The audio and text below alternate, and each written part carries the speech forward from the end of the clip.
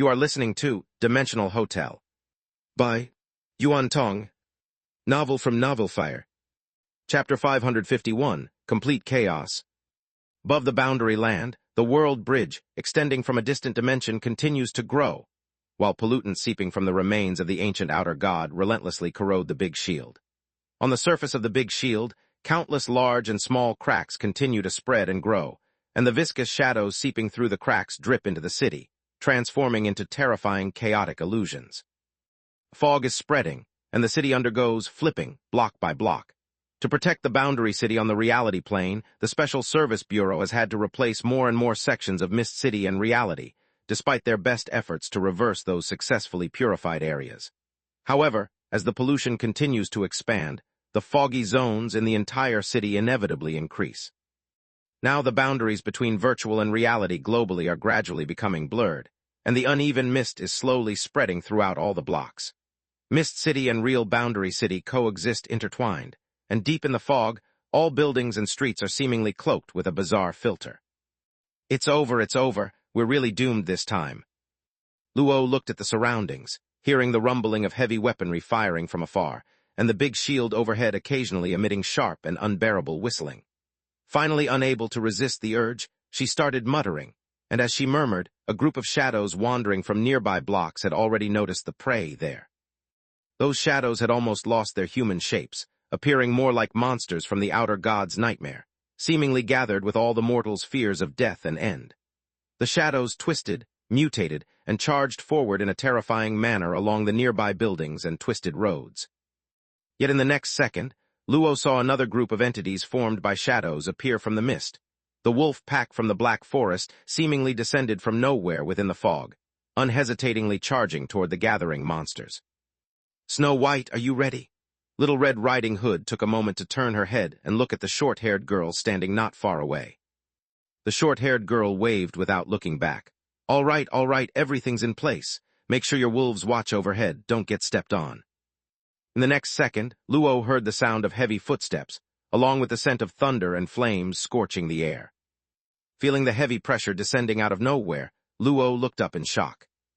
She saw 7 giant figures stepping out from the mist, clad in armor forged from elements of lightning, fire, steel, ice, their hair and beards bristling, reminiscent of the gods walking the earth in ancient myths. The unlucky elf, contemplating the end of her life, was dumbfounded at that moment, watching one of the thunder giants easily pick up the short girl with a few fingers onto his shoulder, and then the 7 mythical beings charged through the entire block under the girl's command. In an instant, the shadow monsters everywhere were being flattened and smashed. Luo held back for a while, finally couldn't help but shout, "What the hell is this?"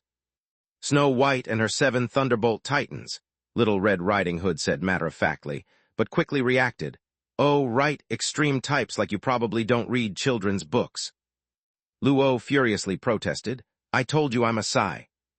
But as she spoke half of her sentence, she suddenly felt a foreboding warning rise in her heart. A gust rushed by her ear, and as she turned, she only saw a vague shadow pouncing at her, managing only to hurriedly conjure a spiritual power fireball. But before it was fully formed, a nearby Titan giant charged over in 2 steps. Without hesitation, he grabbed a streetlight pole from the side and smashed the shadow onto the ground. Luo only felt the astral wind rushing in her face. Broken stones and soil showered her head and face, forcing her to awkwardly dodge aside. "Oh my God!" But her exclamation was soon drowned out by the successive rumblings nearby. The number of monsters around was astonishing, and the battle between the Wolf Pack and Thunderbolt Titans was entirely unlike any battleground environment Luo was familiar with. After almost being crushed by a Titan giant 3 times, Luo decisively scrambled back into the booth, where the portal was located, clinging to the door frame and refusing to leave. But just as she thought she might be a bit safer, a figure suddenly burst through the door, knocking Luo, who was holding the door frame, out into the open ground. The unlucky elf, dizzy and disoriented, hadn't even managed to get up when an excited voice exploded in her ear. "You all didn't tell me there was a fight going on. I'm here to help."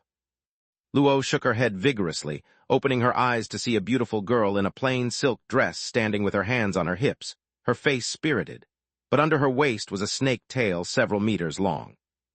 The snake princess rubbed her fists. Who do I hit? It's those crooked things, right?" "Where did this come from?"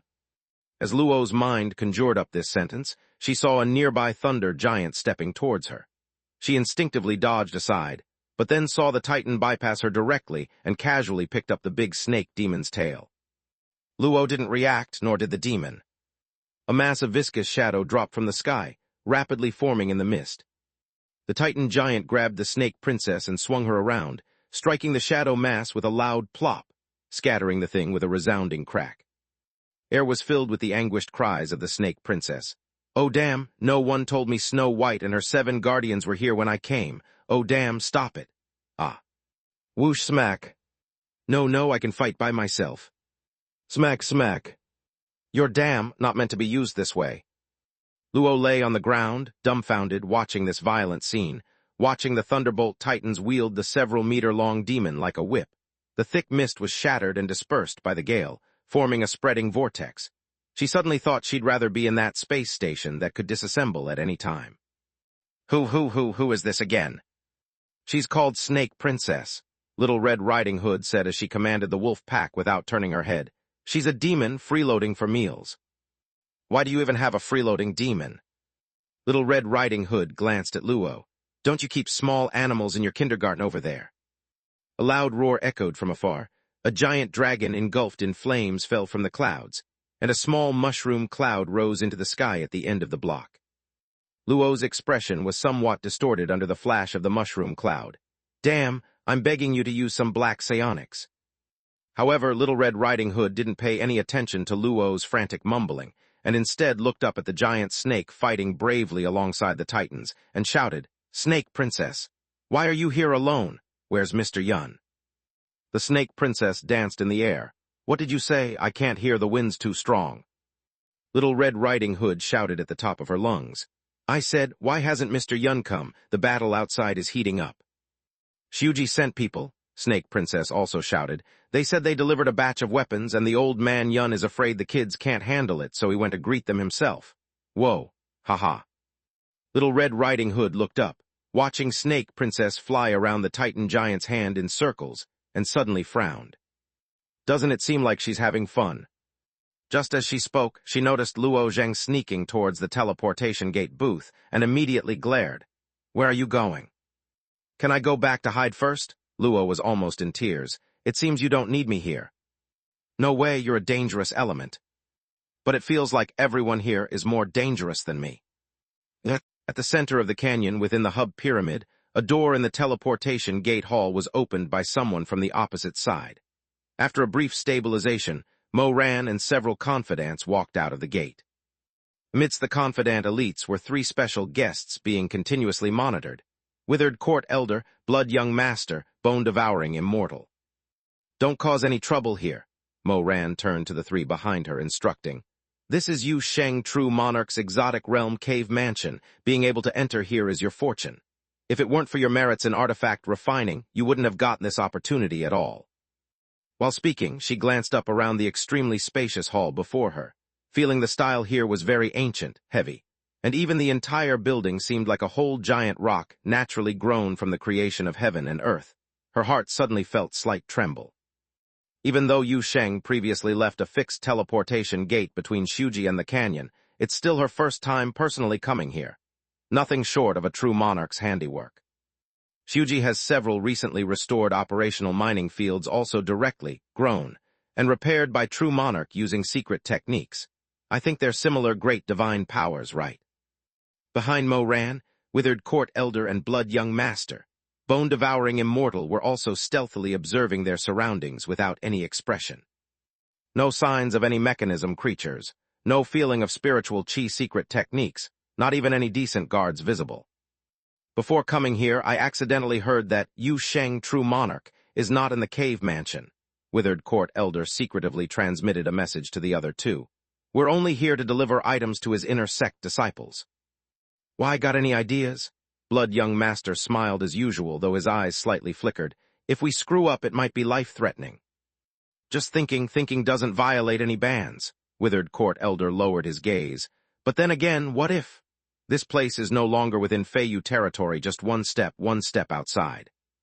"Anyway, I'm too scared to think." Bone-Devouring Immortal's eyes sparkled as he looked at his 2 companions. Under the iron mask, the usual creaking sounds could still be heard occasionally. You two didn't dare directly engage with that blood. I have, and that thing is extremely sinister, even more sinister than you, old man. Withered Court Elder's eyes flickered. He stopped speaking, and just then they noticed several figures appearing at the hall's entrance. It turned out to be some half-grown kids with no cultivation aura. Mr. Yuan is coming soon. One of the half-grown kids approached Moran, curiously watching this group of strangers visiting the canyon for the first time, speaking boldly without any sign of timidity. There's a battle going on outside. Red Hat Sister and the others aren't here. Mr. Yuan, Moran paused, unable to react for a moment. Oh, he's the grandfather who guards our orphanage. The guardians have all gone out. Brother Yu isn't here. The teachers are all off duty today, so he came to welcome you. Moran was still stunned, while behind her, Blood Young Master and the other two had instinctively exchanged a glance. There's a battle happening outside the True Monarch cave mansion. The senior members within the gate are outside defending. Here only a group of unrefined children remains, and an old man guarding the cave mansion. Essentially, the surrounding threats are left to Moran and the elite companions she brought. Blood Young Master's eyes were on the verge of bursting with delight, about to bloom into a wide grin. But just couldn't get past the eyelids, because the next second he saw an old man with an immortal-like aura walk in through the entrance. The cultivation level of the old man was beyond his ability to comprehend, but the itching stick in the old man's hand seemingly exceeded bone-devouring immortal by half a realm. Withered Court Elder, Blood Young Master, and bone-devouring immortal raised their heads to exchange a look, glancing at each other. A moment later, the three's eyes were filled with determination, as if they were willing to brave fire and water for the boundary land. Of course, they could also brave fire and water for other purposes. Following wherever Yu Sheng True Monarch directed them would they venture. What kind of damned place is this, where someone seemingly at least at the Supreme Unity realm is here acting as a guardian grandpa? Chapter 552, Soaring into the Sky. Yun Qingzi clasped his hands behind his back, resembling an ordinary kindergarten gatekeeper as he leisurely greeted Moran, then smiled as he circled around the troop Moran brought, finally stopping beside the three evil cultivators in the middle of the team, giving them a once-over. The three of you seem a bit unfamiliar, not quite like people of the righteous path. The dry face of the Withered Court Elder was no longer stiff, the graceful demeanor of the Blood Young Master was no longer held high, and the pristine expression originally displayed by the bone-devouring immortal now became truly clear, as if filtered through a 12th-level filter. The three of them bowed in unison and saluted, with the Blood Young Master speaking first. Senior jests, we have indeed made mistakes before, but have long since abandoned the dark for the light and corrected our ways, now wholeheartedly pursuing righteousness, willing to go through fire and water for the True Monarch without hesitating to sacrifice 10,000 lives. Yun Qingzi nodded. All right then, there's a fight going on outside now. Later you can join the old man in going through fire and water. The iron mask of the bone-devouring immortal suddenly creaked, and the face outside the mask twisted. The smile on the Withered Court Elder's face also stiffened for a moment. Yun Qingzi simply cast a light glance at the Blood Young Master and tossed over a comment without much interest, like a sissy. Afterward, he ignored the three and turned directly to Moran. Mr. Yu has not returned, but he mentioned to handle things entrusted to you before he left. How is the task going? Moran dared not delay, and hurriedly ordered his retainers to place several boxes on the ground, opening them for Yun Qingzi to inspect. Inside the boxes were several newly completed weapons from the mechanical pavilion, vastly different in style from typical items of the Feiyu Star domain. They were all made according to Yu Sheng's specifications and design sketches. Moran first picked up a device resembling an arm guard. Its exterior was sleek, with a shell made of an unknown silver-gray metal embedded with tiny crystal stones and blood-colored lines arranged along the arm guard's contours. There was a concealed launch port at the front, and the internal structure fitting against the body seemed to also hide delicate mechanical systems. This is the Blood Needle hand armor, also referred to by Yu Sheng True Monarch as the Blood Needle Launcher, usable only by True Monarchs. Once worn, no extra ammunition is needed. The hand armor will automatically draw blood from the wearer's body, condensing it into inch-long needles, with a range of 200 meters, containing a simple artifact spirit that, once familiarized, assists in aiming, and the blood needle itself is driven by spiritual power to track targets within a certain range. Yuan Tong nodded. Quite thorough consideration, but since Mr. Yu can't return for now, let's set this aside for now. What else? In this box is the first batch of blood grenades. Moran took out a palm-sized item from the second box, also featuring a silver-gray shell, its surface engraved with intricate red symbols, a cylindrical shape with a safety device and a pressable triggering mechanism. This is unrestricted for users. Once activated, throw it. It detonates in 5 seconds. The blood droplets at the core instantly vaporize, covering a range of over 10 meters, undispersed by wind for 10 breaths. Seeking out living beings to penetrate first. This is nice, this will come in handy, Yuan Tong said with satisfaction, turning to instruct a few youths present. Call up some puppets, distribute these items to those fighting outside. Let those shadows infiltrating the city see some blood. It might be beneficial to Mr. Yu's activities there. Then everyone's attention was drawn to the final device Moran brought. It wasn't a conventional weapon, but a piece of equipment standing over half a person tall. It hadn't even been packed in a box but placed directly on the ground. The circular metal base was covered with various sized pipes, all surrounding a silver container tank, with a complexly structured lid atop it, embedded with dark red glowing cylindrical crystal stones whose purpose was unclear. This is the diffusion device requested by the true monarch. Due to time constraints, it's somewhat crude, Moran explained. Partially referring to Algid technology, it requires no spiritual power to use. Once triggered, it continuously releases the blood mist from the tank, more corrosive and efficient than direct blood staining, and penetrates within 100 meters without obstacle. Additionally, since I was once blood transferred by the true monarch, I tested using myself within the range of the diffusion device. Those marked by blood transfer continuously receive nourishment, increasing their strength by 1 or 2%, also making them highly resistant to any illusions or mental pollution. I haven't conducted extreme tests, but theoretically, even going into demon possession or having one's primordial spirit being corrupted can be pulled back. Meeting something more wicked makes wickedness itself appear normal, essentially healing by attacking poison with poison, using demon fragmentation to treat indigestion. The bone-devouring immortal muttered quietly. Yuan Tong didn't mind the murmurs, having already nodded in satisfaction after listening to Moran's explanation. This is even more useful. Later take it outside to place at the main gate. Does this have any drawbacks? Still somewhat unstable, the blood mist interferes slightly with the container itself, requiring someone to monitor and adjust it constantly beside it, Moran said, gesturing to the 3 evil cultivators standing behind him. So I brought these 3 along. They crafted this diffusion device, and it's perfect for them to gather more on-site data, aiding improvements upon return. Yuan Tong nodded slightly, then turned, smiling indulgently at the 3 withered court elder members. Now that handover is complete, let's accompany the old man outside. A child can't always be sent to fight. The 3 evil cultivators exchanged glances, finally displaying expressions determined to go through fire and water without hesitation. Moran also stepped forward. I have brought a few trusted master experts, all able to assist in battle. Yuan Tong casually tucked the feather duster into his waistband and waved with a grin. All right, let's go together. Moments later, the group, carrying that diffusion device, arrived at the square of Fairy Tale Town, stepping through the gate and into the fog-filled boundary city. Just outside, they were greeted by the thunderous detonations in their ears, distant artillery wailing, smoke rising, and an old-fashioned fighter jet soaring overhead, screaming like a banshee as it dropped aerial bombs on the neighboring district. The serene and peaceful valley was separated by a single door from a smoke-covered war zone. The sharp contrast in environment even left the withered court elder stunned for half a second. Then he looked up to see a thunder giant striding through the thick fog, swinging a giant snake demon in its hand, lashing at a mass of viscous shadow falling from the sky. Countless shadow wolf packs dashed and bit across the entire street, terrifying evil demons endlessly plummeting from the sky into the fog. The Titan wielded the giant snake, summoning thunder, while overhead fighter jets screamed.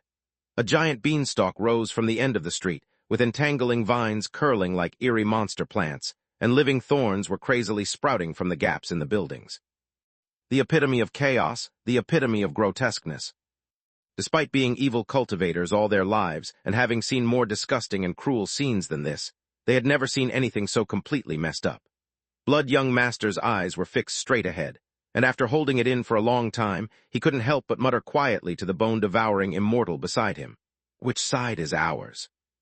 "I don't know," the bone-devouring immortal murmured. "I can't even make out how many sides there are."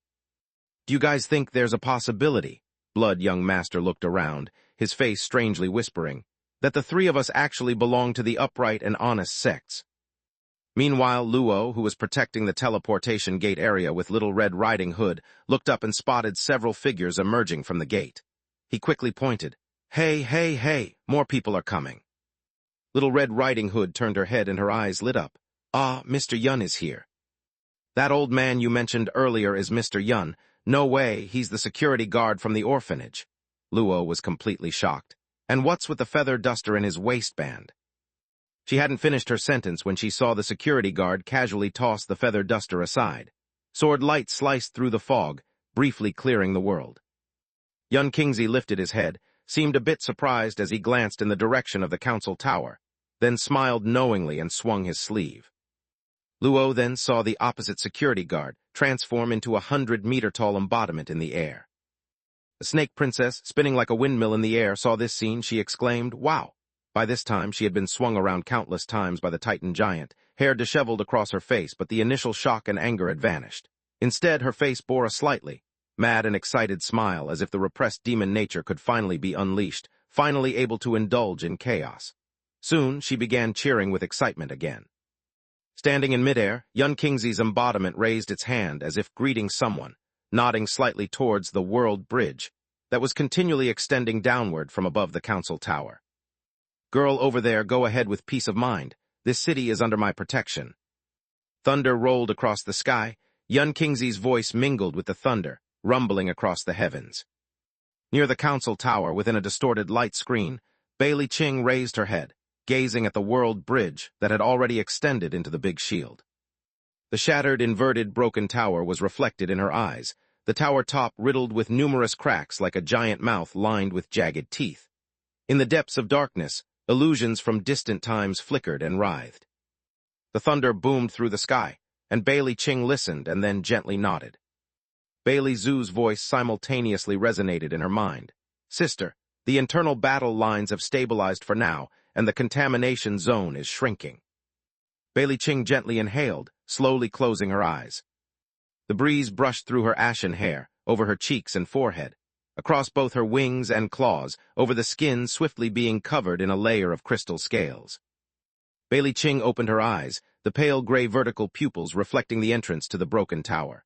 Her body transformed within the light screen, scales rapidly covering her entire form, and crystal-like massive wings rose to the sky. With a flap, countless chaotic lights and shadows seemed to shatter and reshape under the dragon wings. The next second, the pale giant dragon, coated in crystal scales, lifted its head and surged toward the sky. Chapter 553, Tower Convergence. How long has it been since he had been moving forward amongst these endless, repetitively appearing platforms and staircases? Yu Sheng felt as though he had lost his sense of time, even his sense of space. The spatial and temporal structure within the broken tower extended infinitely in a bizarre manner. Many areas seemed to repeat over and over, while some areas seemed disconnected, as if one step would suddenly teleport him to the other side of a platform or staircase. The direction of his advance seemed to have lost its meaning, and the time passing during his journey gradually became an elusive concept. Sometimes, Yu Sheng even experienced an illusion akin to time jumping, feeling as if he had already taken his next step long ago, while his current actions seemed to have just been reenacted moments ago.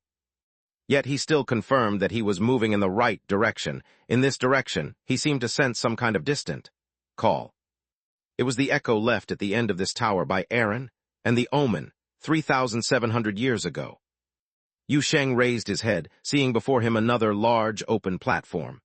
The arc-shaped platform floated in the darkness, surrounded by chaotic mist, with broken staircases floating within the chaos, connecting to the other end of the platform.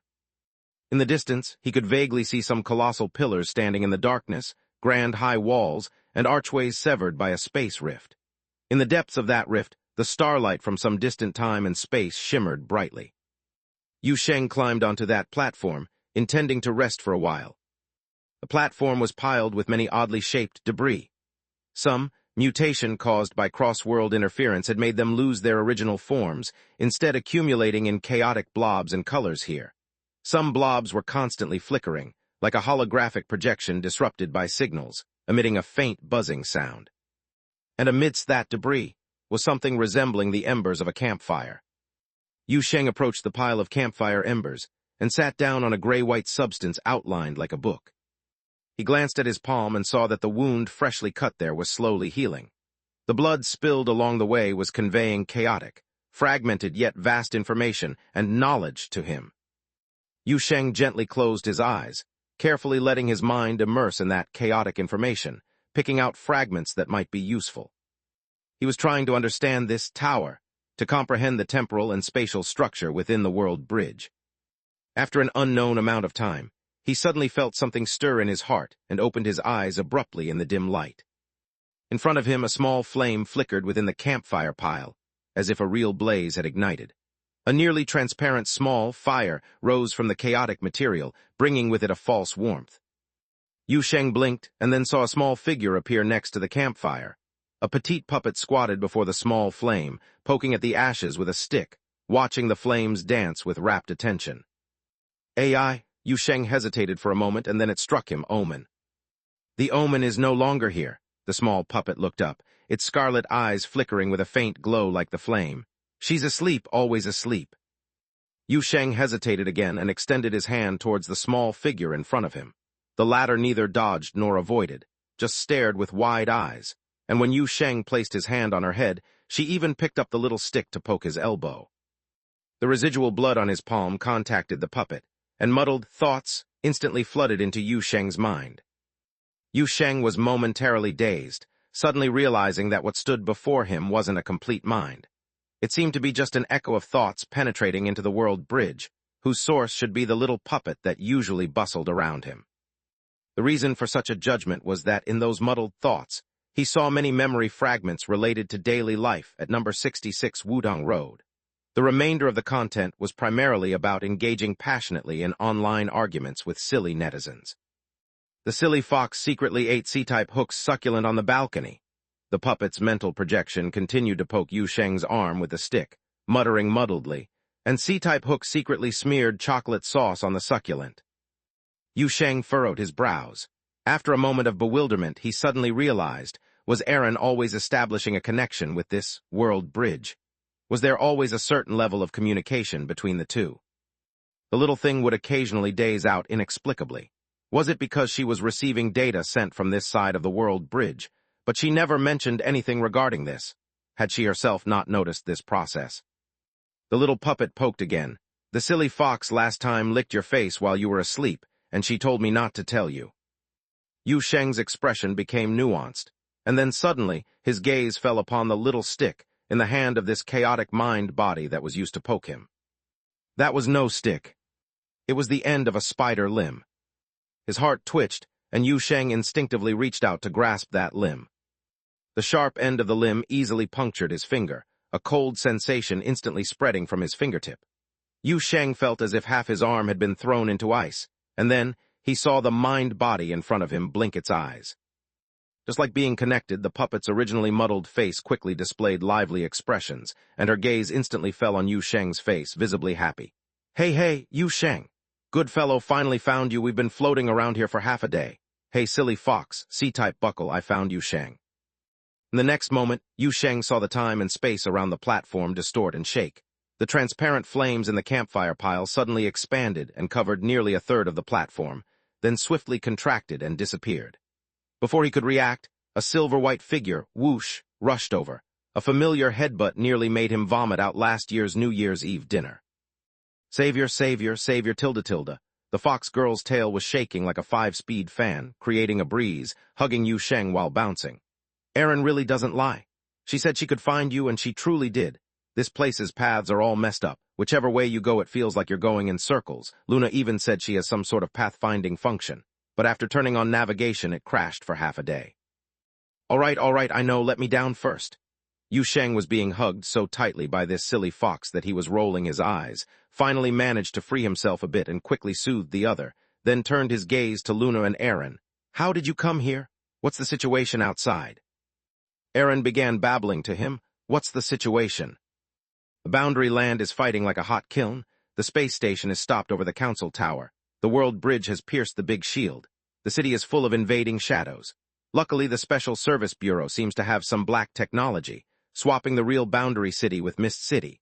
Now all the battlefields are in the fog zone. Little Red Riding Hood and her people are helping fortify the old district's defensive line. Shuji sent over a batch of weapons. Mr. Yun took people to block the bridge at the orphanage's entrance. The puppet rattled off a heap about the current situation at the boundary land, leaving Yu Sheng listening in a daze, with cold sweat almost breaking out. This sounds a bit troublesome.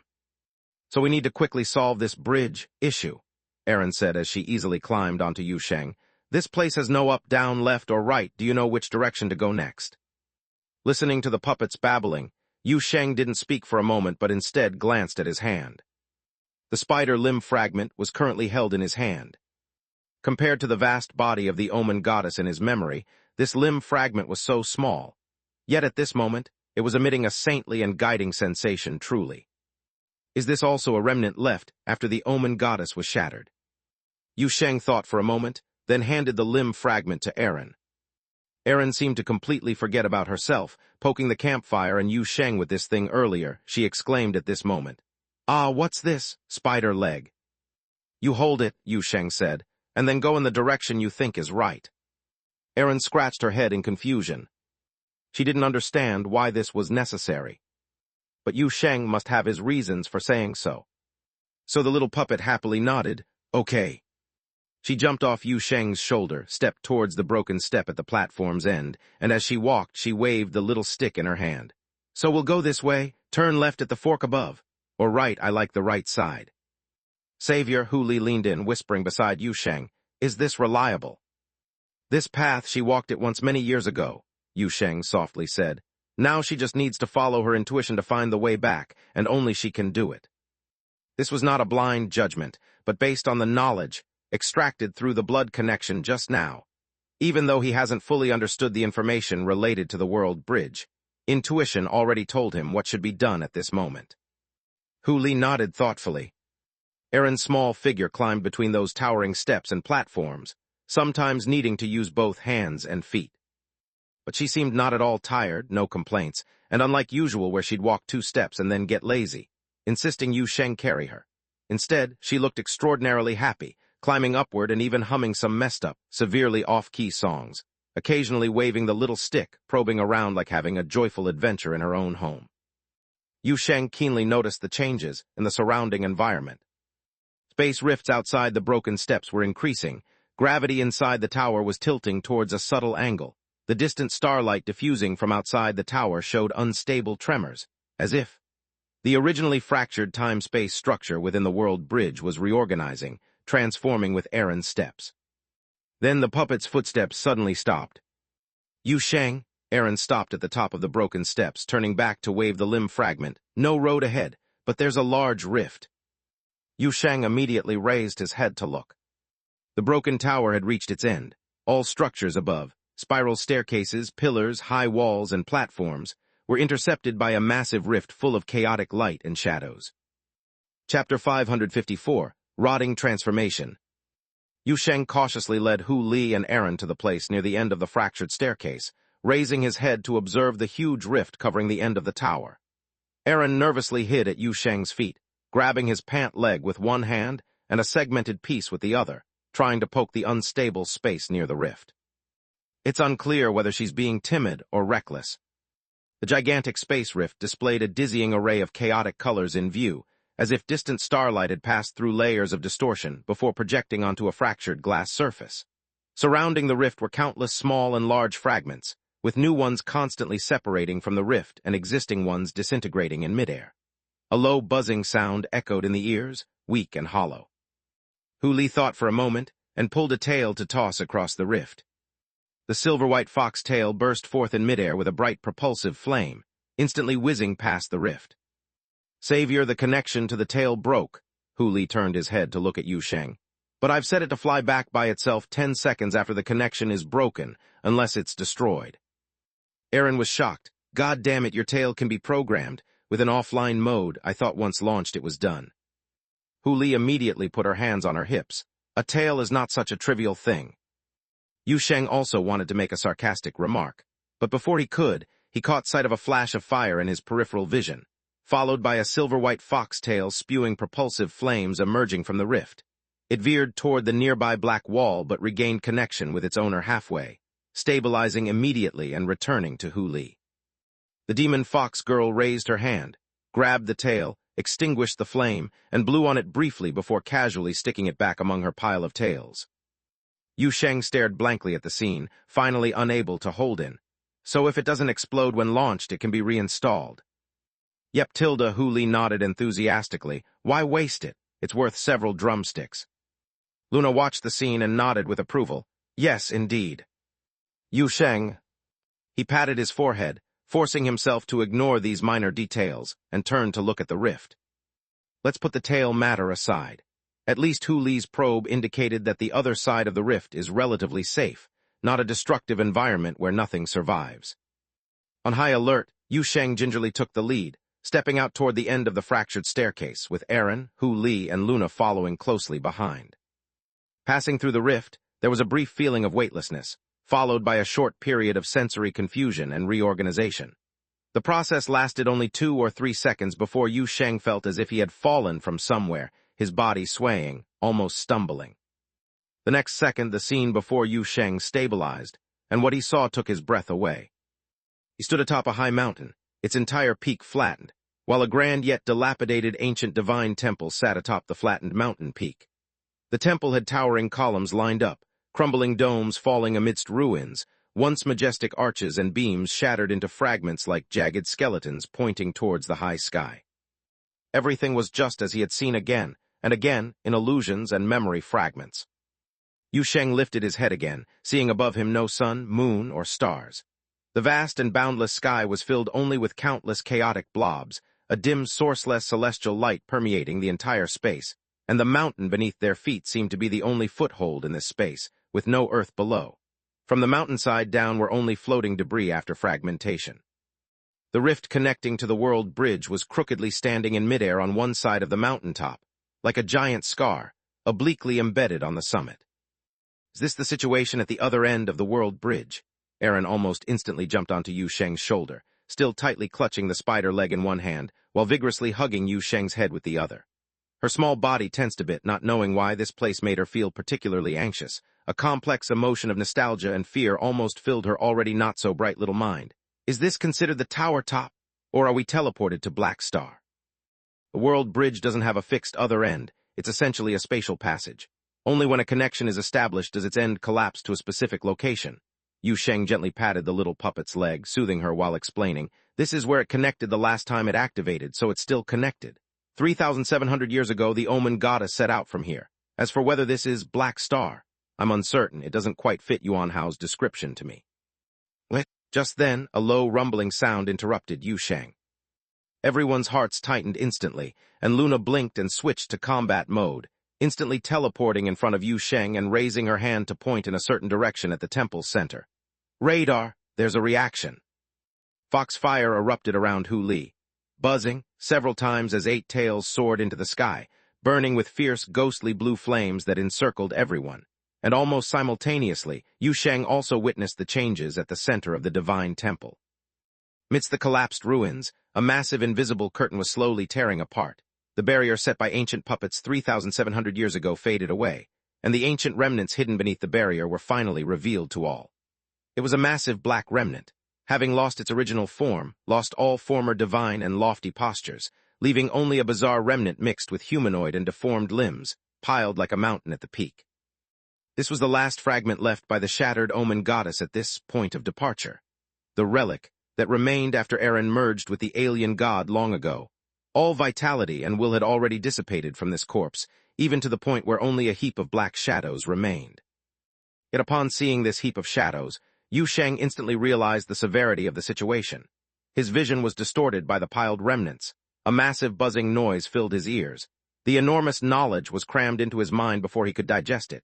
He saw the edges of shadows flowing, dissolving, and viscous as mud continued peeling off the surface of this divine corpse, spreading throughout the ruins, permeating incessantly.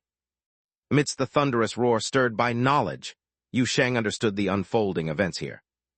The gods are decaying. Rotten pus falls from the gods' corpses to the mortal world. The sticky shadows that eroded the Black Stone space station, the monsters continuously falling along the world bridge into the boundary land, all came from here. Yu Sheng felt the arm that was holding his head tightening. I see, Erin murmured, her small body tensing further. The trouble seems a bit big, no? Did I really fight this thing back then? Don't mention back then. Yu Sheng's sense of unease grew stronger, and his spiritual intuition began bouncing. I feel a murderous intent. This place seems to be unfriendly to us. As if to confirm Yu Sheng's judgment, no sooner had he finished speaking than the massive remnants in the divine temple ruins began to change. The viscous shadows flowing from around the divine corpse suddenly seemed to scent the prey, and then all shadows spreading throughout the ruins began writhing uneasily.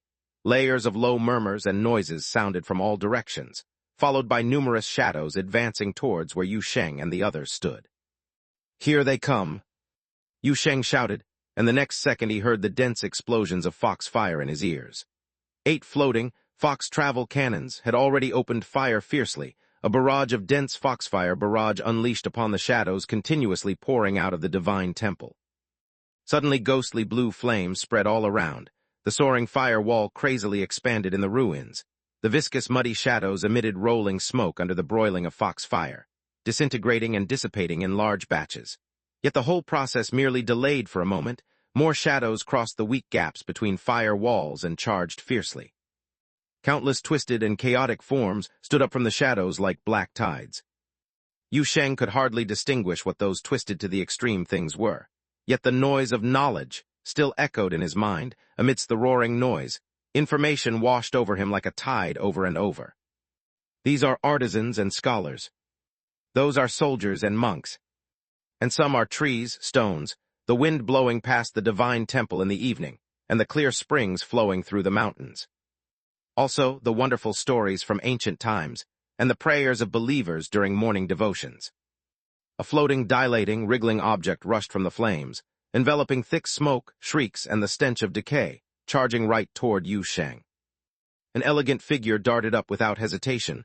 Luna's form lightly spun in the air, like a butterfly dancing in the blink of an eye, shattered that wriggling object into countless fragments. Flaming fireballs and burning dust scattered behind her like a luxurious long gown. That was the blue sky above the old mother planet. A long, long time ago, in the era before the Omen was born, in days when the sky hadn't carried those dark red streaks, people had seen such skies, later conveyed by word of mouth about that clear and pure sky. The young god heard the story of blue skies from the believers' tales, and engraved it deep within memory, until those memories associated with blue skies decayed alongside him, turning into the pus now scattered across the world. Contamination is spreading. The first batch of deformed wriggling creatures rushed out from the viscous shadows were eliminated, yet their fragments floated down, merged into the mountain, and flowed back to the center of the divine temple, gathering once more from the surface of the divine corpse, hissing, coming forth again. Chapter 555, 2. The battle between the rotting remnants of the alien god seemed endless and pointless. The distorted echoes born from the divine corpse were infinite and could not be destroyed by conventional means. In these ancient temple ruins forgotten by all things, the shattered and decayed divine being, the echoes of the otherworld's past, and the entire space seemed to form some kind of complete cycle, everything endlessly reincarnating just like restless souls unwilling to die, yet having no homeland to return to. Yu Sheng and his companions retreated to a high platform at the edge of the mountaintop, relying on layers of foxfire to form a blockade, barely gaining a foothold. One twisted doorway after another opened on the platform, one mass-produced puppet after another walked out of the twisted gate, firing dense Aaron's beams at the writhing shadows below. Shadows thick as mud flooded in like waves. Countless indescribable distorted entities crawled out from the shadows, constantly being shot down. But new entities constantly broke through the puppet's blockade, even charging towards the platform under the terrifying flames of foxfire. Distorted creatures wrapped in fire and smoke rushed up.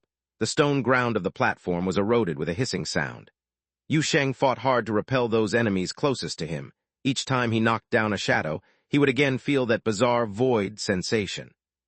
He wanted to try using his blood to establish a connection with the shadow tide below the platform and attempt to use it as a springboard to communicate with the divine corpse at the temple's center.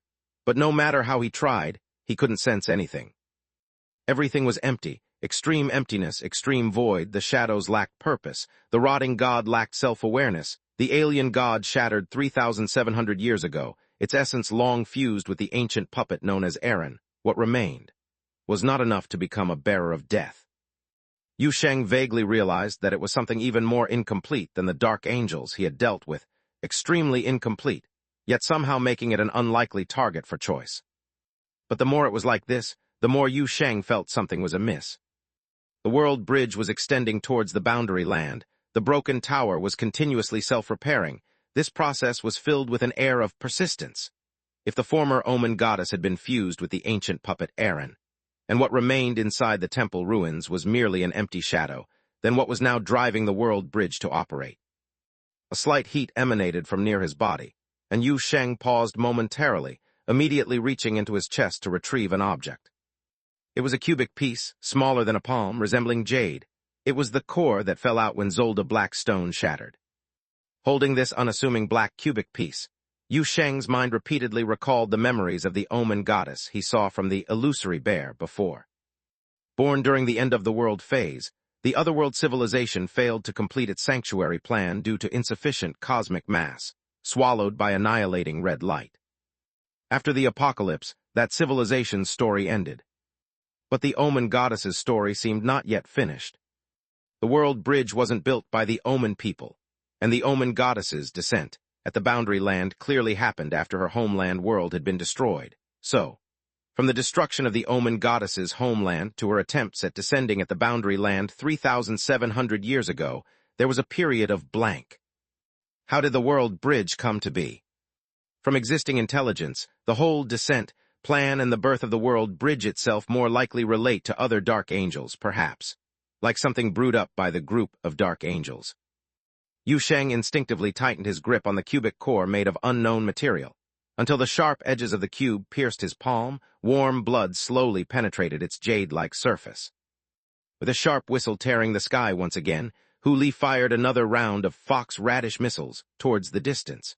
The propelled fox tails soared over the thick and writhing shadows, repeatedly bombarding the temple ruins at its center on the corpse mountain. Explosion roared, blue flames spurted. The impact briefly stalled the surging tide. Rising fox fire spread along the temple plaza. The massive corpse swayed slightly amidst the shockwave, as if the shadow-made mountain's surface oscillated in ripples after repeated impacts. Its internal operation seemed to finally show a slight delay, with the tightly covered outer layer torn open at a small fissure. Hu Li was busy releasing the next wave of tails when she suddenly froze and immediately jumped up, waving her hand and shouting loudly, "Savior, Savior, there's something in there." Yu Sheng immediately looked towards the direction Hu Li pointed, instantly seeing a small scale collapse on the surface of the corpse, shadow pieces peeled off like mud disintegrating, revealing an empty shell layer, while inside was a slowly operating large-scale ancient machinery. The temperature from the cube increased slightly again, and the information transmitted after the blood penetration finally turned a bit clearer from the buzzing noise. Yu Sheng stared at the thing buried in the divine corpse remnants, suddenly feeling a jolt in his heart. "Right, that's it," he took a light breath, muttering softly, "Two. There are two." "Ah, what?" Aaron sat on his shoulder, clumsily directing the mass-produced puppet army on the scene while loudly asking, "What things are two?" "Dark angels, too." Yu Sheng slapped his thigh, fully realizing world bridge. It's in essence also a dark angel. Back in the day, Aaron indeed solved the omen goddess's issue, but she didn't foresee the world bridge was alive too. Upon hearing this, Aaron's expression froze for a moment, then she shouted, "What the hell?" "The world bridge is only broken, not destroyed. The omen goddess stopped functioning after merging with Aaron, but the world bridge hasn't shut down in these 3,700 years. Yu Sheng had sorted out his thoughts by now, his mind racing while constantly reading the information coming from the cube. This cross-border mechanism doesn't understand why its partner suddenly stopped running, so it keeps trying to revive the dead omen goddess. "Oh my," the little puppet wanted to utter a colorful remark, but the situation was so overwhelming that she couldn't even curse, just staring wide-eyed at Yu Sheng. "Then what do we do?" "Not sure, but I think the best way is for me to go over there and take a look." Yu Sheng raised a finger pointing to the center of the temple ruins. That thing should be some kind of control mechanism for the world bridge, and it's been stuck there since the bridge broke. Maybe I can find a way to shut it down. Doesn't sound very reliable, Aaron said while casually climbing down from Yu Sheng's shoulder. But then again, your usual ideas don't sound very reliable either. In the end, everything relies on cheap life and determination to plow through. Yu Sheng was ready to charge forward, but couldn't resist responding to the little one's blunt criticism. Come on, at least say something supportive at a time like this. Aaron looked up, blinking, then hesitated for a moment before waving her tiny fist. Then, good luck. Yu Sheng waved his hand and turned to look at Hu Li. Before he could speak, a fluffy big tail floated in front of him. Savior, the tail is ready. Gotta say that sounds a bit weird, Yu Sheng muttered, yet he jumped onto the tail without hesitation, then thought for a moment and added seriously. You have to make sure to get me there alive this time. Falling midway into those shadows would waste the opportunity. The demon fox girl frowned, apparently finding this a challenging task. So she released her remaining 7 tails, arranging them around Yu Sheng to form an escort formation. Still, she felt it wasn't enough. After pondering with a frown, she turned and rummaged in her remaining storage tail. Then 2 streaks of flowing light, vibrant with celestial energy, sprang forth from her tail, flying circles in midair and emitting a clear call while sprinkling light as they flew. Simply put, they were circling and crowing. Oh my, white cut and salt roasted. Yu Sheng looked up, stunned. Were these 2 chickens trained by you to be even more ridiculous than before? Savior, white cut and salt roasted can surely protect you. Hu Li looked at Yu Sheng with seriousness. Under my meticulous guidance, their prowess now rivals that of Xuan Qi. Yu Sheng was taken aback for a moment. Best not let Xuan Qi know that. Yep. All right, I'm heading out. Yu Sheng took a deep breath, waved from atop the fox tail.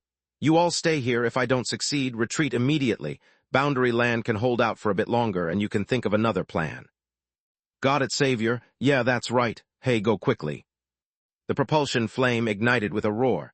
The whistling wind struck, only to be blocked by the protective spirit Qi surrounding the fox tails. Yu Sheng rode the fox tail, charging straight to the mountainous corpse in the temple ruins center. The battle on the ground raged on, eruptions of fox fire blasting and the heat waves of roaring flames surging, Aaron's beam tearing bright, scorching rifts in the sticky shadows. Luna's figure flickered around the high platform, continuously slaying approaching shadows, safeguarding Hu Li and the puppets on the platform. Midst the rapid flight through the sky, Yu Sheng was surrounded by an escort formation of 7 fox tails, and the 2 spirit realm perfection chickens flew around him, circling and crowing. Aaron stood on the high platform, looking up at the scene, and after a long time sighed deeply. This is so damn bizarre. Hu Li nodded vigorously. Luna's figure twirled like the wind, landing back on the platform for a moment, nodding. Agree. Then dashed out again. Chapter 556, Reinforcements. Yu Sheng at this moment could no longer hear the sounds emanating from the high platform. He crossed that blazing battlefield and the vast temple ruins, surrounded by fox fire and wrapped in protective spirit Qi. And for a moment, he felt as if time itself was slowing down. The howling beyond the protective spirit Qi seemed distant and blurred, and as the fox radish missiles sped up rapidly, the edges of his vision stretched and warped. He looked down from the sky and saw the viscous shadows rising like slow-motion ocean waves at the edge of the temple, with countless grotesque shadows frantically charging towards the invaders on the high platform. A wall of ghostly blue flames formed at the edge of the shadow tide, and intertwined beams and a rain of fire poured down at the edge of the platform. Smoke billowed, and war fires surged. Even though he knew those shadows had no self-consciousness and were merely some sort of ancient aberrant shadows, operating entirely by instinct, Yu Sheng couldn't help but feel moved in that moment. He took a gentle breath, lowered his body on the fox tail, and in the corner of his vision, a gigantic immortal bird with splendid tail feathers and surrounded by a rainbow spiritual light was closing in from the side. Yu Sheng glanced at this being, wondering whether it was white cut or salt roasted, then noticed it occasionally looking at him with its slick black eyes. Yu Sheng thought for a moment and suddenly blurted out, "Can you talk?" Watcher shook its head, "Nope." Yu Sheng. Holy crap, did Hu Li really feed these things into having spiritual wisdom? Yu Sheng was utterly shocked, but before he could continue speaking, a sudden alarm rose sharply in his heart. He instinctively dodged to the side, and at the edge of his vision, a lightning-like black rift suddenly tore through space. In great surprise, he hurriedly looked down and saw the shadows surging in the temple ruins rapidly deforming and rising. The dark shadow tide, operating entirely by instinct, seemed to have perceived something. As Yu Sheng crossed the outer area of the temple past those pillars, those viscous shadows immediately locked onto the invading enemies in the sky. The tide that was originally surging out of the ruins even momentarily presented a spectacular scene of rolling back violently, with large swathes of shadows piling up, extending arms towards the sky. While the countless shadows accumulated and surged towards the sky, twisted ripples appeared around the divine corpse at the center of the ruins, and again a pitch-black rift struck towards Yu Sheng like lightning. "Crap, it even has close-in weapon systems," Yu Sheng exclaimed in surprise, seeing a fox tail beside him suddenly light up with propelling flames, blocking that rift in the roaring of the fox fire. The next second, with a piercing scream and tearing sound, the protective spirit chi on the surface of the fox tail instantly extinguished, followed by another black lightning strike that shattered the fox tail into countless ghostly blue embers. All fox tails suddenly started to accelerate, quickly adjusting their formation, attempting to carry Yu Sheng past this area before being fully shot down. White cut and salt roasted, circling Yu Sheng on both sides, also immediately reacted. Accompanied by two clear cries, multiple layers of spiritual power shields closed in an instant, immediately diving towards the rising viscous shadows on the ground, fiercely tangling with the numerous limbs and deformed spikes surging towards the sky. For a moment, all Yu Sheng could hear were deafening explosions and shrill screeches, intermixed with the chaotic cries of white cut and salt roasted, sometimes sounding like crowing, sometimes like eagle screeches, and at times even echoing with ethereal chimes, completely in a state where Hu Li had raised them to not recognize their own species. Subsequently, firepower support from that distant high platform joined the battle. Dense, scorching beams and foxfire barrage poured onto the temple ruins, desperately suppressing the wildly surging shadow tide. Yu Sheng's entire body was tense as he saw the divine corpse, like a little Shan rapidly magnifying in his field of vision. Those deformed, chaotic, piled-up limbs loomed like a jagged skeleton forest towards him, with rifts of fluctuation tearing open amidst the remnants, as black lightning frantically swept across the sky, merely the unconscious release of a broken remnant during its decay possessing destructive power. In the decayed remnants, beneath the gaping rupture, the massive, mysterious ancient mechanism became increasingly clear. It appeared to be a composite structure formed by three tower-like pillars, each with a silvery-gray metallic texture, and at their three-column center, a cube-like object continually disassembled and reassembled, with pale golden streams of light escaping from the cube's edges, rhythmically flickering with each cyclic transformation. The piercing shriek sounded again, and two fox tails in the corner of his vision were struck by black lightning, only resisting for a moment before being torn into shattered remnants. With a giant surge of foreboding rising from deep within, Yu Sheng saw the edge of the divine corpse flicker once more with ripples of rift tearing, dense and spreading in waves. Damn! Yu Sheng only had time to think that things were not looking good when cold sweat broke out as he saw dozens of varying-sized rifts instantly covering the area near the divine corpse. Dense black lightning began to form and condense in the air. In his mind, he heard a cry of warning from Aaron. "Yu Sheng, watch out." White cut and salt roasted let out loud screeches, desperately trying to break free from the entanglement of shadows. The few remaining protective fox tails charged from the side, only to be instantly torn to pieces by the black lightning filling the sky. Soon after, more black lightning appeared out of thin air from all directions, the turbulent energy in the air making Yu Sheng feel as if his blood was starting to boil. As he pondered his impending demise, already planning his next Death Wish adventure, a deep, majestic roar imbued with a faintly familiar aura suddenly broke the sky and rapidly approached from afar. The enormous and peculiar pressure even seemed to slow down time. Yu Sheng looked up in astonishment to see a spread of whiteness, rapidly expanding from the direction of the large space rift atop the mountain peak.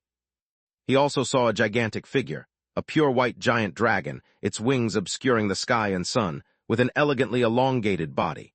Its scales gleamed with a crystal-like texture against the chaotic sky. The dragon, as if descended from the legendary age into the present world, roared and swooped down from high above, its wings flapping powerfully. The entire area behind her was covered in a layer of fading whiteness, creating a magnificent canopy. Shadows engulfed in this fading, lost their colors instantly, frozen briefly as if trapped in the bygone years. Yet the divine corpse, as the source of shadows, remained unaffected by the dragon's power. The spreading pale area abruptly halted near the square adjacent to the divine corpse, and then countless ripples of varying sizes reappeared in the air. Black lightning began to gather once more. Seeing this situation, Yu Sheng's heart instinctively clenched, but the next second he saw the pure white dragon neither trying to dodge nor avoid. But instead, she opened her giant mouth towards the center of the ruins where the divine corpse stood. A roar, almost like thunder, shook the entire ruin, as a large breath akin to crystal dust poured down onto the ground.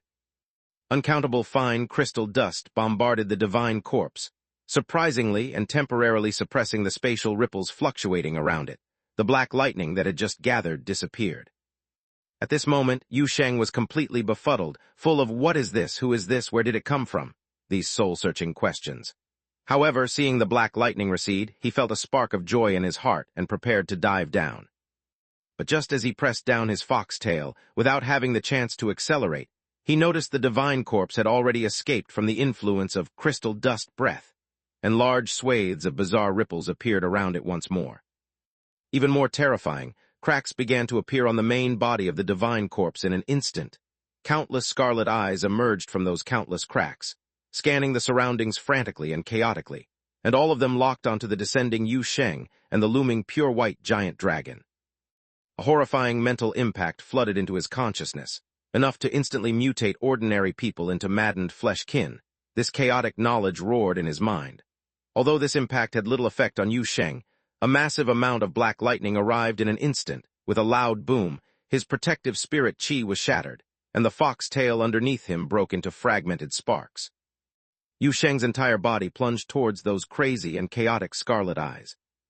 At this critical moment, he saw the pure white dragon rush towards him. The dragon opened her claws, seemingly trying to grab Yu Sheng, but for some reason she hesitated for a moment, then at a perilous angle performed a sudden roll, surging downwards to catch Yu Sheng with her broad back.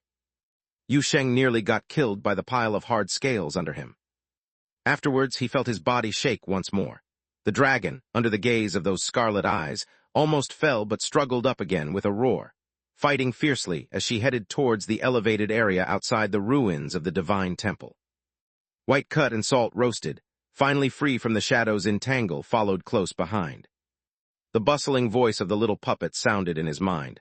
"What the heck is this? What's happening? Where did it come from? Yu Sheng, you know dragons." Yu Sheng's mind was still foggy. He could only respond, "I don't know either." As his words fell, the dragon successfully and thrillingly broke through the most dangerous area around the divine corpse, then freed herself from the incessantly surging shadows that ascended into the air, and subsequently dived towards the high stage area. Halfway through, she tucked in her wings but suddenly seemed to realize something. Quickly spreading her wings open, adjusting angles, and trying to slow down, her dragon claws reached out towards the high stage, switching through multiple grasping angles in the blink of an eye. Yu Sheng suddenly felt something was amiss. Chapter 557, An Old Acquaintance. Yu Sheng felt that something seemed off. Though he couldn't see the expression of the pure white giant dragon, within those few seconds of descending towards the high platform, he could sense a frantic vibe from the dragon's string of deceleration maneuvers. The next second he felt a bowing in his heart, his spiritual intuition snapping, and an ominous premonition of impending death surged up. He was all too familiar with this kind of feeling. So with a loud crap, without a second thought, Yu Sheng jumped straight off the dragon's back. He flipped twice in the air, catching a glimpse of a brilliant streak of light speeding towards him, cooing incessantly as it flew. The light accelerated beneath him, holding him firmly. Yu Sheng didn't know whether he had been riding the salt roasted or white cut, but this bird had evolved beyond recognition of its own mother. He grabbed onto a tuft of rainbow feathers near the neck of this immortal bird, flying along the dragon's descent path towards the high platform. Halfway there, he saw the dragon tuck in half its wings in preparation for landing, only to headbutt the ground at the edge of the platform. The commotion really was earth-shattering. Yu Sheng watched as the enormous beast, twice the size of Hu Li in demon fox form, let out a low growl, perhaps a yelp, crashing into a string of rocks and pillars at the platform's edge. Like a withering force, it swept through all obstacles before colliding with the platform, flipping entirely onto its back with an astonishing momentum. If he were still on the dragon's back at this point, he would likely be as flat as Aaron, in oil painting form. Luckily, the people on the high platform reacted swiftly. Sensing the peculiar situation as the dragon dived down, Huli quickly whisked Aaron to safety with her tail while Luna used shadow jumping to evade to a nearby unaffected pillar. Meanwhile, the mass-produced puppets on the platform were in chaos, scurrying around, some colliding, some rolling off, and others freezing with a pop before being dragged away by other puppets. Miraculously, none were crushed. The impact from the dragon's fall even temporarily halted the relentless tide of shadows pouring from the temple ruins. A pale shockwave spread from the landing point, sweeping away the chaotic shadows nearby.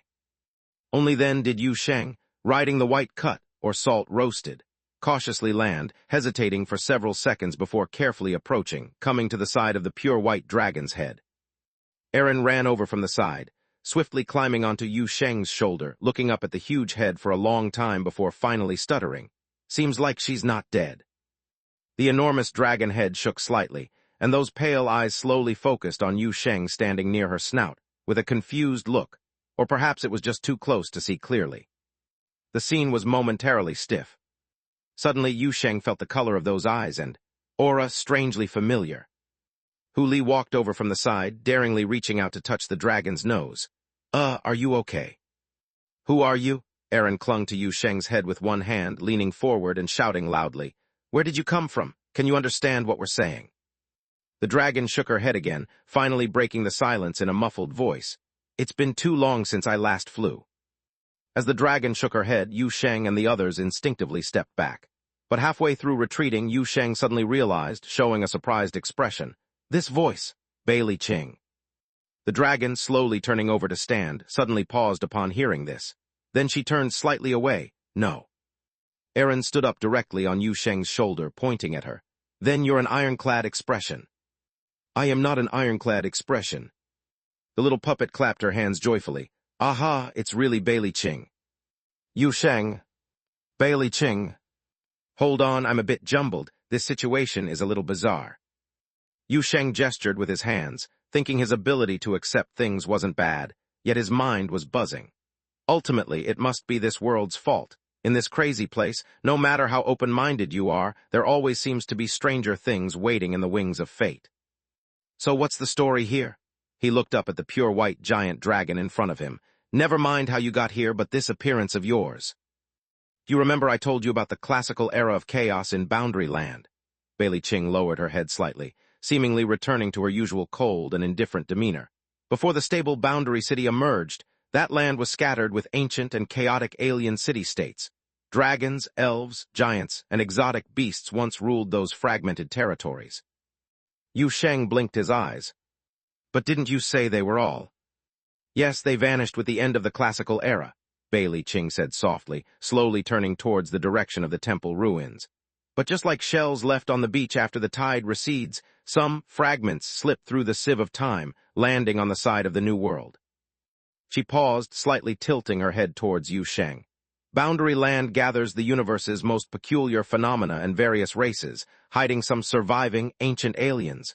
Shouldn't be too surprising. The viscous shadows are spilling out from the ruins of the divine temple, and the briefly halted tide starts surging once more. Huli and Luna immediately approached, while a group of mass-produced puppets rushed to the edge of the platform, trying to suppress the black tide flowing out from the ruins. All right, we'll discuss the details later. Right now we need to tackle the trouble here. Yu Sheng quickly focused on the task at hand. To put it simply, we've found the source. It's at the center of that pile of remains. That's the Omen Goddess's remains. Beneath it, there's an object that resembles an ancient mechanism, which should be the control center for the world bridge.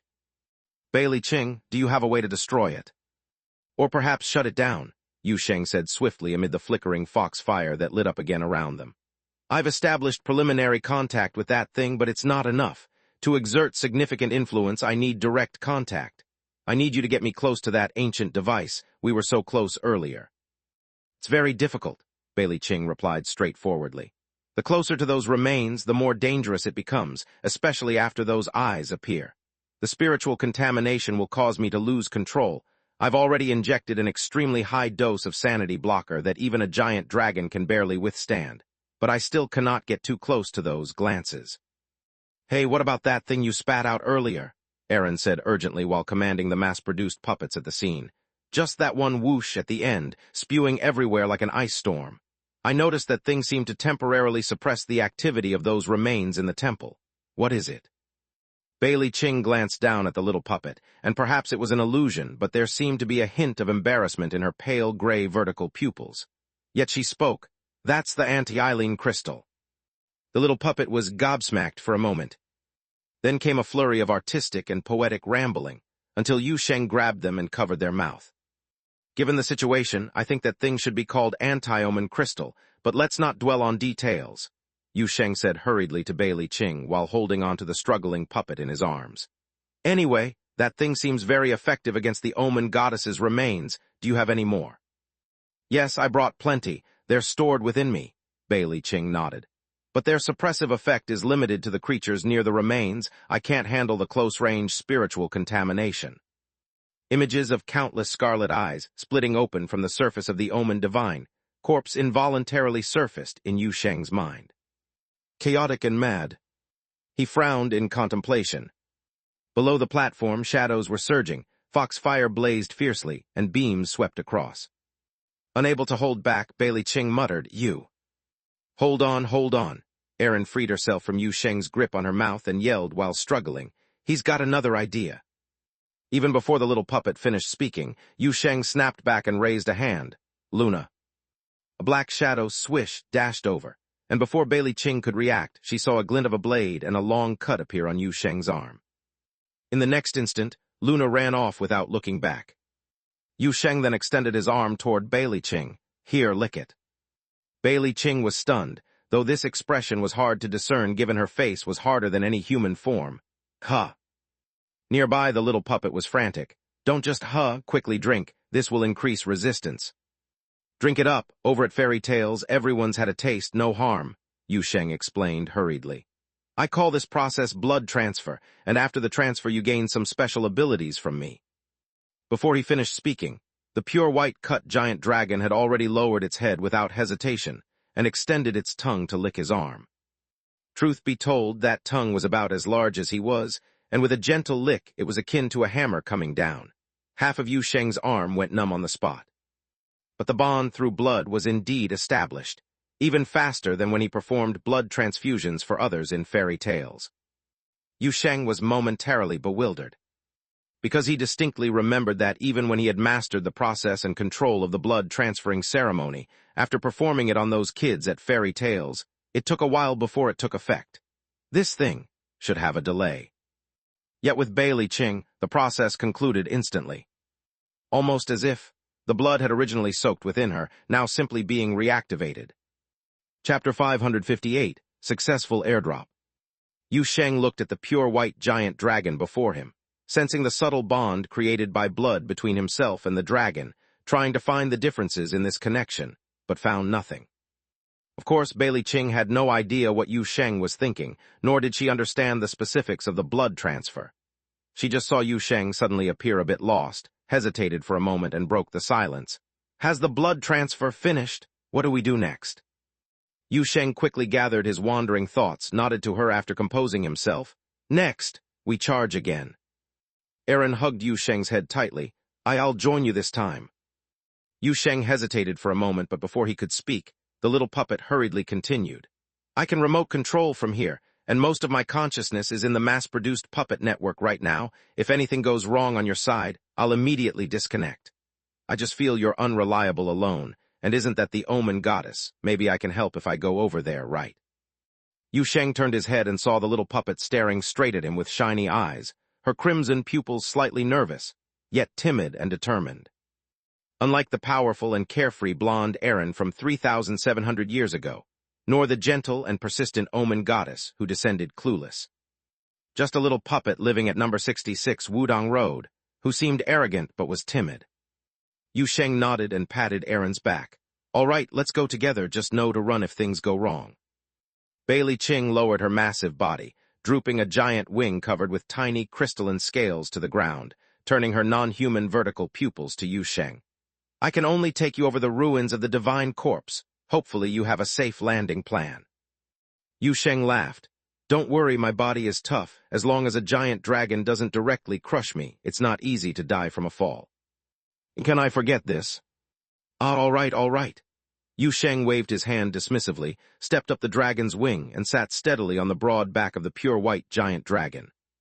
Then he looked to the distance. Hu Li, cover us for another charge. 7 or 8 foxtails spewing propulsion flames and protective spirit chi immediately flew into the air, followed by the white cut and salt roasted, the 2 watchers guarding the dragon's left and right. Bailey Ching rose from the high platform, unable to help but glance at the chaotic things flying around her, finally feeling a little awkward.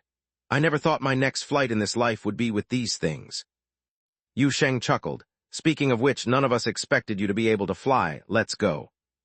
Bailey Ching nodded slightly, spread her wings and stepped out. The high platform shook the next moment. The pure white giant dragon soared into the sky. Truth be told, the takeoff was pretty stable, which surprised Yu Sheng. Originally, he had prepared for an emergency landing as the first task after takeoff. Almost at the same time, Bailey Ching took off. The shifting shadows in the ruins of the divine temple immediately reacted. The threat brought by the dragon seemed to stimulate those soulless shadows. The entire Meyer black tide began quickly climbing toward the sky, and countless large and small illusion fragments broke free from the black tide and flew upwards. Yu Sheng leaned out from the edge of the dragon wing and looked down, for a moment even feeling as if the entire land had swollen, extending myriad tendrils and spewing countless fragments to intercept them. The sight made one's scalp tingle. White cut and salt roasted instantly rushed toward that black tide, 2 brilliant rays of light like clouds falling to earth charging into the darkness, tearing open gorges amidst the shadows, while at the same time Bailey Ching accelerated again. The massive remains of the divine corpse enlarged rapidly in view. Unsettling fluctuations began appearing in the air around the divine corpse, a sign of impending rifts. Here it comes, Yu Sheng immediately shouted in alert. Got it. Bailey Ching's voice carried a peculiar tremor and resonance. Powerful energy began brewing within her. Yu Sheng saw the surface of the crystalline scales around him shimmering with a magical aura, then felt a shock beneath him. The pure white giant dragon suddenly raised its head, opening its huge maw towards the rippling areas on the ground. Like an icy storm, the crystal dust breath erupted explosively. Countless fine crystal fragments plowed through the black tide like a storm, thousands upon thousands of fragments of the antiline crystal, deeply embedded into those viscous shadows. The newly brewing dark rift immediately disrupted. Even the nearby shadow black tide showed signs of stagnation and shrinkage for a moment. The little puppet perched on Yu Sheng's shoulder couldn't bother with the antiline crystal matter anymore, immediately starting to excitedly shout. Wow, this is useful. Then she lowered her head, shouted vigorously at Bailey Ching. Hey, what's the principle here? How did you store the crystal in your body? Did you eat it before departing? How did you spit it out then? Bailey Ching ignored the little thing, as she was fully focused on the massive divine corpse in the ruins then, but Aaron couldn't stay quiet for a second and suddenly blurted out. Do you regurgitate? Bailey Ching finally couldn't hold back. Yu Sheng this. This is normal for her, the busier the more she babbles. Yu Sheng casually grabbed the little puppet and covered her mouth. It's reasonable for you, at least when I cover her mouth you can't hear her, but she can babble in my head. Sure, here is the translation. Bailey Ching spoke from the heart, then you usually have it quite tough. She sighed like this, and then felt a sudden surge of unease in her heart.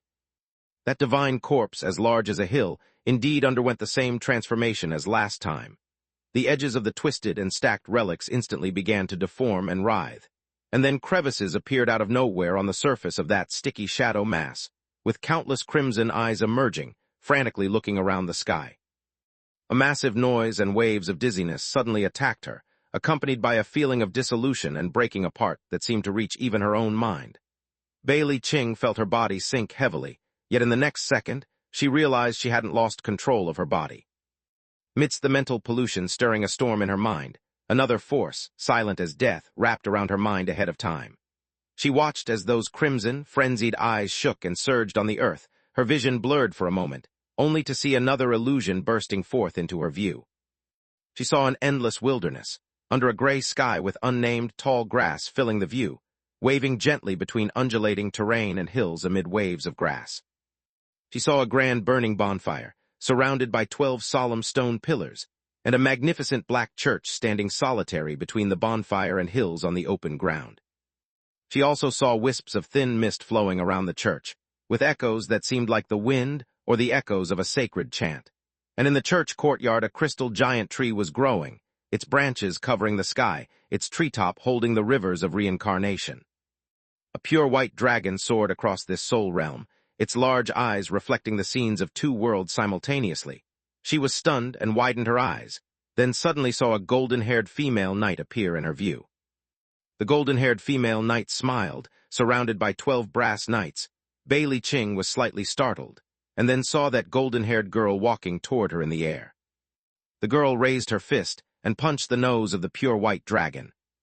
Bailey Ching's master viewpoint was instantly smashed back to reality. She was flying over the countless frenzied crimson eyes, the ancient machinery amidst the divine corpse remnants almost within reach. The mental pollution in her mind had faded. Bailey Ching didn't have time to think about what she had just seen, hurriedly controlling her flight posture while shouting to Yu Sheng on her back. "Hold tight, I'm going to descend. Don't fall ahead of time." Yu Sheng panicked upon hearing this, as unlike Hu Li, there were no fluffy furs to grab on the dragon's back. It was all smooth scales around him with not even a bump. Where do I hold on? Bailey Ching, figure it out. The next second, the pure white dragon began its dive toward the ancient machinery. The shadowy black tide, briefly suppressed, had now begun to writhe once more, layers of black fissures starting to brew again. The dragon's back tilted sharply, in the dive posture swaying, causing Yu Sheng to instinctively duck low. In his panic, he found a slightly raised scale and immediately reached out to dig his fingers into the gap, gripping tightly to prevent himself from sliding off the dragon, and all this happened within a few seconds. Then he and Aaron saw, from the edge of the dragon's wing, the huge gap that Hu Li had previously blasted open with a tail missile. "This is the spot." Yu Sheng immediately released the scale he held, tightly hugging Aaron. "We need to jump."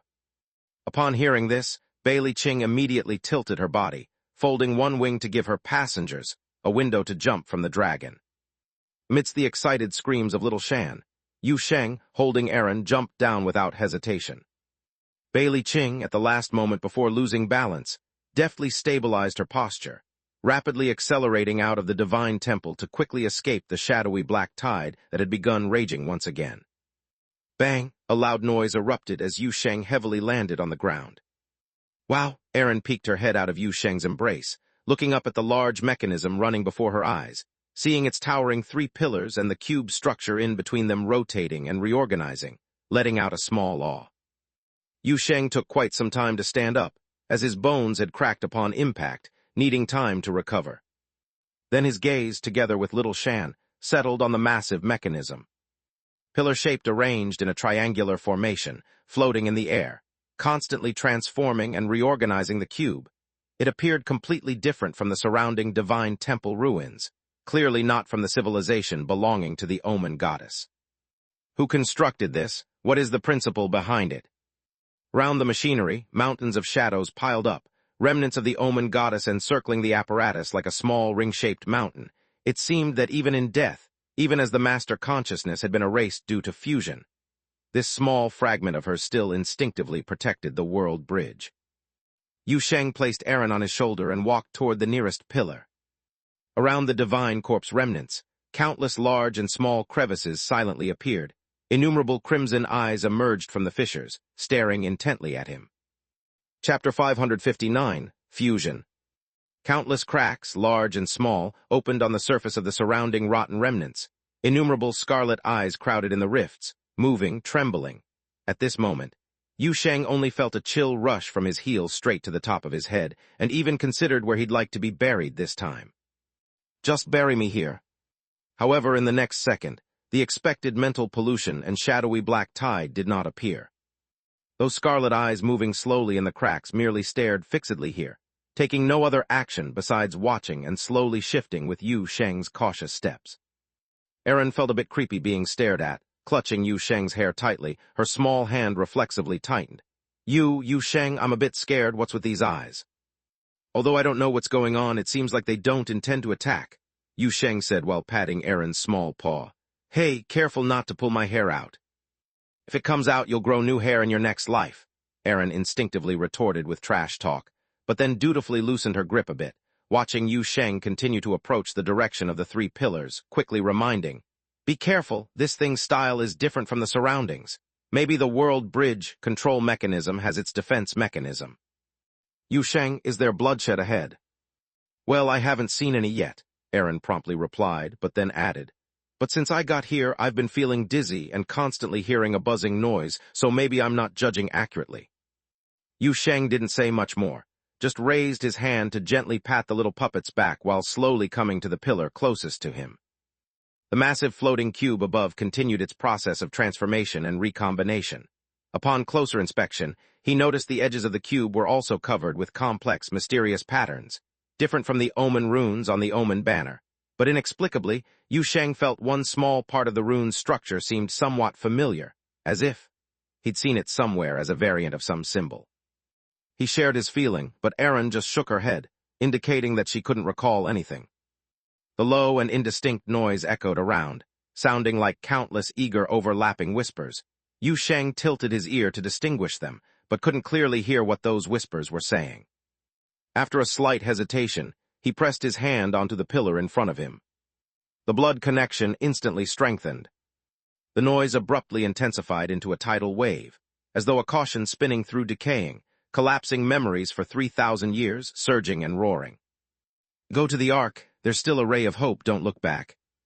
Yu Sheng paused for a moment, then felt his consciousness seem to be suddenly pulled into something, plunging madly into darkness, while innumerable scarlet eyes surrounded him like stars in the night sky, turning into a frenzied whirlpool rushing towards him, deep within the whirlpool. Yet there was a faint, weak voice eagerly speaking to him. "Please don't destroy it." The inverted, fragmented black tower hung over the city, crookedly as though the space station would crush the Earth. Countless weird rifts had already covered the big shield.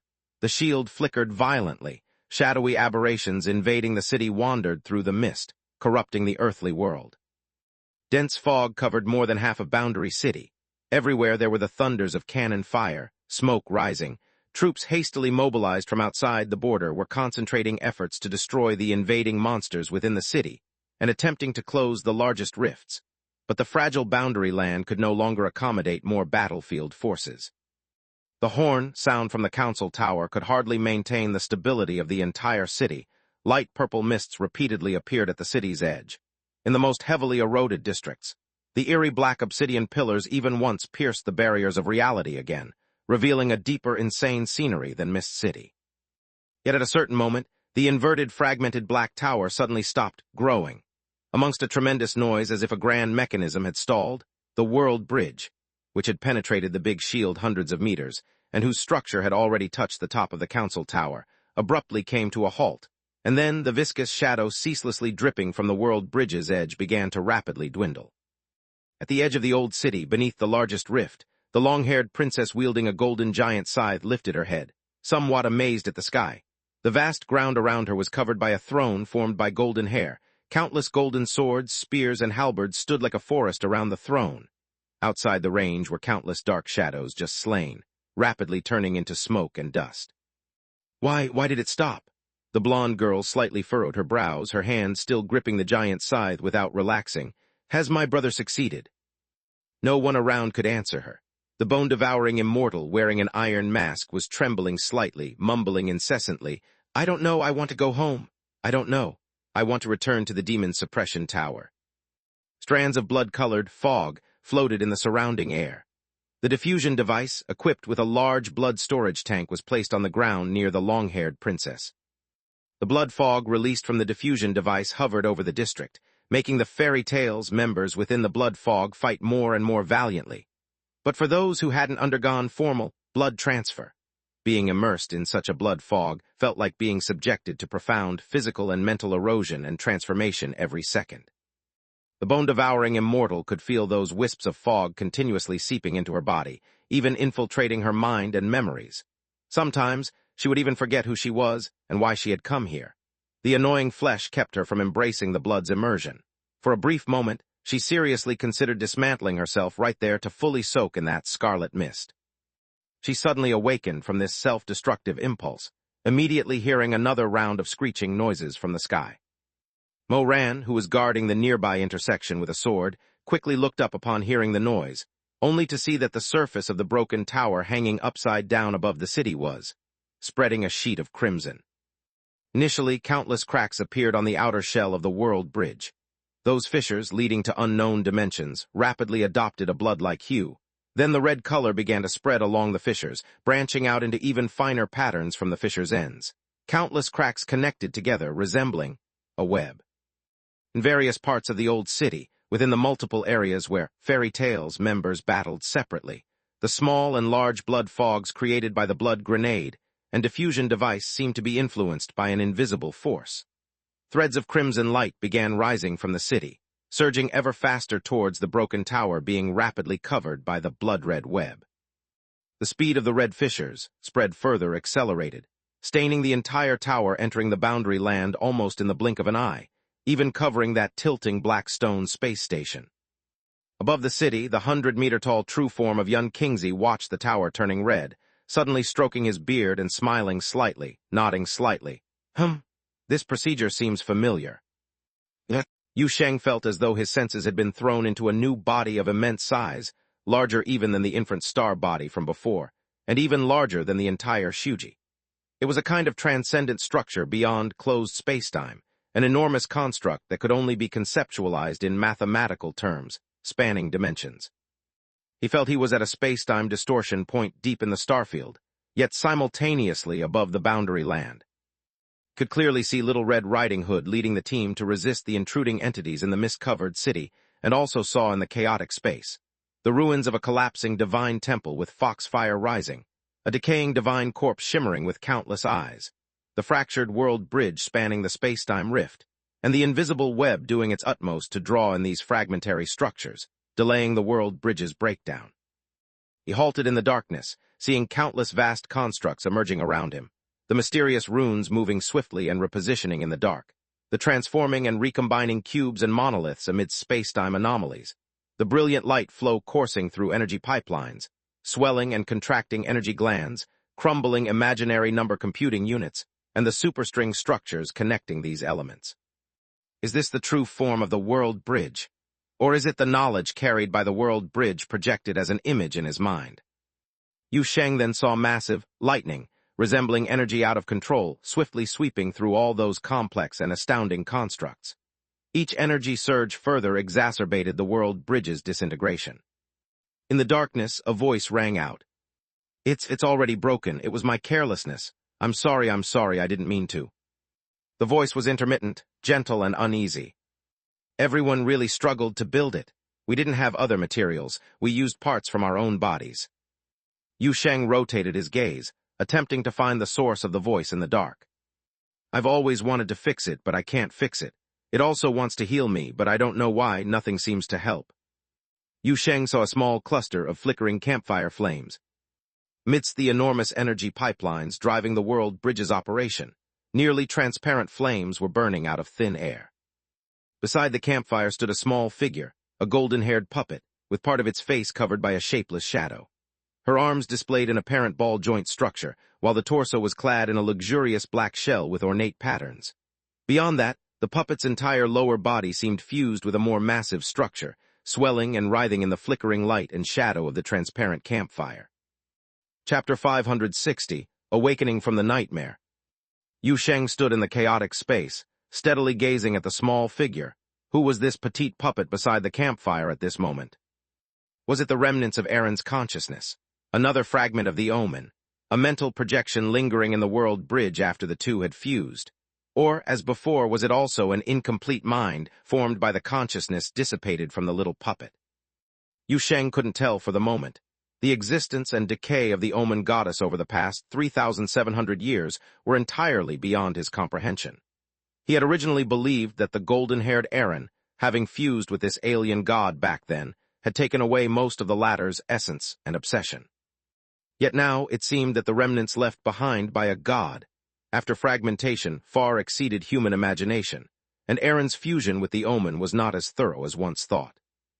This might have been because Aaron back then was already at her wits' end when she merged with the omen, or perhaps because the strength of the Alice puppet alone was insufficient to fully bear the weight of an entity as vast as the omen goddess. Cautiously, he approached the petite figure imbued with various characteristics, looking at her face, remarkably similar to the black-haired, red-eyed Aaron he knew well. In his hesitation, he murmured, "Are you the Omen or Aaron?" "I don't know." The small puppet shook her head, seemingly trying hard to curl herself in the crevice of the campfire's light and shadow. I can't remember. Everyone wanted me to come over to find help here, but the bridge suddenly collapsed.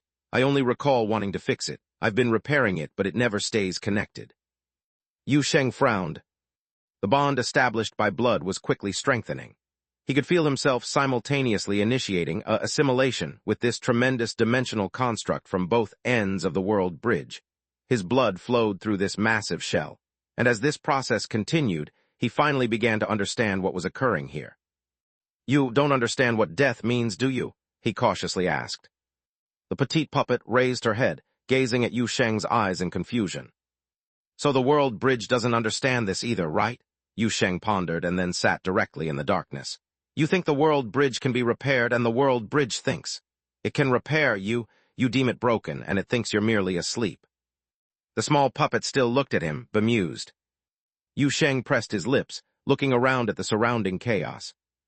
Enormous ancient constructs operated in the shadows, with pulses of light emanating swift energy flows from the power glands, illuminating the world bridge's skeleton hidden within the fissures of time and space. Diverse structures of incongruous styles forcibly blended to form an astonishing, living organism. According to the Boundary Land's definition, the world bridge itself is a dark angel, an artificial angel crafted by dark angels. An artificial angel lacking a complete mind cannot comprehend the concept of death. Surprisingly, the young Omen goddess seemed unable to grasp this notion either, even though she had experienced an apocalypse. Apparently, her believers had somehow removed the concept of death from their deity. This might also have been a part of their sanctuary plan back then. In the plan, the Omen goddess would become the new world's sun, and a sun devoid of the death concept would obviously operate slightly longer. Nobody anticipated this would evolve into a deadly, perpetual cycle one day. Perhaps even Aaron, 3,700 years ago, realized this. Upon recognizing that she couldn't destroy the out-of-control alien god in front of her, she had no choice but to resort to the makeshift solution of fusion to buy time. Simultaneously, due to the mutual incomprehension of death between the world bridge and the Omen goddess, Aaron's fusion left behind that continuously decaying but never completely dissipating divine corpse. The Omen goddess futilely tried to repair the world bridge. The world bridge futilely attempted to awaken its sole passenger. This perpetual loop went on for more than 3,000 years until now, where the accumulated errors reached the extreme, finally triggering an automatic restart of the initially interrupted connection task between the now entirely merged remnants. And Luo, who happened to pick up the world bridge fragment at this critical juncture, became the first unfortunate victim in the entire process. "What is death?" the petite puppet suddenly asked. Yu Sheng opened his mouth, but hesitated just before answering. He himself couldn't quite grasp his life and death issues. However, after a moment's hesitation, he began to speak. In most cases, for the deceased individual, death signifies the end of everything. The end? Yes, the end. The loss of all consciousness and self, ceasing thought, ceasing movement, individual consciousness, and all memories vanish from this world. All glory and debts no longer pertain to the dead, and no unfinished tasks or wishes remain.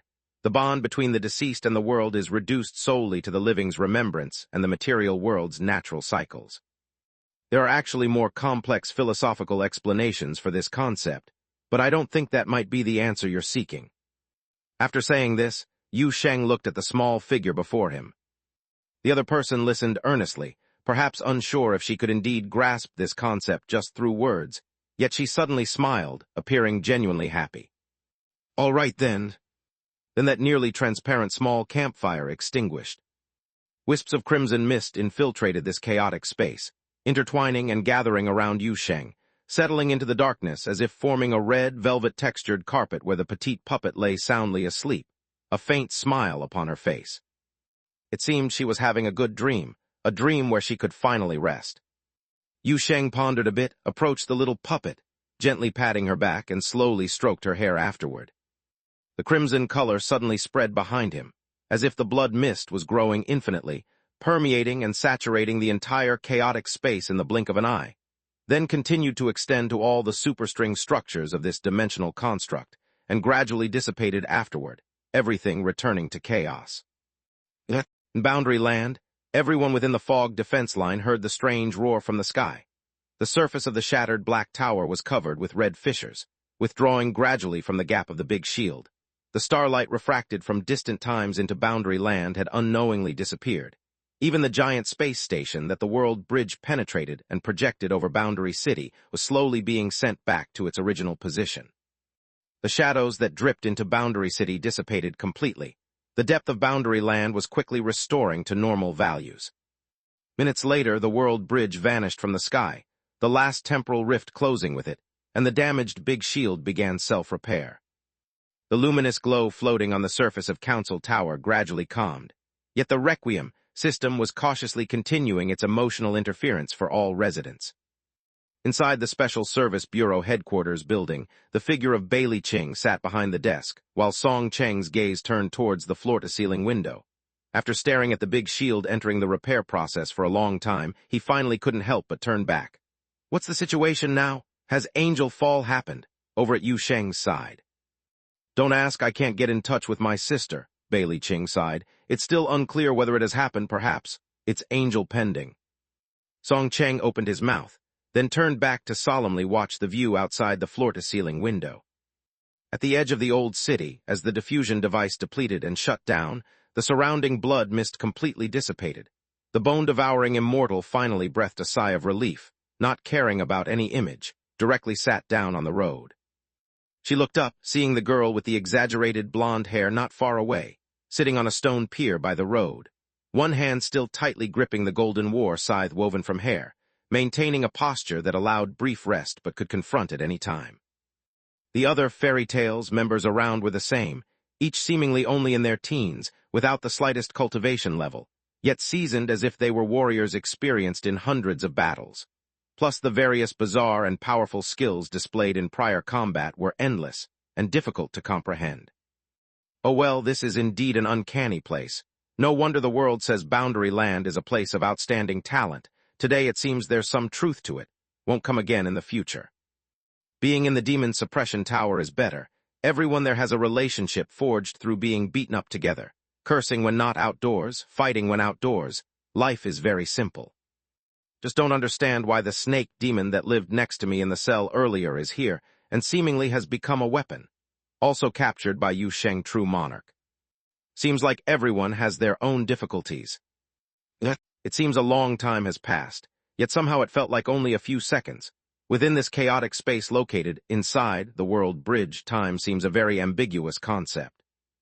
Yu Sheng sat cross-legged in place. He was accompanying the little puppet, while pondering over many things related to the world bridge, omen, and dark angel. He felt the body under his palm lightly move. Yu Sheng lowered his head, seeing the puppet's eyelids tremble. The shadows covering the puppet's body had turned into a familiar black dress. Her long black hair spread out. The puppet opened her eyes, crimson and crystalline. Awake, Yu Sheng smiled, reaching out to rub Aaron's head. The little puppet muffled a response, as usual climbing into Yu Sheng's arms with hands and feet, finding a comfortable posture to nestle in, silent for a few seconds. She is rarely this quiet. Dying isn't good, living is better, she suddenly muttered softly. Yu Sheng nodded, and then let's live. Feels like I had a nightmare, Aaron muttered again. When I woke up my head was filled with lots of things. Yu Sheng rubbed her head again. Glad you woke up. Aaron blinked. Shall we go home? Sure, but first we need to pick up Hu Li and the others. Your body is still outside. Okay. Chapter 561, Broken Yet Whole. A phantom door suddenly appeared on the high platform, and then Yu Sheng came out with Aaron through the door. A white shadow rushed towards them, a familiar headbutt, a familiar iron hug, and a familiar 5-speed fan. Hu Li was so delighted that she jumped around, vigorously shaking Yu Sheng's arm with a tendon-rupturing momentum. Savior, savior, savior, it's over. That pile finally quieted down. Fortunately, Yu Sheng's physique had improved dramatically. Though he still often died from unknown AoE attacks for various reasons, Hu Li's headbutt didn't kill him this time. He skillfully patted the great demon fox's head and extracted his arm from her grasp, then lifted his gaze to look around. A row of mass-produced puppets with dead fish eyes stood idly on the smoky high platform. Many were somewhat damaged, and their numbers had reduced by about 1/3. Immediately, Aaron ran over, inspecting the remaining mass-produced shells as if checking their damage. Luna was slowly wiping her fingertip blade nearby, using a strip torn from a nun's dress, resembling a psychopath with childhood trauma or someone who created it. The pure white dragon, Bailey Ching, still maintained her dragon form, lying by the platform's edge with eyes closed, resting. Her body bore several obvious, startling scars, yet all wounds were healing at a visible rate. Yu Sheng turned back and found that all shadows and black tides inside and outside the divine temple had vanished. The ruins were riddled with scars, only the scorched earth left by the fox fire still emitted thick smoke. The greatly eroded building remnants looked even more broken and desolate. The pillars and walls around the main structure had completely collapsed, revealing the expansive plaza. Where once lay the divine corpse, now only a heap of continuously dissipating black ashes remained, centered by the inactive magic cube mechanism. After checking her mass-produced puppets, Erin walked over with brisk steps and opened her arms towards Yu Sheng. Yu Sheng casually picked up the small puppet and placed it on his shoulder, heading towards the resting Bailey Ching. The dragon opened her eyes, her pale gray vertical pupils showing some fatigue. "Are you okay?" Yu Sheng glanced at her injuries. The largest wound beneath the dragon's wings was nearly as long as a person. Blood oozing from the wound glinted gold red with a metallic texture, radiating intense heat even at a distance. Although the wound was indeed healing, the scene was still a bit frightening. "I'm fine, just got grazed by those rifts during the return flight, and the Ankela crystal's effect duration was somewhat short," Bailey Ching said lightly, somehow producing such a clear human voice from her dragon throat. Upon seeing Yu Sheng's gaze, she added, "It looks scary, but it's superficial for me. A dragon's vitality is strong." She lifted her massive head, glanced towards the divine temple, and confirmed with Yu Sheng, "Is it all over?" "If you mean the boundary land crisis, yes, it's over," Yu Sheng sighed. "The Omen Goddess's last fragment has died, and the world bridge has been decomposed. According to your Special Service Bureau, the angel has fallen." "That's great news, but judging by your expression, things aren't all done." "After the angel fall, there's always a lot of wrapping up, especially in such a unique situation," Yu Sheng nodded, "regarding the world bridge and its construction by the Dark Angels. The truth behind it all has just been slightly revealed, and it seems many things are just beginning." "It looks like the break is over."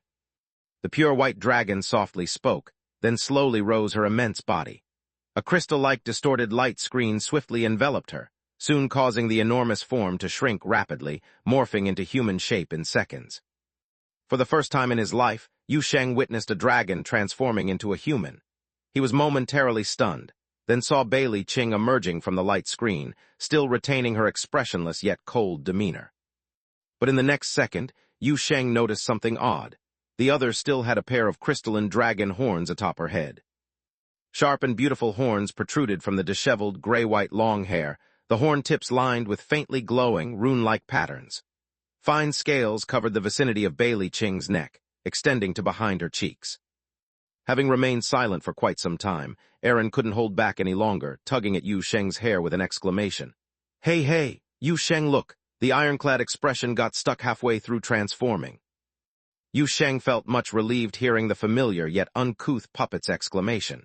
This little thing had been unusually quiet before, making him worry, a concern now replaced by her manners. Luckily, Bailey Ching was magnanimous, unbothered by the puppet's exclamation. She simply touched the horn atop her head, patiently explaining to Yu Sheng and Aaron, "This is the aftereffect of using power. Dragon transformation traits take a while to fade.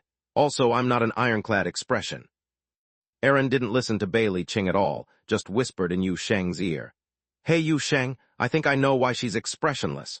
Could it be that dragon faces are just hard, so she never learned to make expressions since hatching?" The concerned party was right there listening, clearly hearing the puppet's mutterings. Yu Sheng kept a straight face, unsure how to respond, but he felt Aaron might be right. After confirming Bailey Ching's situation was indeed fine, Yu Sheng returned the damaged mass-produced puppets to the valley, delivering the angel fall news meanwhile. With everything organized, the party left the platform, heading towards the nearly completely collapsed Divine Temple ruins. Many matters remained to be confirmed. The smoke around the ruins gradually dispersed, the residual warmth on the scorched earth yet to dissipate. Rocks once melted by the fox fire and now cooled, lay among the remnants of the walls, emitting a dim red glow. Hu Li released White Cut and Salt roasted to stand guard, the two seasoned watchers keeping a vigilant eye on the sky, while Luna turned the radar to its maximum power, scanning every corner of the ruins. Bailey Qing, meanwhile, pressed a hand against her side as she slowly followed Yu Sheng, remaining alert to her surroundings. Occasionally, a faded gray-white texture would spread wherever her gaze fell, as if nothing could hide in her sight. The previously overwhelming shadow tide left a deep impression. Now, even though the tide had dissipated, the fear lingered that other dangers might still lurk within these ruins, and they dared not relax. Only Aaron, perched on Yu Sheng's shoulder, appeared notably at ease ever since they entered the Divine Temple ruins. The little puppet looked around with wide eyes, sometimes showing a look of recollection, while occasionally furrowing her brow in contemplation. Vague and fragmented memories occasionally surfaced within her less-than-clear mind, intermixed with distant reflections and nostalgia. For someone accustomed to a carefree life, this seemed a strange yet novel sensation. The little puppet raised her hand, pointing to a collapsed pillar not far away. "That used to be a place for dancing," she said, tugging at Yu Sheng's hair. "There would be many girls dancing in circles there, and the priests would place the freshly slaughtered puru on a four-carrier rack. After dancing, they would smear their faces with blood and carry the puru meat into the main hall to feed me." Yu Sheng paused his steps, and then, "I didn't like eating it, so I had them sacrifice egg yolk cake and sweet water instead," Aaron said, then pointed to a corner at the edge of the plaza. "There was once a priestess who cried here because she lost her fragrant wood rosary, which I accidentally ate." Yu Sheng, and then. Aaron thought for a moment. "Then I don't remember, there are no memories after that." Hu Li came closer. She seemed entirely unconcerned by the past Aaron suddenly mentioned, but was curious about the fragrant wood rosary. "Was it tasty, that rosary?" "Crunchy but not tasty." Aaron shook her head, then lifted her head. "Silly fox, I used to be able to eat. More than you can." "Hu Li, anyway, you can't eat now." Aaron then jumped down from Yu Sheng's shoulder. Grabbing Hu Li's tail to biting into a mouthful of fur, was powerless against the defense. For the first time, Yu Sheng did not interfere in the antics between the puppet and the fox, merely watching with a helpless smile at the slightly more sentimental yet still muddle-headed little puppet, before his gaze fell upon the vast open ground before them. Black ashes rose into smoke, slowly dispersing into the chaotic sky. The now inactive world bridge control mechanism stood solitary at the heart of the wreckage, the edges of the motionless magic cube glowing in a faint golden afterglow, unable to have any subsystem respond to its commands. But Yu Sheng was not looking for that. Noticing Yu Sheng's actions, Hu Li also looked up, scanning the plaza. It seemed she knew what Yu Sheng was searching for. As for Aaron, having fought with Hu Li's tail for a while, she was easily restrained by a mass of fluffy fur and now was forcibly held in Hu Li's arms, her face still puffed up with anger, while she incessantly spat out fox fur. Just then, Hu Li, with sharp eyes, seemed to have discovered something. At the edge of the region covered by black ash, a small pile of inconspicuous tiny remnants entered her vision. "Savior, over here." Yu Sheng looked up at the sound, his heart stirred, and he immediately ran towards the pile of remnants. Not far from the omened divine corpse, a shattered golden-haired puppet lay in a corner of the plaza, its broken limbs scattered around, its slightly open eyes reflecting the chaotic sky. Held in Hu Li's arms, Aaron's eyes widened slightly. "Wow, there I was." Chapter 562, Recovery. 3,700 years ago, golden-haired Aaron chased the omen to this place, the mysterious ancient puppet. The fragmented body lay not far from the omened divine corpse, identical to what Yu Sheng saw in the illusion. The previous battlefield environment was too chaotic, and the diffusing space rift around the omened divine corpse distorted a wide range of time and space. Yu Sheng, while passing over from the sky, didn't have time to carefully observe other places on the square, so it's only now that he has found her. Hu Li placed the small puppet on the ground. The latter looked at the fragmented shell before her with a somewhat delicate expression, scratching her head after a while. "It feels weird, seeing my corpse shattered on the ground like this, and I can't even remember myself looking like this. This face feels a bit unfamiliar." "Actually, it looks quite like you," Hu Li said seriously. "Just the hair and eye color are different. This one is golden-haired and blue-eyed." Oh, the figure seems slightly better than yours now. Aaron jumped up on the spot. Silly fox, I'll fight you. Hu Li raised her hand to press the jumping little puppet down. Figure, didn't say height. Is it? Yu Sheng paid no attention to the squabble beside him. After silently observing the fragmented shell for a while, he stepped over to the torso of the golden-haired puppet, carefully lifting the head. A crisp sound like porcelain breaking reached his ears. The neck of the puppet snapped with a crack, and the golden-haired head was in his hands. Its originally half-open eyes slowly closed. The small puppet beside seemed to freeze for a moment, then immediately shouted, Hey, Yu Sheng, be gentle, you knocked my head off. This thing was already broken, okay? Yu Sheng quickly explained, but immediately felt awkward once he spoke. No, this topic sounds weird. Aaron, hands on her hips. You think things are mysterious sometimes. I see you all the time, courting death outside, haven't said anything, though. All right, Yu Sheng waved his hand.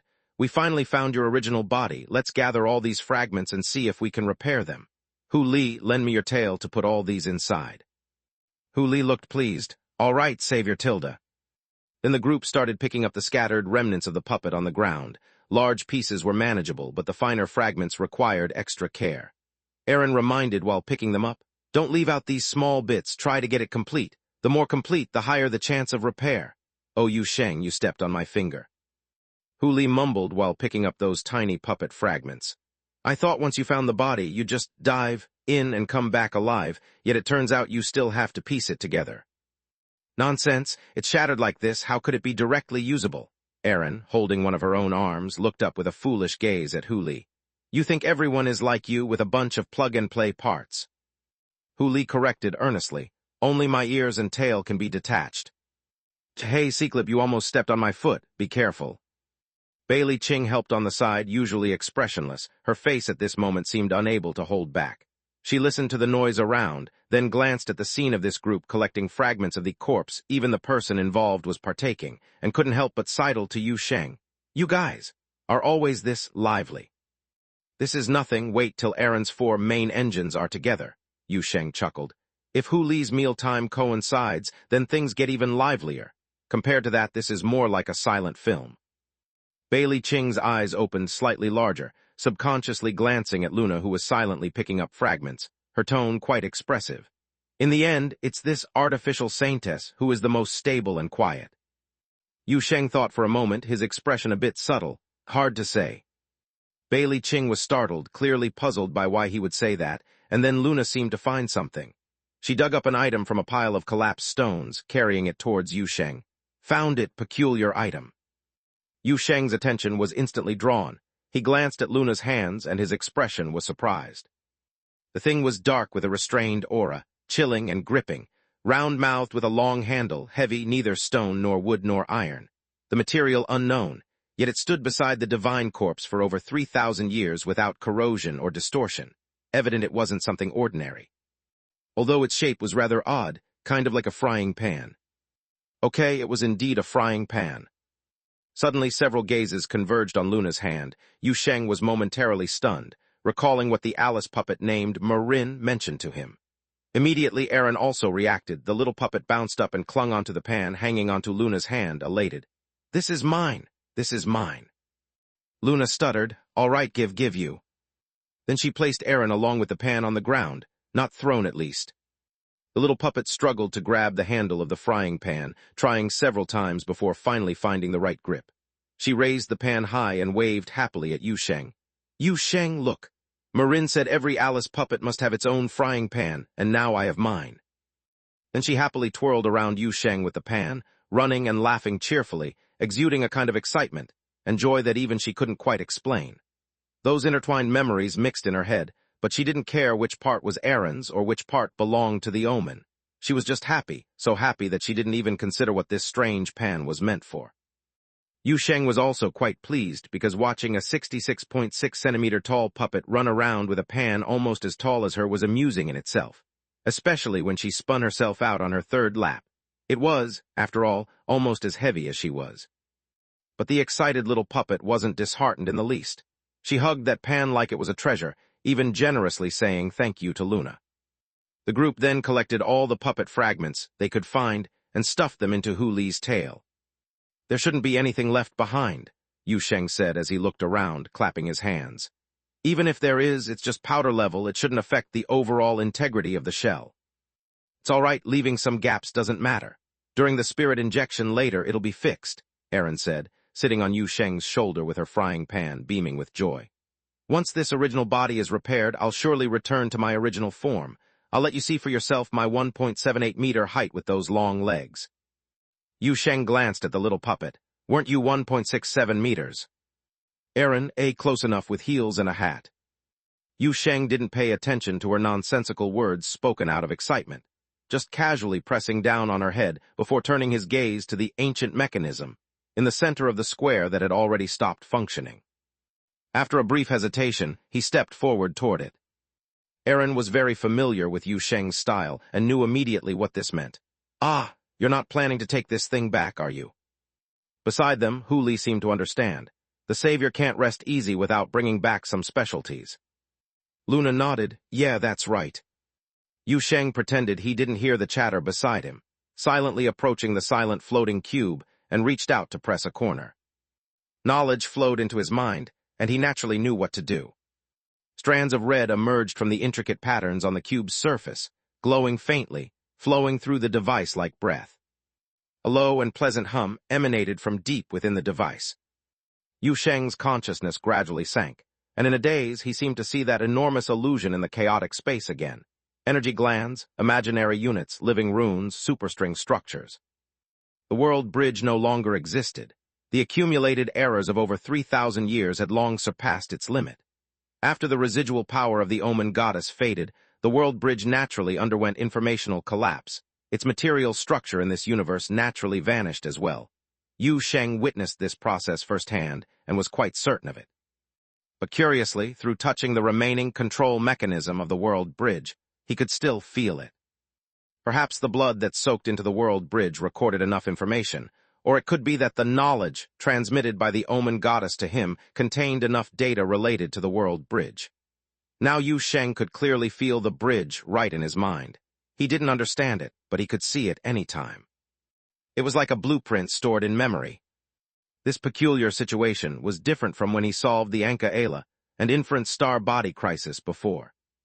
Yu Sheng frowned, carefully perceiving this incredible situation, then gradually began to understand it all.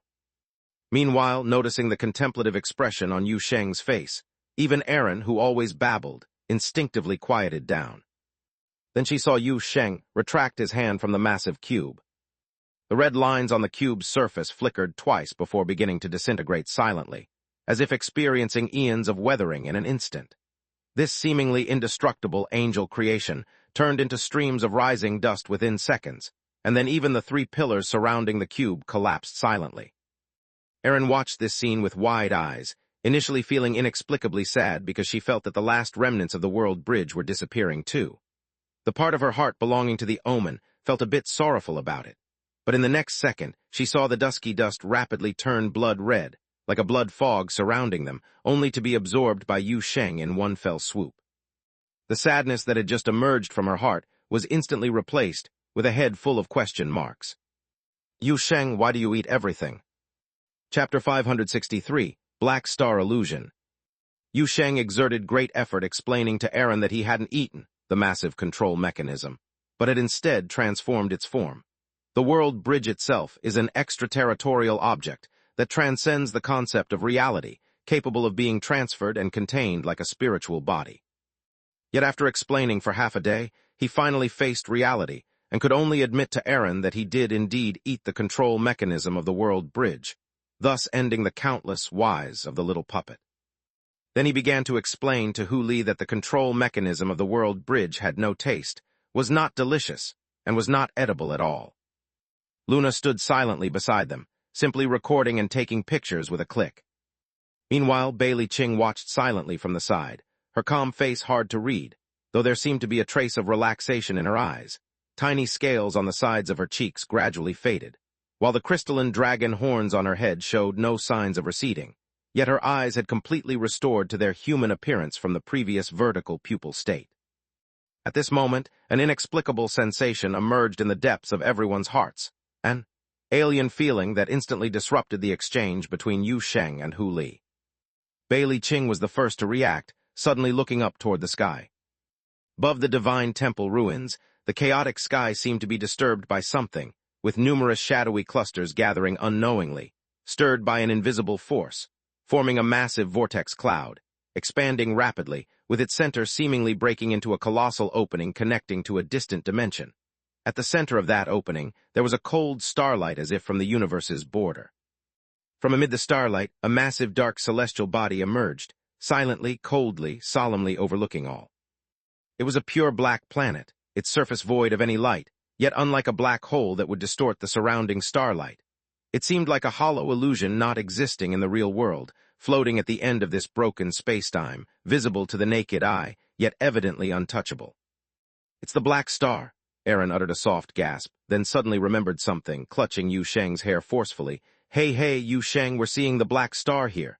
Doesn't this mean we're really not inside the Black Star?" But I remember that Yuan Hao clearly said.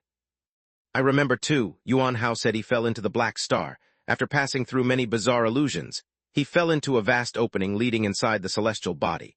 And inside that big opening, he saw the divine temple ruins and the omen divine corpse within the ruins. Yu Sheng furrowed his brow, recalling the intelligence he had heard from Master Yuan Hao while scanning around. This clearly was the ruin Yuan Hao had seen back then. According to his description, the ruin was located within the Black Star, yet at this moment, that dark star hung overhead, seemingly positioned in a distant other spacetime. This clearly conflicted with Yuan Hao's intelligence. Yu Sheng, frowning, began contemplating various possibilities. Was Yuan Hao's intelligence flawed, or did the Black Star undergo some change, expelling this piece of spacetime fragment beneath our feet? Or was it the impact caused by the world bridge's collapse? Or maybe that dashing guy was just bragging. Aaron also joined in contemplation. After all, he's the kind that would be caught dancing by his confidants and made a Dao companion for 10 years. Who knows how much of his stories are true?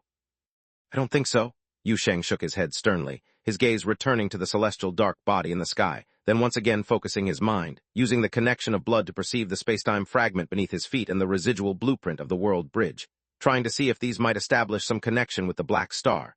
Yuan Hao may be unreliable elsewhere, but in matters like this he wouldn't speak recklessly. Moreover, he indeed has a fragment of the Omen banner. Wait a moment. Yu Sheng halted abruptly, then suddenly turned to look at the surrounding remnants of the Omen ashes that were almost dispersed. The adventure narrative once recounted by Master Yuan Hao then floated up in his mind. Yuan Hao maneuvered the immortal boat falling into the Black Star. After dimensional travel through numerous illusions, he saw the ancient divine temple ruins and the Omen divine corpse. The immortal boat, losing control, fell toward the divine corpse, only to pass through layers of illusions, entering a nameless space. Wandering in the nameless space with his primordial spirit about to dissipate, he encountered a figure claiming to be the envoy, and obtained a fragment of the Omen banner from the envoy.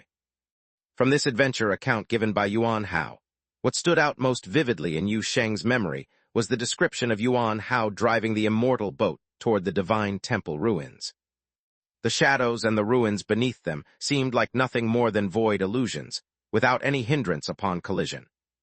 Yu Sheng gently tapped the ground. A firm sensation transmitted from beneath his feet. These were truly existent, with the dissipating Omen ashes and the recently retrieved golden-haired puppet remnants, both being real. He took a deep breath and again looked skyward. The pitch-black celestial body remained suspended amid the starlight at the universe's end, like a distant, unreachable illusion. What Yuan Hao said should all be true, but what he saw back then was not the divine temple we are on now. The divine temple ruins and the Omen divine corpse within the ruins he saw were all some kind of projection, Yu Sheng stated, his expression somber, slowly speaking amid contemplation. If my guess is correct, the interior of the Black Star might all consist of such shadow dimension layered illusions, and even the Black Star itself might be a projection cast into our universe by some existence beyond our understanding. Hu Li beside him blinked. Savior's meaning is, the Black Star is a dark angel as well. Yu Sheng wore a grim expression. Hard to say, but its peculiarity certainly aligns. That can't be right. Aaron rarely seriously thought through various things, and at this moment found a blind spot. The fragment of the Omen banner Yuan Hao brought back is real. He was also found by someone claiming to be Kongdaman. The little puppet paused mid-sentence, seeming to encounter a sudden shift in her chaotic, mixed memories at the mention of Kongdaman, with a strand of confusion and a puzzled expression surfacing on her face. "Did you remember anything?" Yu Sheng quickly asked upon seeing Erin's reaction. "Is there the name Kongdaman in your newly found memory?" Erin frowned, shaking her head with difficulty while holding a frying pan too big for her. "I don't remember, but I feel this name is very familiar, especially familiar to the ear." "Savior," Hu Li suddenly raised his hand, pointing toward the sky. "Look quickly. The black star is disappearing." At the center of the giant vortex in the sky, the pitch-black celestial body was rapidly vanishing at a speed visible to the naked eye. It seemed to be turning transparent, as if retreating from an occupied spacetime, with the surrounding starlight gradually becoming bright. In just over 10 seconds, the massive dark celestial body disappeared into the sky, as if evaporating into thin air. Subsequently, the large hollow at the vortex center also closed, and the chaotic sky regained its previous disordered state, as if the anomaly never happened. Throughout, Yu Sheng tried various methods, but could not establish any connection with the dark star. It seemed to be an independent system, with no direct link to the world bridge or the Omen divine temple. The group exchanged glances, and after a while Erin broke the silence.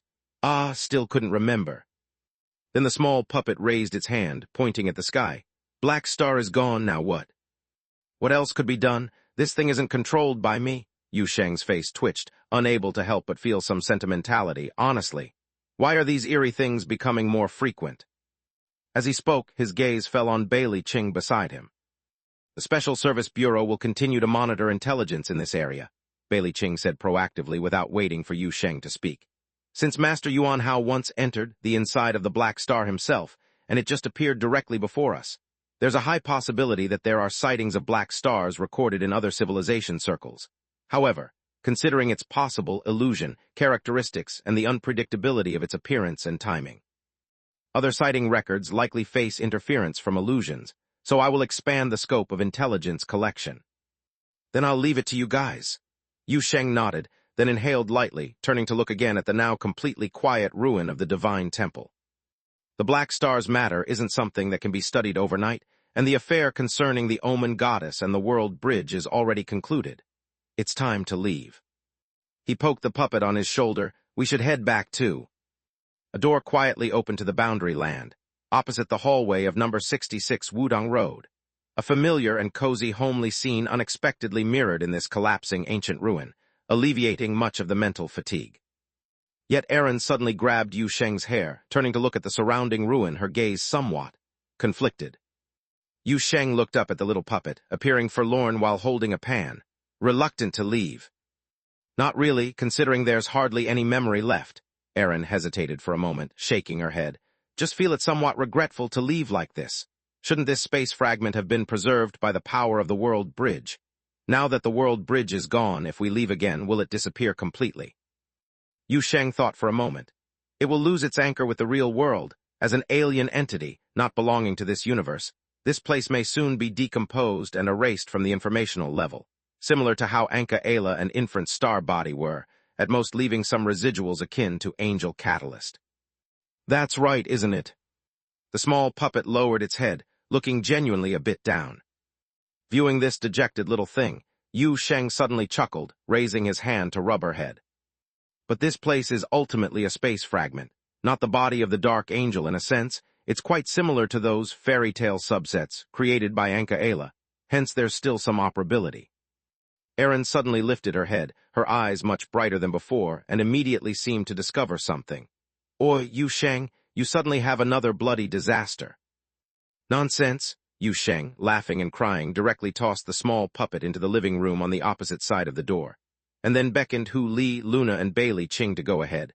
"All right, you all head home first. I'll come back later. I'll weld this place into the valley first." Bailey Ching was still a bit confused, but before she reacted, she was dragged through the door by the strong Hu Li, and Luna also solemnly bowed 3 times to Yu Sheng at the door, turning towards number 66 Wudong Road. Yu Sheng waved to the people across the door before closing it, turning to look at the still ancient divine temple. "Okay, let's call it bringing home some local specialties again." Yu Sheng muttered. Then with a click he died. The entire space fragment where the omened divine temple was located began to collapse, restructure. Death ushering in rebirth, these residual last ashes from a bygone world, like a small boat guided on the Nether River, started slowly sailing toward the valley of new life on the other shore. Chapter 564, Super Specialty Product. Angel Fall has occurred, and the haze shrouding boundary land is finally swept away. The world bridge and its accompanying space rift completely receded over a dozen minutes ago, and the spatial anomaly above the boundary land dome has calmed accordingly. With the big shield restarting and gradually dissipating, the entire city begins to recover from its wartime state. The spiritual Fox system is restoring the temporarily flipped districts to the reality dimension. Mobile units and special ops groups are inspecting each street to ensure no residual contamination lingers at the border of reality.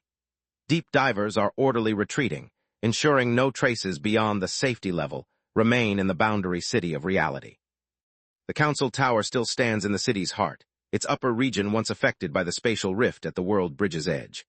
Damage appeared on the tower top and part of the curtain wall, but the melodic horn from the giant tower was maintained until the end. Now it's transformed into a tranquil, gentle chime like wind bells, signaling an imminent full domain, wake up. Once the districts fully revert to the real dimension, people will awaken from their collective stupor, returning to normalcy. As official forces in Boundary City perform these wrap-up tasks, the civilian forces, who fought fiercely in each area and assisted in repelling the invasion, also withdraw to their various outposts. In the square of Fairy Tale Town, Little Red Riding Hood, Long-Haired Princess, and Mo-Ran from Shuji are among the last teams to retreat to the valley. Good news of the crisis fading and the joy of returning victorious make everyone quite excited, making the square lively. Of course, the most lively ones are always those few jokers. Let me tell you, Sis dominated the battlefield, the Snake Princess claimed the highest spot in the square, on the roof of Dorothy's tactical command vehicle. Her snake body coiled several times on the roof, her upper body raised high, boasting to a group of teenagers around her. Those things falling from the sky, I swallowed them one by one, didn't even need to lift a finger to wipe out a whole batch. The long-haired princess ruthlessly debunked her. Not lifting a finger, you were grabbed by someone, couldn't even move. I watched as sparks flew and Titan swung you around. The snake princess's face turned red, assertively tapping the command vehicle's roof with her tail tip while defending herself. I opened my mouth then, I have teeth. Snake demons count biting as fighting, you know. Long-haired princess, you were spitting. The snake princess kept spitting at the long-haired princess, angrily knocking the command vehicle's roof with her tail tip. Seeing her car on the receiving end, Dorothy waved her hand, retrieving the vehicle, causing the snake princess to fall down with a thump, turning from tower-like coils into a spiral mosquito coil, and then starting an artsy rant mixed with Taksu Spirit Hub's local dialect. Mid-rant she hastily shut up, seeing a few under 10-year-olds present. As a wild demon, she barely understood civilization or not corrupting children, but old man Yun's knuckle rap on her skull really hurt. Little Red Riding Hood paid no mind to Snake Princess and Longhaired's ruckus. She busied herself with tallying the battle's resource depletion and injury assessment. Now with better conditions at home, sanity blockers and gray mixtures, once considered too precious, are in ample supply. But she still found several who went out saving supplies, Sleeping Beauty and Cinderella even returning their medication kits untouched. Little Red Riding Hood understood it's not deliberate saving or weighing priorities. It's a long-formed habit. Many partners operate like this, unless circumstances are truly dire, opting to endure first, especially now with the Soul Wilderness as a backup barrier. As long as they survive and retreat, heavy contamination clears with a night's sleep. This instinctive thrift may be more prevalent. Yet in present times, this isn't quite a good habit. Though altering habits can't be rushed, they'll need a chat later on. Regarding a few injuries, though not severe, each has experience lessons worth summarizing. Jack's injury is most absurd. A summoning series who wouldn't engage directly got injured blowing up one of the Greenfield Army's self-propelled artillery with a bean stalk, clearly lacking cooperative ability. Additional issues exposed during team coordination. Chaos from integration errors among abilities, communication breakdown from Bai Zu's excessive push causing leadership disconnection, and Belle's inability to communicate post-beast transformation. Little Red Riding Hood glances at the long-haired princess playing and arguing with Snake Princess, feeling her headache increase. Mo-Ran remains at a corner of the square with her few trusted vassals. As a newcomer, she struggles to integrate into this unique atmosphere. Yet following their side-by-side battle, she's deeply impressed by the apparent youthful children, exhibiting maturity and fierceness beyond age and peculiar abilities. Watching them regain youthful liveliness post-return, she finds it all truly unbelievable. Are these really Yu Sheng true monarchs, family? Fits the true monarchs, style. When can I return to serve my sentence? Bone-devouring immortal murmured on a nearby swing, her voice muffled beneath her iron mask. Life in the demon suppression tower is so stable. Her words barely out, Blood young master solemnly cupped his hands skyward. I've resolved to dedicate my life to the true monarch's great endeavor. Bone-devouring immortal's eyes widened. Fop, what did you mess up? Alas, when the giant tower in heaven faded, he was caught off guard. His aura loosened. Withered court elder sighed from a side. At that moment, as he stood near the diffusion device, the last wisp of blood mist emerging from the blood reservoir was entirely inhaled by him. Bone-devouring immortal startled, anxiously analyzing the sinister old man shrouded in death before her. You're okay? You stood closer than him. I'm fundamentally different. Withered court elder stroked a few pale, dry whiskers, embodying mystery. He was influenced by the blood mist. I willingly continue to serve the true monarch even, confoundingly profound blood it contains. What followed were a string of musings. Profound realizations, great benefits, breaking previous stupidity to find the universal path, many bewildering expressions. The bone-devouring immortal gradually felt a chill in her heart, and quickly moved to another swing set beside, trying to stay away from the sissy and the old immortal. Just as she moved away, she felt a gaze behind her. Turning around, she saw a little girl in a white dress, about 6 or 7 years old, with 2 ponytails and bright eyes. The creaking sound of chewing iron under the iron mask suddenly stopped. Do you want to play on the swing? The bone-devouring immortal asked. The little girl nodded. The bone-devouring immortal then jumped off the swing, watching the little girl sit down. The latter gestured at her. Give me a push. The bone-devouring immortal tilted her head slightly, looking a bit puzzled. Then, hesitantly extended her hand, gently pushed and pushed again. The swing started to sway, and Zio was laughing joyfully on it. She hadn't yet found her own wolf, but the wolf's instinct had already awakened in her spirituality. She felt that the strange sister wearing the iron mask beside her was quite easy to get along with. I once had a daughter, the bone-devouring immortal muttered softly. Zio turned her head in surprise and after a moment's thought curiously asked, How old is she? 5 years old, always 5. The bone-devouring immortal smiled, her eyes crescent-shaped. The swing was swaying. Zio tilted her head in confusion. She was harmed by villains, the bone-devouring immortal casually said while gently pushing the swing.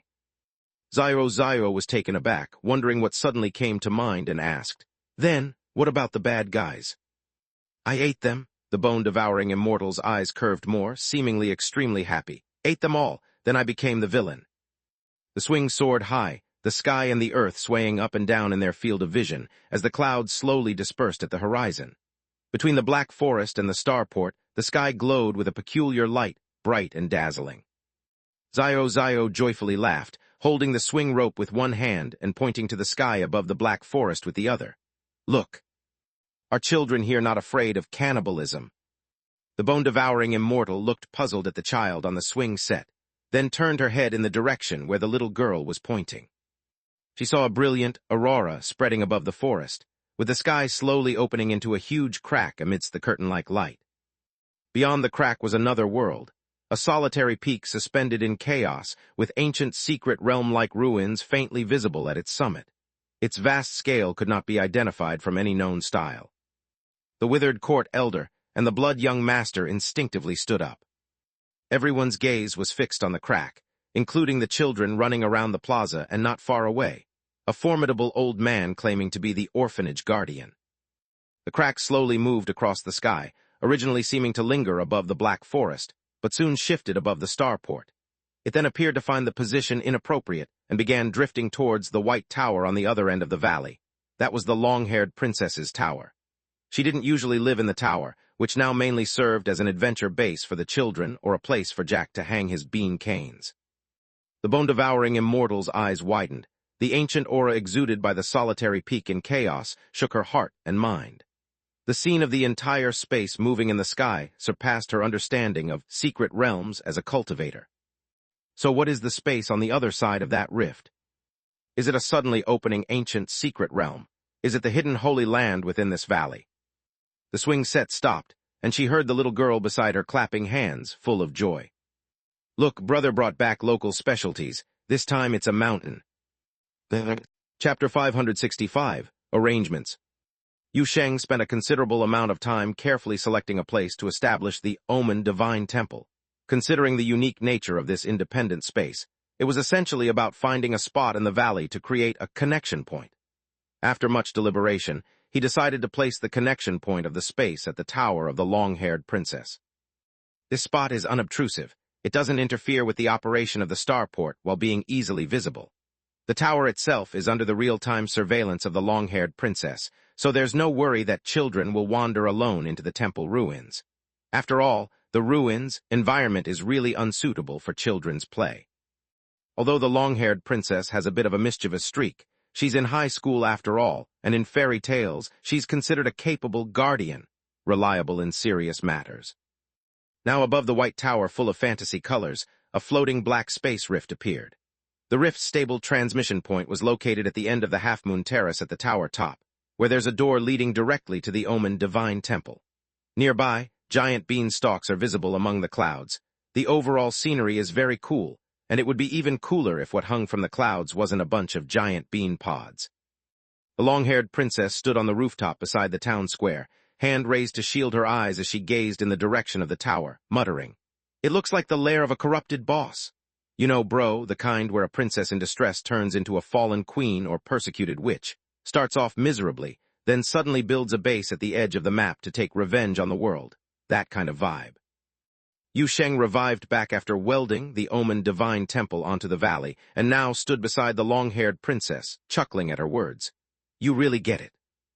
"Course," the long-haired princess said proudly.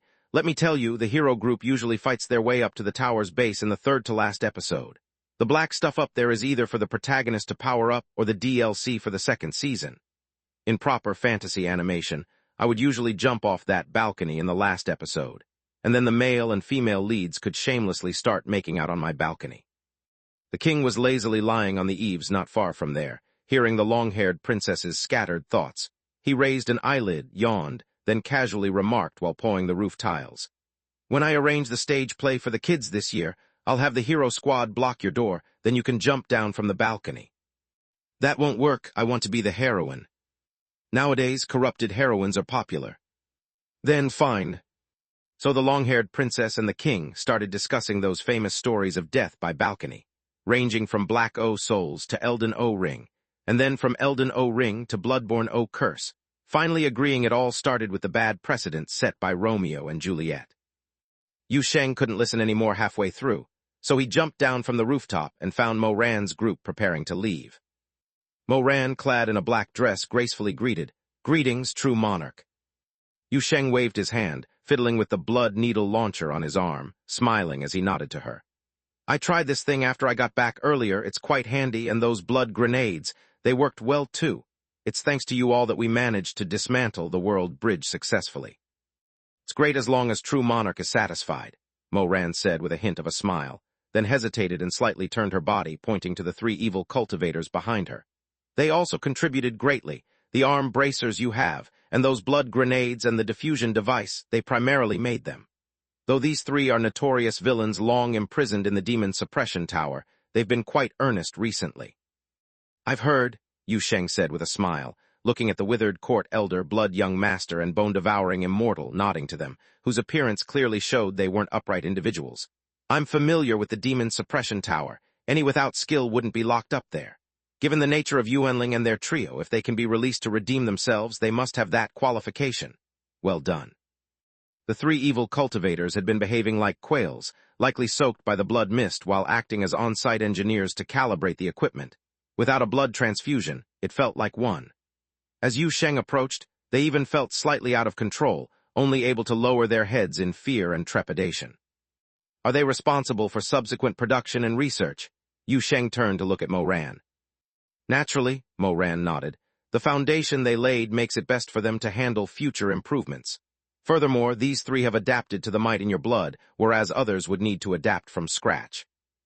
Bone-devouring immortal listened, sighing inwardly. Great, they did too well redeeming themselves, no chance to return to prison now. Then she heard a voice from the front. Lift your heads, you three. The three nervously lifted their heads. Yu Sheng didn't waste time, pulling out the bloodletting knife he had with him and stabbed it into his palm. Blood flowed quickly under his control, floating in midair. Though you've touched my blood before, it wasn't a complete blood transfer process, Yu Sheng said with a chuckle to the three. Since you'll continue handling these matters in the future, you'll likely travel between two places often. Consume this, and it will be more convenient.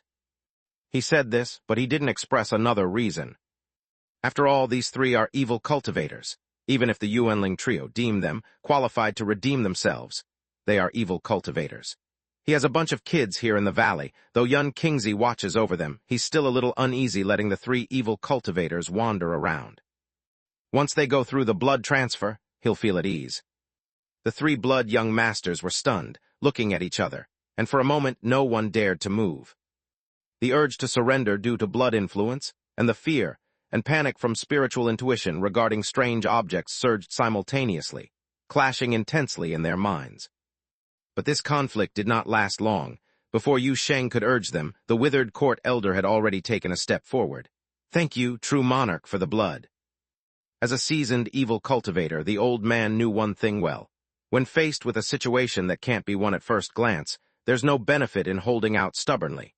In fact, the sooner you bow out, the more dignified it is.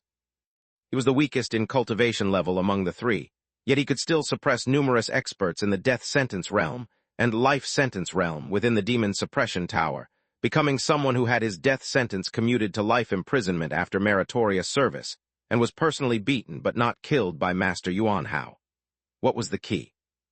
It was because he knelt quickly back then. When Master Yuan Hao had only half-swung his brick, he slid directly to the gate of the demon suppression tower, even putting the shackles on himself. With the withered court elder taking the lead, the blood young master instantly reacted, following suit submissively. After all, they were both experts of the same level, and when sliding to the demon suppression tower back in the day, they were only half a body length apart. The slower ones were smashed to death by Master Yuan Hao with a brick at the foot of Spirit Mountain. Seeing the state of the two beside him, the bone-devouring immortal finally resigned himself, sighed, gave up his beautiful wish to return to prison, and then pried open the mechanical locks on the side of his iron mask. Accompanied by a clicking sound, he finally removed that heavy lock from his face. A wave of bloody air rushed to face, and beneath the mask were interlocking steel-like sharp teeth, dripping with blood.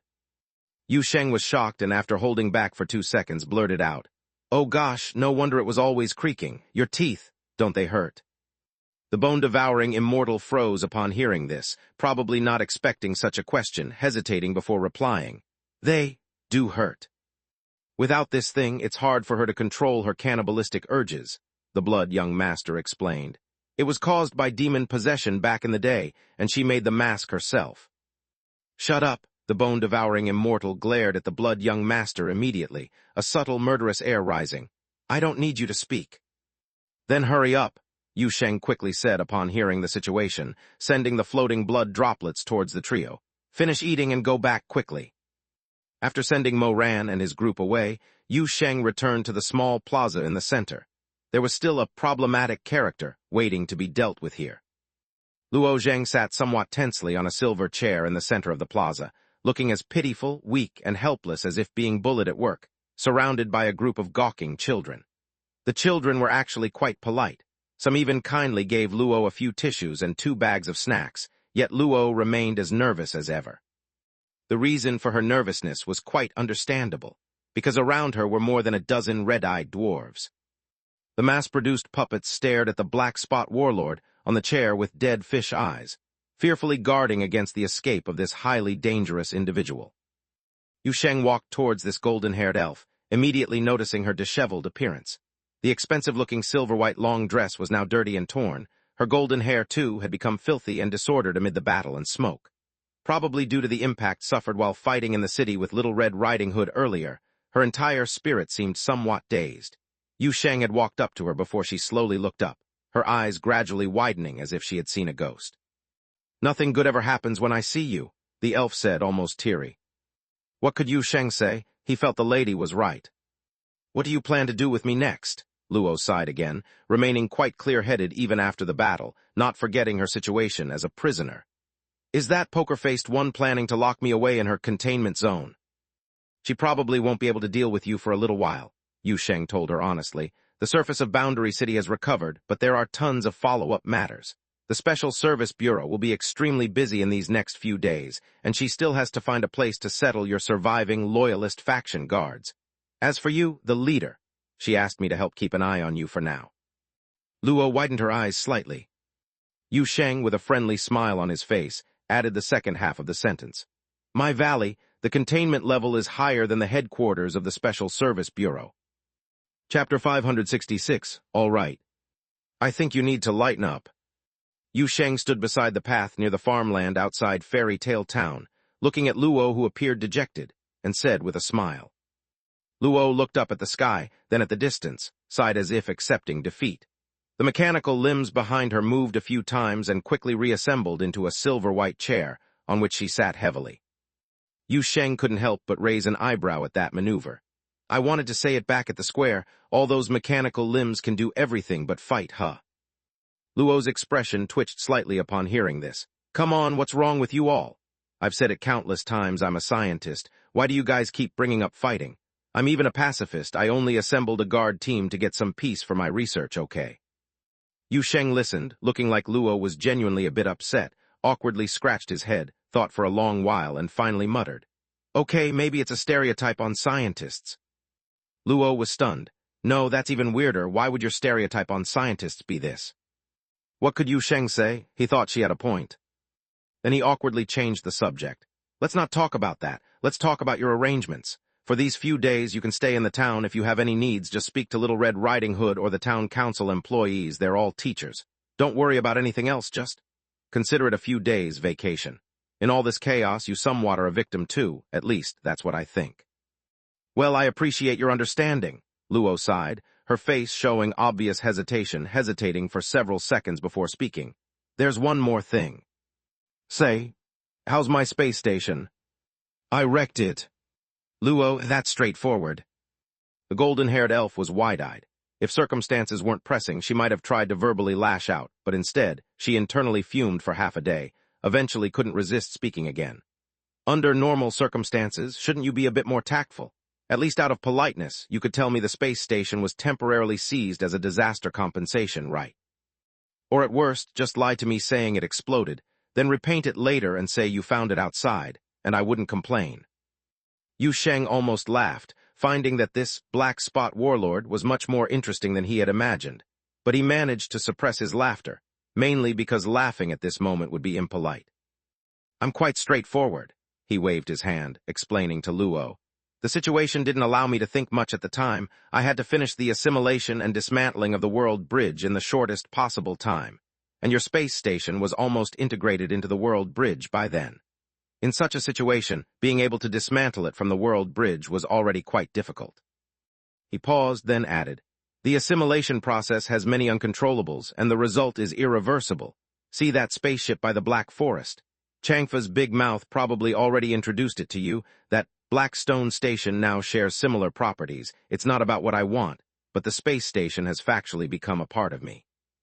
Luo opened her mouth, seemed to have a lot to say, but swallowed most of it back, just raised her hand and messed with her own messy hair, sounding a bit subdued. So where is it now? I temporarily sent it to Feiyu Star Domain. I have an industrial planet over there, Yu Sheng casually said. Luo paused her hair-rubbing action, somewhat sluggishly lifted her head. Why do you even have an industrial planet? Yu Sheng, I wrecked it. Luo. The elf mechanic was dumbfounded. She originally thought Yu Sheng was just well-connected, with vast skills and abilities, capable of influencing quite a bit in Boundary Land and Feiyu Star Domain due to his hunting angel prowess. So when the travel agency had various reinforcements appearing wave after wave when Boundary City was in trouble, she never expected. This angel hunter's vast skills turned out to be beyond even her wildest expectations. Yet Yu Sheng seemed unaware of Luo's dramatic expressions, continuing as if to himself. To be honest, that space station is quite severely damaged. It's pretty much like completely scrapped except it hasn't disintegrated. Sending it to Feiyu Star Domain is mainly for repairs. I'm actually quite puzzled. The primary area erosion of the world bridge should be around the core laboratory, right? Then, why is there a massive penetrating damage in the space station from edge to core zone? It seems like it was punctured by some kind of mass weapon. You ask me, who should I ask? Luo was a bit grumpy. You've openly taken it, how's that got anything to do with me? Yu Sheng realized she had a point and sheepishly smiled without saying more, just gazing at the distant scenery with her. The time was nearing dusk, no sunrise or sunset in the valley, but slowly converging clouds in the sky and the sunset from the fairy tales subset, with nightfall rising from the direction of the Black Forest, gradually moving towards the town. A night group bearing the Cat King's flag was passing down the main road outside the town. Heavy drones buzzed as they flew towards the town, with baskets filled with mushrooms and berries from the Black Forest.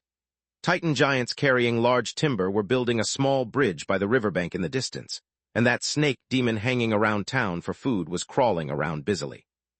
Sounds of children shouting and playing could be heard from the amusement park in the town.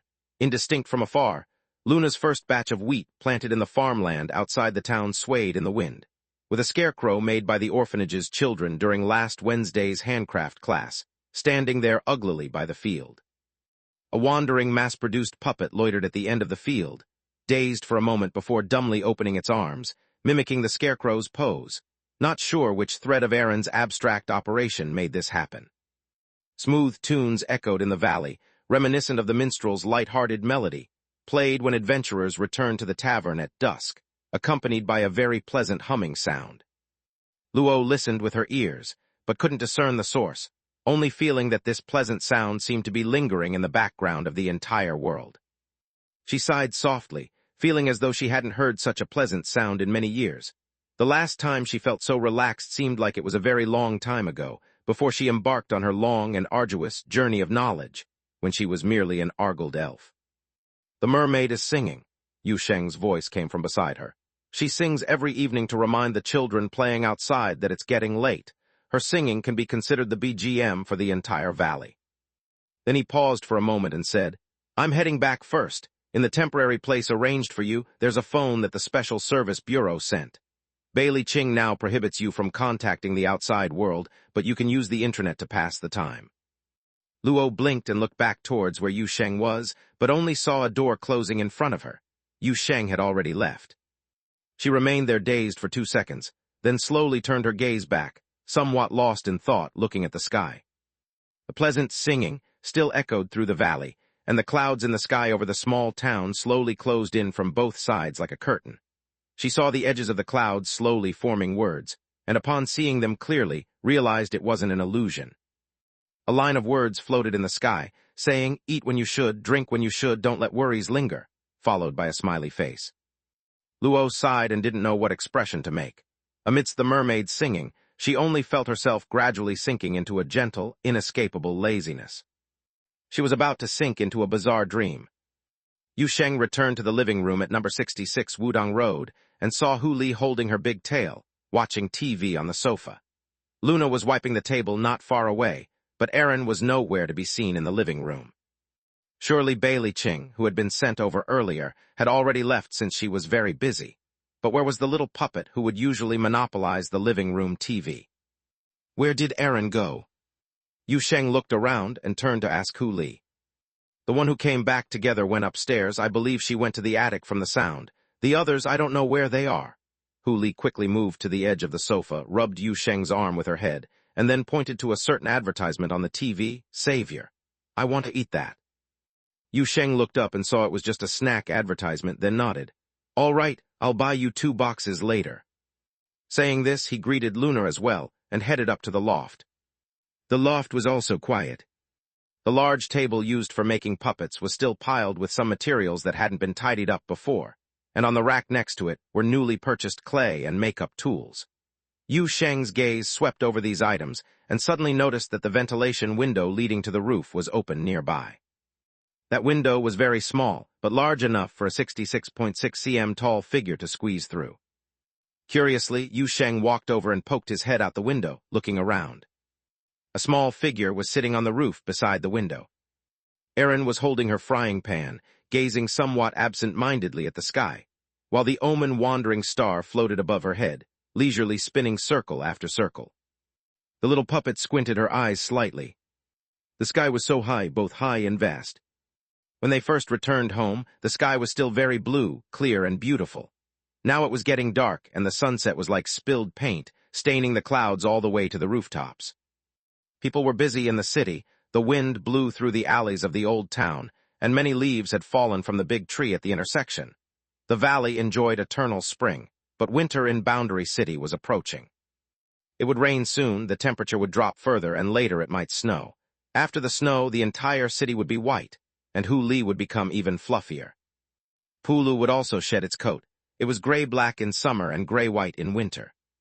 She recalled how long ago those who told her stories in the divine temple seemed to have spoken of these things. The clear blue skies, the beautiful sunsets, the bustling cities, the snow that falls in winter, and the normal cycle of the 4 seasons. A brand new feeling spread in her heart, calm yet joyful. The little puppet hugged her frying pan tightly and smiled happily. Great. Chapter 567, Returning to Normal, but the track is crooked. Yu Sheng quietly retreated without disturbing the puppet sitting on the rooftop, enjoying the scenery. He patiently waited beside the big table in the attic, and after a while he heard a slight noise from the rooftop. Erin quietly slipped back through the ventilation window. The little puppet lowered herself backward, letting her legs hang in the air, and dragged a frying pan inside. She awkwardly held onto the pan handle with one arm while gripping the window frame with her other hand, slowly lowering herself in height, and then got stuck hanging there. Yu Sheng had no idea how she managed to get out, but it was clear that she hadn't considered the way back in. There's a problem. The panicked voice of the little creature came from the window. Can someone help? Yu Sheng, Yu Sheng. Crying and laughing, Yu Sheng walked over and casually lifted Erin off the window, turning her to face him. How did you get up there?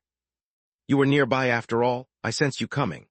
As soon as Erin saw Yu Sheng's face, she burst into a happy smile and proudly said, I stacked 3 other bodies together. Then those bodies went to the room to play games, and I forgot about them when coming down. Yu Sheng patted the little creature's head and casually placed her on the ground. Is everything arranged in the valley? Erin asked, clutching her frying pan and looking up. Where's the pointy-eared one and the group that Shuji brought? Yu Sheng raised his eyebrows. You've got 4 bodies in the valley. Do you need to ask me about the situation there? Only then did Erin scratch her head sheepishly. Right, but I didn't pay attention. The mass-produced bodies over there are set on auto mode, running scripts. Have you heard of them? The familiar chatter began again. The quiet little puppet enjoying the scenery on the rooftop seemed like a different person. Yu Sheng listened to her babbling and chuckled. After she rambled on about auto mode, scripts, starting a guild single-handedly, making alt accounts, and more, he finally spoke. Did you forget something? Erin was caught off guard by this, staring blankly and looking up. What? Yu Sheng glanced at the little creature and began walking towards the stairs. That body you just retrieved is still wrapped in Huli's tail. Erin instantly realized, quickly scrambling with her short legs to catch up. Wait for me. Are you going to fix my body now? Shall we start now? Let me tell you, back then I was 197 centimeters. I'm heading downstairs to cook first. Huli is still waiting hungrily. We'll talk after the meal, Yu Sheng said while walking. Also, this time it won't be me fixing it. I think we should contact real professionals for this. Erin was hopping down the stairs, holding her frying pan, and momentarily didn't register. Professionals? Who?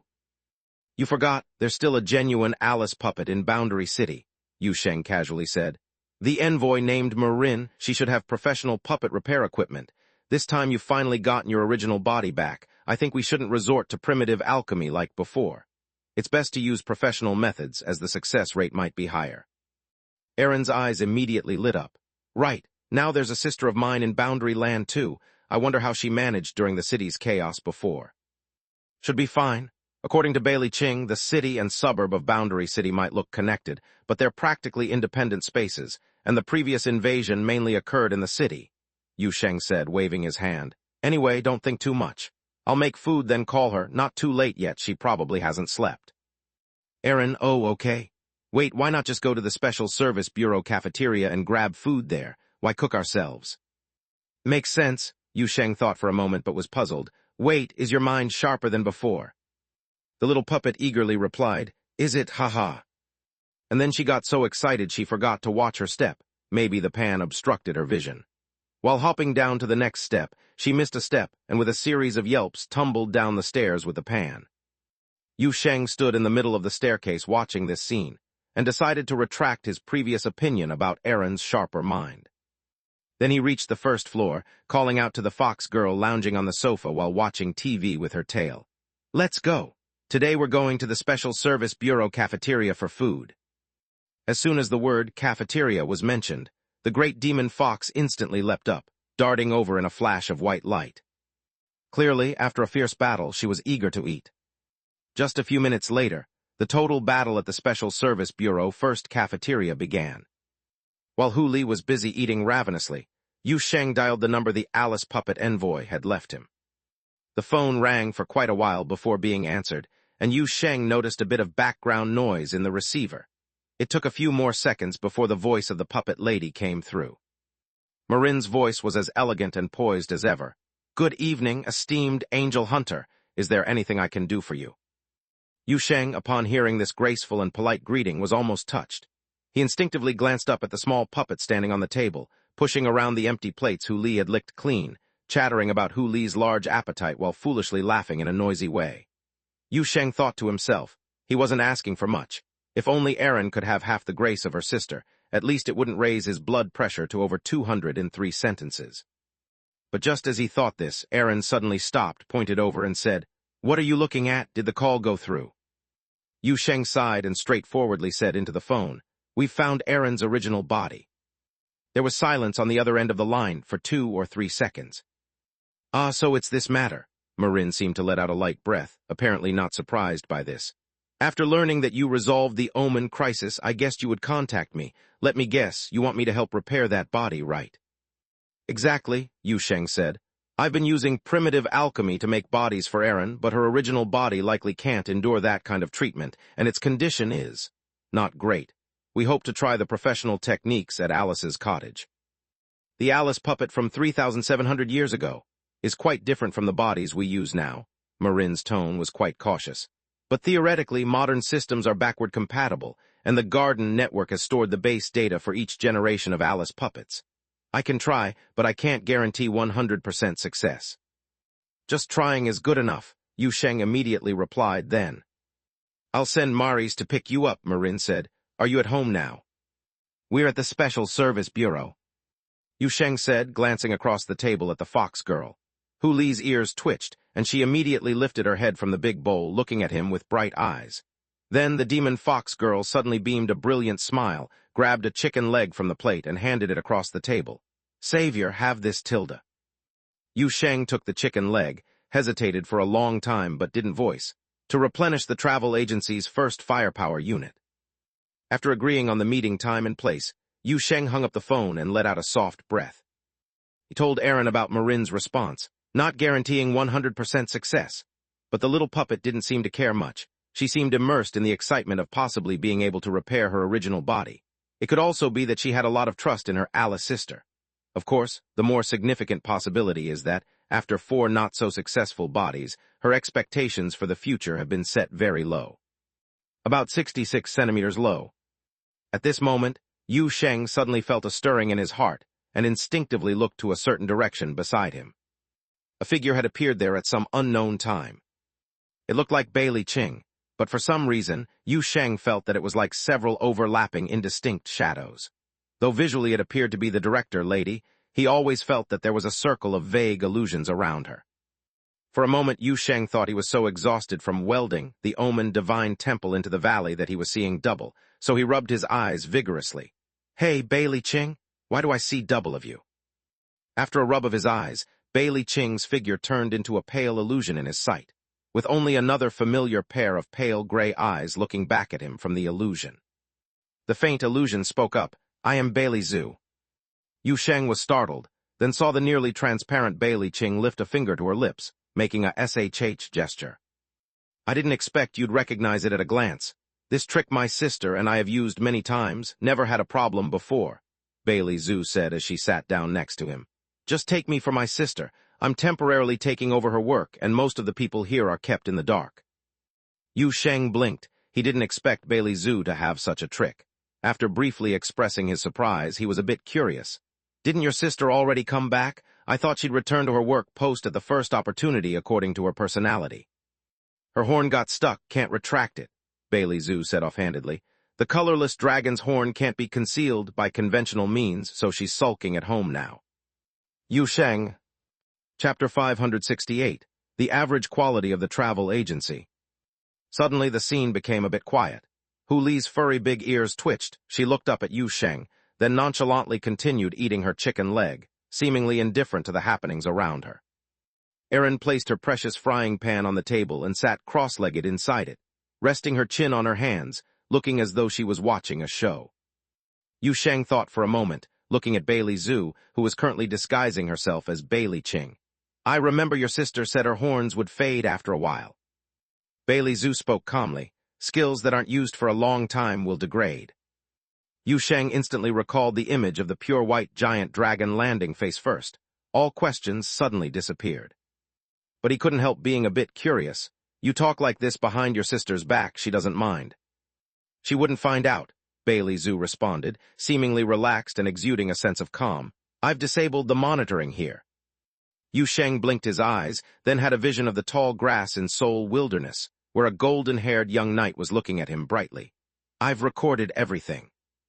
Blinking again, Yu Sheng saw Luna, who was standing perfectly serious next to him, slightly tilting her head and making a solemn "yes" gesture. Yu Sheng. Of course, Bailey Zhu didn't know about the communication interface between Yu Sheng and Luna in Seoul World, nor seemed to notice the small movements of the indifferent artificial saintess beside her. After chatting with Yu Sheng for a bit, she turned her gaze to Erin. The little puppet was currently sitting in her precious frying pan. From a certain angle, the pan seemed quite fitting for her size. Erin instantly reacted upon noticing Bailey Zhu's gaze. "What are you looking at?" "Just saying hello to the guest who visited this world 3,700 years ago." Bailey Zhu hesitated for a moment, with a faint smile seemingly appearing on her face. Yu Sheng wasn't too sure, as Bailey King Zhu in his vision was a blur. Even if her expression was rich, the resolution was low. "Although we've met many times, considering the special incident this time, I deemed it necessary to conduct a renewed and formal greeting." Erin pondered for a moment, then turned to Yu Sheng. "What's she mean?" "She's worried about the residual pollution from the omen goddess in you, and is coming to check," Yu Sheng said casually, then turned his eyes to Bailey Zhu. "Is that what you meant?" Bailey Zhu. "Yes, but we could be more tactful." "She doesn't understand tact." Yu Sheng gestured toward Erin, then shifted his tone. "Of course I understand. If she understood, she'd curse you." Bailey Zhu. "That's not what I meant." "I know," Yu Sheng interrupted her, gesturing dismissively. "After all, unlike the previous two Angel Falls, this Omen World Bridge incident is special. You need to ensure the security of Boundary Land." At this he paused, his expression suddenly turned somewhat serious. "She's not an omen, you can rest assured. Even if she is, you should rest easy." Bailey Zhu remained silent for 2 seconds, those eyes hidden in illusion slightly lowered. "All right, I understand." Erin sat in the pan, supporting her chin and looking at Yu Sheng, then at Bailey Zhu, suddenly realizing and pointed at the latter. "You." Yu Sheng pressed down the little puppet's arm with 2 fingers.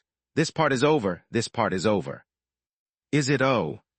Bailey Zhu silently watched the scene. Shortly after, a faint smile appeared on her face. She then slightly bowed and left her seat. "I won't disturb any more." She stepped back half a step. "By the way, Special Service Bureau just received a passage application from the embassy area at the border. I've opened a temporary special permit for it. The Mari's lady will be waiting for you at the Special Service Bureau headquarters parking lot." Bailey Zhu left. Hu Li finished eating her chicken leg seriously, tossed the clean chicken bone into her mouth to chew, emphasizing the ritual aspect, then wiped her mouth with a tail and looked at Yu Sheng with bright eyes. "Savior, she spent a third of her time looking at Erin, but 2/3 actually looking at you." Yu Sheng pondered for a moment, touching his chin. "Why was she looking at me?" "I don't know," Hu Li said, her ears twitching and suddenly perked up. "Ah, the fried balls are ready." Yu Sheng laughed. "Go ahead and eat. Mari's is coming from the border. Even going through shortcuts after entering the city will take a while."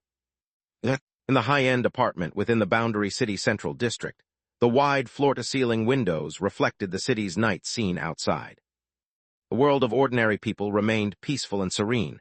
the citizens living in the surface layer were entirely oblivious to the crisis happening below their everyday lives, people busily living and working, while the city remained bustling under the night sky. Except for occasional talks of strange dreams during daytime naps, or brief mentions of bizarre thoughts during moments of distraction, everything in Boundary City seemed to be back on track. Only those out of sight of ordinary people, Special Service Bureau officers, deep dive team, council security group, hired detectives and investigators, would stay busy for a long time ahead. Bailey Ching's figure, reflected in the glass of the floor-to-ceiling window, wearing a nightgown, looked at the outside calmly. The bedroom light was off, and in the darkness, a pair of crystalline and elegant dragon horns seemed to spontaneously emit a faint glow, appearing somewhat unreal in the glass reflection. "How's the situation?" she asked in her heart. Bailey Zhu's voice echoed from within. "No signs of contamination, by my sight. That puppet remains mostly the same as before, just a bit more solid, consistent with the characteristics of soul completion, as we expected." Bailey Ching pondered. "What about Yu Sheng's situation?" "I still can't discern it, though I can definitely sense a subtle connection, almost as if a part of my essence is being influenced by him, but he seems unaware of this."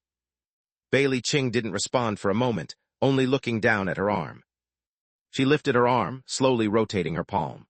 Suddenly, the slender human wrist was covered with fine scales, transforming into a jagged dragon claw and then quietly returned to the shape of a human hand. During the transformations, faint red lines could be glimpsed, appearing in the gaps at the edges of the scales. "Sister, I don't understand," Bailey Zhu's voice suddenly rang out in her mind again. "Regarding the so-called blood transfer ritual, it was you who contacted the blood. Why am I also marked? And you seem to have anticipated this from the start." Zhu Bailey Ching interrupted her. "You are my illusion." The voice in her mind fell silent. After several seconds, Bailey Zhu spoke again. "I thought I already existed independently from you. After all these years, I've been continually breaking away from your control." "Now it's proven that you haven't," Bailey Ching said casually. "You are my illusion, freedom is your illusion." "All right, it's not something I can't accept," Bailey Zhu reacted calmly, "and we've also figured out another thing. Yu Sheng's blood transfer is indeed not a typical contamination or transformation. It can affect not only actual things, but even illusions." "Right," Bailey Ching responded. After hesitating for a moment, she asked, "Do you mind being just an illusion?" "Seems like I do a bit." "Then this sense of mind is at least real, and it belongs solely to you. You really know how to comfort people." Bailey Ching didn't pay attention to the teasing voice in her mind.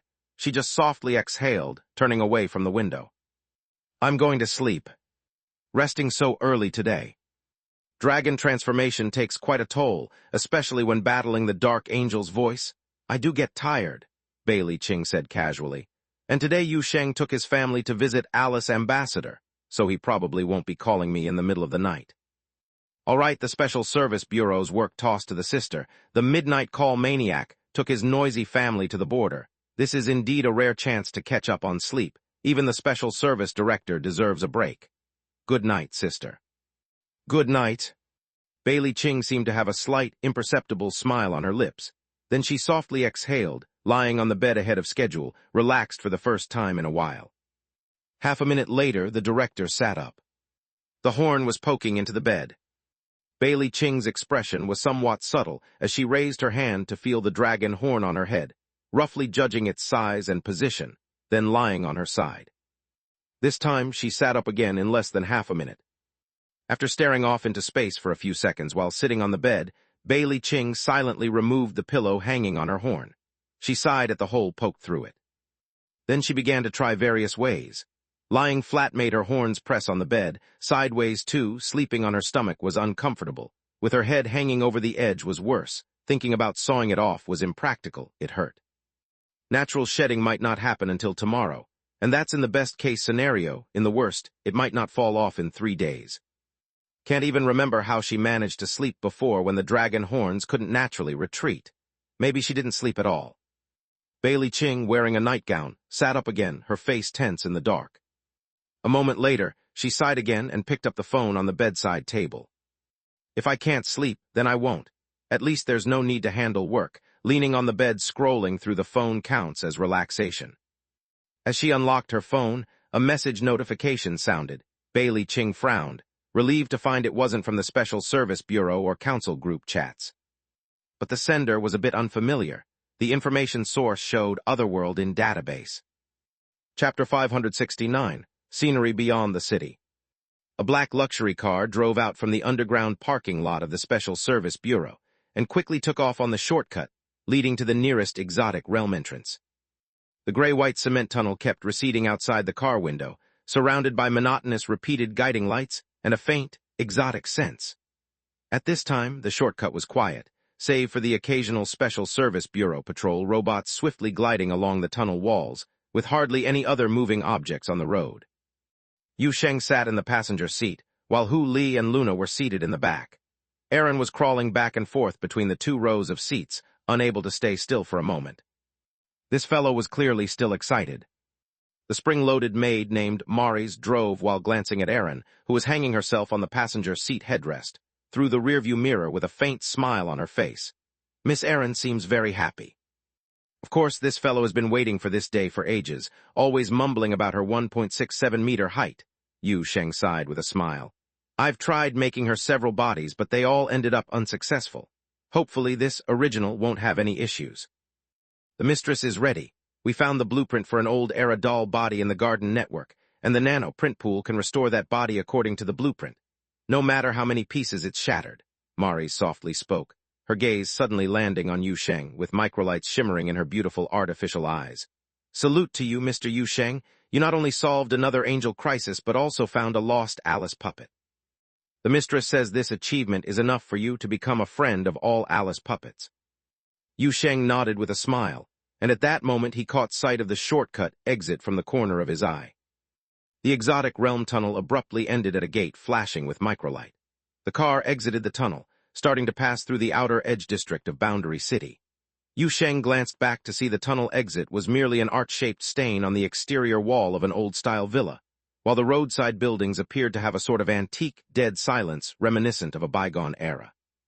A seemingly deserted old-style villa, vacant abandoned apartments, a construction site undergoing demolition work, dim streetlights illuminating the chilly night, and an almost empty, quiet road. Occasionally, some figures appeared nearby, seemingly agents from the Special Service Bureau. It felt like a zone abandoned by time, frozen on the edge of people's memory. This is my first time coming so close to the city border. Yu Sheng widened his eyes, looking at the scenery outside the window with a tone of reverence. So this is what the outer areas of Boundary City look like. Said that Boundary City's Edge City District isn't for people to live in, but is left for those invisible entities, Maurice mentioned casually. Some are spiritual bodies wandering in the suburbs, others are exotic substances generated during the city's operation, and even some low-risk entities in tacit agreement with the Special Service Bureau. Because the Edge City District's nature is almost like the exotic realm, those entities hide in these seemingly abandoned buildings. Maurice paused, continuing in a tone resembling that of a tour guide. Beyond the human vision, these abandoned houses are brightly lit and bustling, with a small alien species society hidden in this circular abandoned neighborhood, monitored by the Special Service Bureau, living in peace with the human world. Yu Sheng looked somewhat surprised at the spring-loaded maid driving. You're quite knowledgeable, aren't you guys from elsewhere? Maurice, the tourist handbook says. Yu Sheng, tourist handbook. Yes, Maurice nodded. For visitors from outside, the Boundary Land is a well-known tourist destination in the universe.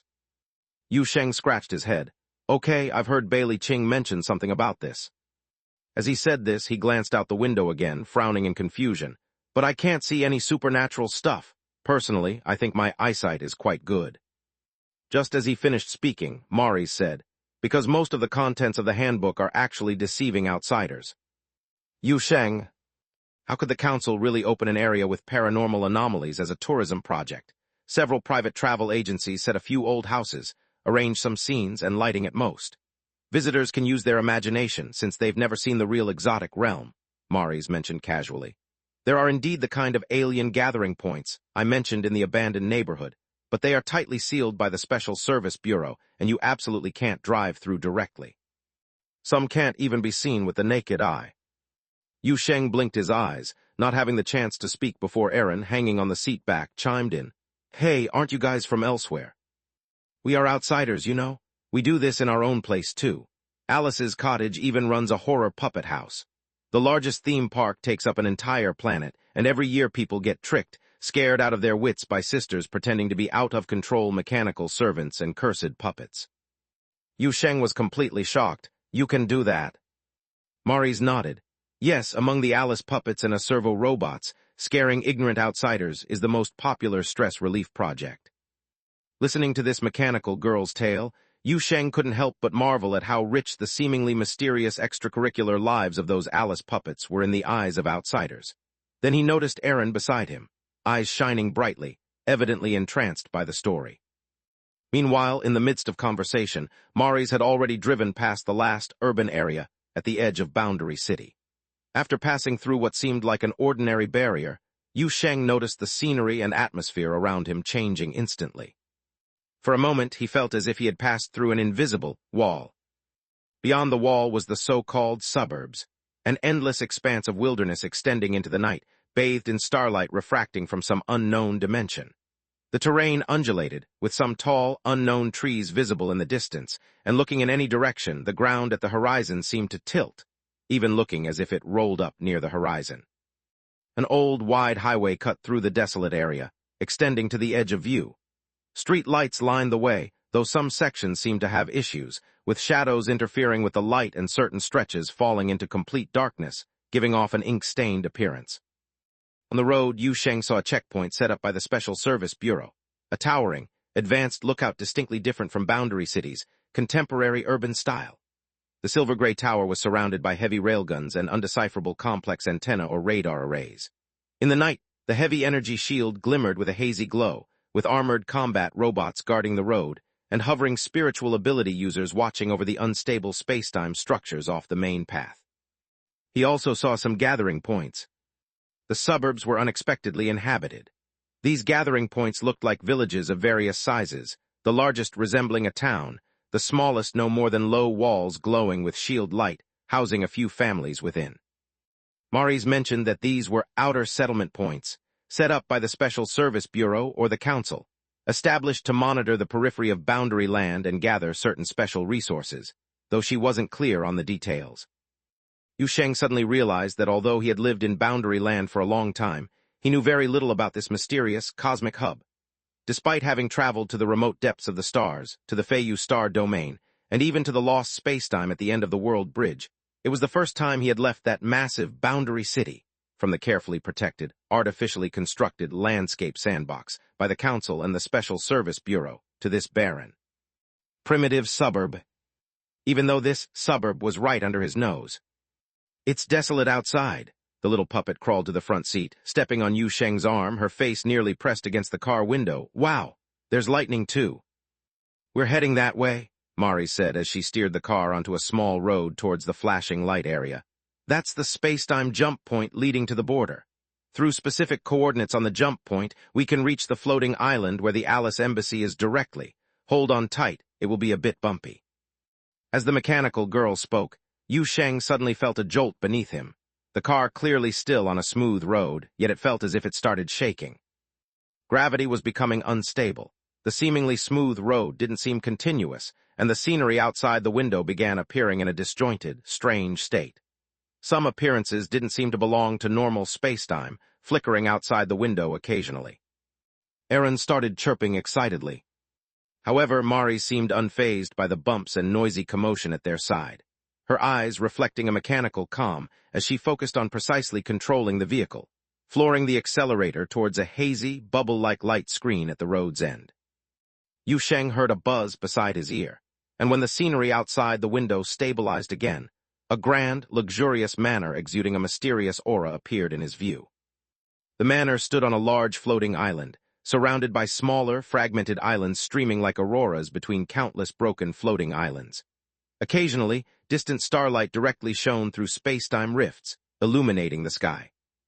A vast, lush garden surrounded the manor, where many faceless, low-level puppets were busily working. The vehicle stopped at the manor entrance, and as Yu Sheng and the others got out, they saw the Alice envoy named Marin standing at the door, smiling. Chapter 570, Repairing the Shell. If not seen with his own eyes, Yu Sheng would probably find it hard to imagine such a scene in the border region of boundary land. and even harder to imagine a mysterious Gothic mansion standing amid these fragmented, desolate floating islands, giant rocks, and auroras, especially with a bunch of faceless mannequins wandering in the garden beside it, making his mind instinctively conjure words like witch's house or cursed mansion at first glance. With this aesthetic, Yu Sheng pondered that this setting should at least be a level 40 dungeon in a game, especially the 2 holes on the mansion's side roof, which looked incredibly impressive, exuding a dark, destructive, mysterious aura. One wonders what the initial renovation idea was. Yu Sheng carried Aaron, followed by Hu Li and Luna, the 4 of them looking up, somewhat bewildered at the 2 large holes on the side roof, too distracted to greet Marin. 2 seconds later, Marin couldn't hold it anymore, turning slightly awkwardly. There is a reason for this. Yu Sheng blinked, looking at the living doll before him. Mari's side beside him. It's related to the previous battle. Yu Sheng became more confused. Previous. Was the battlefield within the Boundary City Range 2, even extending to the border? Not exactly. Marin adjusted her expression, seemingly trying hard to divert the guest's attention from the large holes on the roof. But previously, the space rifts above Boundary City had spread over the outskirts, and we were unable to determine the extent of the fragmentation zone, so. She awkwardly paused here, and Mari's directly supplemented the follow-up. So the mistress decided to activate the floating island engine for an emergency evasive action. Hu Li was curious on what happened then. Next door was the castle of Bamasa Hermit Association. They also decided to take emergency evasive action. Yu Sheng and the others. Then Aaron stretched her neck, looking around. Marin, no need to look. Their castle's main building collapsed and warped back for repairs. It's unclear if it was an illusion, but the living doll seemed a bit smug saying this, even obscuring the earlier awkwardness. Yu Sheng listened with a shocked expression. It was his first time knowing buildings could also rear-end each other, especially since in the prior fierce battle, most areas of Boundary City were protected unscathed by the spiritual fox system, yet the 2 embassies outside the battlefield were bumped. What model of mishap was this? Let's go inside first, Marin dry coughed, interrupting this somewhat awkward conversation and made an inviting gesture. The wing building will be repaired soon, and the main areas there are just the viewing platform and space laboratory. The puppet printing room was not affected, so it won't interfere with today's repair plan. Upon hearing this, Yu Sheng immediately reacted and hurriedly followed behind. They passed through the mansion's main hall and were led by Marin and Mari's through a long corridor lined with many oil paintings. Along the way, Yu Sheng saw many low-level puppets at work, as well as servo-robots similar to Mari's, albeit evidently lower grade, and seemingly lacking Mari's agile intelligence. The Gothic mansion filled with mysterious atmosphere, guided by living dolls and spring-loaded maids, deep and long corridors, ancient oil paintings, and faceless mannequins and mechanical attendants everywhere. Yu Sheng thought this place would indeed be suitable for a themed horror house. No renovation needed, just turn off the lights and station a ticket seller at the entrance. Afterward, the group reached the mansion's depths, arriving at a place called the Puppet Printing Room. The chamber lights up, and Yu Sheng sees a series of incomprehensible control equipment and server units arrayed alongside the room walls. A massive water tank, placed on a platform at the room's center, with a silver-gray nanomachine cluster slowly surging within, and dizzyingly complex data charts displayed in the holographic projection before the tank.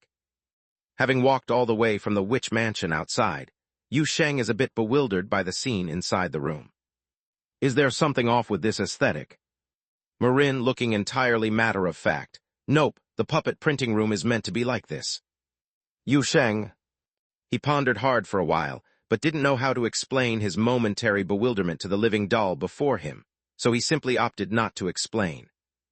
Marin then instructed the spring-loaded maid to adjust the printing device parameters, raising a hand to point at a section of alloy platform beside the tank.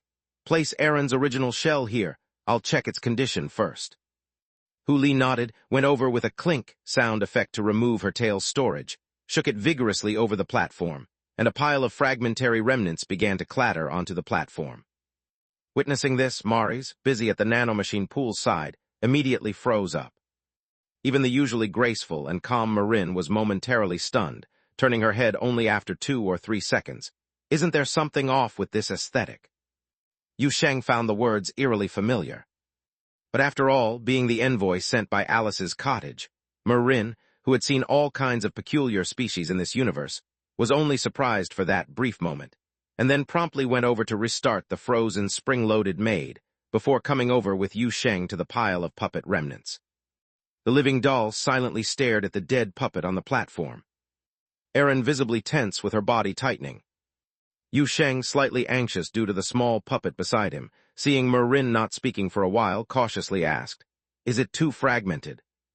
Marin opened her mouth, squeezing out a sentence from her throat. "It is a bit." Then she held back for a few more seconds, but finally couldn't resist. "I had heard you mention that Aaron's original body was shattered by the Omen goddess, but you didn't say it was pulverized." Yu Sheng hurriedly made amends. "You can't say it like that. You see, there are still many large pieces here. The limbs, torso, and head all have relatively complete structures. It's just that there are quite a few fragments from where they've broken off. In theory, it shouldn't be so fragmented. Even when disassembled, the Alice puppet retains mostly intact joint structures. Whether it's an old generation or a new generation body, they all have a high degree of toughness." Marin frowned. "I can only say that the power of the alien god was too strong. It seems to have exceeded the damage control limits of this body." Aaron, while pulling on Yu Sheng's hair, anxiously looked at Marin. "Then, can it still be repaired?" Marin thought seriously for a moment, then nodded. "Yes, but it might require more computational power and a nanomachine swarm. I need to completely reconstruct those shattered structures. Rest assured, it's not an issue. I have already stockpiled sufficient materials in advance." Yu Sheng breathed a sigh of relief upon hearing this. "That's good, as long as it can be repaired." Aaron, while also relieved, thought of something else. Right, I remember you mentioned an Alice secret key back then. I still haven't figured it out." "It's okay, once we found the original body, there'll be no need to worry about the secret key. As long as this body is activated, you'll naturally regain your secret key." Marin waved her hand. "And I see you've also retrieved your frying pan. With it, your chances of reconnecting to the garden network will greatly improve." Even though Aaron didn't fully understand, she obviously realized all of this was good news, and she happily smiled. Marin then looked towards the spring-loaded maid in front of the pool. "Maris, are you ready?" "Yes, Miss Marin, the nanomachine swarm is ready." A slight mechanical friction sound, and the humming of machinery operating came from beneath the alloy platform. Yu Sheng watched as the platform slowly lifted and was taken over by a complex set of mechanical arms, brought to the center above the tank, where the silvery-gray nanomachine swarm began to surge. The platform stacked with puppet remnants descended, gradually immersing into the viscous metal solution. The puppet remnants were completely submerged by the nanomachine swarm. The various devices in the room started to buzz, and parameters on the holographic projection in front of the tank continually refreshed, revealing the outline of a complete puppet body. The blue color blocks, representing the progress of repair, began to fill the outline. Maris pulled a cable from the side of her ear and plugged it directly into the console, while monitoring all system parameters and reporting the current status. Original body identification sequence read, matching pool alignment, candidate sequence 85 available. Loading base blueprint, printing missing skeleton and critical structures. Repairing Alice secret key rewriting. Beginning to print missing skin. Hu Li, standing beside, widened her eyes, grasped Yu Sheng's arm with her hand, her tail swaying with a look of wonder on her face. "Wow! Aaron, the birth process of your body is way cooler than before, at least it looks pretty professional." Even Luna, who usually didn't get along with Aaron, nodded in agreement this time. "Yes, right." Aaron continued to hold tightly onto the handle of her beloved frying pan with one arm and Yu Sheng's head with the other. "Well, of course, I'm quite impressive." The little puppet was trembling with nervousness. Yu Sheng worried that she might drop the pan onto his toes. Just when he couldn't help but want to ask Marin how long the repair process would take, the hum of various surrounding equipment began to gradually quiet down. The entire process was faster than he'd expected, and it appeared to go exceptionally smoothly. The alloy platform that had previously been submerged in the tank rose again. The blonde puppet in a dress lay quietly on the platform, her body intact, eyes closed as if in a deep sleep. There was a calm silence in the puppet printing room. Even Aaron herself, who was usually the most loud-mouthed, was quiet now. Yu Sheng slowly approached the platform, gazing at the golden-haired puppet lying on it. Her face was actually identical to Aaron's, just with a different hair color and physique, making her look distinctly different from what he remembered. The little puppet jumped down from Yu Sheng's shoulder, hopped onto the platform, stood beside her original body, stared at her own face for a while before looking up. I told you, I'm 1 meter 67. Yes, you're 1 meter 67, Yu Sheng laughed, pressing a hand on the little puppet's head. Now try going back into your new body. Okay.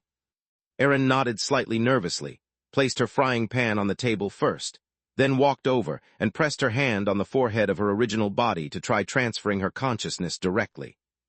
A few seconds later, nothing happened. She stood there in a daze for a moment before slowly turning her head to look at Yu Sheng, confused. Yu Sheng, there's no reaction. Chapter 571, Sis, your glue does stick.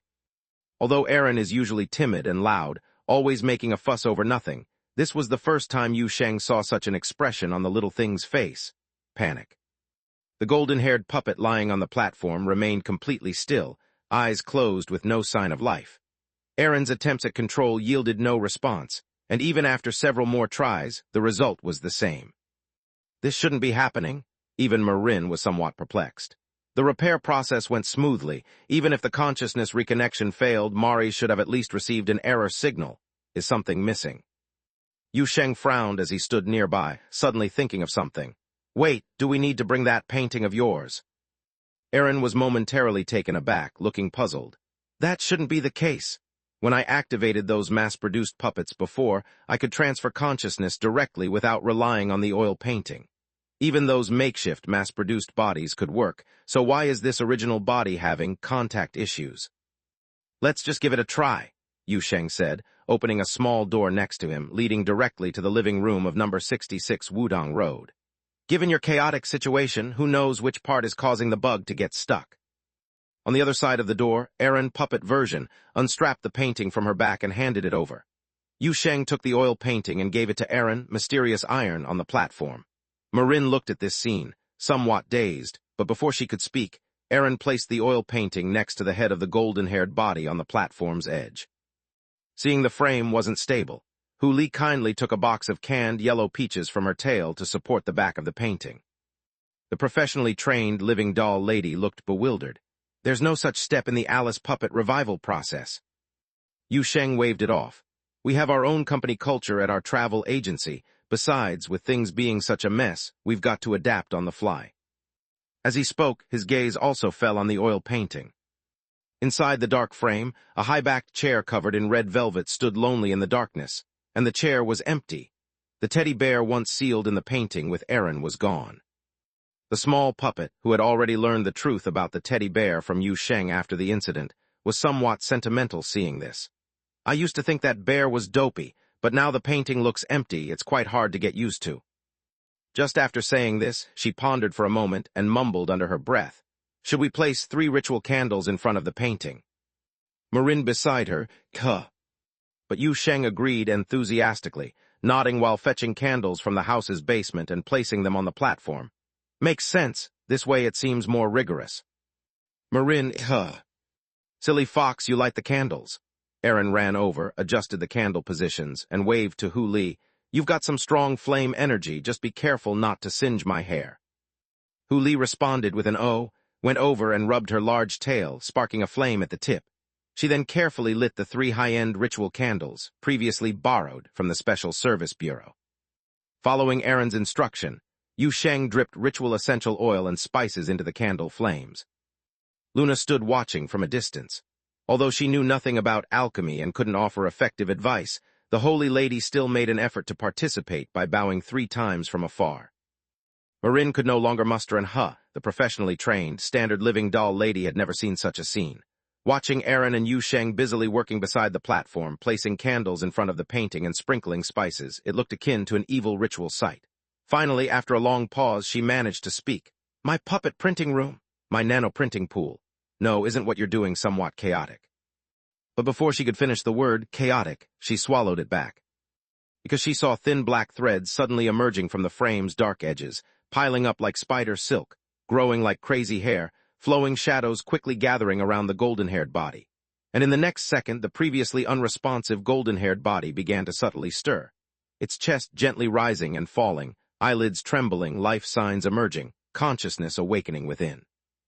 This scene seemed somewhat strange, but a report came from Mari's monitoring the entire system. The awakening process had successfully initiated.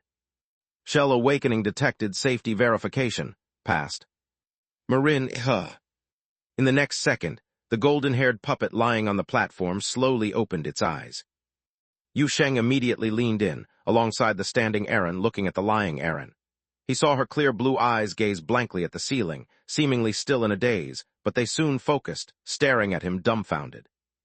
Yu Sheng looked at the golden-haired, blue-eyed pretty girl in front of him, feeling briefly that this face seemed somewhat unfamiliar.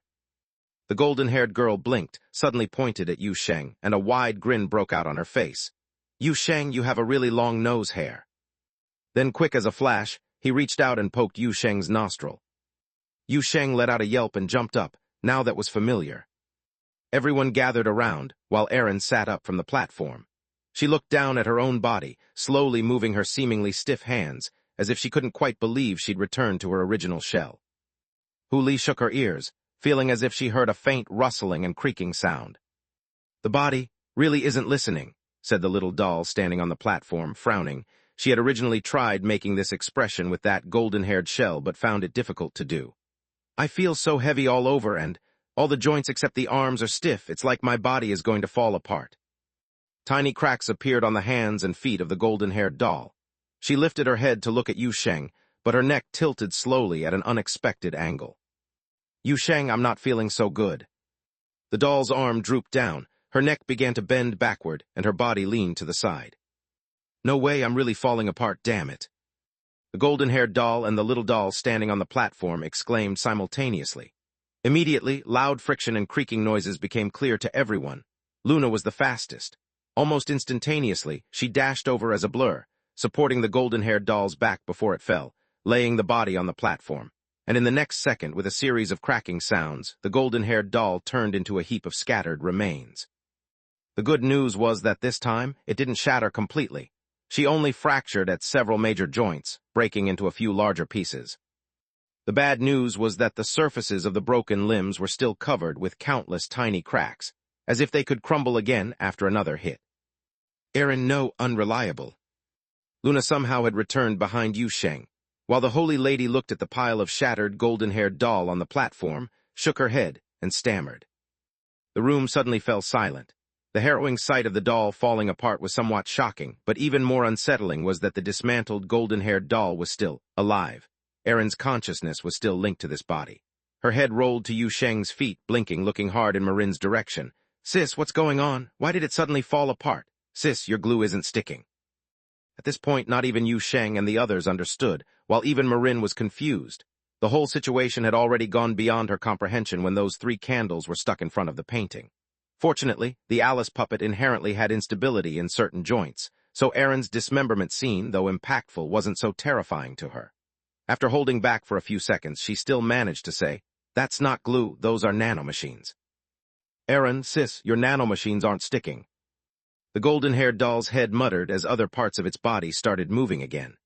Yu Sheng watched as one of its arms detached from the torso, awkwardly crawling on the platform with a few fingers, then fell off the edge halfway and was caught by Hu Li, who placed it back onto the platform.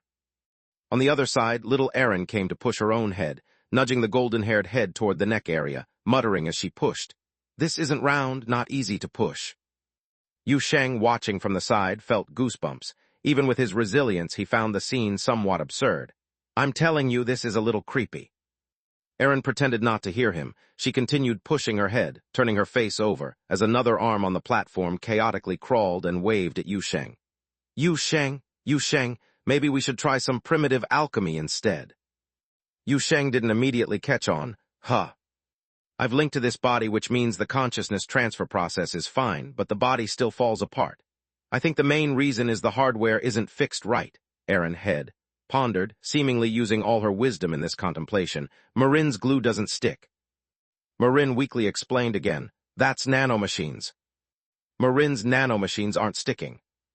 Yu Sheng understood. Erin was asking him to find some sticky materials. "Well, that's simple. It's a traditional skill of the travel agency." "All right, let's try some primitive alchemy then." Yu Sheng nodded, but hesitated a bit before proceeding, glancing at Marin. Don't mind if we try another approach right here. Mainly because Aaron's body might not be suitable for moving again. Breaking further would be hard to reassemble. Looking at the six-way split Aaron on the platform, then at the unfathomable angel hunter in front of her, Marin nodded reflexively in her confusion. And then she saw the artificial saintess, usually quiet, elegant, and serene, suddenly rush up and stab Yu Sheng's arm with one swift motion. Marin. Chapter 572, Primitive Alchemy Still Wins. What is the feeling of helplessness when facing reality? It is a feeling that both humans and puppets inevitably encounter when facing the unpredictability of fate. It's like having a nanomachine system that is considered advanced worldwide, puppet repair technology inherited from the ancient saints, computational support from the Garden Network, and hundreds of years of practical experience. Yet now lying on the table is a patient combined with a dark angel. All expertise and technology applied end with the patient shattered, and the dismembered body still lays there saying your nanomachines don't stick. What's more deadly is the patient's relatives on the side couldn't stand it anymore, and said this technology is unreliable and needs some high-tech. Just when you were wondering what high-tech is, you see the relatives pulling out a knife. Then they started primitive alchemy, using blood, clay, spices, and adhesives to stick the patient's arm. At that moment, the feeling is called helplessness in facing reality. And more helpless was when they actually got it stuck, even better than nanomachines. Marin had never seen such chaotic and absurd operations in her life, and the traditional craftsmanship of the angel hunter and his gang evidently exceeded her understanding. He just watched as Yu Sheng was bleeding. Then the nine-tailed fox beside him poured out many bits and pieces from its tails, including alchemy materials, kitchen supplies, hand tools, and other stuff that seemingly had nothing to do with puppet repair. She watched as Yu Sheng mixed these materials together in ways and proportions full of wild imagination and personal flair, and then she watched in astonishment as these suspicious mixtures came alive. The clay began to breathe, blood seeped into the spices and oils, and the cracking candle flame seemed to celebrate the new life. In the temporary container holding the mixtures, the brilliance of spirituality and vitality was dazzling. Marin withdrew her gaze and saw Mari's disconnecting from the nano-tank. The servo assistant was staring blankly at the situation on the alloy platform, only turning her head after a long time, looking shocked. The voice of the servo assistant came from the mental link. Miss Marin detected strong life reactions and spiritual energy waves. I know, Marin said in her heart. Don't interrupt, record the process. Understood. Yu Sheng didn't mind what Marin and Mari's were doing. At this moment, he was carefully applying the enchanted clay mixed with his blood onto Aaron's cracked arm and calf, watching these mixtures instantly integrate with the puppet's limbs, staining with skin colors in the blink of an eye. The cold, stiff puppet limbs gradually softened, began to show warmth, followed by a rosy hue. He knew that primitive alchemy worked. Oh, how embarrassing! The little puppet beside him was helping while chirping. Why do I feel like you're a pervert? You were more perverted when you pushed your own head around. Yu Sheng didn't raise his head as he was busy, only looking up after repairing the golden-haired puppet's leg. The crack in this leg has been fixed, just need to reposition the joints. You install it yourself. Aaron then struggled to lift her leg. It's quite heavy. Yu Sheng waved his hand and casually grabbed a golden-haired puppet's arm. This arm had been crawling around on the platform, always busy like Aaron's body. In this moment it had circled the edge of the platform 3 times. Stop moving, will you? The fingers are about to break. The golden-haired puppet's head went on the platform, and the arm finally quieted down. Yu Sheng sighed and continued to work. To be fair, this feeling was indeed different from when he helped Aaron create the body before. The real-size limbs aren't like the 66.6 cm puppet shell, not to mention these limbs are alive now. But he couldn't raise a single wicked thought. The reason. Let's say the limbs crawling all over the platform overshadowed everything from an eerie perspective. Not to mention there was a golden-haired puppet's head beside him, swaying left and right while chirping, occasionally singing out of tune, making such a racket. Yu Sheng, the golden-haired puppet head spoke again, somehow exerting herself to sway sideways, then rolled half around with half her face pressed against the platform. Look, I can spin with my tongue, just need this. Hey, seems the tongue isn't long enough. Yu Sheng, I can't roll back over. Yu Sheng's brain was boiling, grabbing this noisy head. Now calm down. I'm going to repair the cracks on your face, then touch up. Randomly moving could ruin your look, I'm telling you. So the golden-haired head finally quieted down, and Yu Sheng relaxed a little, starting the final repair work. But the 66.6 cm tall little puppet Aaron popped and ran over. "You Sheng, can this body talk? Check if I've attached my hands the wrong way around." Yu Sheng. He somewhat missed the first time he pinched the clay doll for Aaron. Back then, she was so obedient in the painting, though the character creation was rather flat. "Savior seems quite busy." Hu Li was watching the commotion with Luna beside him, couldn't help but whisper quietly to the latter, "I think the house will be more lively in the future." Luna turned her head to glance at Hu Li with a slight delay. Right. But anyhow, Yu Sheng finally completed the final repair work. He carefully filled the cracks on Aaron's golden hair, face, gently wiped off the powder on her cheeks, and after confirming there were no omissions, he motioned to the body on the platform. Aaron controlled her headless body to sit up. "Good, just stay in this position and don't move around," Yu Sheng said as he installed the puppet's head onto her body, slightly adjusting the angle after making sure the hair wasn't caught in the joints. The process looked almost like a coronation. A click sound came from the spherical joint as it reset. The blonde girl on the platform blinked, somewhat clumsily raised her hand, and turned her head from side to side. Then she lowered her head, flexing her limbs and slowly clenching and unclenching her fists a few times. "Primitive alchemy is still necessary." She became happy, looking up towards Marin. "Sis, I told you your nano swarms don't stick." Marin at this point didn't want to explain.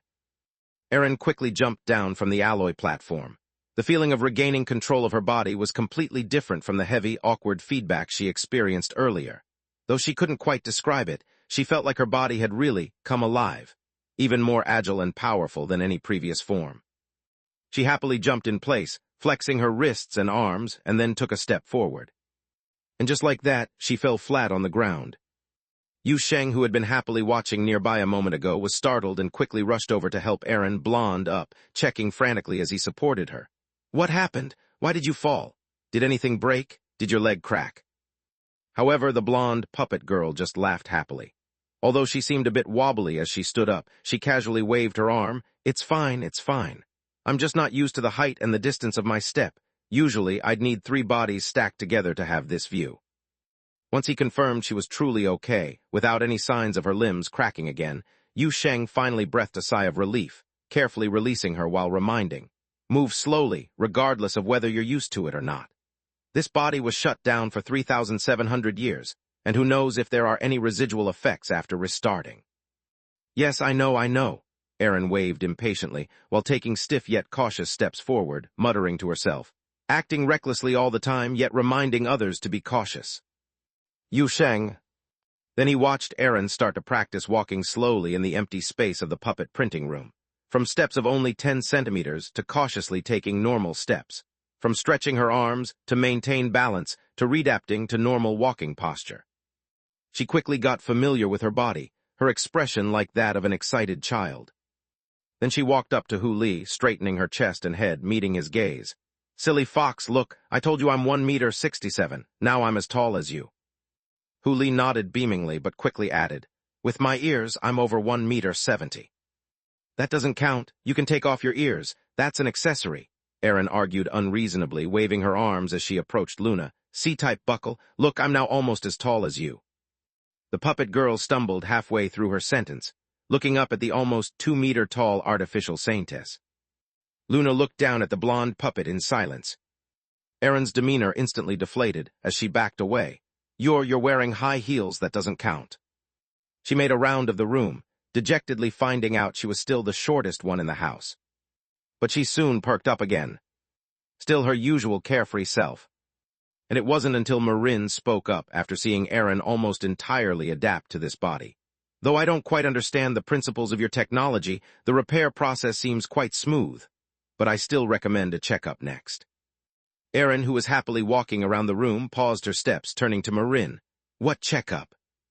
"Mainly to confirm whether this body's condition is stable enough, and check whether the Alice secret key has been reconstructed," Marin spread her hands, "and guide you to reconnect to the garden network. Surely you haven't forgotten about that." Aaron blinked. The next second her eyes lit up. "Great." Chapter 573, Post-Operative Examination. Marin quickly prepared everything for the patient's post-surgery checkup. Under her guidance, Erin, blonde, sat back on the alloy platform. Maris joined her, and then a set of mechanical arms rose from the edge of the platform, starting to connect some cables near Maris, back of the neck and keyhole. Yusheng watched as those mechanical arms busily connected the servo robot, feeling a bit curious. Hey, isn't this checkup for Erin? Maris is the analysis mainframe. She must participate in the upcoming checkup, Marin explained. She also has the Garden Network's guidance module installed. Erin has been disconnected from the Garden Network for too long, and she doesn't remember much about it anymore. Without assistance, she might find it difficult to cooperate with the checkup. Yusheng let out an understanding "oh," while Erin, who was sitting on the platform watching the servo robot being connected, suddenly turned her head excitedly towards Marin. Hey, should I be connected too? Where do I connect? Of course you need to connect too, Marin nodded and stepped towards the platform. I'll help you. Seeing this, Yusheng curiously joined in, even though he had no clue about the checkup Marin mentioned. He was genuinely interested in where to connect the wires. Then he watched as Marin pulled a thin, faintly glowing cable from a groove at the platform's edge, bringing the connector near the back of Erin's neck. After 2 seconds, Marin stood there with a bewildered expression. The blonde Erin felt no movement behind her and curiously twisted her neck. Hey, sister, what are you doing? No way, Marin snapped out of her daze, looking bewilderedly at the blonde doll in front of her. Where's your universal port? Erin was stunned upon hearing this. What's a universal port? Yusheng's reaction was even bigger than Erin's. Wait a minute, is that hole in the back of her neck a connecting port? It's no exaggeration to say that his words brought complete silence to the room. Even Maris momentarily froze. Marin was dazed for 2 or 3 seconds, seemingly comprehending something. You didn't. Yusheng had never been this embarrassed in his life. I thought it was missing a piece, so I patched it up. His words had barely fallen when he felt a spiritual intuition, ping, up, and he saw from the corner of his eye the blonde girl on the platform leap into the air, screaming as she pounced over, accompanied by Erin's exasperated voice. Yusheng, you jerk. Yusheng was immediately flustered. After all, dealing with a 167 cm living doll was not the same as dealing with a 66.6 cm shorty, especially when the original-bodied blonde Erin had ridiculous strength. Hey, don't bite. Let go. Release. Hu Li, help. Meanwhile, Marin was still stunned. The normally composed living doll lady who always followed the rules had never encountered such a situation. She still held onto the data cable, trying to comprehend Yusheng's primitive alchemy, pondering the principle behind this situation while subconsciously muttering, "This can't be. This isn't logical." She blinked and looked towards the big and little Erin both hanging on Yusheng. It shouldn't be. The Alice puppet's body has a strong reset capability. Even if there were some missteps during the repair, it should reset quickly after a body restart. Theoretically, this shouldn't happen. But no one was listening to her. Luckily, Erin didn't fuss for long. Maybe she had developed psychological resilience from all the pits fate had thrown her way. She quickly calmed down and returned to sit on the alloy platform, visibly annoyed. So what now? The 66 cm small doll sat beside the big doll, both maintaining the same puffy-cheeked posture. Am I never going to connect to the home network in my life? Marin, holding the data cable, came over to Erin's side, wanting to console her but unsure how to start, so she honestly stated her thoughts. Actually, this situation has exceeded my understanding from the start. My plan wasn't like this. Of course, there's hardly anything related to Yusheng that goes according to plan, Erin sighed, taking the data cable from Marin with a forlorn look, muttering to herself. I guess I was just born under a bad sign. As she spoke, she didn't know what came over her, casually biting on the end of the cable as though snacking on some spicy sticks, mumbling through her full mouth. Back when he molded my first body. Before she could finish, Maris dinged herself back to rebooting, a flow of blue light flashing through the spring doll's eyes as she spoke up. Data source detected. The room fell even quieter than when Yusheng mentioned, patched it up. Hu Li's eyes widened, breaking the silence first. Does this work? Erin herself was shocked, instinctively reaching towards the line in her mouth, only for Yusheng to urgently stop her. Don't move, keep biting, it's finally connected. Erin immediately froze, maintaining the posture with the data cable in her mouth, sitting still, only daring to roll her eyes. The small doll beside her hopped off the platform in delight, looking up at Marin. Hey, sister, this thing of yours is amazing. Is it really so compatible? Marin was still stunned. Is this really about compatibility? After holding back for a while, the living doll lady could only blurt out one sentence. What's the principle here? Yu Sheng chuckled upon hearing this. Hey, I have a friend who loves to say that. Marin pursed her lips, glanced at the blonde doll sitting upright with a data cable in its mouth, and then turned her gaze towards Mari's. The spring-loaded maid nodded slightly to her mistress, her eyes still flowing with blue data light. Marin decided on the spot to push all her doubts away, treating it as the arrangement of the ancient saints. After all, if she thought about it too much, she would start to suspect that the great puppet progenitor didn't actually have much intricate construction and long-term design when creating the Alice puppets, relying entirely on their own musings. The examination has already started. Marin exhaled deeply, looked at Yu Sheng after confirming everything was smooth on Mari's end. This process will take several dozen minutes. During this time, it'd be best for Mari's and Aaron not to be disturbed. Let's wait in the next room. Oh, okay. Yu Sheng quickly nodded, then looked at the 66.6 cm tall little Aaron before leaving. You stay here with that body, but don't go messing with things. The little puppet waved her hand vigorously. Hey, I know, I'm not a kid. While saying this, she climbed onto the alloy platform, sitting beside her blonde shell. She'd been silent for merely a couple of seconds before leaning down, resting her head on her legs, and started giggling foolishly. Long legs, hee-hee.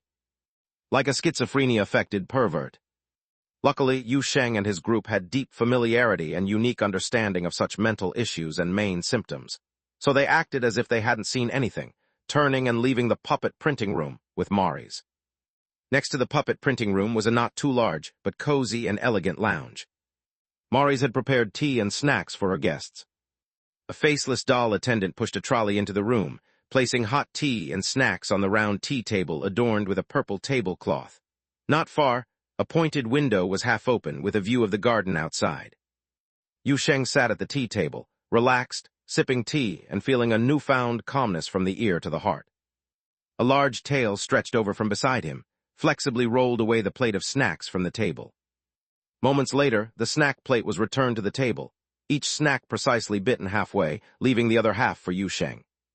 Yu Sheng turned his head to see Hu Li sprawled on the ground beside him, wiping her mouth with her tail, occasionally yawning.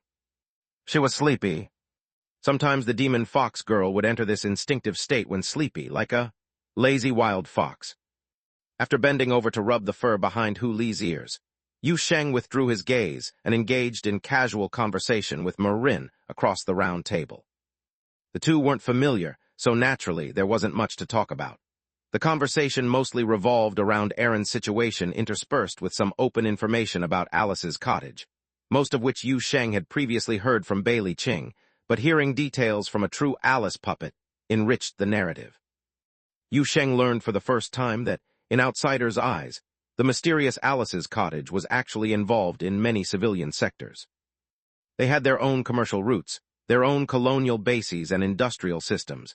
Many Alice puppets enjoyed interacting with ordinary species, publicly operating on developed planets.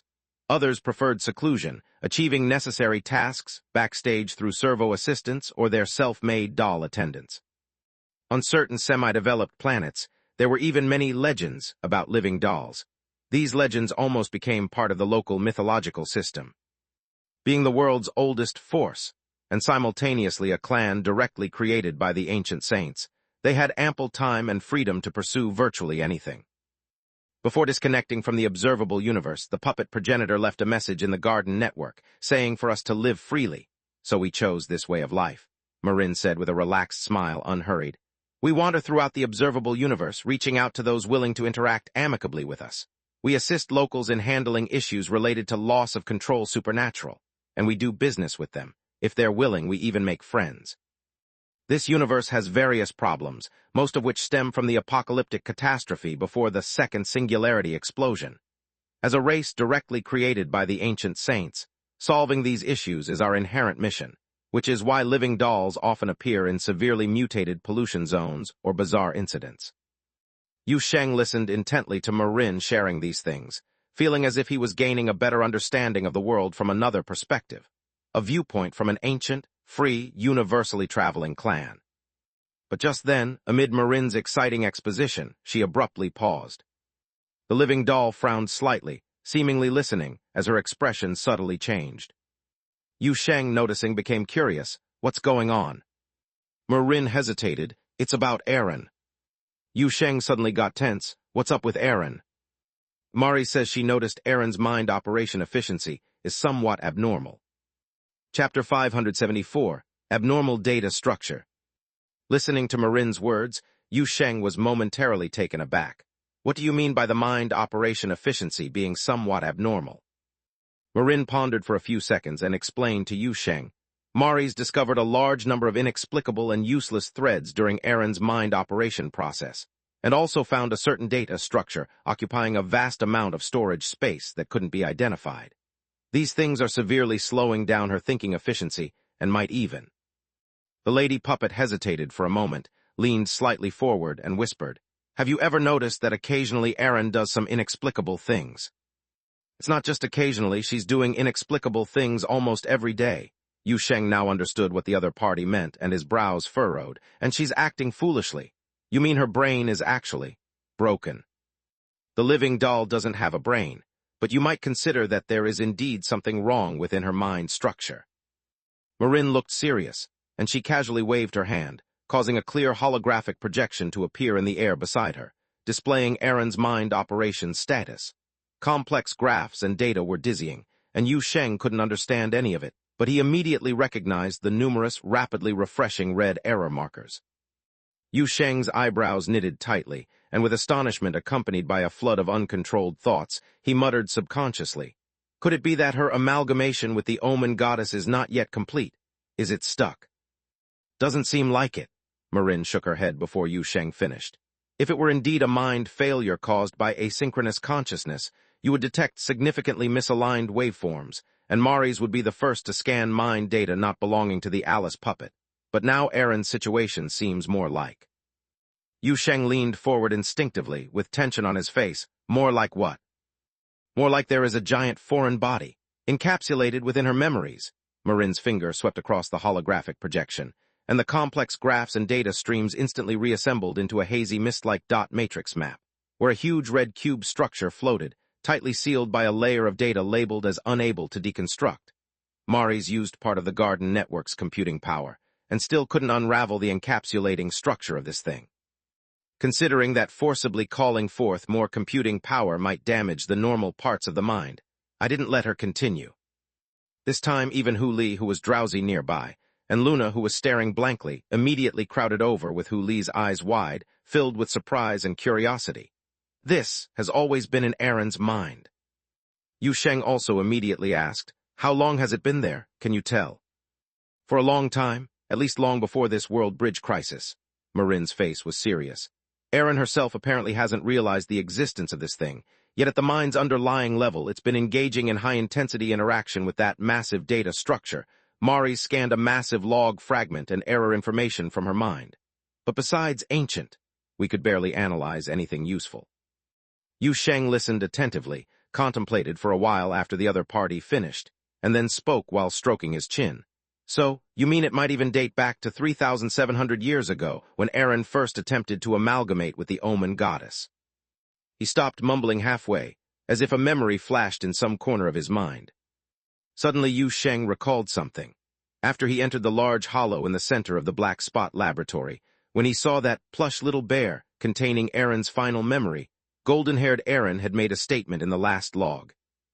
He agreed to my amalgamation suggestion and chose to voluntarily abandon most of his consciousness, merely hoping I could retain a set of special data from his memory. The size of that data is astounding, but harmless. I couldn't understand what it was, but it evidently held exceptional importance to him. A set of special data, astonishing in size, harmless but incomprehensible. Yu Sheng's gaze subtly shifted, and some intel that had been subconsciously ignored after the event came back into focus during the restructuring process. Hu Li immediately noticed the change in Yu Sheng's expression. Savior, did you think of something? There is one thing. Yu Sheng wasted no time and immediately shared what he knew with the people present.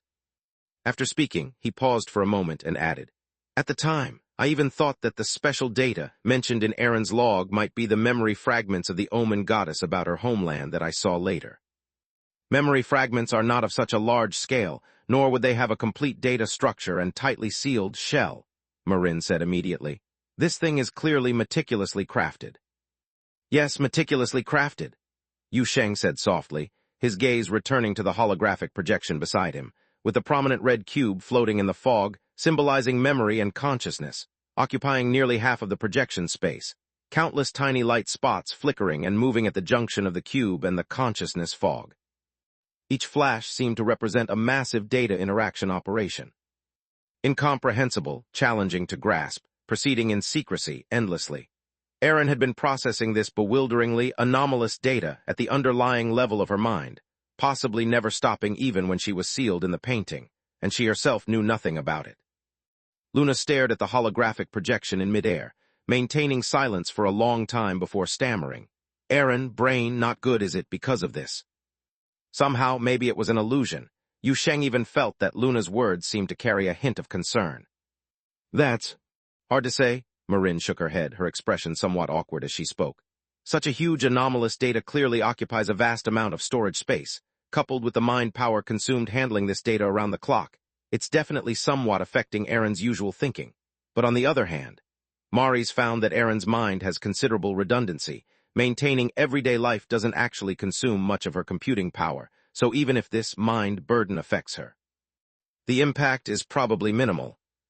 Marin's words were always so tactful that it took Yu Sheng a moment to comprehend her meaning. Oh, you mean her situation is simply because she doesn't use her brain regularly. Beside him, Luna also nodded along. Not that the brain is not enough, it is not used. Marin blinked, seemingly trying hard to maintain her usual elegance, but it seemed she was starting to lose control. You could also say it's a free-spirited personality, a sort of carefree lifestyle. She couldn't continue. However, Yu Sheng's face showed no hint of teasing. He simply thought of the golden-haired figure that faced the out-of-control alien god 3,700 years ago. Thought of the ever-decaying divine corpse in the Omen divine temple. The long journey of escape, death and decay, sealing and slumber. Finally, he thought of the little puppet sitting on the roof in the sunset, holding a frying pan and gazing at the sky. She said, "All right. Then there's no problem." As long as it doesn't affect her, there's no problem, Yu Sheng said. Is this foreign object harmful to her? It seems there's no harm at the moment, if you ignore the mental resources it occupies. Marin thought for a moment and spoke cautiously. The biggest problem is that it generates and accumulates some log data, but these things themselves will also be continuously cleaned by Erin's underlying mind, and compared to the resources occupied by the abnormal data, the impact of these logs is almost negligible. Then can this thing be dealt with? Hu Li, standing nearby, curiously asked, pointing at the holographic projector. Maybe transfer it somewhere else or store it in your garden network or something. Or just delete it. As soon as Hu Li finished speaking, Marin's expression instantly turned serious. I strongly advise against touching it. Yu Sheng quickly reacted. If it can run, don't mess with it, right? Marin gently nodded. This abnormal data may have existed in Erin's underlying mind for 3,700 years, she said solemnly. Even if it's encapsulated and hasn't interacted much with other mind data, its long-term existence has already subtly changed Erin's mind structure. Combined with Erin's fusion with the Omen goddess, this data may also have connections with the Omen goddess. In short, the relationships involved are intricate, not to mention touching the abnormal data itself. I didn't even dare to let Mari's mess with the error messages and seemingly useless idle threads it generates. Yu Sheng didn't make a sound, just nodded silently. A bug is a bug, a bunch of bugs can work. It's already quite unlikely that Erin's chaotic mind is functioning normally. If tinkering leads to problems, it wouldn't be as simple as getting nibbled a couple of times by an enraged little puppet. As Yu Sheng pondered like this, Marin suddenly spoke again. Now we've retrieved Erin's original shell. Although it cannot directly affect the abnormal data in her mind, the reboot of this shell should alleviate her mental pressure to some extent. Yu Sheng immediately raised his head. How so? Erin's current condition is very unique. Her mind isn't stored in a specific body, but is operating distributed in a large puppet network, Marin patiently explained. Though in my view, this puppet network you created together with her is somewhat incredible. According to Mari's examination, this network is indeed running stably. And if Mari's further calculations are correct, Erin's original shell, once incorporated into the puppet network, would further increase the efficiency of the entire network. Although the specific impact is unknown, the enhancement of the network's computing power surely implies a relative decrease in the mental pressure generated by the abnormal data. For a moment, Yu Sheng didn't make a sound. But suddenly, he recalled something Aaron had mentioned to him before. Once the quantity of mass-produced shells exceeded a certain value, she seemed to feel her mind was much brighter. So creating clones really does boost computational power. Chapter 575, Shrinking. Mysterious data, black box, occupying vast memory space, the abnormal calculation task continuously running at the base of the mind, the interfered mind thread. Yu Sheng did not expect that behind that seemingly silly, unrefined little puppet who chattered all day, there would be hidden so many confounding mysteries, and all of this happened after the world bridge crisis had already been resolved. Even though the final fusion with the Omen goddess was completed, why was there still such a large mystery left behind? What's contained within that immense data structure? Not even Marin could provide an answer. But one thing is certain. Aaron said that after churning out a large batch of manufactured bodies, her mind feels a bit more enlightened. Is true. Yu Sheng truthfully conveyed this situation to the living doll lady before him. Marin nodded immediately. That makes a lot of sense. Upon saying this, she herself suddenly felt a bit awkward. Since when could she naturally regard an Alice puppet making 4 batches of manufactured bodies for herself would make her smarter, as a rational thing? With a question in mind, she furrowed her brows, but after taking a glance at Yu Sheng in front of her, she instantly dispelled that bit of inner conflict. Well, existence is rational, especially when it involves the travel agency. These people use blood, clay, and 502 to repair Alice puppets. What can she say? It's best to show reverence and compliance to reality. Yu Sheng, however, did not notice Marin's change in expression. He merely pondered while stroking his chin and said, "Initially, I was worried that the Omen goddess would lose control with Aaron, so I had her pause the expansion of the puppet army. But now the threat of the Omen has been lifted, and it seems the more manufactured bodies she makes, the lower the mental pressure. So after this, she can continue producing manufactured puppets. However, this means they will need a larger area in the valley for those manufactured puppets. The hub is getting too cramped." At this point, Yu Sheng waved his hand, realizing these are matters to consider later and not necessary to discuss too much with Marin, but he suddenly had another question. Can Aaron, carrying such large-scale, abnormal data, still smoothly access the garden network? She's been longing for this. Maris has already completed preliminary testing and guidance. I believe there is no problem. Marin's fingers brushed across the holographic projection in midair. The demonstrative model in the projection resumed its dizzying diagram and data flows. The abnormal data structure in her memory space is encapsulated with an extremely sturdy shell, and fundamentally won't interact with the outside world. I will have Maris construct an additional safety barrier outside that shell to further ensure that nothing goes wrong. She paused briefly here, gently exhaled, and a soft smile spread across her face. Rest assured, I understand the significance of going home for a lost puppet. As long as it doesn't harm the garden network, I will do my utmost to bring Aaron back among us.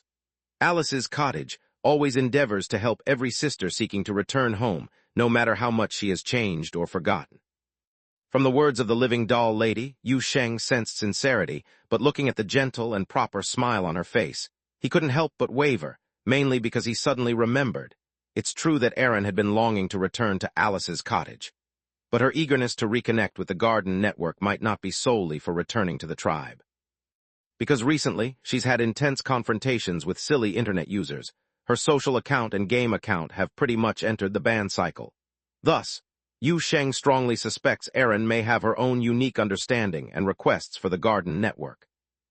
Darn it, thinking about taking Aaron into the garden network might shake the entire universe's Alice puppets. Do you have any other questions? Marin's gentle voice came from across, snapping Yu Sheng out of his wild thoughts. He looked up at this elegant Alice puppet before him, hesitated for a long time, but ultimately didn't voice the concern that Aaron's quality might bring a different kind of pollution to the garden network.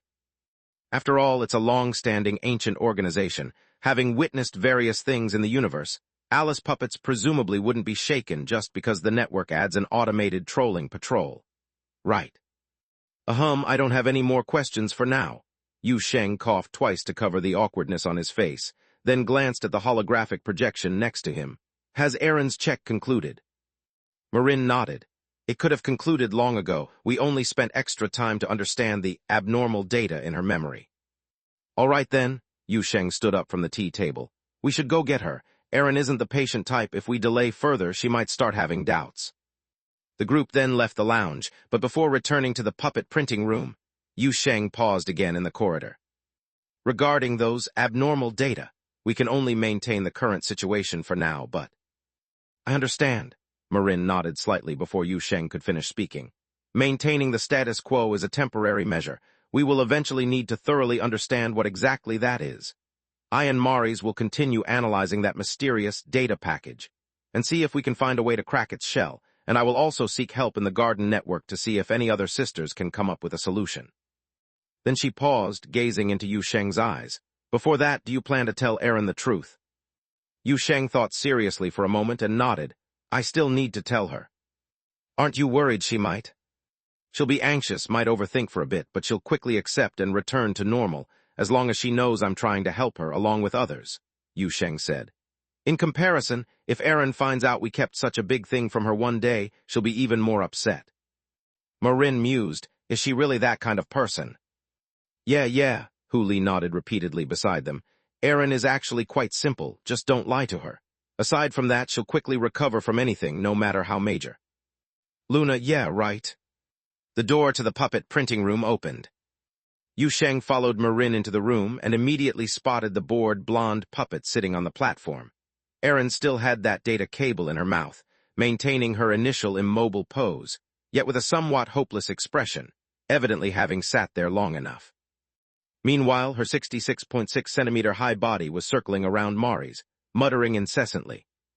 When's it getting done? When's it finished? Was the space I just went to the garden network? When can I go there myself? Are those shadows greeting me, other sisters? How do I leave a contact for them? If I want to gather people for a game, can I use the garden network to recruit them? Do other Alice puppets go to the border communication forum? By the way, where did you buy that spring key on your back? Which way do you turn it? Can I turn it? If not, that's fine. Yu Sheng said not to mess with others' things. When's it getting done? Just listening to this for a moment as he entered the door, Yu Sheng felt his brain was about to boil over, and when he looked at Mari's face, he hadn't expected to see such a hopeless expression on a robot's face. Luckily, Aaron finally saw Yu Sheng, who had just pushed open the door. Ah, Yu Sheng? The little puppet's eyes immediately lit up, and she ran over, skillfully climbing onto Yu Sheng's shoulder. Yu Sheng, let me tell you, Mari's is so boring. She didn't let me touch her spring, always spoke with a serious face, and didn't tell me the checkup results. But the garden network is pretty interesting. She took me for a tour around the upper network. There were so many people over there, all Alice puppets. I even greeted them. The little puppet rambled on, then started to reach out and fiddle with Yu Sheng's hair, her lively energy leaving Marin beside them a bit dumbfounded. The checkup is complete, Yu Sheng said, adeptly dealing with the little claws messing with his hair, smiling at Aaron. Your body is fine. Just after merging with the Omen goddess, your mind has something special. Let's talk at home. Aaron instantly cheered up, okay. Then the blonde girl on the platform swiftly spat out the data cable she was holding and jumped to the ground to approach Yu Sheng. Yu Sheng smiled and extended his hand to her. The next second, the blonde Aaron shrank a few centimeters in height. At first, no one reacted, only Luna tilted her head quizzically.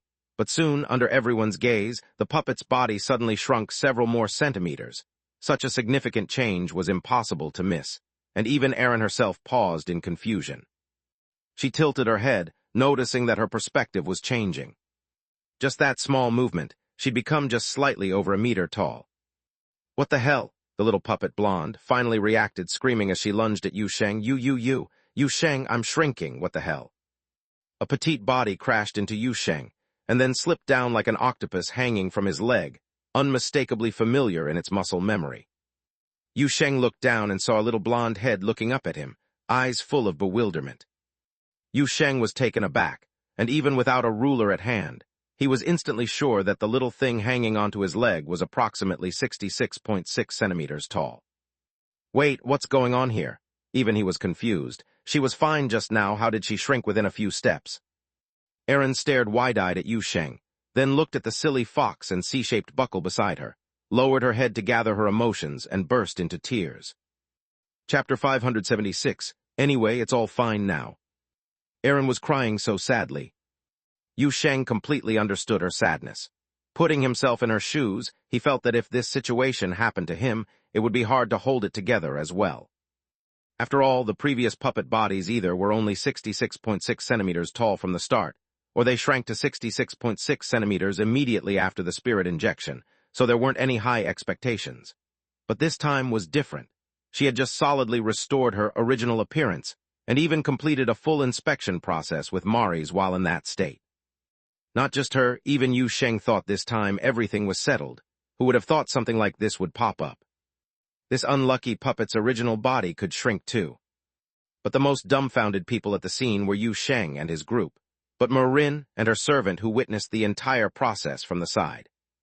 As a Alice puppet with proper values and worldview, Marin's entire worldview and knowledge system couldn't explain what just happened before her eyes. The words, "How does this work?" circled over and over in her mind. As for Mari's next to her, it was simpler. The last time Marin upgraded Mari's hardware, she saved $200, and now Mari's was literally smoking. Yu Sheng, at a loss, held the heartbroken little puppet. After a while, he finally managed to comfort the little thing a bit. He placed the blonde, blue-eyed, and the black-haired, red-eyed puppets side by side on the alloy platform. After visually confirming that both puppets were indeed the same height, he stroked his chin and started mumbling. "This shouldn't be. If it had shrunk immediately upon activation, I could understand. It's reasonable. But for it to shrink suddenly after active for 2 hours, what's going on? It's just unreasonable." Aaron's eyes were red, although, admittedly, the black-haired one's eyes were originally red. "I barely got used to the normal height perspective, and I didn't even have time to do anything before sitting down for a physical checkup. My long legs, my 6'5". Stop, though I sympathize with your situation. Imagining you just shrank back and grew to nearly 6.5 feet is a bit out there." Yu Sheng waved his hand to interrupt the little thing's ramble, his eyes landing on the blonde puppet in front of him, 66.6 cm, getting into a thoughtful state instinctively. "Don't be so quick to grieve. I think there was something odd about your height shrinking back this time." The two Aarons tilted their heads thinking. The blonde one spoke first. "What do you mean?" "Think about it, your body only had issues after being normal for a while. It's obvious that it differs from the earlier situations. Rather than the body having issues, it's more like. After being active for a while, energy ran out. Or maybe not energy, but something similar," Yu Sheng said, pondering aloud. "Isn't it similar to when your spiritual fox mysterious iron body ran out of power? Though one couldn't move and the other shrank, both had problems after some activity." Aaron blinked, listening, though she felt this theory lacked evidence. But she always held high regard for Yu Sheng's pondering ability. Despite his lack of knowledge, weak theories, and poor practical skills in mysticism, his intuition was unparalleled, and his thoughts tended to be extraordinarily accurate. So after listening, she also followed this line of thinking and hesitated before speaking. "Then, maybe a recharge." "Hard to say, your body might not be battery-powered." Yu Sheng stroked his chin. "Reflect on when your body suddenly shrank. Did you feel like your strength couldn't keep up or your joints weren't cooperating?" "Not really." While Yu Sheng and Aaron were analyzing the situation, Marin was busy rebooting Mari's. She removed the bionic skin from the spring-loaded maid's back, then opened a cover to assist in cooling down. In the next second, the light in Mari's eyes flickered twice. She let out a beep and raised her head, first looking at Yu Sheng and Aaron's direction, then slightly turned her head towards her mistress. "Their discussion topic is odd." Marin didn't lift her head while busy with the spring-loaded maid's back. "I know." Mari's thought for a moment. "Additionally, can you get me a better cooling system next time? Also, I think the new coprocessor you gave me has issues. Are you sure it was new?"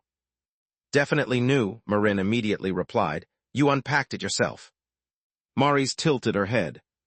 "Perhaps it's a manufacturing defect," the spring-loaded maid said somewhat dejectedly. "If it doesn't work out, I'll switch you back to the old one for a few days," Marin frowned. "Where's the old processor you replaced?" "I put it." However, Mari's had just said a few words when Yu Sheng's voice suddenly intervened, interrupting the conversation between master and servant. "Sorry to interrupt," Yu Sheng waved. "Could you check Aaron again?" "Of course," Marin nodded immediately. She was busy rebooting Mari's just for this. "Please wait a bit, Mari's here needs some adjustments." "All right, where's that data cable from just now?"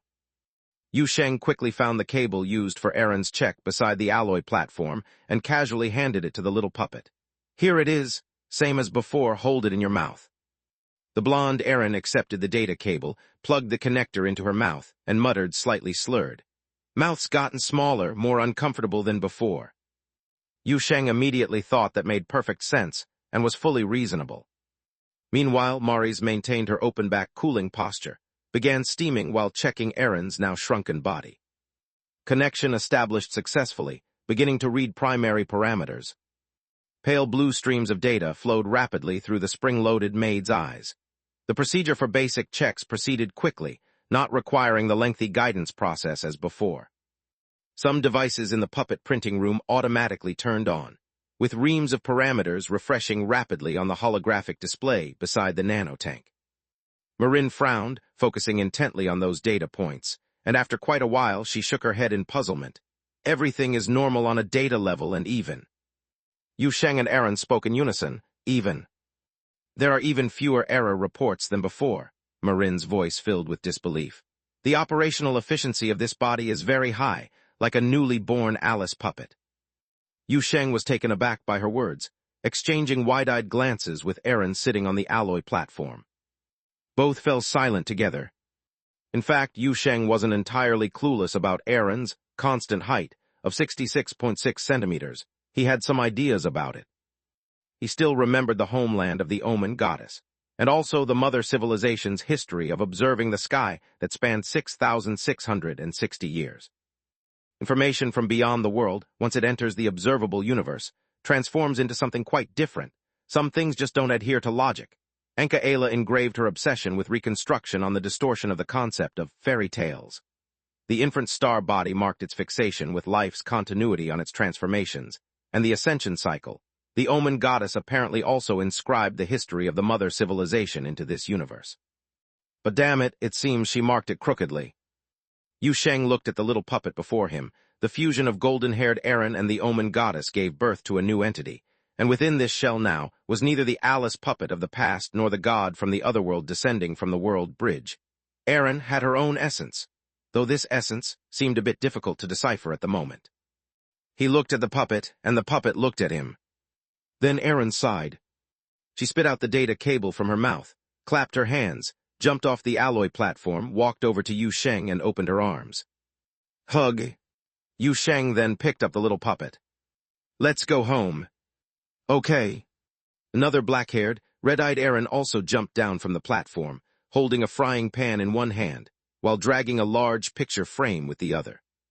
But just as she jumped down from the platform, that dark picture frame suddenly made a slight cracking sound. It fell to the ground, splitting abruptly into pieces like an item made of loose black ash, and in the blink of an eye, turned into a pile of ashes. Until today, it had always been extraordinarily sturdy. Yu Sheng, holy crap. Everyone instinctively looked at the pile of ashes. Hu Li's ears twitched, and she exclaimed softly, "Ah, it's broken." Golden-haired Erin was also stunned for probably 2 or 3 seconds. Then she bowed her head to look at her own hands, slowly opened and clenched her fists. Yu Sheng suddenly felt a bit tense. Do you feel uncomfortable anywhere? No, I feel really good. Erin seemed a bit dazed, but more because of the frame's sudden rupture catching her off guard, and I feel much lighter. Yu Sheng still felt a bit uneasy, lifting Erin up and observing her repeatedly for a while, confirming there were no abnormal reactions physically, and her demeanor still seemed as usual lacking grace and patience before he finally breathed a sigh of relief, placing the now protesting little puppet onto his shoulder. Meanwhile, the ashes formed by the fallen frame began to rapidly dissipate, leaving only a small remnant in a few breaths. It seems your original shell was activated, causing the frame that served as the seal carrier to disintegrate itself, Yu Sheng mused. After all, this seal was something you left behind. Is that so? Erin scratched her head. As the concerned party, she didn't have much opinion about it, but the frame she carried for so long was suddenly gone, which left her a bit pensive, even though she couldn't quite understand this feeling of melancholy, considering that thing had been a bothersome cage for her for a long time, yet now she felt hollow inside. It's as if the sudden lightness left her feeling a bit lost. However, one advantage of the little puppet is not dwelling on incomprehensible matters. She soon cheered up again, patting Yu Sheng's head. Let's go home, go home. Yu Sheng then exhaled, deciding to study the little puppet's current state further, as well as her new body's specifics once they returned. A door leading to number 66 Wudong Road opened, and Yu Sheng and his group bid farewell to Marin and stepped back home. The puppet printing room quieted down, leaving only a low humming sound from the operating equipment. After bidding farewell to Yu Sheng, Marin did not leave the room, instead silently watching Mari's tidying up nearby, brows slightly furrowed in thought. After pondering for who knows how long, she suddenly stepped next to the alloy platform by the nanite basin, thoughtfully gazing at the connecting cables at the platform's edge. After hesitating for a moment, she picked up one of the data cables and held it in her mouth, looking up at the spring-loaded maid beside her. "Mari's, is there a signal?" Mari's was taken aback, hesitating. "Miss Marin, that's kind of silly." Marin spat out the data cable, continuing to stand by the platform, lost in thought. Just what principle is this? Chapter 577, Restoration Project. After such a long ordeal, by the time Yu Sheng and a few others got home, it was already late into the night. Hu Li was so exhausted when she came out of the puppet printing room that she flopped onto the sofa, indicating she was going to sleep. Yu Sheng tugged at her tail to get her to return to her room, which led to the demon fox girl's whining, and then promptly followed by rhythmic snoring. Soon after, she groggily woke up and wobbled her tail at Yu Sheng before stumbling back to her room. She went upstairs on all fours. Luna doesn't need sleep, but occasionally she has to return to her iron coffin for self-maintenance. Today's her maintenance day, so after greeting Yu Sheng, she teleported back to the Otherworld Inn. Soon only Yu Sheng was left in the living room, along with a blonde and a black-haired little puppet. The sneaky sound of footsteps came to his ears, and the other 3 errands who stayed home emerged from various corners. Counting the newly added blonde tiny one, now there were 5 errands clustered in front of Yu Sheng. The blonde one looked up first and spoke. "Yu Sheng, this body of mine wants to sleep in the master bedroom too. Didn't we agree that all the new bodies you add will sleep on their own?" Yu Sheng was about to head upstairs. Hearing the little puppet speak so righteously, he felt a bit helpless. "Besides, this is an original body, still cramped with me in one room." "This body shrank too," Aaron said, feeling quite aggrieved. "I won't take up space at all, and I'm just feeling uneasy. A body this small makes the big room feel so empty." Then came a series of ramblings, like the bigger the hope, the greater the disappointment. The experience of being 1.67 meters tall lasting less than 2 hours, being kicked out of the room with nowhere to go, the haunted room at the end of the second-floor hallway, and if not, all that's left is the basement and attic. Might as well sleep on the corridor. A string of mutterings anyway. Finally, the 5 bodies squatted around Yu Sheng and started nagging together, making his head swell. All right, sleep wherever you want. Anyway, 4 boxes can sleep 4 bodies, and one left sleeping on the bed won't take up space." Yu Sheng surrendered, then added, "But just a reminder, if you kick people off the bed again, I'll put you on the bedside table." Then he looked down at the 5 puppets squatting around him and rubbed his chin. Truth be told, with another main control body added, the little puppet formed an increasingly round, introvert circle.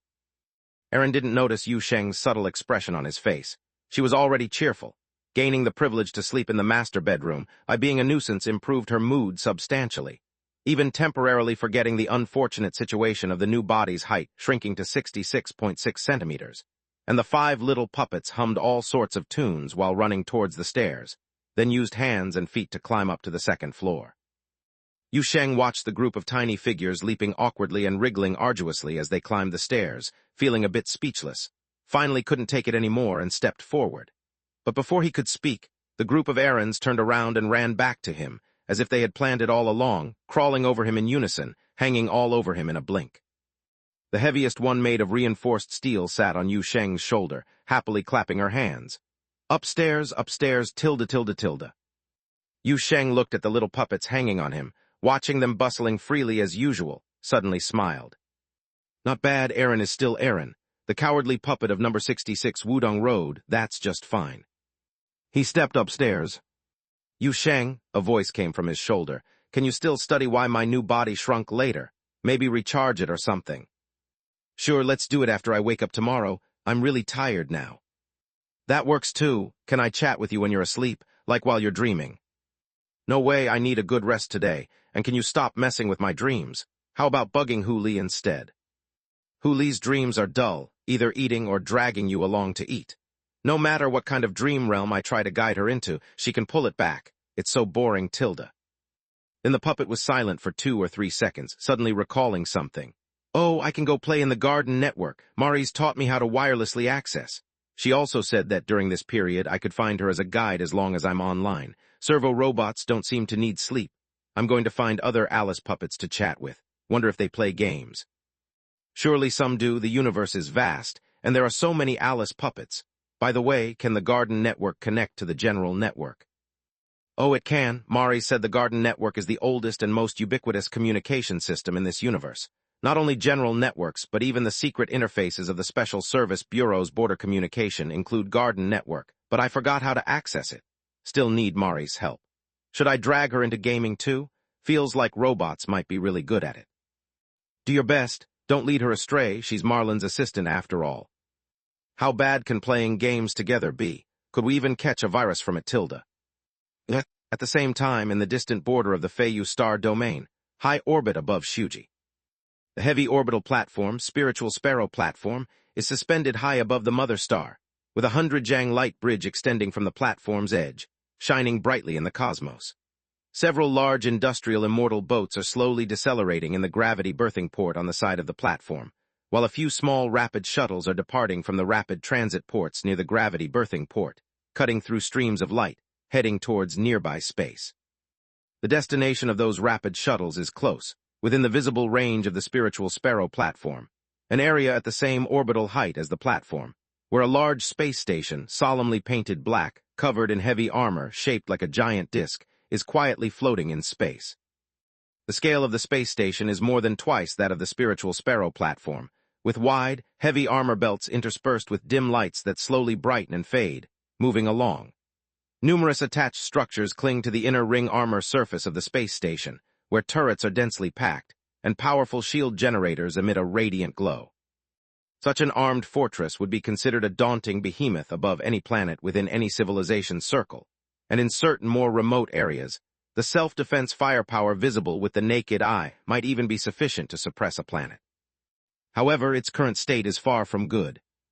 The surface of the giant space station shows astonishing damage visible to the naked eye, with the most lethal being a gaping hole through its core area. The tier, stretching wide as 100 meters, sparks flying inside, with hundreds of energy line leaks yet to be completely severed. The main area's fire has been controlled, but repairing that giant tier is clearly no easy task. The first batch of engineering teams has entered the opening, with their primary task being to find a way to segmentally block the enormous tier, forming several main enclosed construction areas to lay the foundation for subsequent repairs. Large mechanical men have begun welding operations at the edge of the breach, with bright arcs visible even clearly in space. An immortal boat featuring the emblem of Shuji Mo family silently departed from the Spiritual Sparrow platform and landed in a docking port within the inner ring area of Blackstone Station, after crossing vast space. Here is one of the few zones within the space station currently having normal energy supply, and is also the main landing and gathering point for the inbound engineering teams. The side door of the immortal boat opened, and Mo Ran, wearing a black gauze dress, stepped out gracefully with several family members onto the connecting bridge. The airlock for entering and exiting the space station had been closed, but perhaps due to remaining faults in the circulation system, the air in the docking port carried a slight odor, and gravity in the bridge area seemed notably weak. Moran glanced to the sides of the long bridge, seeing the vast storage area below the port, toxic smoke still lingering among tall stacks. Dim lights illuminated the material tracks connecting to the stacking zone, where some drones were busy shuttling among the shelves, maintaining and inventorying the warehouse according to default procedures. Moran retracted her gaze, leading her family members across the port's connecting bridge to the platform leading to the inner ring living area. After passing through a semi-transparent energy barrier, the surrounding air quality noticeably improved, and the artificial gravity became more stable and normal. A Mo family envoy who had been waiting there stepped forward immediately, saluting Moran. "Family head, the Arglide technical experts have arrived." Moran nodded, "I'll go see them myself." In the resting area, Moran met several star scholars who had hurriedly come from the Arglide star domain. With pointed, long ears, more beautiful looks than ordinary humans, and slim, well-proportioned physiques, along with unique nebula-patterned pupils that are recognizable throughout the universe. Argeld elves, a race quite familiar to Moran.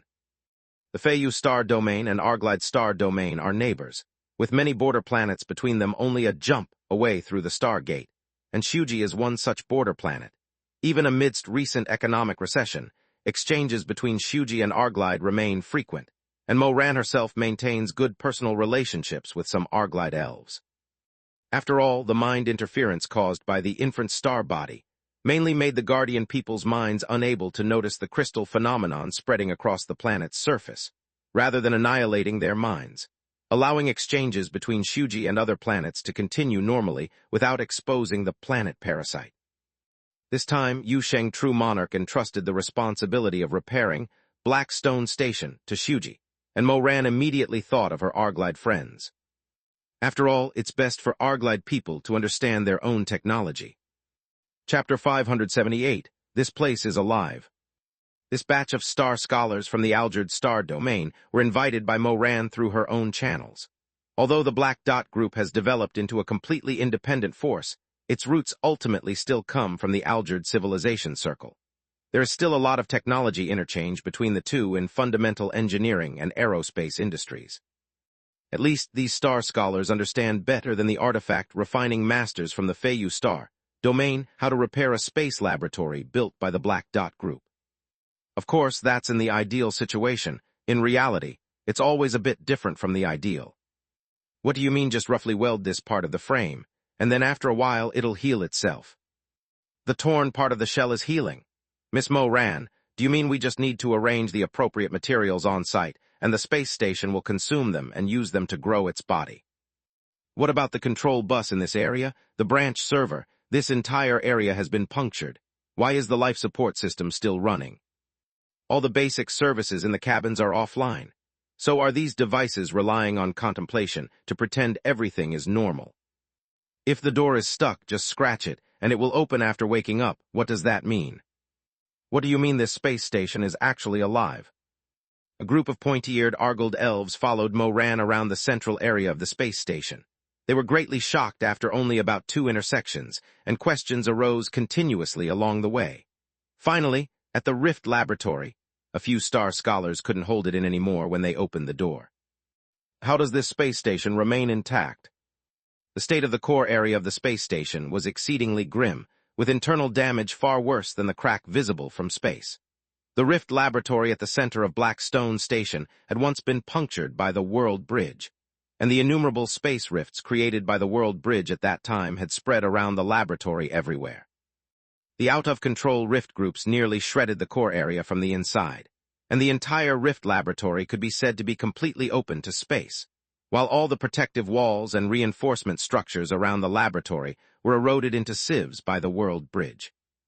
If not for the civil engineering immortal and mechanical processing immortals sent by Shuji, who urgently set up a 5-elements flowing array around the Rift Laboratory to forcibly create a stable environment within this open wound, the situation here would have been even worse.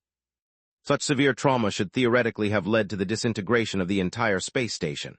After all, the Blackstone Station is essentially a massive Rift Laboratory, and everything around it, including external weaponry and such, are actually attachments to the solid laboratory at the center, affixed to the laboratory's framework. And now these frameworks have almost all been sliced up by the Rift Group, created by the World Bridge. But the space station did not disintegrate. Not only did it not disintegrate, it even continued self-healing at a pace and range visible to the naked eye.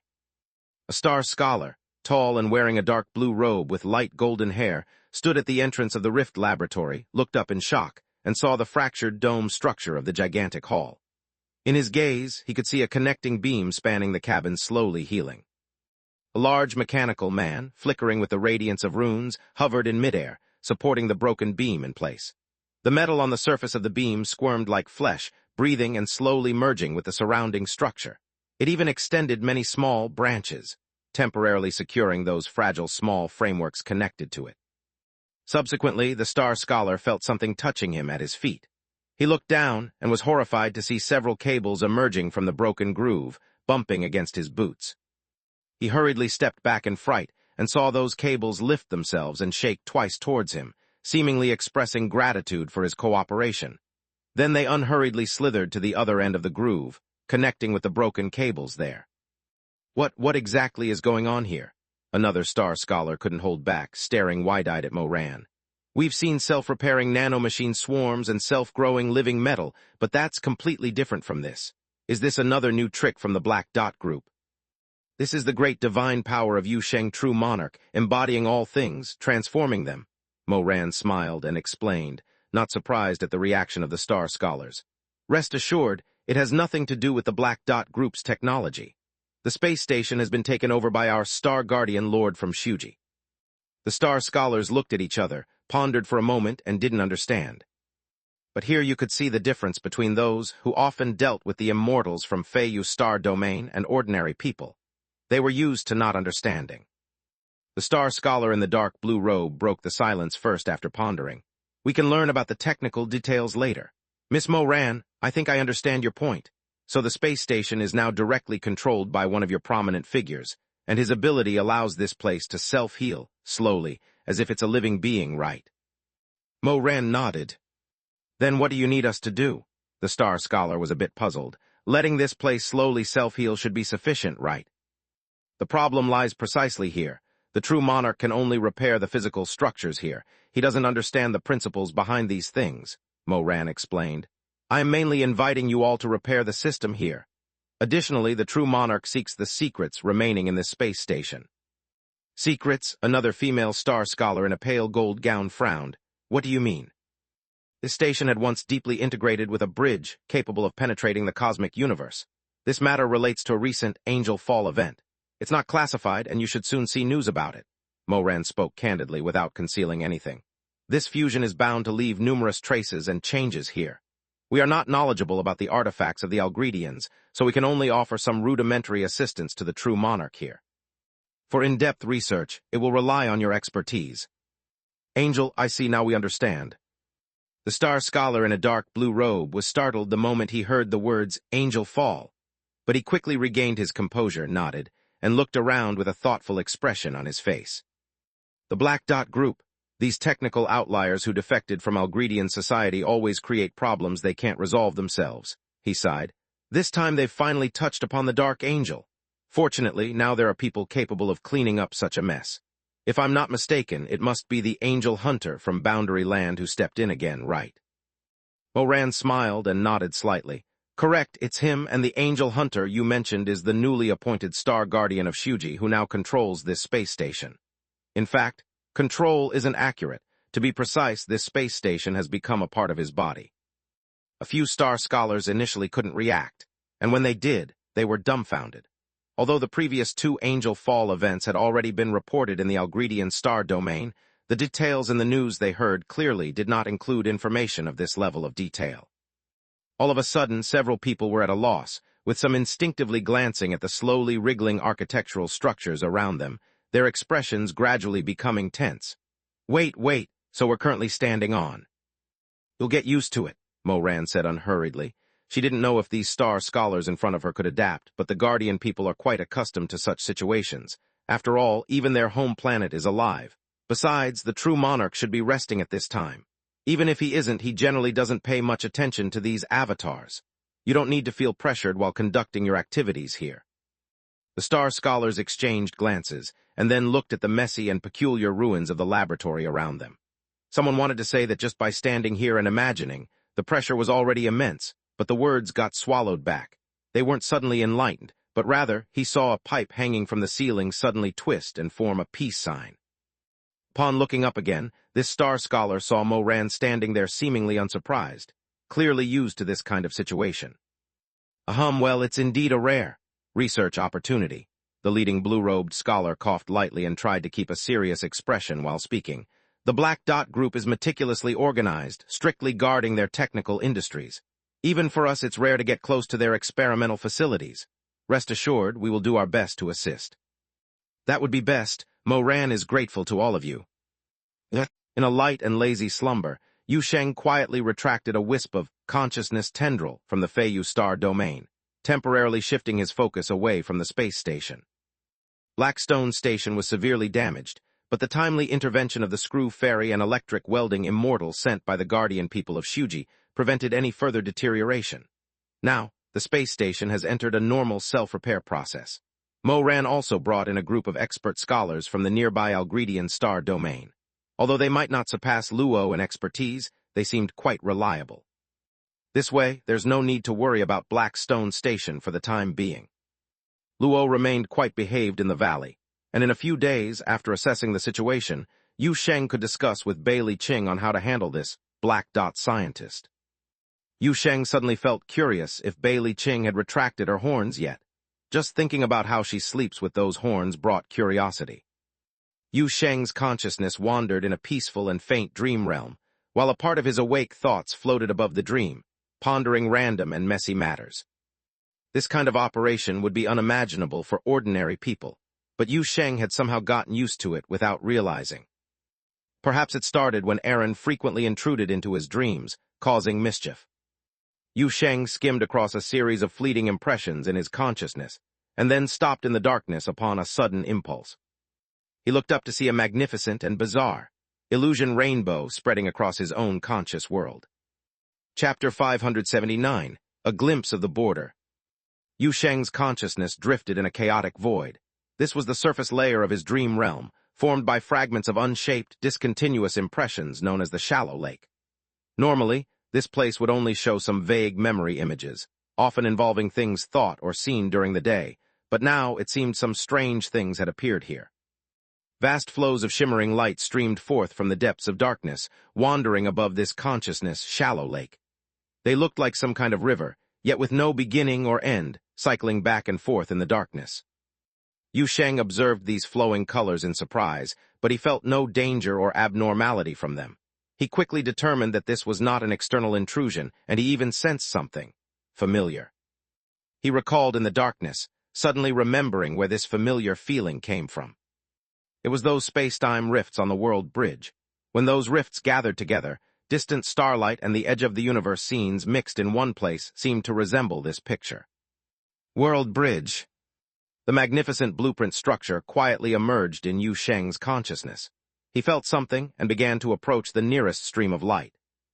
But before he touched that rift, the light stream trembled and faded away. An understanding sprang up in Yu Sheng's heart. It has not yet taken shape. He looked around in the darkness, vaguely observing branch-like structures between those flowing space-time rifts, as if an invisible giant tree was spreading in the chaos, supporting this vast dimension river, all deeply rooted in his consciousness. Lost in this wondrous scene for an unknown time, Yu Sheng suddenly felt something in his heart. His consciousness plummeted through the darkness, descending into the soul wilderness. He roared through the chaotic gray-black clouds and glowing sky. Endless high-grass wilderness appeared in view. He swept past the bonfire sacrifices and paths on the wilderness, and finally landed in the front hall of the Black Cathedral. The cathedral echoed with faint chanting, pale candle flames danced on neatly arranged candelabras. The doors to the main hall silently opened, and Yu Sheng quickly entered the sermon hall to see the blonde-haired girl knight standing at the end of the hall, seemingly praying quietly under the candlelight. Cathedral, candlelight, the sermon platform in the deep, the devout praying blonde girl. This scene was serene and tranquil.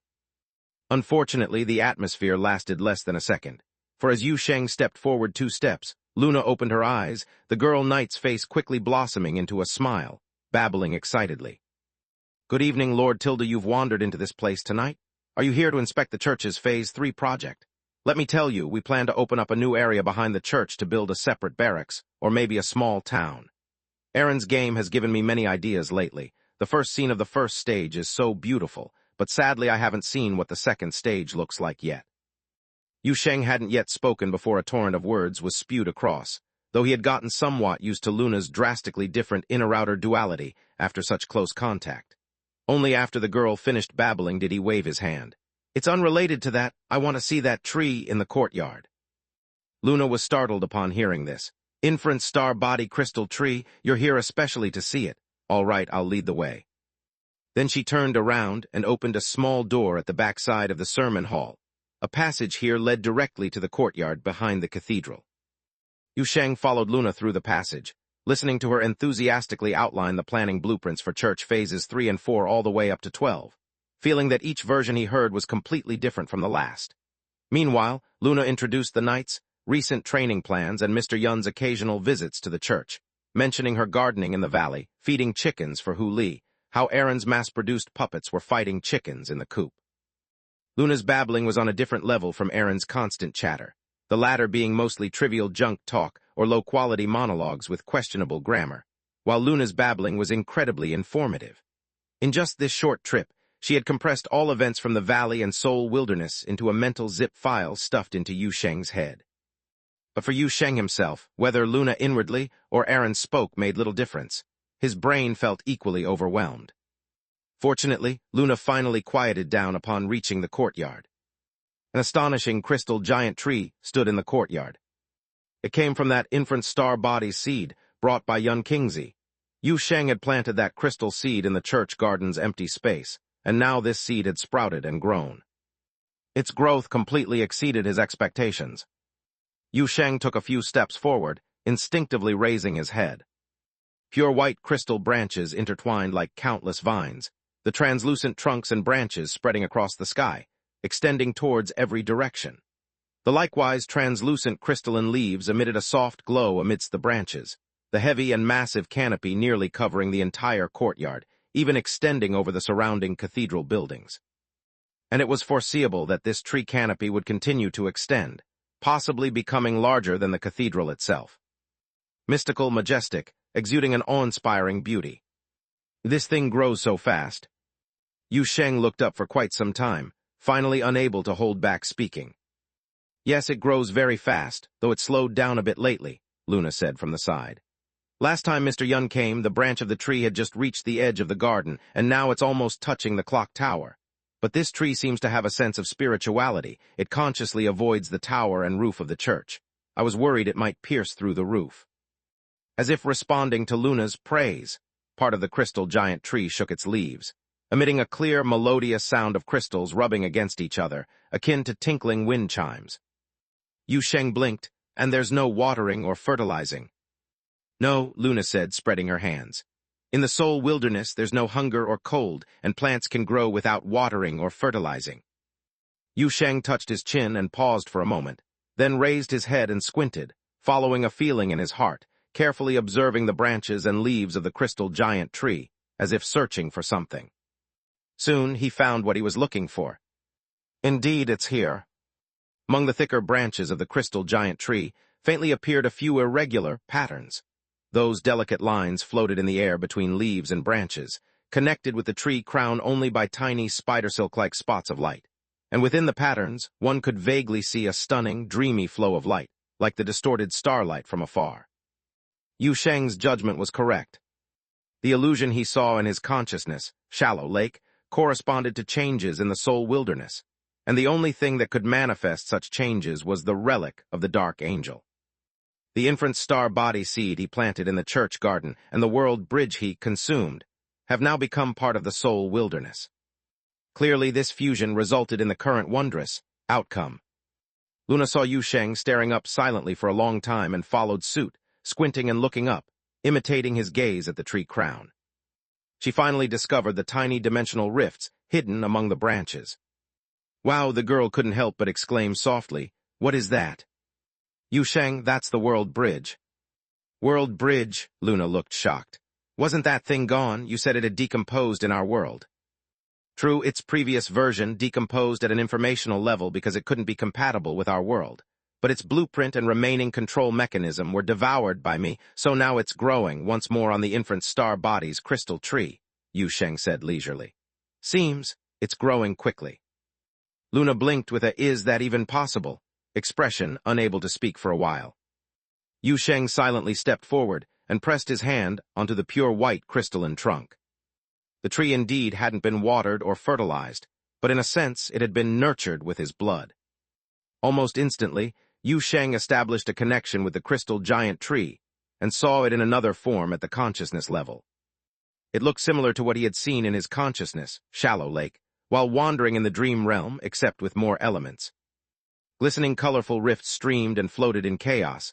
The pure white crystal branches twisted around the rifts like winding vines, the two forming a grand structure far beyond human understanding. And within the floating, illusory colors seemed to hide silhouettes of starry space from the cosmos edge. Yu Sheng tried to approach the rift closest to him once more. This time, the fragile rift didn't vanish immediately, but slightly revealed secretive scenery on the other side to the observer. Amid the stirring shadows, Yu Sheng felt as if he glimpsed a large ship. A ship? Yu Sheng paused, leaning closer to the rift leading to an unknown destination, opening his eyes wide to look across. A grand ghost ship sailed through the vast starry space, where the starlight appeared distant and wavering, as if separated by an invisible surface of water. Meanwhile, illusory eerie green flames spread from both sides of the ghost ship, rippling like waves and creating a virtual sea in the starry space. The ghost ship raised its translucent giant sails, heading towards the material world's edge, while the large mass of illusory flames around it surged, instantly enveloping the entire star sea. This scene was like the ship was dragging the entire world, voyaging in the virtual space. Yu Sheng, Chapter 580, Modular Puppet.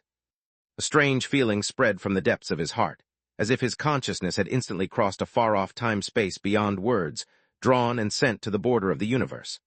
However, before Yu Sheng could confirm what this feeling was all about, he saw all the starlight in his vision begin to tremble violently, and the illusion of the big ship fell into countless chaotic ripples. He instinctively took half a step back and saw the fissure before him disperse amidst the vibrations. Pure white crystal branches filled the space left by the dissipating fissure, while new fissures began to brew again in the gaps between the branches. Yu Sheng opened his eyes, his consciousness instantly experiencing a lengthy journey, returning once more to the courtyard. The towering crystal giant tree still stood before him. Countless tiny time-space fissures hidden within its canopy flickered and floated among light and shadows, continuing to grow slowly. Beside him, Luna instantly sensed something, stepped forward 2 paces. "Are you okay? What happened?" "Seems like I saw something extraordinary." Yu Sheng rubbed his forehead, paused before slowly speaking. "Luna, did the tree change at all just now, during my absent-mindedness?" Luna immediately shook her head. "No." "Is that so?" Yu Sheng said thoughtfully, again looking up at the crystal tree before him, looking at its massive canopy that shielded the entire courtyard, and the subtle streams of light hidden within. The characteristic of the world bridge, connecting time and space, knowledge rushing into the mind. Was that seen truly from the border of the universe? "Luna, you and the Knights pay close attention to this tree's growth, especially those time-space fissures growing in the canopy. If there are any changes, let me know promptly." "Understood." Yu Sheng nodded, and then his consciousness slowly withdrew from this soul wilderness. However, just as he prepared to sleep a bit more, a bang sound from the real world directly startled him awake. It sounded like something exploded. Yu Sheng opened his eyes, instantly sat up from the bed, saw daylight flooding through the window, time perhaps already past noon. 4 neatly arranged Alice puppet boxes in the corner of the wall, while the blonde Aaron who was originally sleeping on the bed was nowhere to be seen. As an ominous feeling just rose from his heart, he heard a plop sound from the master bedroom's bathroom, like something dropped to the ground, and within a few seconds the bathroom door was cautiously pushed open. Blonde Aaron sneaked out from inside like a thief, only to look up and make eye contact with Yu Sheng, who was sitting on the bed. The little puppet with a golden, exploding hairstyle, her hair frizzed like the tail of a Hu Li in winter. Her little face was smudged black, with only 2 sapphire blue eyes shining brightly on her dark face. Noticing Yu Sheng sitting on the bed, the little puppet trying to sneak out immediately stopped, blinked twice, awkwardly grinned. Hey, good morning, Yu Sheng." Yu Sheng saw Aaron's black face showing 2 rows of little white teeth, while speaking a puff of blue smoke even came out. "What are you doing?" he asked expressionlessly. Aaron pointed to herself. "This body can't charge electricity, Tilda." Yu Sheng's eye twitched, turned to press the lamp on the bedside table, but it didn't light up. "The circuit has tripped. You went to tamper with the electric switch early in the morning." Upon hearing this, Aaron immediately put her hands on her hips, justified. "It's already noon now." When people are truly speechless, they tend to laugh instead. At this moment, Yu Sheng found the situation amusing. He looked at Aaron with a blackened little face and an explosive hairstyle, pursed his lips and climbed out of bed, stepped forward, picked up the little puppet by the collar, muttering as he made his way to the bathroom. "Didn't I say to wait for me to wake up before we study your shrinking problem? And you're not afraid of damaging this original body you finally got back. You are, after all, someone over 3,700 years old. Can't you be more stable?" Aaron probably acknowledged she was at fault. Even being reprimanded while picked up by the collar didn't anger her. She even turned to Yu Sheng and flashed 2 rows of little white teeth while snickering. Meanwhile, the 4 Alice puppet boxes in the corner were also pushed open from the inside. 4 errands neatly followed Yu Sheng, ready to line up for face washing. Upon seeing this situation, Yu Sheng couldn't even muster any anger. He could only put the blonde Aaron on the wash basin. Then while turning on the faucet and adjusting water temperature, he said, "Wait a moment, I'll run you some hot water. Your face is all black, and we need to find a way to tame that hair." "Oh wait, no, the power's out, no hot water. Make do with cold water." Aaron laughingly agreed, noticing Yu Sheng wasn't angry, quickly regained her courage. She raised her hand and swayed her head a bit. Pop pulled off her head and handed it to Yu Sheng. "Here, it's easier to wash this way." Yu Sheng was still running the water, completely unaware of what the little creature was doing beside the basin. He only saw the puppet cradling her head and handing it over the next second. Then he froze, took 2 or 3 seconds before realizing what he just saw, shouted out loud, "What the hell?" Aaron immediately revealed a successful prank expression, hugging her head, laughing uncontrollably. "Ah ha ha ha, really gave you a scare." At this moment, Yu Sheng was completely unsettled. After all, seeing a 3-part puppet holding her head sitting on a basin grinning and shaking early in the morning, although now it's noon, isn't good for anyone's mental state. He restrained his urge to throw Aaron out of the lavatory, held down the little creature's body. "Stop laughing, stop shaking, explain first what's going on." Aaron placed her head by the side of the pool, and the other 4 bodies were gathered around Yu Sheng's feet, chattering. "Discovered it when I woke up. At first I was also startled. When I stretched my neck while yawning, it felt like it could come off. And it really came off." Yu Sheng's head buzzed, confirming several times the headless puppet body sitting by the pool, then looked at the golden-haired head placed next to the body, and saw that the head was blinking at him. After holding back for a few seconds, he spoke, "Can you put it back on?" "I can," the golden-haired head said, winking hard to the side, "and it's not just the head." "Yu Sheng, what do you mean?" He barely finished the question when he saw the small puppet by the pool twist her arm, and then both arms fell off and started crawling across the sink counter. They crawled cheerfully. Yu Sheng was dumbfounded, and a gasp was about to escape when he saw Aaron lean back. "The legs can come off too, look." Then Aaron started crawling all over the pool. The puppet was everywhere. Yu Sheng had to admit that although, ever since Aaron came out of that painting, he would see the puppet doing some tricks every day, this was still the most shocking morning routine he'd witnessed so far. When Aaron's left hand crawled past under his nose for the 3rd time, Yu Sheng couldn't bear it any longer. He quickly gathered up the scattered pieces of the small puppet, that's the only way to describe it, grabbed one of her arms with one hand and her torso with the other, and after rolling up his sleeves, he examined the joint structures, confirming after a long look that there were no signs of damage. "Can everything be put back perfectly?" "Yes." "Does it hurt?" "Not at all." "What's the principle behind this?" "Ha, Yu Sheng, it's finally your turn to ask this question." "Don't interrupt," Yu Sheng said as he set down Aaron's body and furrowed his brows. "How can this be? Wasn't everything fixed and put together back then? Moreover, isn't it possible that ball joints are originally meant to be detachable?" Aaron laid on the pool, claiming confidently. "And didn't Marin say that authentic Alice puppets have certain joints that are not sturdy? It's a blessing left by the ancient saints." "Yu Sheng, but they said certain joints, not every single joint." "That shows I'm very authentic," Aaron actually boasted. "My 3,700 years of aged traditional authentic Alice puppet." Yu Sheng felt unexpectedly tired by this careless little thing, opened his mouth a few times, and finally said, "So can you put yourself back together? Don't make someone help every time. I'm telling you, this is way more awkward than combing your hair." Before he finished speaking, he heard Aaron confidently reply, "I can." Then the pile of puppet parts on the sink began to rapidly reassemble itself. Yu Sheng saw fine threads appear between those freely moving limbs, not the black spider silk he was familiar with, but rather fine, pale golden threads that emitted a faint glow. The threads guided the limbs, completing the reconstruction of the entire body in seconds. The head was the only thing left to be reattached, because Aaron was still waiting for Yu Sheng to wash it. Yu Sheng blinked. The golden threads seemed to linger in his vision, leaving a faint glow at the edge of his sight, until the small puppet waved a hand to make him react. "Wait a minute, just what were those threads?" "I don't know either." Aaron raised her hand as if to scratch her head but ended up scratching thin air, then picked up her head, cradled it, and scratched. I just found out about these threads this body releases while I was bored and dismantling it after waking up. They're different from others. The color has changed. They can glow and they can help reassemble the body, although I haven't figured out any other functions. Anyway, it just happened naturally, like instinct. Bored and dismantling it. Yu Sheng was almost choked by Erin's wording, but at least he could finally confirm that the scattered state wasn't because she broke again, but because she had really developed a new ability.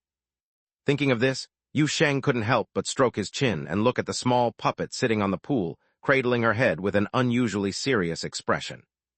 Erin's original shell seemed even more strange than he imagined, so it indeed seemed necessary to study it properly. Chapter 581, Two Mysteries, Two Hypotheses. The secrets of Erin's new body seemed to be quite numerous, but the little thing herself didn't seem to think much of it. She was just enthusiastically exploring her easily detachable and reattachable ball joints, sometimes popping one off with a poof, then clicking it back on, or spreading her arms and legs out, crawling all over the place, or installing her arms backward and making Yu Sheng guess if she had raised her left or right hand. Watching this bizarre scene, Yu Sheng felt an unspeakable eeriness in his heart. As he washed Erin's head in the water basin, he muttered to himself, "Good thing you've shrunk in height now, or you'd really scare someone to death, I'm telling you." Erin, gurgle, gurgle, gurgle. Yu Sheng, talk with another body. So a small black-haired puppet, made of clay, that had just washed its face climbed onto a nearby shelf, put her hands on her hips and looked up. "Why aren't you done washing yet?" Almost there, there's a stubborn black spot on your chin," Yu Sheng said as he lifted Erin's head out of the water basin, instinctively shaking it to get rid of the water, only to get bitten hard on the second shake. He had to apologize quickly, then casually remarked, "Be careful taking those joints apart so often, they might get looser over time. If you sneeze and they fall apart, you'll be waiting for Luna to make fun of you." "It won't happen. The looseness of the Alice puppet's joints is determined from the day they're created," Erin retorted confidently. "Besides, I can use those golden threads to reinforce them. As long as I hold them tightly, they won't fall apart." "With those threads, you could be doing something more useful."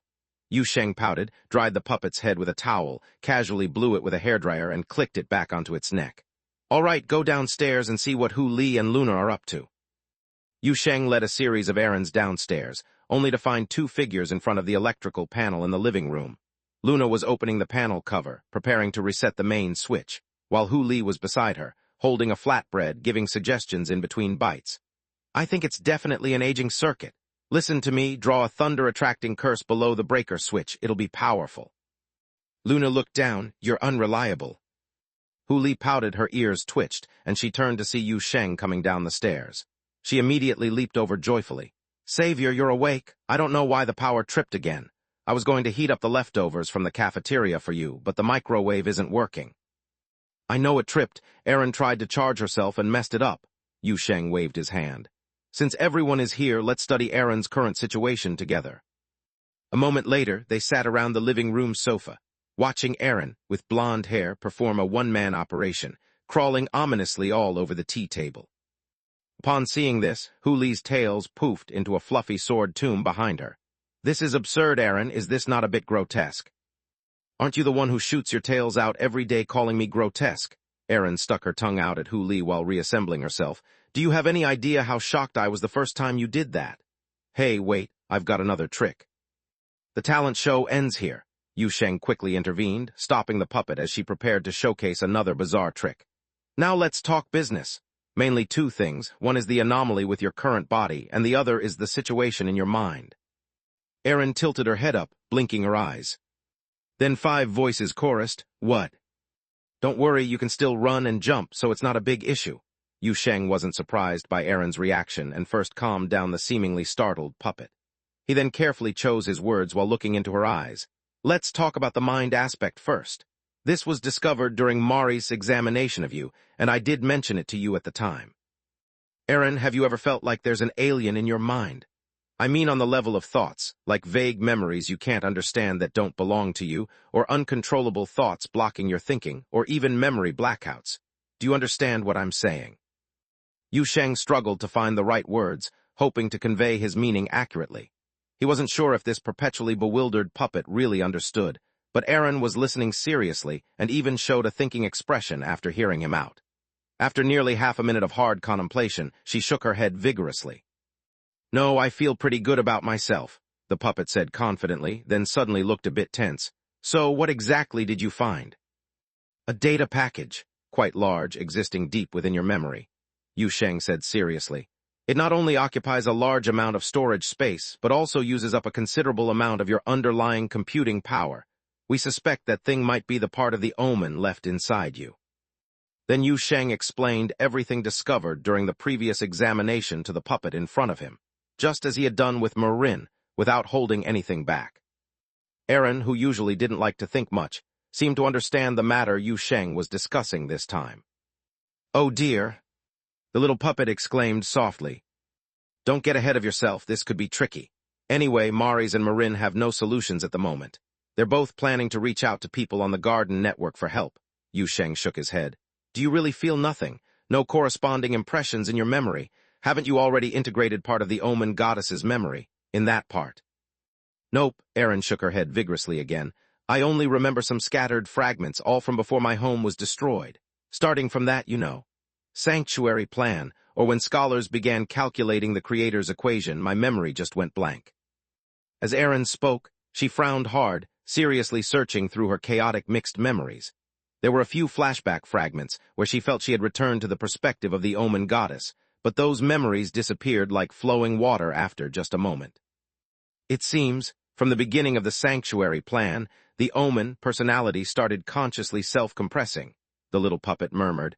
"All computational power and memory were paving the way for the Sanctuary, although the Sanctuary was never eventually built, Sai." Yu Sheng raised his head and exchanged glances with Hu Li and Luna beside him. Hu Li's ears twitched.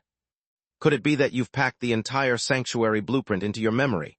The demon fox girl stared wide-eyed. Aaron was stunned, really. "How would I know? It's just a guess." Hu Li's tail shook vigorously. "But you did say earlier, starting from the Sanctuary plan, your memories related to the Omen got blank. That's a very obvious clue." The little puppet sat cross-legged on the coffee table, 5 bodies forming a ring of thinkers, but after several minutes nothing was pondered. "Let's note this issue first." Yu Sheng looked around and temporarily memorized the conclusion that the unusual data structures in Aaron's memories might involve the Sanctuary plan of the Omen's mother civilization, then said, "The second issue is Aaron's current physical form." The blonde little puppet immediately straightened up, her gaze becoming sharp. "I still find the phenomenon where this body suddenly shrunk after normal activity for 2 hours very suspicious." Yu Sheng rubbed his chin. "Being able to undergo these changes even after spirit injection is completed, and even after Mari's inspection process is finished indicates that, at least during those 2 hours, there was some strength, or factor, maintaining Aaron's original shell in a normal state." Right, I was in a normal state at that time, but this body shrinking like this is absolutely not right." Aaron perked up immediately upon hearing this. "There was definitely something wrong at that time. When I jumped off the table and walked towards you, there was obviously a state switch." Yu Sheng seemed not to hear the little puppet's chatter, but continued rubbing his chin thoughtfully, his gaze still on blonde Aaron. "Aaron, when dominant, is the normal state. Omen Goddess, when dominant, is a 3-part puppet? Or does this body really need regular recharging?" "Who knows, definitely not charging." Aaron propped her head with her hands. "The main thing is that I myself didn't feel any physical decline. It doesn't seem like energy depletion at all." Yu Sheng fell into thought, but this time, before he could figure anything out, a vibration from his phone awakened him from contemplation. He took out his phone and saw a message from Bailey Ching. "Are you available? Come to the Special Service Bureau if you have time." A pair of furry big ears popped over. Savior, who is it?" Yu Sheng openly showed the phone screen to Hu Li. "Bailey Ching is back to work, asking me to go over. Just as well I also have something to discuss with her." As he spoke, he recalled the bizarre illusion he had seen through the spatial cracks during his synchronization process with the infant star body crystal tree. That distant starlight illusion like the edge of the universe, the giant ship, and the flames curtain. What do these images signify? Does the Special Service Bureau have intelligence on this matter? Yu Sheng was uncertain about this, but besides the Special Service Bureau, he couldn't think of anywhere else that might have answers in this world. Chapter 582, Bailey Ching returns to work. Deep within the Special Service Bureau, in the director's office. Yu Sheng sized up Bailey Ching in front of him. until she sighed helplessly and stared back at him with those light gray eyes. "What are you looking at?" Nothing, nothing." Yu Sheng quickly looked away, scratching his head awkwardly. "Just curious about you." "If you're talking about my horns, they've naturally faded," Bailey Ching said expressionlessly. "If you're referring to my sister, she's feeling unwell, so she's resting today." Yu Sheng pondered for a while how the one-eyed Bailey Zhu could feel unwell, especially since that eye was more like a projection. But seeing this director sister not looking too happy, he thought about it for a long time and didn't have the guts to ask. Having known Bailey Ching for so long, Yu Sheng felt he could finally discern some micro-expressions from her otherwise icy demeanor. "Let's discuss business," Bailey Ching rubbed her forehead, seemingly sighing again. "I should apologize first. I should have contacted you sooner, but things are overwhelming and just sorting out the aftermath has taken most of my energy. I've finally found some free time now. Tell me about Erin's situation first. How is she?" Yu Sheng hastily adjusted his posture, quickly organizing his thoughts, and began sharing his intelligence with Bailey Ching. The sudden outbreak of the World Bridge and Omen crisis had left Yu Sheng no time to communicate thoroughly with Bailey Ching, including the final disposition of the World Bridge, the information gleaned from the Omen memories, and speculations on the hidden secrets behind the World Bridge, none of which had been discussed yet. Now that everything had settled, he held nothing back, revealing many things to this special service director. Perhaps due to a joint battle within the Omen Divine Temple, a stronger mutual trust had clearly formed between Yu Sheng and Bailey Ching. "Erin's original shell has been repaired, but there's still a small glitch. All right, I think I know what problem you're referring to.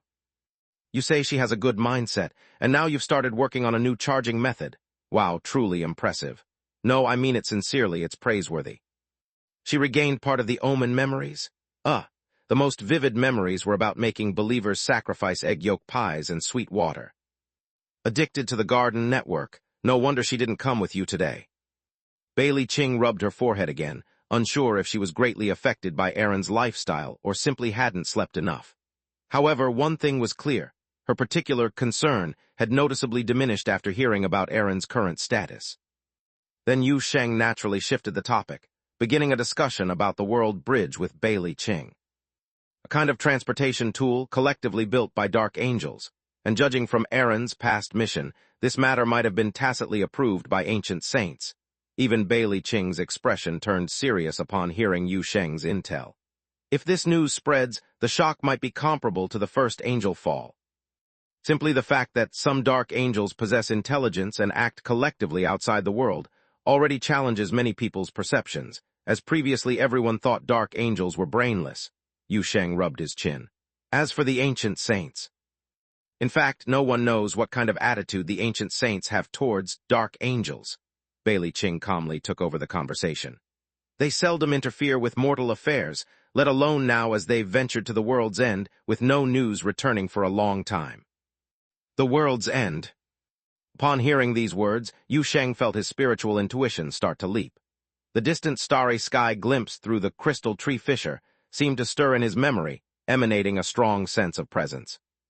This made him subconsciously say, "Speaking of the world's end, I just happen to have something to tell you."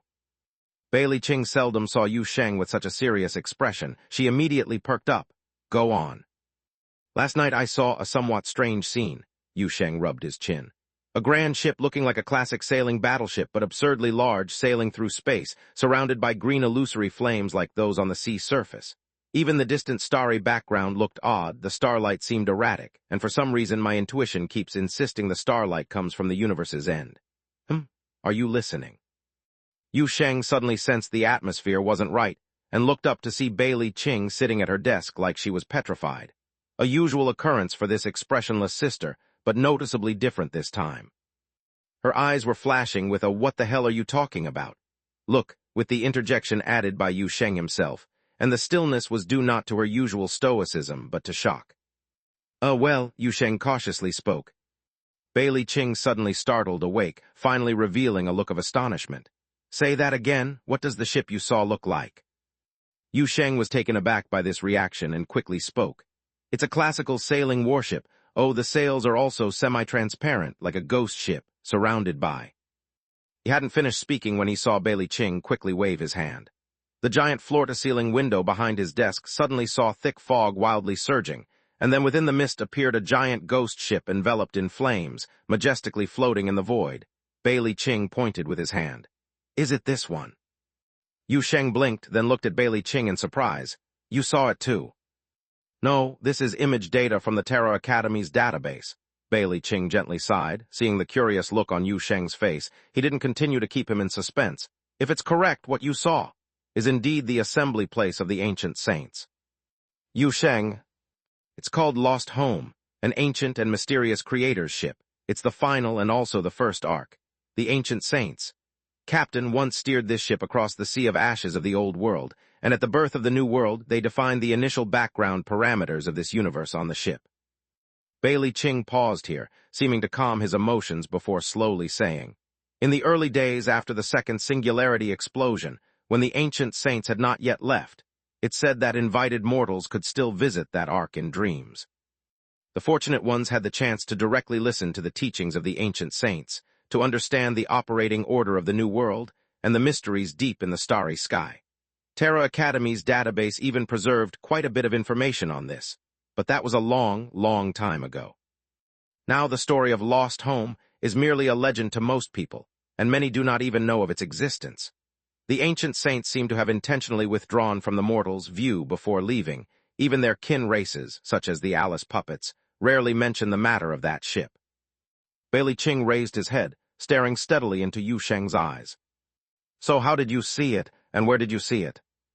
Yu Sheng was a bit dazed at this moment, not expecting this matter to suddenly involve such a level of context, while Bailey Ching's nearly transparent light gray eyes held a persistent determination to get to the bottom of it today. So after a momentary hesitation, he still nodded. "This might be a bit complicated, and you need to be mentally prepared." "I excel at handling complex matters," Bailey Ching immediately said, adjusting to a comfortable position in his chair, posing as if nothing would surprise him. "Go ahead, I won't be surprised." Yu Sheng nodded. "Firstly, I actually ate the world bridge." Bailey Ching jumped up. "Yu Sheng, you said you wouldn't be surprised." Bailey Ching stared at Yu Sheng as if seeing a ghost for several seconds. His mouth seemed to twitch. "Generally, I don't share this level of inside information with outsiders. This is travel agency, internal intelligence." Yu Sheng looked at the other party earnestly. "But you accepted my blood, so you have the qualification to enter the soul wilderness. Maybe one day you'll see those things yourself, so I'm telling you."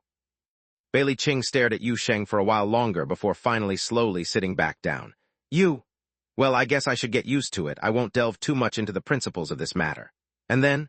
You consumed the world bridge, so you observed the lost home at the universe boundary through it." "Oh, it's a bit more complicated than that. There's also the matter of the inference star body. Did I not mention before that there's a seed left of the inference star body? In fact, that seed was planted in the soul wilderness by me, and recently it sprouted and merged with the world bridge." Bailey Ching jumped up again. Yu Sheng looked at the other person a bit helplessly. "Maybe you should stand and listen." Bailey Ching, no need." She sat down again. "Actually, you don't need to be so surprised," Yu Sheng thought for a moment, reasonably and logically said. "After the Dark Angel fall, there's always something left behind. You guys at the Special Service Bureau are even cultivating the Ankela crystal now. You recently used that thing to pour over the Omen goddess. The seed of the inference star body and the blueprint of the world bridge are similar in nature to that." Bailey Ching was momentarily shaken by Yu Sheng's reasonable and logical attitude, but being a director, she quickly reacted. "We don't mess around like you do. How could you eat the world bridge, then plant the inference star body, and they even crossbred into a new species?" Yu Sheng looked innocent. "I didn't mention anything about crossbreeding, that's your own deduction." Bailey Ching. Chapter 583, Revisiting the Soul Wilderness. Not to be said, after dealing with Yu Sheng for a long time, Bailey Ching truly felt she was slowly increasing her resistance in some aspect. She didn't know if it was a good or bad thing. But in any case, she quickly accepted the idea that, if you plant a dark angel months ago and then crumple an angel into it before it grows, you get a tree that can produce space rifts. And the thought that it was Yu Sheng who did it made it seem even more reasonable. Of course, as the director of the Special Service Bureau, she instinctively thought about risk management and such issues. Although, as Yu Sheng mentioned, after a dark angel falls, they always leave something behind, what the Venerate Saints Monastery calls angel catalysts. And the Special Service Bureau and Feng Ling Mountain are indeed researching these angel legacies. But clearly, the research projects of legitimate organizations are one thing, while Yu Sheng's angel research is quite another. The man's various research projects were essentially based on pondering, and he had a wild and unrestrained personal interpretation and imagination about the act of research itself. Risk, well, it's normal for you to care about this. Yu Sheng wasn't surprised by Bailey Qing's reaction. But you don't need to worry so much either. All dark angels have undergone inactivation. You've seen the inactivation process yourself, and the entire soul wilderness is under my monitoring. Additionally, after the death transformation, the angel legacies I've sent into the soul wilderness have been transformed into things of this world, and without the trait of extraterritorial erosion, they're naturally not dangerous. As he said this, he paused for a moment and added, "That's how I see it." Bailey Qing didn't know whether to feel reassured or more worried after hearing that last sentence. After hesitating for a moment, she frowned slightly. "Can I have a look at that tree?" "Of course you can." Yu Sheng, anticipating this request, nodded immediately. "Anyone who has experienced blood transfer has clearance to enter." "So how do I get to that soul wilderness you mentioned?" Bailey Qing was a bit puzzled. "I only remember seeing that place for a moment above the Omen Divine Temple, but don't remember exactly how I got in." "Oh, once you get the hang of it, you can enter through controlling your own dreams. The fairy tales kids pop by every now and then for gatherings, but if you're not proficient, you might need some guidance," Yu Sheng said, pulling open a small door nearby. "Hang on a second, I'll get you some help." The next moment, he pulled Erin through the small door, who was holding a TV remote in her arms. The little puppet was kicking and flailing, seeming ready to fly up and bite. "Yu Sheng, you jerk, I was watching TV. The butler was just gonna." "It's all the same, right? Either breaking someone's legs or slapping them. 800 episodes of the same trope. Do you really need to watch it every day?" Yu Sheng turned Erin by the collar towards Bailey Qing. "Do me a favor, after this you can go back and keep watching. Bailey Qing wants to go to the soul wilderness. She's not familiar with it. You pull her in." "Such a hassle. You might as well have the Type-C hook bring over her band of knights to capture souls." The little puppet muttered, but obediently cooperated, raising her hand to let a stretch of dark spider silk extend towards Bailey Qing. "Find a comfortable position to sit. Don't resist. Just go to sleep. Resisting will only make you dizzy. I can't guarantee the comfort of this dream penetration." Bailey Qing, seeing this scene, instinctively spoke. "Is this really reliable?" Then a chill crept into her body. A natural resistance surged from her heart, and the powerful spiritual force of the void dragon held against the pull of the dream realm at first. But Bailey Qing soon consciously made herself give up this resistance. Out of trust in Yu Sheng and Erin, she let out a soft breath, allowing her consciousness to gently sink into the dream guided by the black spider silk. "Wow, this is tough." The little puppet turned to look at Yu Sheng. "The first tug felt like dragging a mountain. This ironclad expression's spirit really is like a dragon. I almost couldn't pull her." She hadn't finished her sentence before a drowsy voice from Bailey Qing came through. "I'm not an ironclad expression." "Erin and Yu Sheng." "I think her mouth is tougher than her face," the little puppet mumbled. Moments later, in the soul wilderness. The gloomy, chaotic sky hovered over an endless wilderness, with unknown gray grass swaying in the wind. Bailey Qing wandered a bit dazedly along a path lit by campfires, and in the next second passed through the fog to enter a black cathedral. Yu Sheng's figure suddenly appeared beside her. "This is where Luna and her Knight Order are." The sudden voice startled Bailey Qing, but her face showed little reaction. Once she saw who was beside her, she furrowed her brows. As the haze faded and her mind cleared, she began curiously examining the place. The unique architectural style, the splendid and solemn spire of the cathedral, the dark, oppressive tones, yet there was a mysterious, calming atmosphere pervading everything. An unseen wind passed through the bell tower, the sound seeming to carry a constant, indistinct sacred hymn, and in a clearing in the forecourt, a serene and sacred gold-haired girl, clad in armor, her waist cinched with a holy sword, smiled gently, looking at her. Bailey Qing instinctively rubbed her nose, her eyes widened slightly. "You've probably never seen Luna in this form," Yu Sheng, smiling, introduced beside her. "This is her true form. This entire cathedral was built by her and her knights." "I've seen it before," Bailey Qing said somewhat awkwardly. "Didn't I briefly enter this wilderness before? It was by chance that I saw it once." "Oh, Luna didn't mention this to me." Yu Sheng was a bit surprised, but then he laughed. "She's in charge of looking after the church here, tending to the great bonfire, and welcoming the spiritual bodies who enter the soul wilderness for the first time. It's good you two have met." Bailey Ching hesitated for a moment, said nothing, and simply touched her nose out of habit. Then, under the guidance of Yu Sheng and Luna, she passed through the main building of the church and saw the towering crystal giant tree in the courtyard. In fact, before entering the courtyard, when she was still outside the main building, she caught a glimpse of the edge of that magnificent tree crowned from a corner of the sky. Director shocked JPG. Bailey Ching looked up at the pure white tree crown covering the cathedral, the crystal trunk that seemed even thicker than the church bell tower, and the numerous pillar structures that hung down from the tree crown, entwined around the surrounding buildings or directly supporting the ground, and remained silent for a long time. "Spectacular, isn't it?" Yu Sheng said with a smile. "A bit too spectacular." Bailey Ching carefully chose her words, trying to be tactful. "The laboratory in the bureau that cultivates ankyla crystals didn't create anything on this scale." Yu Sheng thought for a moment. Maybe it's because the nutrition here is more balanced. Bailey Ching. Then she saw Yu Sheng smilingly change the topic. "Do you see those fissures?" Yu Sheng raised his hand, pointing to the crown of the crystal tree. Bailey Ching squinted her eyes. She had, of course, noticed from the start the flows of light slowly streaming between the crystal branches and leaves, and even saw through some of the light flows the flickering starlight and other twisted, blurred time-space images on the opposite side. "Is that the World Bridge?" "Strictly speaking, the original World Bridge no longer exists. What you're seeing are just the residual characteristics of the World Bridge that produced these fruits after being grafted onto the infant star body giant tree," Yu Sheng said unhurriedly. "And it's still in its initial stage. This hybrid is still growing, and those fissures are currently very unstable." Bailey Ching frowned. "Why does this fusion happen?" "I don't really understand the principle myself, but I have a theory," Yu Sheng said after some thought, speaking seriously. "Perhaps it's because the World Bridge itself was constructed by many dark angels using themselves, and its blueprint contains compatibility features for other dark angels, while the infant star body naturally also possesses parasitic properties." "Compatibility and parasitism, quite fitting," Bailey Ching muttered to herself, then looked at Yu Sheng again. "Did you observe the lost home through these fissures before? Which specific fissure was it?" "You can't see it now. That fissure collapsed during the observation." Yu Sheng shook his head. "But I believe that fissure will regenerate. The process of fissure collapse and creation continues in this tree crown. I haven't yet summarized the laws of these fissures, but based on connections established through blood, I think figuring out this pattern is just a matter of time." Bailey Ching was thoughtful for a moment and did not speak. "Now let's talk about that ship."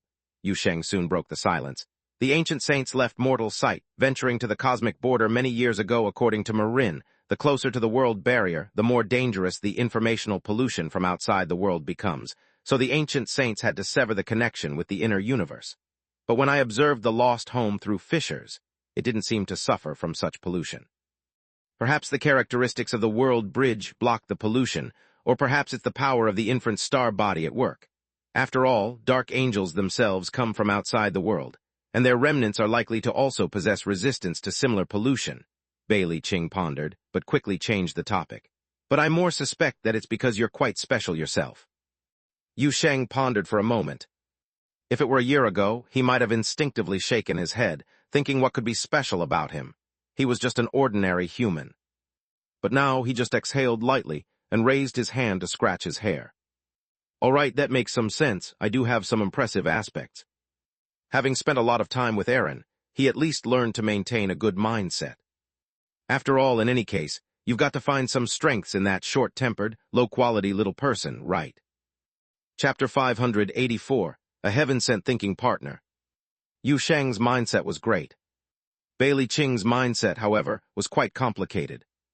She looked up at the crystal tree and the space-time rifts between its canopy resembling tree fruits, then glanced down at Yu Sheng. Her pale gray eyes revealed no emotional change, yet her mind was an unstoppable storm. The legacy of two dark angels stood tall before her, and it seemed to be growing astonishingly well. The world's only angel hunter claimed it to be harmless to humans and animals. She could only believe it, and now Yu Sheng told her that through the rifts among the tree canopy, one could observe the cosmic boundary, and even the gathering place of ancient saints long disconnected from the inner universe. If this news leaked even half a sentence from Boundary Land, she couldn't imagine when her next holiday would be. After all, that is the lost home, the ultimate and original ark of this world. Aside from that ship, did you see anything else? Bailey Ching suddenly asked. See anything else? Yu Sheng pondered for a few seconds while stroking his chin and shook his head. Apart from the starry sky as the backdrop and the surrounding sea of flames, I just saw that ship. Perhaps the presence of that ship was too strong. My attention couldn't focus on other places. He paused, suddenly seeming to remember something. Oh, wait, although I didn't see anything else, I did have some strange feelings. Just gazing at that ship, I inexplicably got a sense of pull, as if my mind had somehow crossed the rift and was drawn to the universe's end. It felt like that ship was pulling the entire starry sky, even pulling all things forward in the world. Does that sound a bit abstract? But I can't think of a more fitting word. Yu Sheng felt his descriptions were quite mystical, but Bailey Ching appeared absorbed in deep thought upon this, breaking the silence only seconds later with a heavy gaze. What you said might not be an illusion. If the rift hadn't collapsed at that time, you might have really crossed the starry sky and arrived on that ship now. Yu Sheng blinked, hesitating for 2 or 3 seconds before speaking. Then can I come back? How should I know? Perhaps when you get to the lost home, you might still manage to open a door and return home. Or maybe the ancient saints would personally escort you back to the inner universe. Bailey Ching revealed a rare lack of confidence. Of course, it's more likely. You'd be stranded at the cosmic boundary. At the world's end, most known laws of things may not be so reliable, and we're unsure of the situation on the boundary side now, nor what attitude the ancient saints would have toward you. Yu Sheng tugged at the corner of his mouth, speechless for a while, unaware of his thoughts, then after some time shook his head. All right, looks like I'll have to be cautious when observing these rifts next time. He cast another glance at the canopy of the crystal tree before his gaze fell on Bailey Ching. You've seen the crystal tree, you're aware of the condition of the world bridge. Is there anything else you want to know? Bailey Ching thought for a while, her gaze sweeping across the distant corridor surrounding the courtyard, and the ornate yet solemn church buildings on the outside. Mind if I look around here? I have some interest in this church and beyond that soul wilderness. Of course not, Yu Sheng smiled, raising his hand to call Luna, who was waiting nearby. It's just as well Luna will take you to explore this place. She's a great guide. Luna, take Bailey Ching on a tour and introduce her to your 12-session engineering plan. Luna immediately approached with a radiant smile.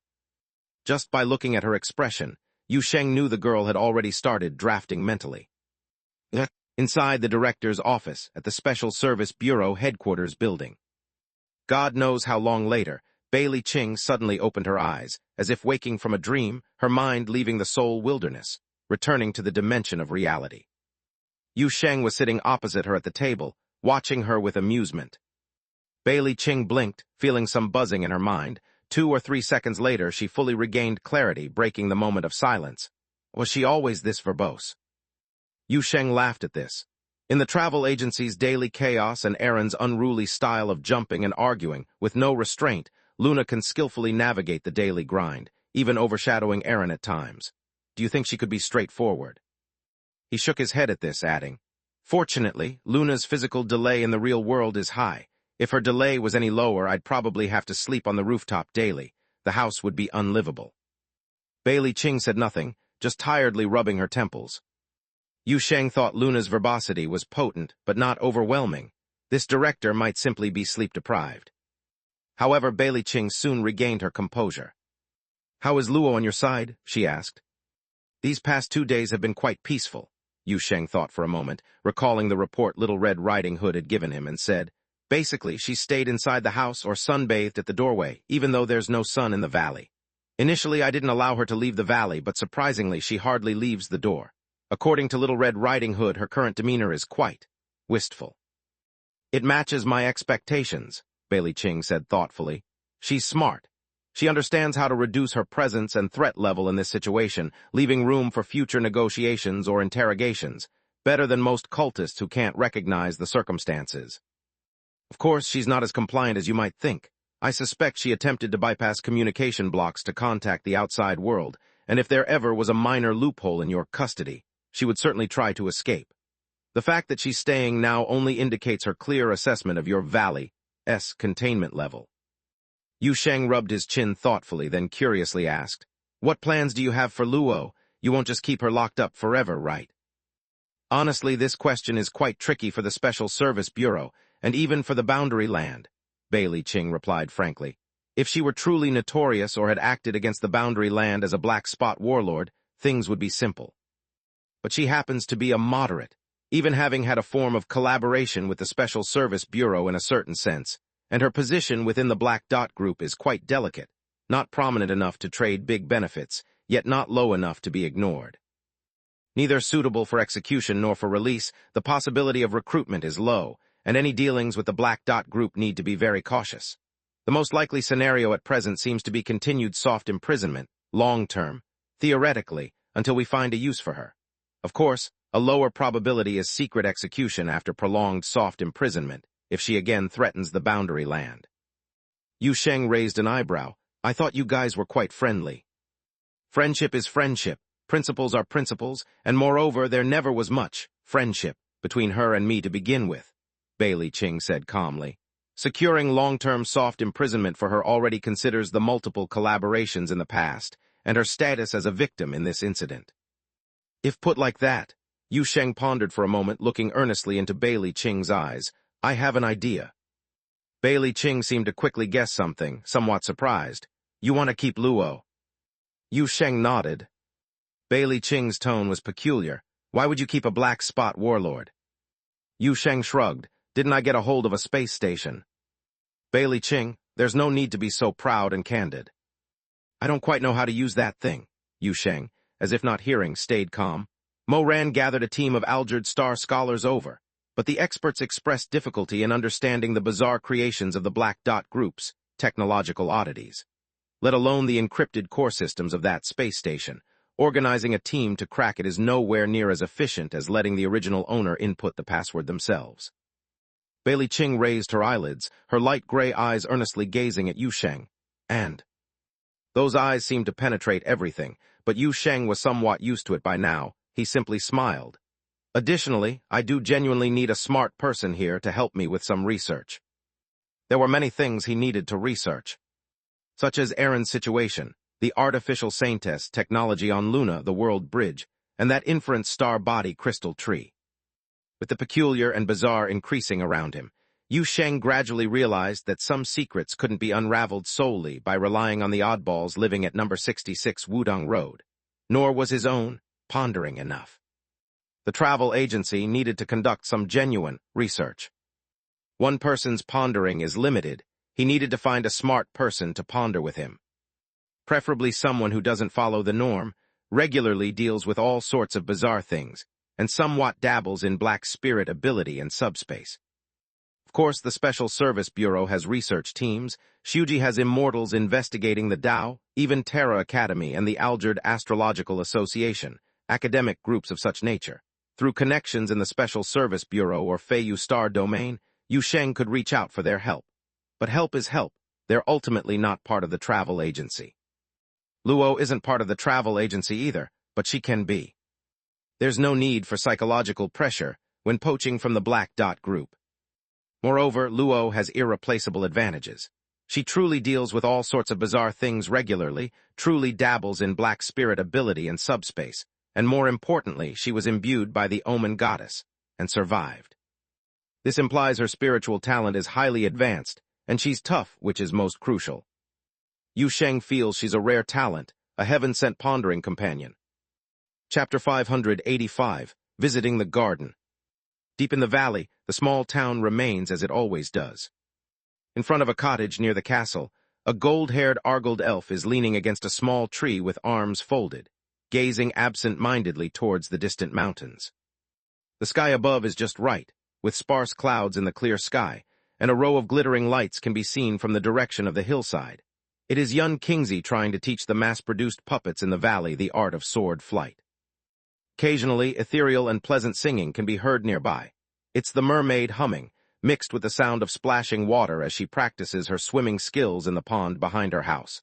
Sometimes the singing suddenly stops with a brief exclamation, indicating that she has submerged again. A golden cluster of wind-rolling grass jumped down from the high walls of the castle nearby, a face with a bright smile emerging from the fluttering golden hair. Alice, let's go to the river to catch fish. Not going. Luo lazily waved her hand, then adjusted to a more slouched position against the trunk, looking as if she's burnt out on life. She had changed out of her own tattered silver-white long dress, now wearing a black dress and jacket sent by the Special Service Bureau, which, paired with her current melancholic air, made her appear utterly disheartened. The long-haired princess didn't mind being rejected. She gathered her hair to ankle length and swaggered over, sitting on the swing frame next to Luo, swaying in midair. "How about picking mushrooms in the forest? I can give you a pass. Let me tell you, there's a type of light blue, long-stemmed mushroom over there. Eat it, and you can see little elves." "The valley is filled with little elves. Why bother eating mushrooms?"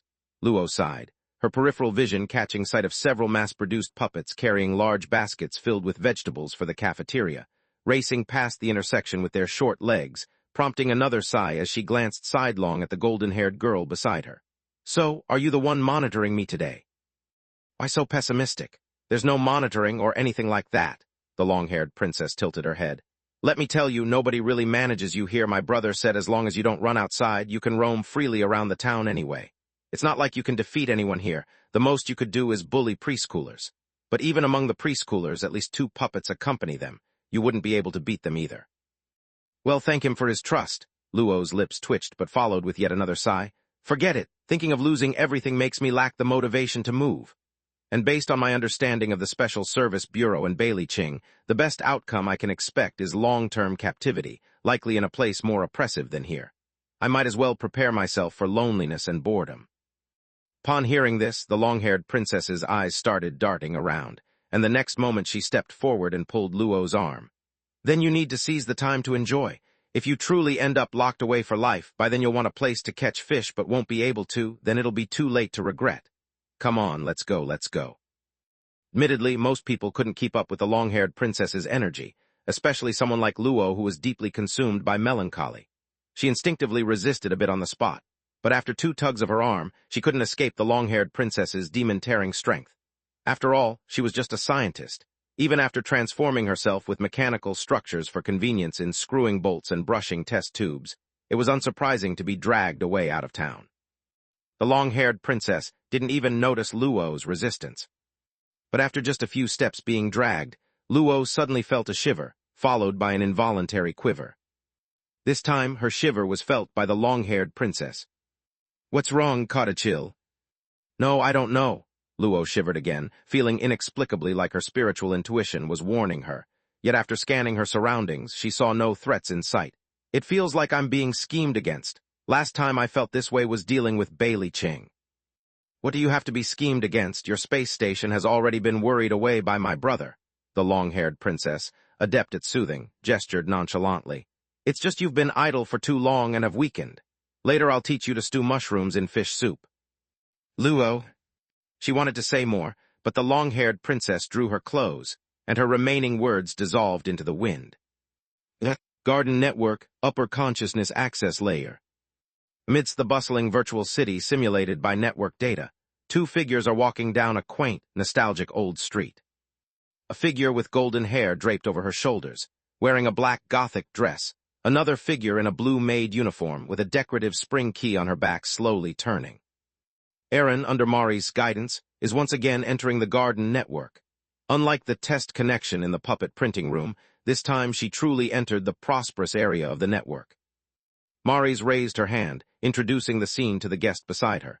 "This is the assembly hall in the garden network. There are many similar assembly halls, mostly distributed in the upper network, where Alice puppets rest, gather, or exchange information. Miss Aaron, are you listening?"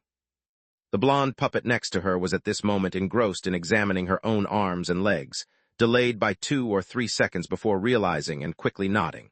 Oh, listening, it's the assembly hall, right? After eating here, we go out to hunt ancient dragons, right?" Mari stopped, looking somewhat helplessly at the blonde puppet. "Miss Aaron, there are no ancient dragons in the garden network, nor are there dark giants and small monsters that can be collected into balls. The upper network is a very safe and stable place, mainly used for communication and rest." Yet the blonde puppet in front of her clearly wasn't listening. Aaron was once again enthusiastically examining her hands and feet, then bounced in place, happily saying to Mari's, "Hey, I'm normal height here. Look, I'm 1.67 meters. Mari's, though a bit helpless, patiently explained, "You are acting in the garden network as a mind-body, and the appearance of a mind-body is not affected by physical condition, only showing the original form of an Alice puppet." Oh, that's good. I like this setting." Aaron immediately beamed with joy. Since suffering shrinkage in the puppet printing room, she finally found a bit of solace regarding her height in the garden network, but then she raised another question. Wait, what about you, Maurice? You're not an Alice puppet. I'm using a simulated mind. To assist the owner, our series of servo robots have added a large number of adaptation extension modules for the garden network. You can check the Universal Union Industries official website for related information. By ordering extension modules through the Universal app, you can enjoy 10 years of unlimited exchanges and free insurance. But Erin's attention had shifted again, not hearing the advertisement Maurice was giving. She was wide-eyed, looking around, filled with curiosity, observing this assembly hall in the network space. The place looked like a rather large city, yet its style was different from any city she had seen, like Boundary City or Mo City. The buildings in sight were mostly crowded and towering, with mottled outer walls seemingly eroded by sea breeze and sharp black rooftops. Massive steam pipes intertwined above the districts, and iron pillars on both sides of the roads had gas street lamps with a quaint style. Steam-powered vehicles drove through the streets, and the shops on both sides of the old street had bright windows. Under warm lights were goods she couldn't quite figure the use of. In the farther distance, one could see the city's center with towering inner walls and large church-like buildings. Huge steam pipes rising from the city center occasionally spewed out white airwaves, and under the melodious sound of steam whistles, the steam slowly merged into the simulated sky generated by the garden network. There was a magical atmosphere in the city, warm and peaceful, evoking an inexplicable feeling of nostalgia among the visitors. Puppets and various attendants led by puppets came and went on the streets, and puppets operated those street-facing shops with unclear purposes. Erin widened her eyes looking at this place, trying to recall what Maurice had introduced to her just now. Does everyone operate in the upper network? Also, I remember when you first brought me in, everything around was so blurry, I couldn't see any of this. 80% of access occurs in the upper network, which is the most secure and stable. The mid-network is a maintenance layer. Depending on the situation, the mind of an Alice puppet might also exchange information in the mid-network, or call additional computing power to complete its tasks. Below that is the deep network, but it is very dangerous. Even the mistress must be fully prepared for protection to make a brief dive into the deep layer. The deep network is where all dangerous and ancient data fragments settle, along with invasive pollutants dismantled and exiled by the upper and mid-networks. Cleaner programs periodically clean the deep layer and attack those Alice puppets who are not adequately protected and accidentally contaminated. I strongly advise a beginner like you to stay away from that layer. Oh, Erin scratched her head, not sure if she really understood, but her attention quickly shifted again. What's that over there? Why do some sisters have to bend down and nod or bow when passing by that place? Maurice looked up, following Erin's pointing direction, and saw a shop located at the corner of the street. The shop seemed ancient and old in style, adorned with decorations themed around antiquities and crafts.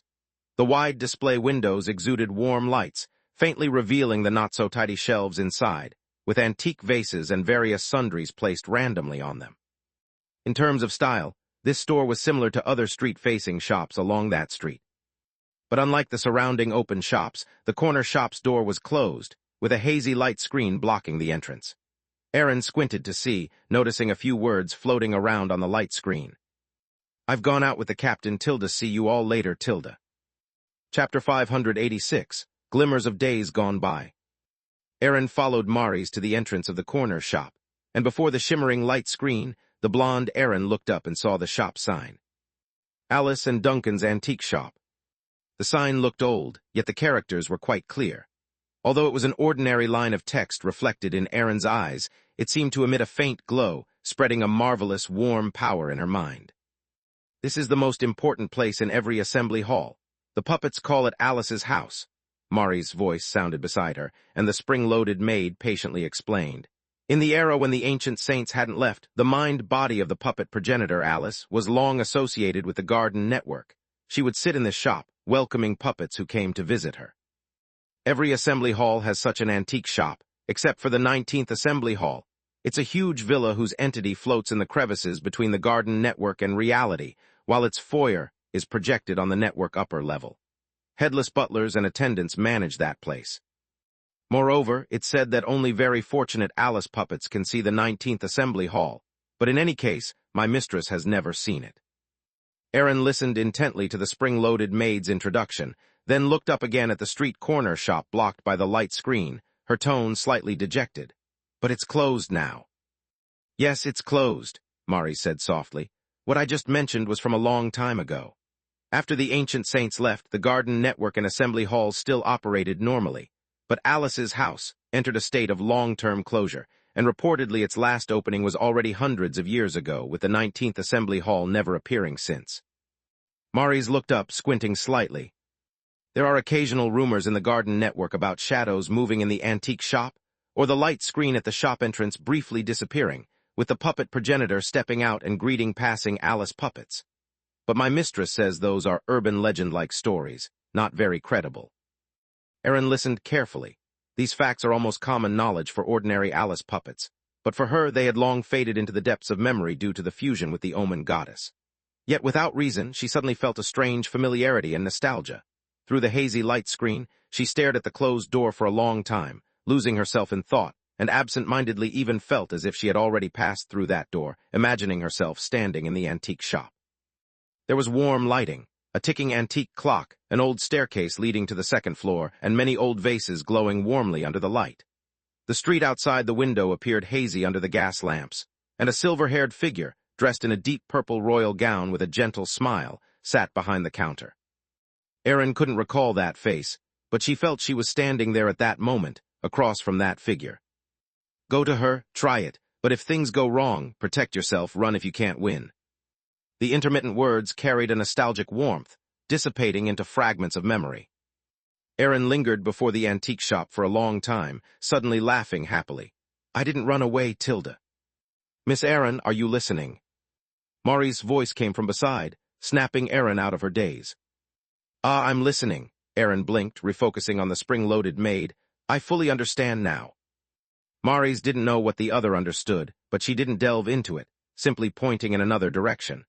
That way leads to the plaza, where Alice puppets share interesting experiences from all over or post messages seeking help. Of course, you can also directly browse these messages through the quick view. But since you've entered the garden network with a mind-body, chatting with everyone in the plaza can be a nice experience. Even though I find this somewhat inefficient, my mistress has said that ritual is an indispensable part of life. Erin listened absent-mindedly, yet before leaving with Mari's, she stopped once more, turned, and glanced at Alice and Duncan's antique shop. A mysterious scene surfaced in her mind. Her rushing to push open the door with a voice loud enough to be heard down half the street, happily greeting those inside. I'm back. It seemed to be a plan. She had brewed many times in her heart long ago, an image she had once imagined of completing her tasks and returning home. But now that door remained closed, surrounded by the light screen, and she had even forgotten what she looked like when she left here. So after a moment's hesitation, Erin merely nodded lightly to the door, muttering quietly in a voice she couldn't even clearly hear herself. I'm back. Miss Erin, Mari's again halted, turned her head, and looked this way with some confusion. Coming, Tilda, I just zoned out for a moment. Are you really okay? Mari seemed worried. You seem to have been zoning out. Do you need a checkup? Both I and my mistress are at home today. No need, you don't understand. I'm managing 5 squads of mass-produced puppets by myself, usually very busy. Well, all right, as long as you're okay, but if you feel any discomfort, be sure to let us know promptly. Don't worry, I'll definitely tell you. Erin excitedly followed the spring-loaded maid and spoke quickly. By the way, can I bring you Sheng here to play? I'm afraid that's not possible. It's not that it's forbidden, but the angel hunter gentleman is not an Alice puppet. He can't connect to the network here, right? Erin thought for a moment. I think not necessarily. Mari's was immediately filled with confusion, watching the eyes of the blonde puppet beside her dart around. Although not knowing what the other was thinking, the spring-loaded maid suddenly felt a chill creeping into her heart. But before she could ask anything, Erin's attention had already shifted elsewhere. By the way, Mari's, if I want to find someone to team up in a game, can I post a message here? Mari's blinked. What does team up mean? It means finding someone to play games together as a team. Erin cheerfully crossed the street, gesturing to the spring-loaded maid beside her. Oh yeah, you're a robot, right? Can you play games? I can. I suppose I can. But my mistress isn't interested in such things, so my skill level in various games is probably still at factory settings. That's fine, you can play games with me, team up to beat them. Erin immediately brightened up. They keep saying that I can only beat computer players. Today I'm going to bring a bot to beat them. Show those noobs they can't even beat a robot. Mari's. After coming out of the Special Service Bureau, Yu Sheng didn't head directly back to number 66 Wudong Road, but instead took a detour to the downtown mall. The fur care product that Hu Li usually used had run out, and a few bottles needed to be replenished. After entering winter, her consumption of this stuff skyrocketed. Though Yu Sheng couldn't understand why a great demon fox would need this stuff to groom her fur, since the fox girl requested it, he definitely had to fulfill it.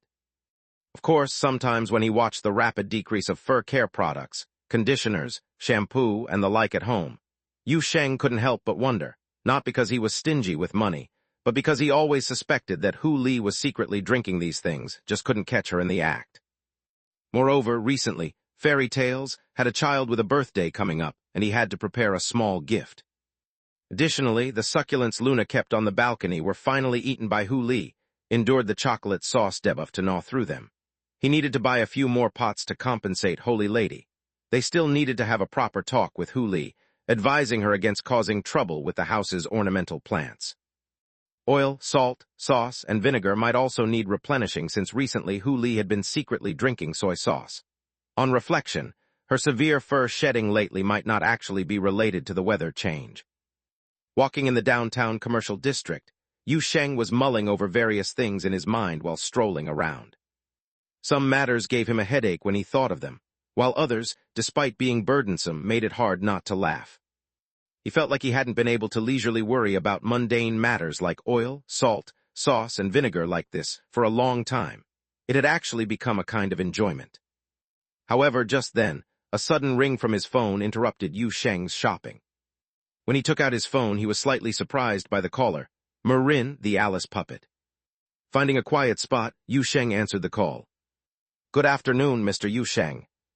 Marin's voice was as gentle and courteous as ever, but for some reason, Yu Sheng heard a hint of fatigue and awkwardness this time. Good afternoon." Yu Sheng felt inexplicably nervous. What happened? "It's regarding Erin. Is she by your side now?" "She's not. I went out," Yu Sheng quickly said. "What's wrong with Erin?" "No, she's fine. It's Mari's who's having an issue, after accompanying Erin back from visiting the garden network."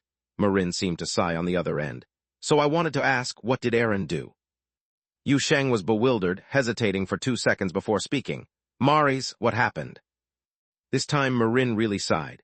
"Caught a virus, apparently downloaded a bunch of illegal accelerators and unknown game clients. Now they're walking with pauses, stopping to play ads." Yu Sheng. 3 minutes later, Yu Sheng hurried back to number 66 Wudong Road, gaping at the innocent-looking blonde puppet sitting on the sofa. "What do you mean? You tried downloading a third-party accelerator for Mari's, causing a servo robot to be infected with a shake-to-skip ad virus." Chapter 587. Eerie Records of Blackstone Station. When Yu Sheng was apologizing to people at the Alice Embassy, on the border with a small puppet amidst the usual chaos at the travel agency, a group of star scholars from Algiers were navigating through a vast, chaotic, and bizarre ocean of data in the distant Feiyu star domain. In front of the Blackstone space station, a Vanguard laboratory excavated from the Black Dot group, the star scholars even neglected sleep and meals. After all, under normal circumstances, outsiders could hardly touch the true technological secrets of the Black Dot group. This massive armed research group had been advancing on a path that the world could not comprehend for so long that it had left their original people, their Algiers society, far behind. Their Vanguard laboratories conduct the most dangerous projects in the world, and their databases store cosmic wonders almost at the edge of rationality. A slight leaked technological product from the Black Dot logistics network could fetch astronomical prices on the black markets of various star regions. All these secrets, under normal circumstances, were protected by fearless clone armies, swarms of intelligent drones, and layers of fortress cannons. The Black Spot warlords attached so much importance to their technological assets that they even armed their laboratories to the teeth and usually had multiple self-destruction mechanisms as final safeguards. It was said that even the scholars of Terra were filled with curiosity about these Vanguard laboratories, yet they could do nothing about them. But now, a never-before-seen wonderful situation has appeared. The tightly guarded Vanguard laboratory had all its defenses breached from inside. its core guards expelled from the space station and disarmed in the distant boundary land, the highest commander captured in her own base. And what's more wonderful is that she even dismantled the space station's self-destruction system herself on her way back. The Star Scholars were startled by the living space station on their first day here. But from the second day on, they abandoned sleep like Gyprolians falling into a catnip warehouse, slapped a clearing mind spell, injected an enhancer, twisted the brain plug to the maximum, and got straight to work. A bunch of them stayed in the computer room like cultivating immortality, almost scaring the real cultivators outside the computer room. Even Moran was afraid these international friends would suddenly die in the space station. After all, a group of Algerd Star Scholars, each with a noble title in the neighboring star domain. If a few suddenly died here, it could turn into an interstellar dispute. Fortunately, she personally checked the physical condition of these expert scholars later and found that everyone's life signs were still quite good. One could only say they lived up to being a kind of elf. Indeed, their health bar was stronger than the average race. A few days after a group of star scholars delved into the computer room, Moran was summoned to the space station by an urgent communication from them. This was a cabin near the Rift Laboratory, the largest of several data nodes within the space station. The Star Scholars had yet to figure out the structure of the entire Black Stone station and the secrets deep within its systems, but from the parts of the database they had already cracked, they seemed to have discovered some significant findings. Moran, dressed in a black gauze dress, entered the computer room, quickly setting her gaze on a tall figure. "Master Alvin, I heard you've discovered something suspicious." The tall Algredian, wearing a light blue robe and with long golden hair, was the leader among the Star Scholars. Still full of spirit and energized by enhancer effects and brain plug stimulation, he pointed to the center of the computer room. "Miss Moran, we've decrypted part of the log system. Beyond the regular log files, there are some unusual records." Following his pointed direction, Moran saw a large cylindrical device at the center of the computer room. The device was surrounded by holographic projections, continually refreshing originally restricted internal data. Several Star Scholars were connecting decryption devices to several of the large device's data interfaces. Noticing Moran's gaze, a lady in a light golden dress nodded slightly and operated her data terminal casually. "Listen to this." A strange murmuring, mixed with overlapping layers of noise, echoed through the vast computer room. Moran listened and frowned. "It sounds like just noise." "It sounds like noise, but it's actually the space station's log," the Star Scholar known as Master Alvin immediately responded. "Only not left by the space station's normal system or the staff here, but the space station itself, its own memory." "The space station itself," Moran frowned. "Isn't that the space station's own record system? But then you said it's not." No, I know this is hard to understand. But I mean like a mechanical soul situation, closer to life than the space station's artificial intelligence, a brief awakening," Master Alvin hastily explained, struggling to find the words. "You know, this space station once came to life." Moran instinctively frowned. "It's alive now, too." "I know it's alive now because it is currently under the control of that angel hunter. But I meant before that." Alvin spread his hands, indicating a very short span. "Perhaps when the world bridge collapsed before it was taken over by that angel hunter, during some very brief moment. Even possibly so brief it exceeded the limits of observation, this entire space station became a living entity." Moran's expression was somewhat unusual.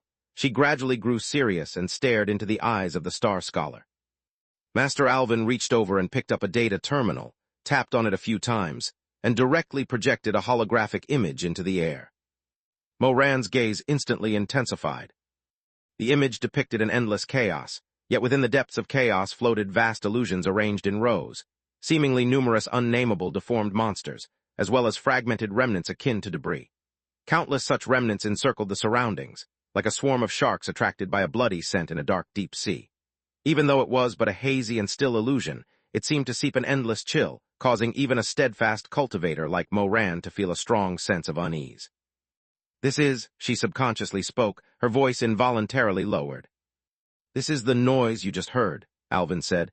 "At first we didn't understand how to translate that sound. The space station's operating system couldn't recognize it at all. But later on we realized. It was actually a spiritual oscillation, an image recorded instinctively by a massive life form in a state of anxiety. And this massive life form is the Black Stone space station." Alvin gently exhaled, raised his hand, and pointed around. My bold assumption is correct. At the moment the world bridge began to collapse, all the space-time rifts lost control, and the Blackstone space station disappeared from everyone's view. At that moment, this space station likely left our known universe. The system log seems to record data chaos that marks this brief, cross-boundary transmission. And in this instant, the Blackstone space station came to life and saw terrifying scenes outside the universe. That's the scene you just witnessed. I suggest you do not delve deeply into what you saw just now, refrain from over-imagining. While these mere records themselves do not have a mental contamination effect, if they indeed point to things outside the universe, then our idle thoughts might draw their attention. After all, you and I do not possess the power of angel hunters. Moran didn't speak for a moment, only glancing around with a vague sense of awe. Strange feelings and associations uncontrollably emerged from the depths of her heart. She realized that this vast space station was once considered part of the world bridge, and when the bridge started collapsing, the entire Blackstone station was driven by a mechanism akin to emergency escape out of this universe, and sent to the place where the bridge was first born. At that moment, steel turned into flesh, spirituality grew in the programs, chaotic data streams surged in the ever-proliferating and activating server arrays. The haphazard banishment led to rapid activation and mutation of the Blackstone space station, and in the process, it briefly became one of the angels. But this process lasted only a very short time. The fully collapsed world bridge evidently failed to complete this transmission, and the space station flung out of the world soon returned to the observable universe. It only lived in that unobservable and unrecordable instant, and that moment of life left it with only horror. It etched the scene it saw in fear firmly into the system logs. I will report the situation you have discovered to the true monarch. Moran swiftly dispelled the dangerous images in her mind and stored the related associations in the back of her mind. Moreover, please do not continue dealing with these data. This matter is too dangerous. True Monarch sent word earlier that he will soon arrange for someone truly familiar with this space station to help. Before she arrives, it would be best for everyone to take a break. The several star scholars glanced at each other. Evidently, they were reluctant to rest, yet Moran's words were too reasonable, leaving them with no grounds for rebuttal. After all, everyone present deals with frontier knowledge daily. Although not reaching the heights of black spot scientists who weld detonators and saw light bulbs in their expertise, many here are stepping into fields only a paper-thin barrier from black spirit ability in subspace. Half a step forward into a minefield disco, one step further into Black Dot Group's HR department. Everyone understands the situation. Chapter 588 Superuser Privileges.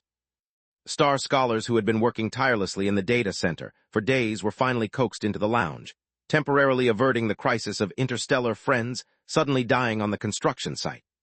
Moran then went to inspect the progress of the dome repair in the Rift laboratory, ensuring that the self-healing of Blackstone space station could be maintained at maximum efficiency.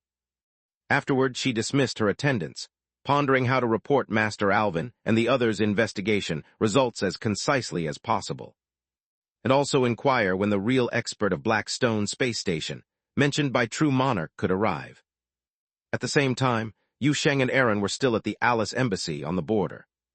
He brought the puppet along, firstly to apologize, and secondly because he wanted to see what state the servo robots were in after being infected with the shake-to-skip ads. However, when he and Aaron arrived, Marin had already completed the first round of emergency treatment for Mari's.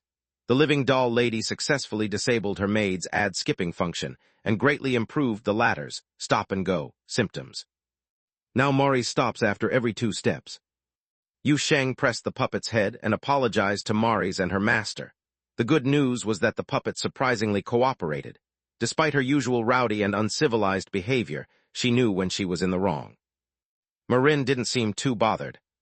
"It's actually not a big deal," the living doll lady said with a smile on her face. "Mari's originally had a bit of this problem, and I'm somewhat used to it." Yu Sheng glanced sideways. The spring-loaded maid was lying honestly on the inspection bed. The decorative large spring key and part of the back cover had been removed and placed aside. A few cables connected to her chest and neck, and were undergoing data processing with the terminal. "Does she usually stop after every step?" Yu Sheng asked curiously. Marin sighed. "She normally jumps ads too." Just as she finished speaking, Mari's, who was staring into space with several wires inserted, turned her head immediately. You can reduce ad push notifications by 3/4 by subscribing to the basic membership package and get personalized push services based on your daily browsing data. Subscriptions now come with. Marin sighed again. Yu Sheng couldn't say much, but he suddenly felt that daily life in the Alice Embassy seemed quite colorful. Then he received an interstellar call from Moran at Blackstone Space Station. Blackstone Station itself was still in a damaged state, so Yu Sheng had been allocating limited instincts to ensure that the self-healing of Blackstone Space Station was maintained at peak efficiency. He didn't monitor the station's status in real time, so when Moran suddenly called, telling him that Blackstone Station had once fallen out of this world, briefly becoming a living creature outside the world, he was utterly bewildered. Yu Sheng was aware a group of star scholars had been shut in the data center at the space station, engaged in cultivation, but he hadn't expected them to dig out such a huge secret in these few days. As one might say, worthy of being Luo's kin, the universe's renowned spiritual energy species, these cosmic long ears, sure, are suited to unearth secrets in starry spaces. At this moment, Erin was sitting on Mari's inspection bed, tilting her head and watching Yu Sheng's changing expressions while he was on the call, growing curious. What's up? Moran discovered something incredible. Yu Sheng briefly explained the situation to the puppet and then touched his chin. I was originally planning to wait a few days before talking to Luo about Blackstone Station, but it seems like her vacation will have to end early. Erin immediately jumped off the inspection bed, deftly climbed up Yu Sheng's clothes to his shoulder, chattering all the way. Then hurry up, the long-haired princess has already taken Luo to fish by the river outside the town. They're even planning to sneak fruit from the snake princess's lair. If you wait another 2 days, that pointy-eared one will be completely led astray by the long-haired princess. Then there'll just be 2 big golden hairs. Yu Sheng bid farewell to Marin hastily, opening a door directly to the fairy tale town in the valley. And as the illusory portal vanished into thin air, peace returned to the machine repair room. Lying on the inspection bed, Maris blinked, watching the direction where the door disappeared, and after a while she turned her head sluggishly to look at her mistress sitting beside her. Marin was also watching the spring-loaded maid on the bed. How did you get loaded with all that messy stuff? Marin finally couldn't help but ask. Maris replied honestly. Miss Erin said that accelerators increase winning probabilities. No, I didn't mean that, Marin interrupted.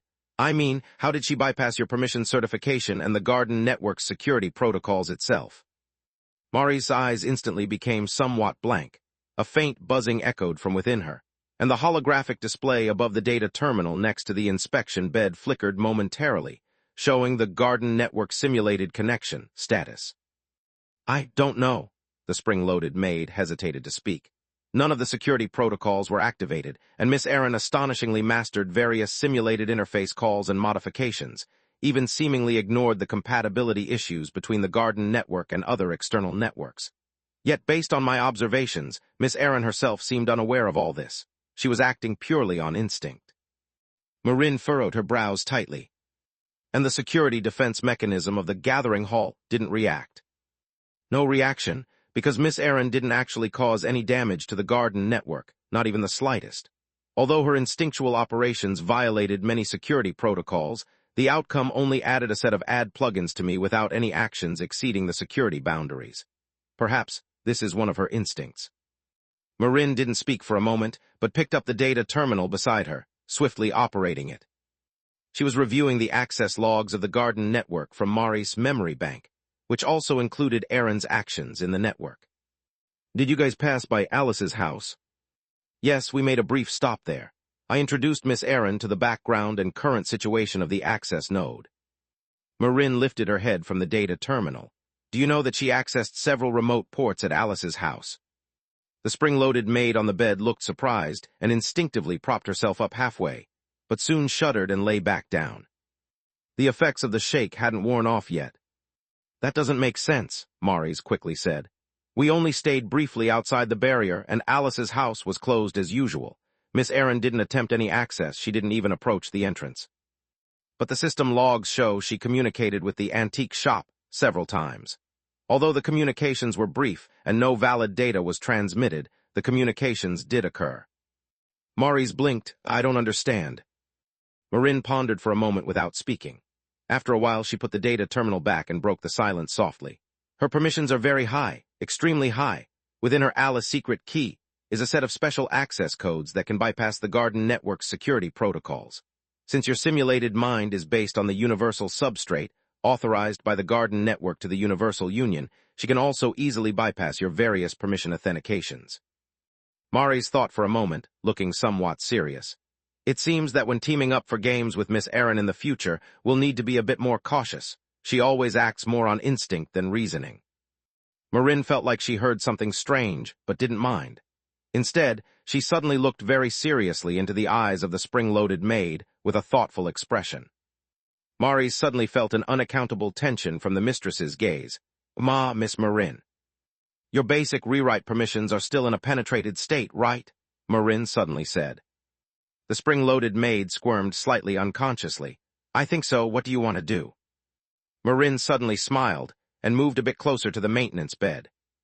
The visible tension rose in the spring-loaded maid. Miss Marin, please allow me to remind you, as per the user agreement. Marin, you're a cat girl. Mari's. Marin, no response. Triggering Personality Protection Program. Detected behavior violating basic user agreement rewrite. 127th warning. For your data safety and user experience, please do not privately rewrite the basic personality settings of servo robots. If rewriting is necessary, please purchase the Advanced Developer Expansion Pack, customized for developers by the Universal Union, now available at a 15% discount. You can purchase on any platform. Marin, how come the bottom layer of the mind core, after the basic permissions were penetrated, still contains a damn advertisement? A light breeze blew by, the air was fragrant with the scent of grass and trees, and the soft daylight illuminated the riverside beside the woods, where a small campfire crackled, bringing out the aroma of cooked food. Several sticks poked into the muddy soil beside the campfire, with fish and shrimp caught from the river, fruits taken from the snake demon's nest, and mushrooms picked from the black forest skewered on them. The big golden hare, along with the little golden hare, nestled in a thicket of wild grass, gnawing on freshly roasted mushrooms. In terms of age, Luo was much older than the long-haired princess, but in terms of hair scale, the long-haired princess surpassed Luo by a large margin. But this didn't affect their random sisterly nicknames, all thanks to the power of roasted mushrooms. It's so nice, Luo mumbled, chewing on mushrooms. I want to be a scholar in the future, a great scholar like a star scholar. After graduation, I'll go. I can't graduate, I'm 17, but I've saved a lot of money, enough to buy everyone. Oh no, my brother saved me, the long-haired princess murmured, looking up at the sky, sometimes lost, sometimes happy, and sometimes dejected again. So I still have to worry about graduating, math is just so hard. What's so hard about math? You just need a brain, right? Luo glanced back at the blurry golden banana beside her and took another bite of the roasted stone in her hand. I'll tutor you later, I'm good at math, I don't want to work, I don't want to work.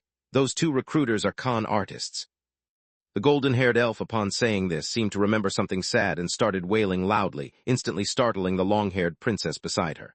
The latter gave a slap. Are you stupid? You've already clocked out, brother brought you back, right, brother? Brother, why did you dye your hair? Oh, it's Aaron. Aaron, why did you dye your hair? At home, the troublemaker kids gnawed on wild mushrooms picked from the Black Forest until they were dazed, alongside the just-returned alien technology warlords. Insert meme image. Yu Sheng bringing Aaron back into the valley. The first sight they see is this scene. Chapter 589, An unexpected turn of events. Luo felt she hadn't been this happy or relaxed in a long, long time. She took a very long vacation, something that hadn't happened in nearly 100 years. While she temporarily set aside her research project, she also let go of the headache-inducing management tasks, the mountain of troubles in commercial routes, those difficult clients, and the ever-tense nerves. In a daze, she felt as if she had distanced herself from those life-threatening, border relics and forbidden knowledge, as if she had never even encountered them.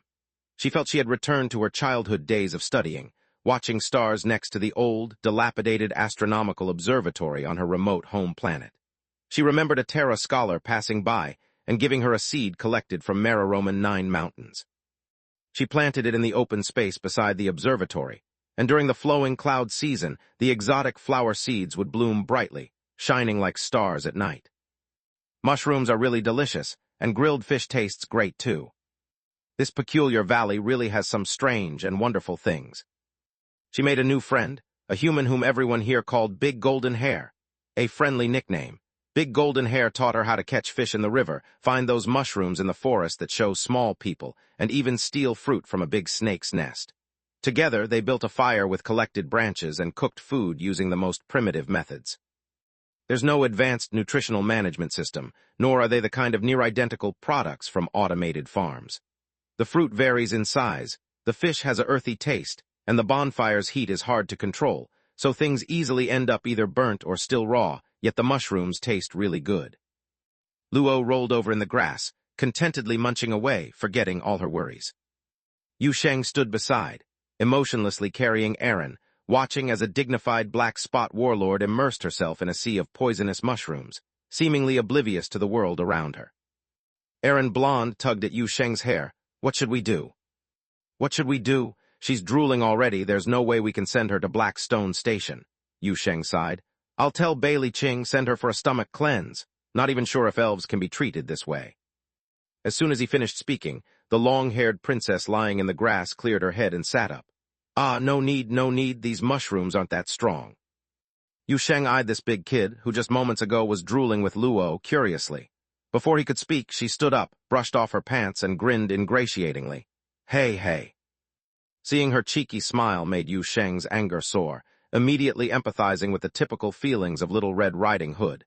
Hey, it's rare to get a weekend. You don't know you should finish your neglected homework, instead of bringing guests here to eat poisonous mushrooms. What poisonous mushrooms? Just regular magic mushrooms from the Black Forest. I eat them raw all the time without issue. Yu Sheng laughed in anger. Do you think everyone has your constitution? You can twist off a hell guard's head with just a couple of buns, with a full stomach. The person next to you can only twist screws. He opened a door leading to the Special Service Bureau. Opposite him sat Bailey Ching at her desk, alongside a few bewildered department heads making reports across from her. Bailey Ching's expression remained calm as she stood up, quickly gazing upon Luo behind Yu Sheng, with a questioning look in her eyes. Yu Sheng didn't explain in detail, just pointing. 8 poisonous mushrooms, use your medical room for a stomach cleanse. Bailey Ching nodded knowingly, smoothly accepting this setup, then arranged for people to take Luo for a stomach wash. Bring her back after treatment, Yu Sheng reminded Bailey Ching as the medical personnel took Luo away. I still need to arrange her return to manage Blackstone Station.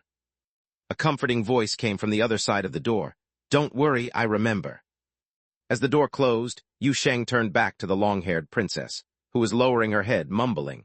Those mushrooms are really fine, magic mushrooms. Don't they have them in fairy tales? They're not the same as real poisonous mushrooms. Then she sneakily glanced at Yu Sheng and found he didn't seem upset, so she perked up immediately, picked up an apple from the ground nearby and handed it over. Bro, try this, got it from Snake Princess Nest. Yu Sheng sighed and said while taking the apple, Can you guys stop bullying Snake Princess? She's still a guest, and true man Yuan he entrusted her care. Who's bullying her? We really like her, the long-haired princess defended immediately. We always share good food with her. Mr. Yuan even gives her the pills he practices with. She usually just eats and sleeps. Yu Sheng thought about it, recalling Snake Princess' survival status in the valley, and realized it's indeed like this, so he waved to shoo the long-haired princess back to her homework. Although Luo had a small mishap, the repair and reboot of Blackstone Station wasn't something that would be completed soon, so Yu Sheng wasn't too concerned. After all, there's still a lot he's currently doing.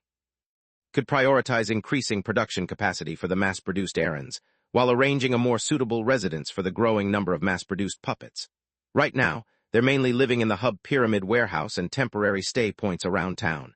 While these little ones have low requirements for living environments, they can't always squeeze in boxes. The development work of 3 evil cultivators on Shuji's side also requires constant attention. Last time their diffusion device turned out to be very useful. It should be prioritized. The crystal tree in Seoul Wilderness is best watered again. It's growing fast and must be ensured sufficient nutrition. Yu Sheng took a grilled fish from beside the extinguished riverbank bonfire, gnawing as he slowly walked toward the town, mentally calculating recent tasks. After listing a bunch of tasks, he suddenly realized one important thing. These matters seem to all require blood. Mass-producing Aaron needs blood as an alchemy catalyst, and the weapons development over at Shuji also requires blood as a raw material. The growth of the crystal tree even more so needs his fresh blood and in large quantities. Yu Sheng pondered silently for a moment and then added to his mental checklist. In the near future, ask Chuan Qi if there are any pills to replenish vital energy and blood at Feng Ling Mountain. How about trying to dilute the blood with water? Aaron suddenly piped up out of nowhere, sitting on his shoulder. Yu Sheng was taken aback. That would still need saline. Hey, no, how do you know what I'm thinking? The little puppet was messing with his hair. Nonsense. You're muttering so loudly in your heart that it's almost killing me. It's all mixed up, you know. I almost forgot about that. Yu Sheng scratched his head, and just then another set of footsteps suddenly echoed nearby.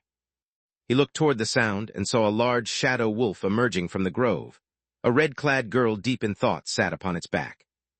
Little Red Riding Hood also looked up and saw Yu Sheng, quickly commanding the shadow wolf to trot over, her expression clearly indicating something was up. Great, I was just looking for you. Looking for me? Yu Sheng was stunned. What's up? Little Red Riding Hood didn't mince words. Remember the dark alley. Yu Sheng immediately nodded. Of course I remember. What's going on with Dark Alley? I just got a commission to go to Dark Alley, but something seems off over there. Someone posted a warning on the border communication, saying that strange changes have occurred in Dark Alley, with extra entities appearing in the deeper layers of the alley. The Special Service Bureau has already raised the danger level over there. I figured you might be interested in this. Yu Sheng frowned, pulled out his phone, and began searching for the latest news related to Dark Alley on the border communication. Soon, a slew of newly published posts appeared before him, one with an especially striking title. Simultaneous opening of many shops in the deep layers of Dark Alley. Beware of humanoid entities. At the sight of this title, Yu Sheng's expression slightly changed. Could such changes happen in the exotic realm? He raised his head and looked at the red-clad girl on the wolf's back. Extremely rare, but indeed some exotic realms suddenly undergo changes, such as new areas appearing, or changes in the frequency and range of activity of internal entities. Little Red Riding Hood nodded. But the changes happening in Dark Alley seem even more out of the ordinary. The simultaneous opening of many shops indicates that the operational rules of the deep layers of the exotic realm have changed, with new entities appearing, so the original danger level ratings are no longer reliable. I've never heard of such a thing. I'm guessing it won't be long before the Special Service Bureau might even temporarily seal off that area. Hearing Little Red Riding Hood's speculation, Yu Sheng was momentarily silent, frowning but his eyes rapidly changing. He quickly understood why Little Red Riding Hood said he might be interested in this matter. Dark Alley was where the first mutations occurred on the eve of the World Bridge Crisis, where the power of the Omen Goddess initially appeared and then gradually spread to other exotic realms, ultimately reaching the entire Mist City. Those spreading black cobwebs indeed once caused changes in the operational rules of Dark Alley, even trapping the indigenous entity in Dark Alley, breaching the exotic realm barrier behind the old bookstore. But after the World Bridge Crisis ended, those cobwebs had clearly disappeared. The order in Dark Alley should have been restored. Yu Sheng raised his head, looking at the little puppet on his shoulder. Erin also happened to turn her gaze, her blue eyes full of confusion. I don't know anything. I know you don't know, Yu Sheng said casually, but this matter is indeed suspicious. Let's go back and call Hu Li and Luna. We'll go check it out. Chapter 590.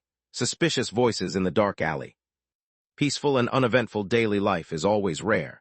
In this boundary land, it seems that having some incident in life is considered normal.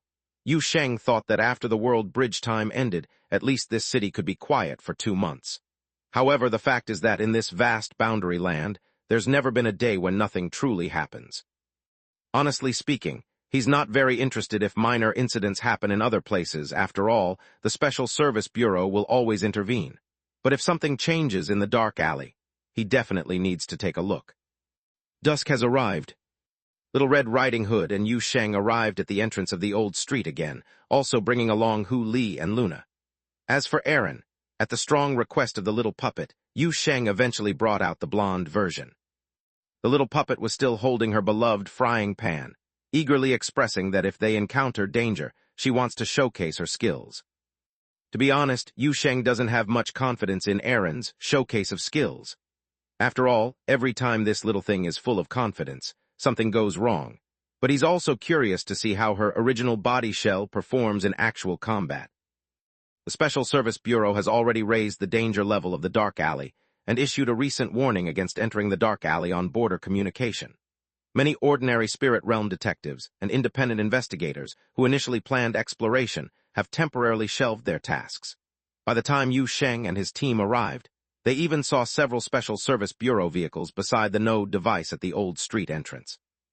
Several fully armed Special Service Bureau officers guarded the entrance to the exotic realm, with the node device operating at full power buzzing behind them. Noticing someone approaching, the armed officers on site seemed a bit nervous, but after seeing Yu Sheng's face, they relaxed. Obviously, Yu Sheng's face is quite well known inside the Special Service Bureau. Though the officers relaxed for just a moment, the next second their expressions turned even more serious than before, akin to facing a great enemy. As Yu Sheng walked over, two officers had the veins on their neck popping out, and a squad leader-like officer took the initiative to walk over, first saluting, then immediately showing a serious and nervous look. As he began to speak, Yu Sheng simultaneously said, "The situation has become this severe." Then both were stunned. Yu Sheng was the first to react, quickly coughing twice. "Cough, I mean, has the situation become severe enough for the Special Service Bureau to directly lock down the dark alley? I also thought the situation was severe enough to need your intervention. But then I thought, there hasn't been any notice from above." The squad leader opposite awkwardly touched his nose, then quickly explained. "There's not yet a complete lockdown order, but non-senior spirit realm detectives and independent investigators have been prohibited from entering. We are here to prevent any incident." Little Red Riding Hood frowned slightly, seemingly picking up on something from the officer's tone. "Has the situation changed again?" "The entrance to the dark alley has drifted." The squad leader glanced at the few in front of him, not hiding the current situation. "Entering the dark alley now will directly transport one to random depths and random positions, rather than entering the safe area of the first layer. The risk of casualties has increased significantly. Moreover, previous rumors regarding humanoid entities in deep layers have been confirmed. Currently, the Bureau gives a danger rating of 3, but it may be adjusted upward at any time." Little Red Riding Hood blinked. "The lethality has been verified. There is visible and indiscriminate malice, actively attacking and attempting to kill invaders, and they operate in groups, possessing suspected abilities of spatial transmission and virtual concealment." "A skilled team measured this." The squad leader nodded. "The only good news is the evacuation mechanism of the dark alley still works, and there remains a safe exit at the crossroads." Yu Sheng and Little Red Riding Hood exchanged a glance. "We should go in and take a look at the situation." Yu Sheng turned and said, "Do we need any procedures?" "No need, there's an order from the Bureau. Unless notified otherwise, you have investigation authority over any exotic realm at any time, including regions listed as prohibited zones. Your team shares the same authority." Yu Sheng said nothing more, just expressing thanks.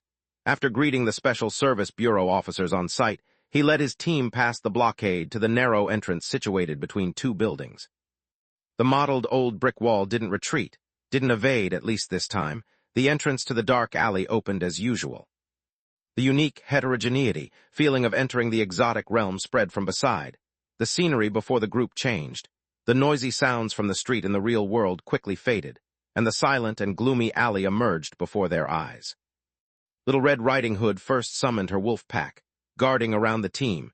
The ethereal blue fox fire silently ascended in the air, dispelling the nearby darkness and chill.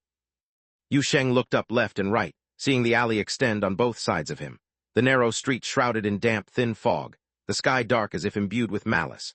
The wet road surface reflected the disordered strings of lights and wires in the sky, the neon signs above nearby buildings glowing, but those lights that should symbolize vitality and bustle emitted eerie and cold light, flickering in the fog like a poor signal video picture, even constantly trembling and deforming slightly. The situation is as the squad leader described. The entrance to the dark alley has drifted. This is clearly not the safe and stable first layer, and Yu Sheng and others found themselves in the middle of the alley upon entry. Yet nothing resembling the rumored humanoid entities was visible in the sight. "It truly doesn't seem right," Little Red Riding Hood murmured softly, while controlling several shadow wolves to move outward, looking towards the end of the alley. Her eyes had already turned into a wolf's appearance in the dimness, emitting a faint glow. "All the doors are open." Narrow streets flanked by rows of street shops lit up, their once tightly closed doors now open, stretching to the fog-shrouded intersections. However, the previously warm lights from the storefront windows and doors were now eerie and cold, unable to extend far as if grasped by some invisible force, confined within the buildings like sticky gelatinous matter. Luna silently equipped her fingertip blade, then nimbly leaped onto a nearby rooftop, returning to Yu Sheng's side moments later. "Cats," she said succinctly. Yu Sheng was momentarily confused, but quickly reacted and looked around. The cats here seemed to have disappeared. In the deep layers of the dark alley, physical cats would appear, attacking invaders who ventured into the alley. Their numbers would multiply with increasing depth. This place was evidently a layer deep within the dark alley, yet there wasn't a single cat in sight. "This is worse than when spider silk was everywhere," Erin muttered, clutching her cherished frying pan. "At least I'm familiar with that stuff." Hu Li then pulled out two of her tails, one clamped under each arm, and turned to Yu Sheng. "Savior, should we bomb this place?" Yu Sheng quickly waved his hand. No need, let's first figure out what's going on here." As they were speaking, Yu Sheng suddenly heard a faint sound drifting in through the mist, vaguely reaching his ears. It sounded like someone whispering nearby, but the sound seemed muffled as if behind a thick curtain. Yu Sheng looked towards the direction the sound was coming from. There was only a shop illuminated by a lamp, its sign crooked, colorful moving light beads forming unreadable symbols, making it unclear what the shop sold. He stepped towards the shop, stopped by a filthy window, and looked inside. The dim glow from the window was restrained in midair about a dozen centimeters outside the glass, while there seemed to be several almost transparent figures on the other side of the window. Was that the shop's customers, or the rumored human-shaped entities? Yu Sheng was slightly shocked. It was his first time seeing human-like figures in the dark alley. The changes in this place were indeed odd, yet those blurry figures did not attack as mentioned in the reports. Instead, they just flickered within the window like projections cast from far away onto these glass panels. Luna also stood by the window, staring at the blurry shaded forms reflected inside for quite a while, her head slightly tilted. "C-shaped clasp, what did you find?" Erin asked curiously.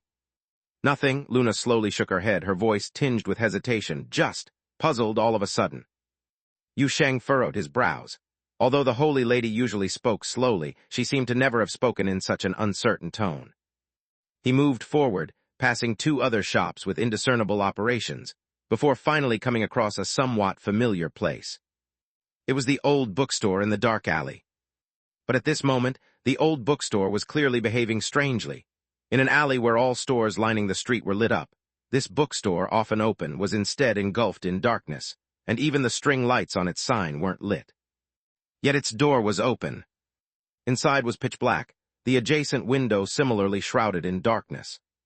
Erin bravely jumped off Yu Sheng's shoulder, approached the bookstore entrance, and peeked inside. But before she could take a step inside, she quickly scampered back, her short legs moving fast.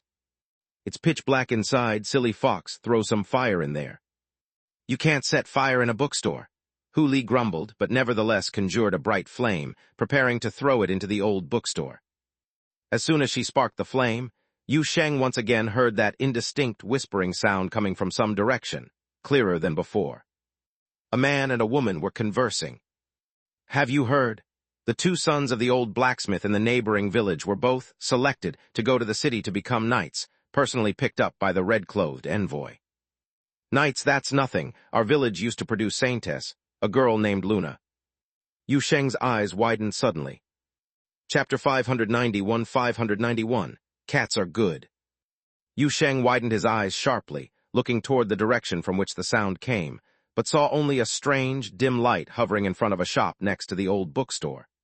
In that light, resembling some kind of sticky gel, floated nearly transparent human figures, and in the blink of an eye, those figures disappeared. The others around him had no reaction, only Hu Li suddenly twitched her ears, casting a puzzled glance. "Savior, what's wrong?" "Didn't you hear the sound just now?" Yu Sheng was a bit surprised. Someone was talking nearby. "No," Hu Li's ears twitched again. "Just a little bit of wind noise." Yu Sheng frowned tightly. Hu Li's ears were the most sensitive. Usually, even when he opened a pack of instant noodles in the attic, she could jump out from the basement. If she said she didn't hear it, then it could only mean those whispers weren't really sounds. After a brief hesitation, Yu Sheng's eyes fell on Luna. The latter immediately turned her head, with a face covered in bionic alloy showing a hint of doubt. "I just heard someone talking nearby," Yu Sheng said, and Luna's name was mentioned in the voice.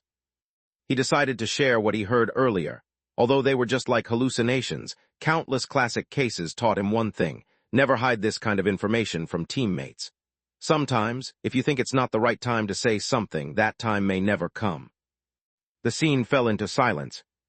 The two sentences Yu Sheng heard carried significant information. Even Aaron could glean some insight, and Little Red Riding Hood had heard tales of the artificial saintess. Upon hearing it, she immediately frowned deeply, eyes on Luna. Luna stood motionless, her steel body maintaining an almost cold stability under precise programming. Yet that almost eternal perfect smile faded from her face. For the first time, the mechanical girl's pale face showed such a distinct shock and agitation. She looked stiffly up, gazing at the shop windows on the street that emitted eerie lights, her eyes scanning the near-transparent illusions inside, as if trying to discern something from those insubstantial shadows. After a while, she awkwardly returned her gaze to Yu Sheng, stammering, "Was there still conversation?" "No, I could only occasionally hear it," Yu Sheng said, "but we can check around, maybe we'll hear more." "Okay," Luna slowly nodded. So the group temporarily left the dark old bookstore, leaving only Little Red Riding Hood with two shadow wolves guarding the entrance, and Yu Sheng led the team further along the alley. The group intentionally approached the street-facing windows, reflecting strange lights along the way. Occasionally, they would see swaying figures in the windows, like illusions projected from afar onto the glass. Most windows emitted no talking sounds. Even if there were sounds to Yu Sheng, they were just indistinct murmurs, indistinguishable in content. Luna's footsteps were very light. Even metal heels on the stone pavement made almost no sound, as if worried about interfering with Yu Sheng's listening. As they nearly reached the crossroads, Yu Sheng suddenly stopped. "Someone's talking about a harvest." He listened intently, whispering to the others, then, after discerning for a while, uncertainly looked at Luna. "And there's a name that sounds like a place, something like Tassico or Tusico." Couldn't hear clearly after that. "Tassico?" Luna tried hard to speak, more fluently than ever before. "A big city, heard of it, never been." Luna's response confirmed the most incredible conclusion. The whispers Yu Sheng heard in the dark alley, were they really voices from her homeland world? Is it a conversation happening right now? A record left through some inexplicable supernatural mechanism, or a sign of something in the future? Whatever the possibility, the biggest question is, why are these voices heard in the dark alley? Everyone looked at each other, but there were no answers. "I have never encountered such a thing, nor even heard of such a case." Little Red Riding Hood frowned. "Exotic realm communicating with another exotic realm is already incredible, let alone Luna's homeland potentially being in some star planet in the depths of a lawless star region controlled by the Venerate Saints Monastery. How did they connect over such a distance? There's no world bridge. Even in boundary land, this would be absurd." Yu Sheng couldn't help but scratch his head, then looked up at the crossroads ahead. "This is the end. Going further might enter the next layer of the dark alley or return directly to the real world, so let's not head out yet, and instead go back to check what the old bookstore is like." The group soon retraced their steps and returned to the old bookstore's entrance. The bookstore door remained open, inside still in silence, the dark doorway and windows holding a silent invitation. A shadow wolf poked its head in, halfway into the bookstore entrance, after a while pulling back out. "The wolf says there's no danger," Little Red Riding Hood whispered, riding on another wolf's back, "but inside feels very strange." "Strange atmosphere?" Yu Sheng glanced at the dark house in confusion. However, since the wolf had already scouted the way and confirmed there was no danger, he mustered the courage to step inside. Several clusters of eerie blue fox fire illuminated the surroundings. Hu Li held a ball of fire in his hand, while several fireballs floated at the tip of his tail, following closely behind Yu Sheng. The bookstore was as usual, with mottled and old walls. The counter was piled with disorganized items seeming to come from the last century, while the towering, heavy shelves stood silently inside like mute giants, filled with old books whose names were indistinguishable. There was just no lighting. Even though the door was wide open and the store was operating, it hadn't turned on the lights in accordance with the rules of the dark alley. Yu Sheng's gaze swept around, and he didn't sense the strange atmosphere that Little Red Riding Hood mentioned. But perhaps this bookstore inherently exuded mystery, which might have dulled his feeling. Nonetheless, he spotted some unusual phenomena. In the corner of the old bookstore, at the junction of two tall bookshelves, a triangular area appeared particularly dark, resembling a stubborn shadow lurking there. Hu Li saw it too, frowned, placed the foxfire in midair, and then twisted her head, rubbing the tip of her tail, generating several brighter flames to illuminate the area. The dense darkness shrank slightly, continuing to linger under the firelight. Hu Li threw a cluster of foxfire toward the darkness. From the darkness came the sound of hissing. Hiss. Wow, the fox girl was instantly startled, quickly retracting the flame back. At almost the same moment, Yu Sheng saw two hollow white lights appear in the darkness. Vaguely around the white lights, the outline of a cat's head emerged. More spots of white light appeared, pushing and shoving each other within the shadow, gathering together. These were cat eyes, unique entities of the dark alley, their eyes emitting a pale light like this. Suddenly, the shadow gathered in the corner of the bookstore began to move. Numerous previously indistinguishable outlines due to their aggregation became visible from the shadow. Aaron, initially standing on the ground, darted onto Yu Sheng's shoulder with a swish. How she managed that while holding a frying pan nearly her size was unknown. Yu Sheng finally realized why they hadn't seen a single cat on this journey through the deep layer of the dark alley. It turned out they all hid in this old bookstore, forming a mass here. At this moment, Hu Li's tail was unsheathed. Luna's blade shimmered coldly. Two shadow wolves growled protectively beside Little Red Riding Hood. Yu Sheng, meanwhile, casually opened a door and equipped the blood needle launcher that Moran gave him, pointing it at the heap of cats while holding a blood grenade in his other hand. Yet the heap of cats only pushed and shoved a few times on the spot. Apart from hissing at Hu Li's foxfire, there were no other movements. Little Red Riding Hood was on guard for a few moments. Discovering the heap of cats didn't seem to intend to attack, she felt a bit confused. What's wrong with them? Aaron sat on Yu Sheng's shoulder, gesturing with a frying pan. Ma, maybe their tails got tangled. Fearing the little thing might first smack him on the head with the frying pan, Yu Sheng subconsciously tilted his head. After observing for a moment, he spoke uncertainly. It seems they're hiding from something. You all wait a bit, I feel these cats are a bit different from before. Saying this, he moved half a step closer. Aaron shrieked on his shoulder, Hey, what are you doing? Several hisses came from the heap, but more blurry shadows squeezed out from it, waving their paws at Yu Sheng. Yu Sheng felt a vague sense of connection. Suddenly he remembered he had bled in the dark alley.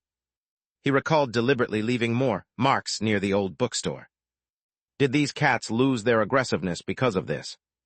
Yu Sheng wasn't sure, but he boldly extended his hand toward one of the shadows. Actually, he wasn't sure if that shadow was a cat's head, as this heap looked like a big mass of cat slime. But after a moment of hesitation, the shadow leaned forward a bit and rubbed against his palm.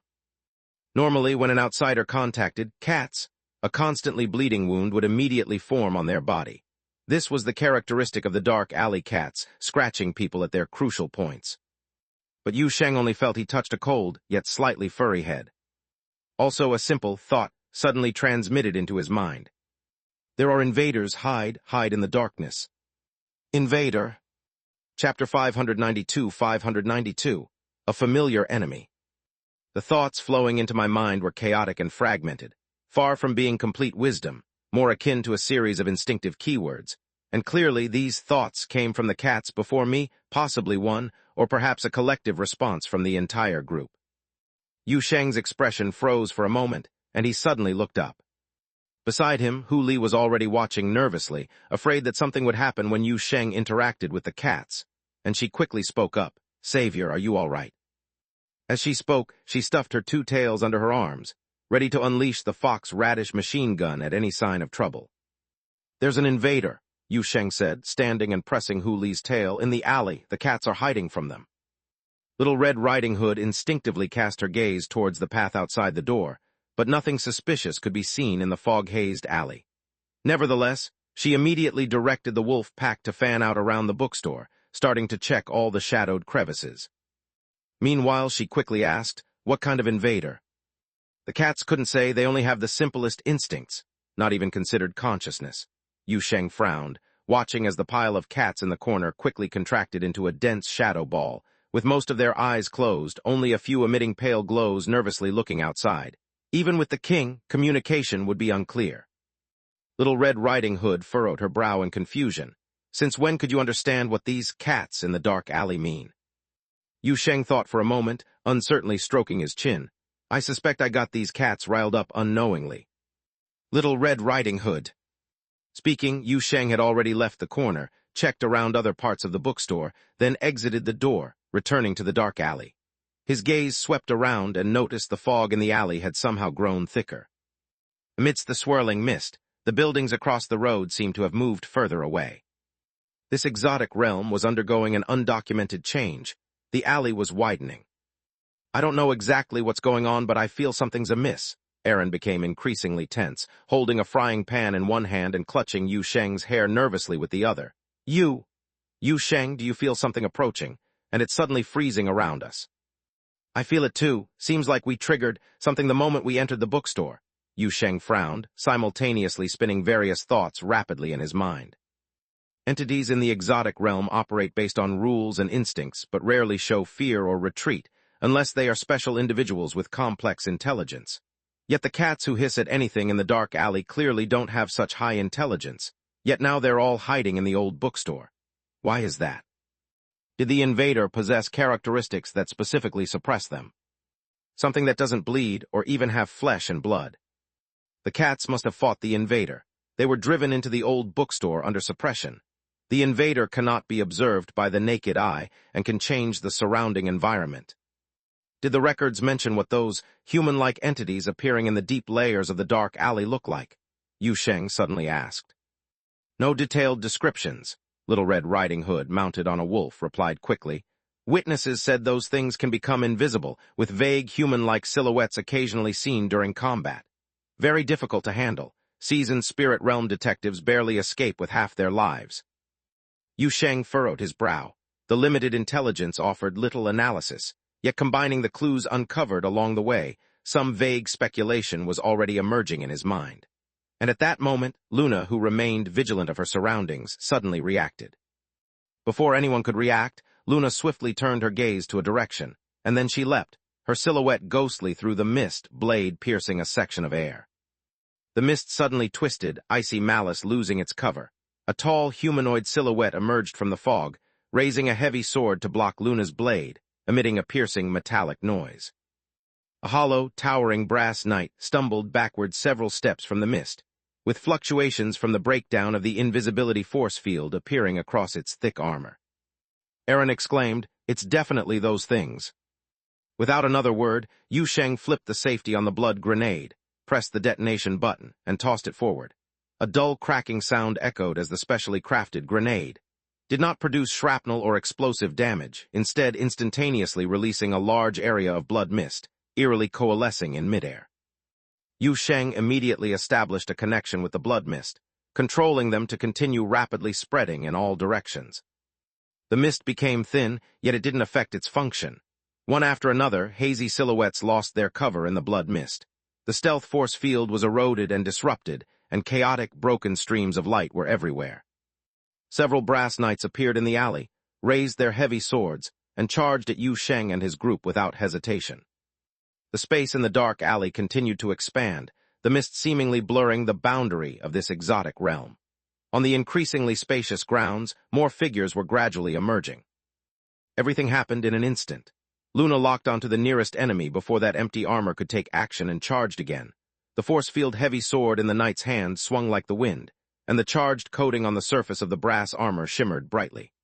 However, in the face of the artificial saintess' accelerated assault and her indomitable blade, these flashy things didn't even last 2 seconds. The sharp nails shattered the force field on the heavy sword, tore through the charged coating, and left several fatal holes on the brass knight. The knight fell, drowned in the illusion of a holy battle for the nation. Even in his last moment, he held his head high proudly, as if still savoring the fervent cheers born from faith and illusion. Luna landed on the ground, slightly dazed, looking at the fallen knight. But when new enemies appeared in the air, she turned to face them without a millisecond of hesitation. The little puppet on Yu Sheng's shoulder yelled anxiously, "Hey, Model C Clasp, they're all your countrymen." Luna swept across the battlefield like a gust of wind, and as she passed Yu Sheng's side, she briefly uttered 2 words, "enemies." A gust of astral wind came rushing forward, and another towering figure appeared at the edge of the blood mist, attacking with trailing shadows. Seeing this, Yu Sheng could only lift his blood needle launcher and fire a burst. The tiny, sharp blood needles drilled into the gaps of the enemy's armor as if with spiritual wisdom, growing wildly within the hollow shell. The brass knight immediately stiffened, slowed down, and staggered forward like fighting for control over his body. Then countless blood-colored thorns grew from the gaps of his armor, and the whole armor promptly disintegrated. After disintegration, the inside of the armor was hollow, with only a dark, eerie substance slowly flowing out from the cracks, like blood and flesh rotted into sludge. Da-da-do. A series of sharp whistling sounds tore through the air, and dense foxfire spread towards the other end of the alley, weaving a scorching and explosive net of fire in the gradually widening alley. 2 brass knights were hit directly by foxfire, causing their protective force fields to flicker violently. One suit of armor desperately threw its heavy sword before being burned through and then fell straight into the sea of fire. The heavy sword covered with the decomposition force field grazed Little Red Riding Hood's hair. The latter just tilted her head slightly and continued directing the wolf pack to tear apart those figures that had just emerged from the edge of the blood mist. Dim corners were everywhere in the dark alley, and each shadow could be a reflection of the black forest. The wolves emerging from the dark corners grew in number until they began to overwhelm the new enemies with sheer quantity. "Oh well, never mind," Aaron shouted, deciding not to overthink, jumped from Yu Sheng's shoulder directly to the ground, and with a wave of her hand, several twisted rifts appeared behind her. Over a dozen expressionless, mass-produced puppets emerged from the rifts and began pouring fire towards the other side. The single-shot Aaron's beam couldn't puncture the armor of those brass knights covered with strange force fields, but when fired in concentration, the power was still considerable.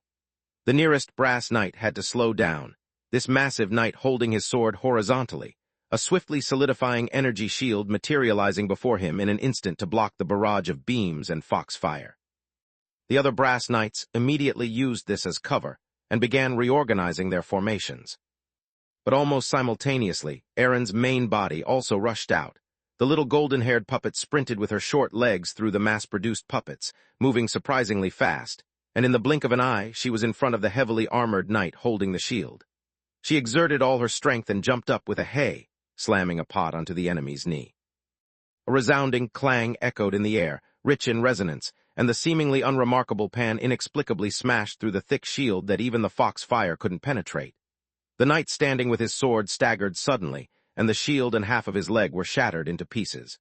The towering armor then fell, and after a brief twitch, suddenly seemed to lose its soul and remained motionless. Little Red Riding Hood nearby was dumbfounded. Not just Little Red Riding Hood, even Aaron was a bit stunned. The little puppet stared blankly at the frying pan in her hand, muttering, "Oh my, I didn't know this thing was so effective." Right as she spoke, Yu Sheng, the closest to her, suddenly shouted, "Don't just stand there." Aaron jolted and finally noticed the shadow over her head. Looking up, she saw a 2-meter-tall, massively armored brass knight crashing down at her like a mountain collapsing. Right after the brass knight's giant sword swept across, carrying a gust of astral wind. The little puppet cried out in fright, lowered her head, and dodged it. Aaron was stunned for a moment, and it seemed the brass knight was too. The next second, Aaron put one hand on her hip and raised the pan with the other. "Ha ha, you idiot." But before she finished, the brass knight across from her took a rapid step forward, like whack-a-mole, and stomped her to pieces.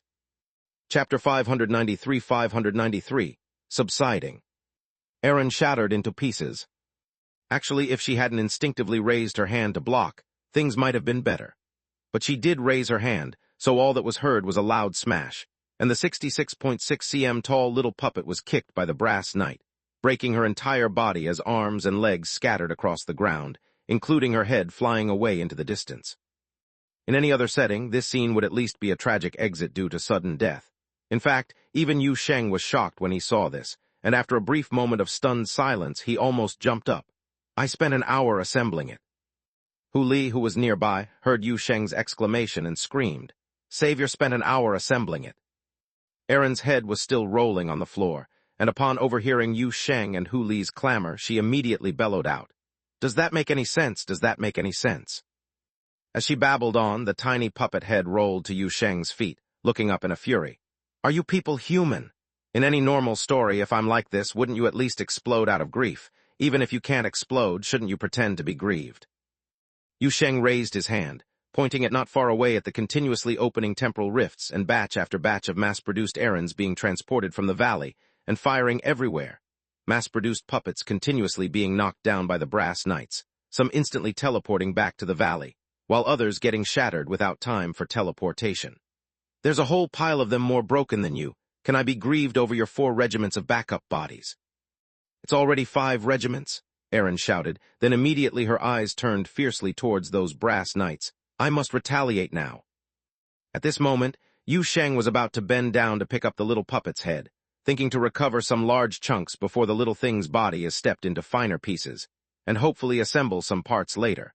But before he could act, he noticed strands of faint golden threads shimmering in the mist. Strands of golden threads, as if alive, swiftly flowing in the gloomy mist, emanating from each piece of Erin's shell, and almost instantly reconnecting the shattered shell into a whole, after which the puppet's body began to recombine quickly. Previously, Yu Sheng had seen Erin use these golden threads to reassemble her limbs at home, but the scene was clearly not as exaggerated back then. And in just this blink of an eye, the brass knight who had shattered Erin also instantly reacted. The tall figure silently charged towards the puppet again, raising the heavy sword high, the decomposition force field on the sword twisting into a hazy glow through the mist. At that moment, Erin's limbs were not fully reconnected, her loose body still wobbling on the ground, but the next second she bizarrely flipped upright, like a marionette, the small body contorting into absurd angles, dragged by the golden threads in violation of physical laws, flashing into the air. Next, a pile of golden threads wrapped around the brass knight's force field heavy sword, and the blade, capable of easily cutting through gold and stones, faced those threads, thinner than hair, sparking with flames. The energy pipelines inside the blade began to overload rapidly, emitting burdensome sizzling sounds, and then with piercing metal tearing sounds, the heavy sword was directly shredded into countless fragments by Erin's golden threads. In the next moment, Erin flipped over onto the brass knight's back, climbing quickly while raising her hand, and the frying pan almost as large as her body flew to her hand out of thin air. With a clang, the pan fell, and the tall and hollow armor collapsed to the ground, splintering into pieces before hitting the ground, with a large amount of inactive black mud spilling from the fractured body. Before the knight fell, Erin had already quickly jumped onto the ground, and while steadying her less stable head, she rushed towards the nearest enemy, intermittently releasing golden threads, either disrupting opponents or moving herself, darting and leaping around like a swift golden lightning bolt. Every moment she seemed to adapt more to her new body, recalling more combat techniques, her speed increasingly fast, her reflexes sharper and quicker. The only regret was the most effective move remained jumping up to smash the opponent's kneecaps with the frying pan. Though she could jump higher, it was hard to dodge midair, making it easy for someone to swing her back to the ground. The 66.6 cm tall puppet body ultimately had too many restrictions. Sizzle, sizzle, sizzle. Dozens of tiny bloody needle darts sliced through the air, piercing into the gaps of a brass knight's armor. The knight struggled to hurl the heavy sword, shattering 2 puppets, even critically damaging a shadow wolf. But after a brief and violent struggle, the knight twitched all over and collapsed, rapidly disintegrating. Actually, Yu Sheng also tried to temporarily control some lone brass knights with bloody needles and blood grenades, trying to see if he could wash away their cognition blockade within the mind with the blood-soaking method, like how Luna was rescued previously, saving these people trapped in metal armor too, but attempts 2 or 3 times failed. Perhaps the brass knights and the artificial saintess had different mind models. The 12 knights beside Luna back then were bundled as her companion mind and transferred into the soul wilderness. Or perhaps these knights used some new techniques. The cultists of the Venerate Saints Monastery further purged the basic humanity of these soldiers. Anyway, when Yu Sheng tried to wash away the shackles within the brass knights' minds, the only thing he heard was a chaotic din. Even the dead communication couldn't be established. An increasing number of brass knights fearless in attacking, and the chaotic battlefield environment obviously didn't allow him to try much more. He could only, like Luna, not think too much about how these knights came to be, but instead focus on solving the enemies at the scene. Just at that moment, Hu Li, who possessed keen perception, seemed to have suddenly discovered something. She quickly fired a burst of foxfire towards the open space in the distance, not forgetting the da-da-da sound in between, then took a few swift steps to Yu Sheng's side, saying, "Savior, it's narrowing again on both sides." Yu Sheng raised his hand and fired several blood needles to block the actions of two brass knights, simultaneously looking up toward the sides of the dark alley. The mist had unknowingly begun to thin. The alley, which had previously widened drastically as the mist thickened, was now restoring to its original state. The buildings on either side began creeping closer like staggering giant beasts, and the stone-paved ground that had been stretched and deformed was visibly merging beneath the moss-covered walls.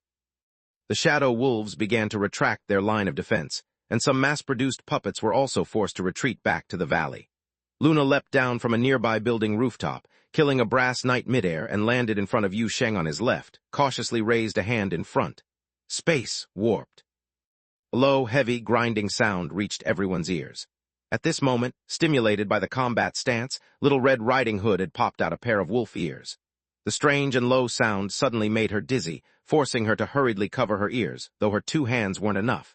Flustered, she finally found a suitable gesture to barely cover her 4 ears with both hands. Hu Li was simpler. She just plucked her 2 ears off her head and threw them into her tail. At the same time the changes occurred in the dark alley, the brass knights also halted their attack in unison. It did not seem like they received an order to cease fire, but more like they, impacted by the environment, fell into a state of confusion and bewilderment. The buildings on both sides of the alley further contracted.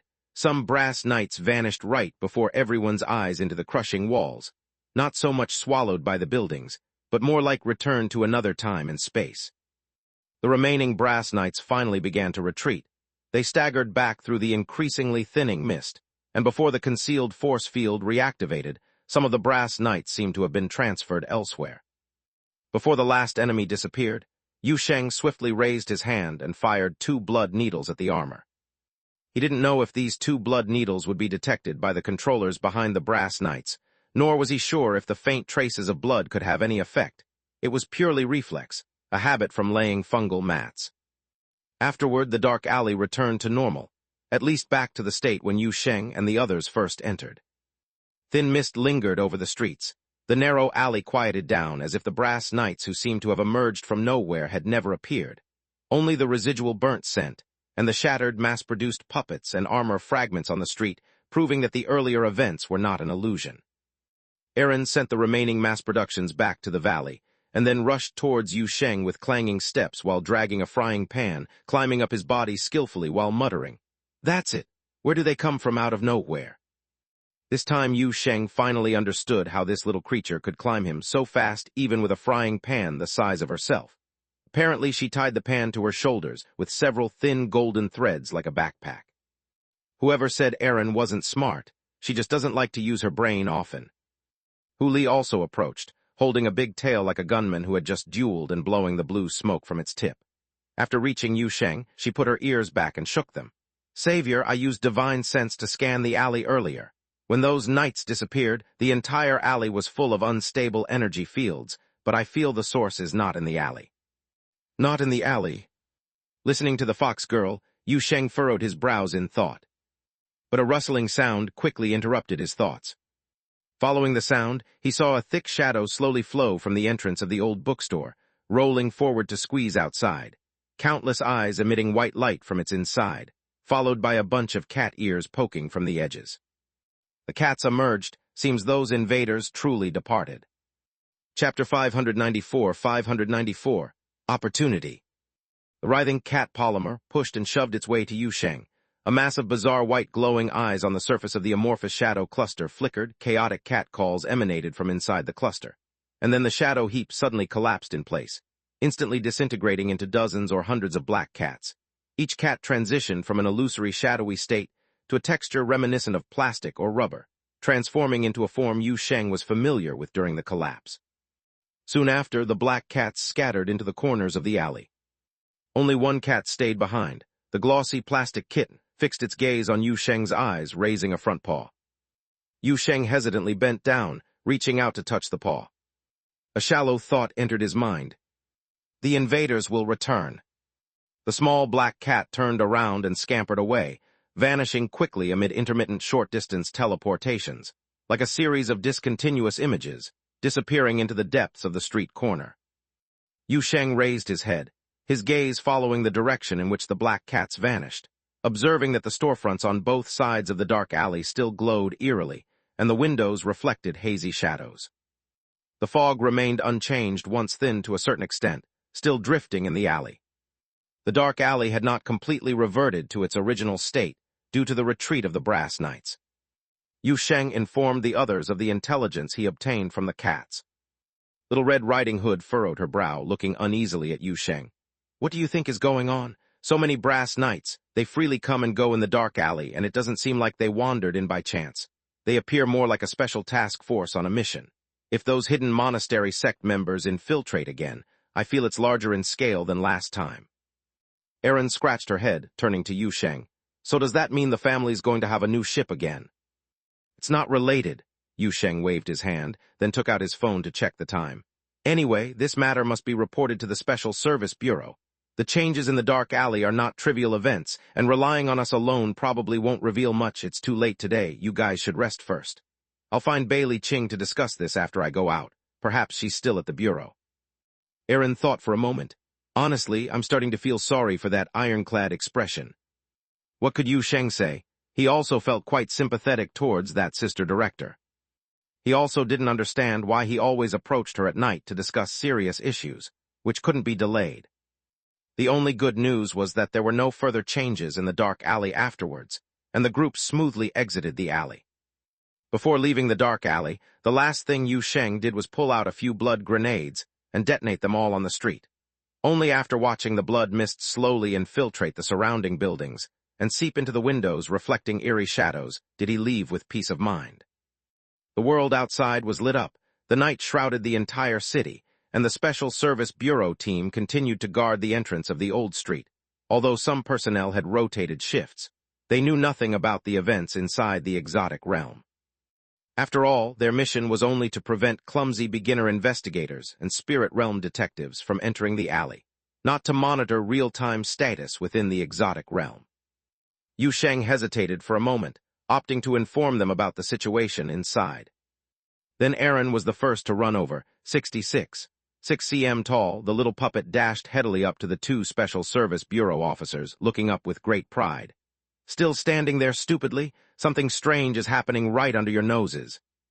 The two sentinel guards initially smiled, seeing the tiny figure run all the way. But upon hearing Erin's commotion, their expressions froze instantly, looking up at Yu Sheng. Yu Sheng then approximated the situation in the dark alley. Dozens of brass knights suddenly emerged, and there was suspected connection to a hidden colony of the Venerate Saints Monastery. Even the spatial laws seemed altered. The faces of the Special Service Bureau officers on duty changed on the spot. Naturally, how they draft the report afterward was not something Yu Sheng had to worry about, fulfilling his duty as a spirit realm detective in investigation and reporting. He first opened a door to send Little Red Riding Hood back to Fairy Tale Town, then escorted Hu Li, Erin, and Luna back to number 66 Wudong Road, while he himself directly turned into the Special Service Bureau. The moment the door opened, it was Bailey Ching's office. Yu Sheng entered and saw her just tidying her desk, holding a bag, evidently ready to leave. Yu Sheng looked at Bailey Ching, who also raised her head to look at him. Yu Sheng felt he saw a series of micro-expressions measured in pixels. "I'm off work now," Bailey Ching said, expressionless, yet her tone carried a trace of teeth gritting. Yu Sheng sighed, pulling up a chair to sit across Bailey Ching's desk. "Let's talk about overtime work." Bailey Ching didn't move, just put down her bag and made a listening pose. "I just had a fight in the dark alley." Yu Sheng got straight to the point. "You should already know the recent changes in that place. We discovered something new this time. There are knights from the Venerate Saints Monastery there. If I'm not mistaken, the humanoid entities mentioned in the reports by other spirit realm detectives should be those things." Bailey Ching sat down. "How many?" She raised her eyes, her light gray pupils filled with gravity. "We encountered dozens, and it's probably not all," Yu Sheng admitted. "Those brass knights seemed to come and go freely, and when they entered the dark alley it caused a noticeable spatial distortion, as if the whole alley was widened and both ends stretched infinitely. But that's not the most suspicious part. The most suspicious thing is that I heard some sounds over there, sounds that seemed to come from Luna's homeland." Even Bailey Ching gradually showed a serious expression at this moment. The second time the Venerate Saints Monastery caused trouble right under the nose of the Special Service Bureau, It was clear that the mood of this female director was not good. However, as Yu Sheng recounted more details, the anger in her expression gradually turned into solemnity, and she seemed to be lost in thought. "This doesn't seem like a simple infiltration or act of invasion," she suddenly broke the silence. "Are you sure that when the dark alley shrunk again, those knights directly merged into the surrounding buildings?" "That's what it looked like," Yu Sheng thought for a moment. "And some knights disappeared directly into the distant fog as well. I didn't see any phenomenon of space teleportation. Also, before one of the knights disappeared, I shot 2 blood needles into him, but they quickly lost connection. I don't know if it was because of the distance or interference from something." Bailey Qing was deep in thought. Seeing this, Yu Sheng dared not disturb her, patiently waiting for a while until he saw her lift her head again. "Did you only encounter knights?" "It was just them," Yu Sheng scratched his head. "Is there something wrong?" "If the number of knights reaches a certain level, there must be a command node behind them, which is either a high-level cultivator from the Venerate Saints Monastery or an artificial saintess. You encountered dozens of knights. Theoretically, there must be other high-level units hidden nearby." "Artificial saintess?" Yu Sheng's expression turned slightly grave, but in his mind he recalled the first time he saw Luna and the moment he first heard her speak. At the time, Hu Li's divine sense didn't detect anything else, and Luna's radar didn't react, he said slowly. Theoretically, if there were other hidden monastery members or an artificial saintess nearby, she would have detected it. Bailey Qing pondered for a moment. So either the command node for those knights wasn't in the dark alley, or some phenomenon in the dark alley at the time blocked your perception. Additionally, given the other strange circumstances you mentioned, we can't rule out the possibility of a dimensional overlap with other timespaces. If those knights, indeed, smuggled in from another timespace, this scenario could occur. Yu Sheng didn't speak for a moment. He didn't know how those knights came in, nor what the Venerate Saints Monastery was planning this time. At this moment, he realized one thing. This is an opportunity. The elusive cultists who always lurked in the shadows had resurfaced, this time, even bringing back news from Luna's homeland in the dark alley. Even if it's just a small clue, some baffling anomalies, it's still an opportunity. He had promised to help Luna seek revenge, to help her return home. Bailey Qing said nothing, just observed the expression on Yu Sheng's face. She seemed to know what he was thinking. After remaining silent for a while, she spoke as if inadvertently. "I think I mentioned to you before, the Venerate Saints Monastery is a colossal entity, a thorny opponent of a different kind compared to the Dark Angel. We speculate that they have dozens of colonized stars, highly fortified star region fortresses, at least 2 illegal stargates, and a vast industrialized production system." "Yes, I remember you said I could reach out to you for help," Yu Sheng said. "Boundary Land has always been seeking an opportunity to completely wipe out those lunatics. Completely destroying such a colossal entity is no easy feat. It requires more than just a battle or two, but a genuine war. But you're right, Boundary Land has indeed been waiting for such an opportunity, provided you really have a way to dig out their stronghold." Bailey Qing spoke seriously. "Over the years, we've definitely tried, but the lawless star region is shrouded in darkness, and finding a few specific clusters of starlight in the vast expanse of space is no easy task. The last time you captured one of their main battleships was probably the closest we've come to success in many years. But in the end, the star map on that ship was wiped by those cultists." Yu Sheng pondered with a serious expression. "We lacked experience last time. I feel confident we can do it this time." Bailey Qing fixed her eyes on his. "Do you have a basis for saying that?" "Yu Sheng, I'm just considering." Bailey Qing nodded. "All right." Chapter 595, Hu Li's Philosophy. Yu Sheng was somewhat surprised by Bailey Qing's straightforward reaction, as he had the impression that this director sister was always a calm, composed, and rational lady, not the type to consider thinking a really reliable reason. But he soon figured it out. People have many facets. When they first met, Little Red Riding Hood was a cool girl, but once she drank too much, didn't she start barking back and forth with Hu Li like a wealthy dog? Afterwards, he exchanged a lot of information with Bailey Qing about changes in the dark alley, as well as various details in the Brass Knights operations, and by the way showed her the phone issued to him by the Special Service Bureau, because the phone came with some environmental recording features.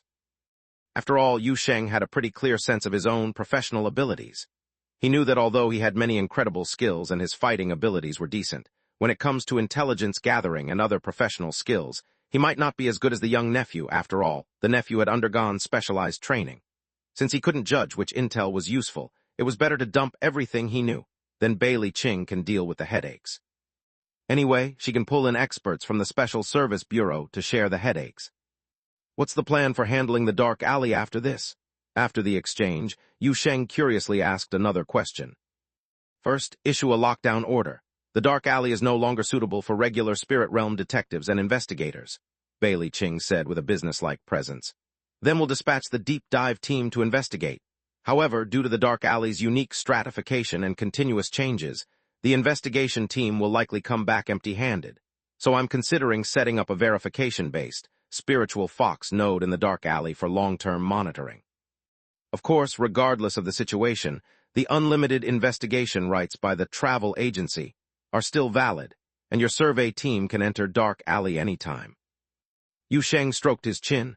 All right, I'll tell the cats in the dark alley to not scratch when they see people in iron shells going in.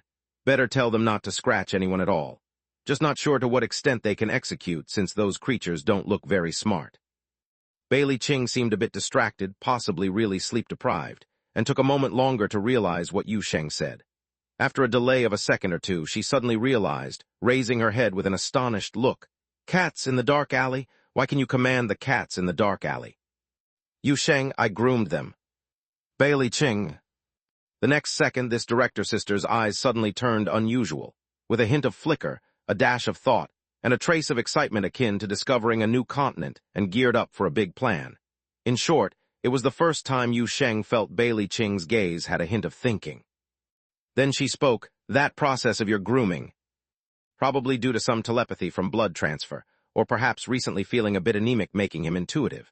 Yu Sheng realized Bailey Ching's thoughts as soon as she spoke those few words, and promptly interrupted her, looking earnest. Within the light boundary land, there are over 1,000 exotic realms, 2/5 of which have a danger level above 2, and some exotic realms internally generate entities continuously. Bailey Ching, Yu Sheng sighed. I've recently started to feel anemic, and somehow always need some ammunition ready for angels that might pop out unexpectedly. Bailey Ching remained silent. The director, ladies first, thinking attempt didn't go smoothly. Seeing this, Yu Sheng quickly changed the topic, beginning to inquire about Luo, whom he had sent for stomach cleansing earlier. She's resting in the medical room. Bailey Ching's expression instantly returned to normal. Actually, shortly after you brought her in, her symptoms abated. Afterwards, we checked her and found no signs of poisoning. Her hallucinations and delusions seemed more like temporary spiritual energy interference, or some kind of illusion technique. Yu Sheng. Listening, he slowly widened his eyes, suddenly recalling the long-haired princess's repeated jabbering before she was sent back to do homework. What poisonous mushroom? Just regular magic mushroom from the Black Forest, not the same as a poisonous mushroom. So that golden-haired girl wasn't lying, huh? Goddamn Little Red Riding Hood and the Big Bad Wolf's Black Forest grows spirit mushrooms. Is this considered a holy relic of Anka Ayla as well? Bailey Ching watched as Yu Sheng's face shifted variously, finally unable to resist asking, anything wrong? No, Yu Sheng quickly waved his hand and curiously asked, then what about Luo over there?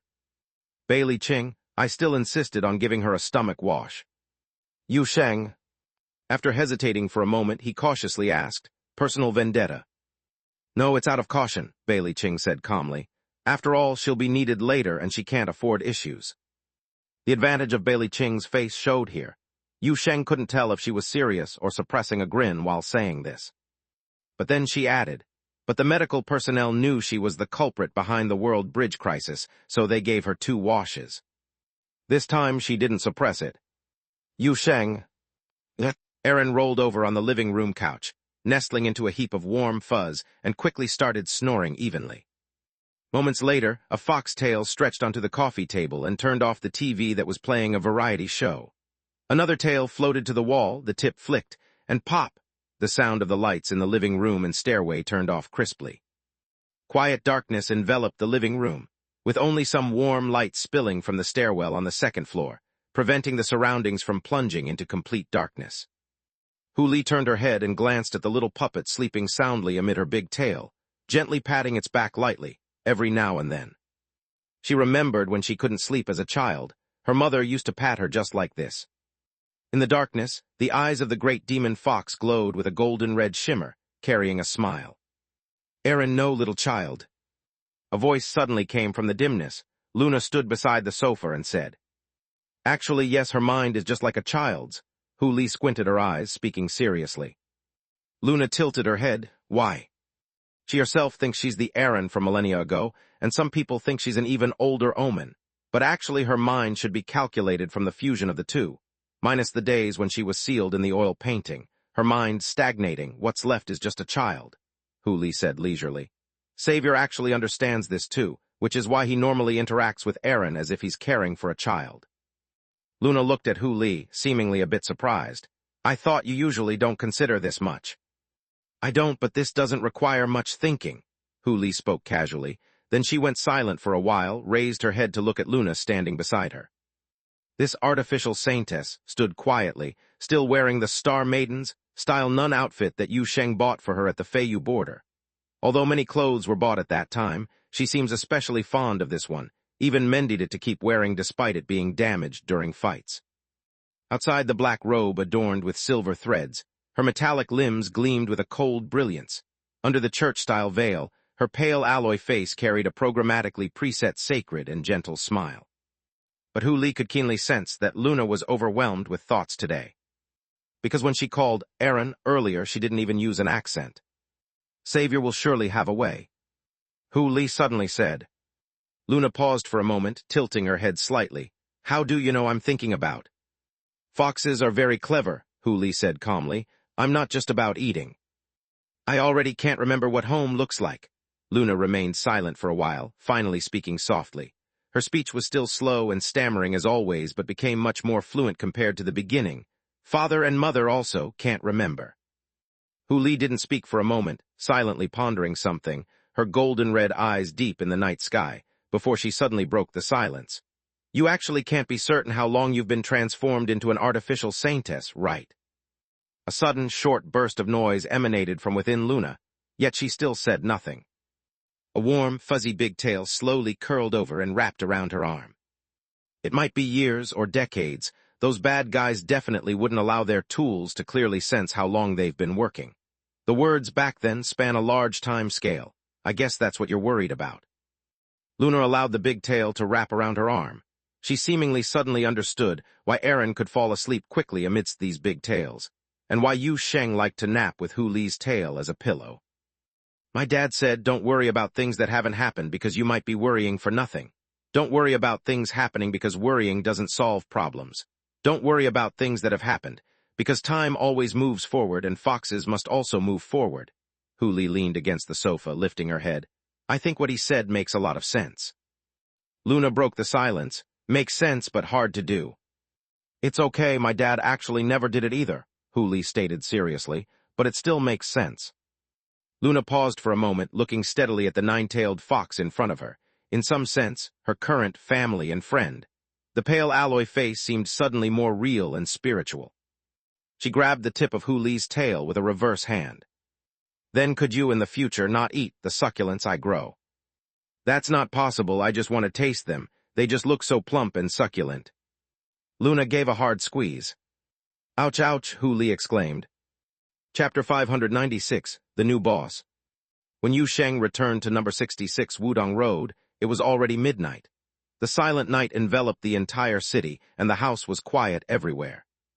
The main light in the living room was off, leaving only a small lamp near the staircase.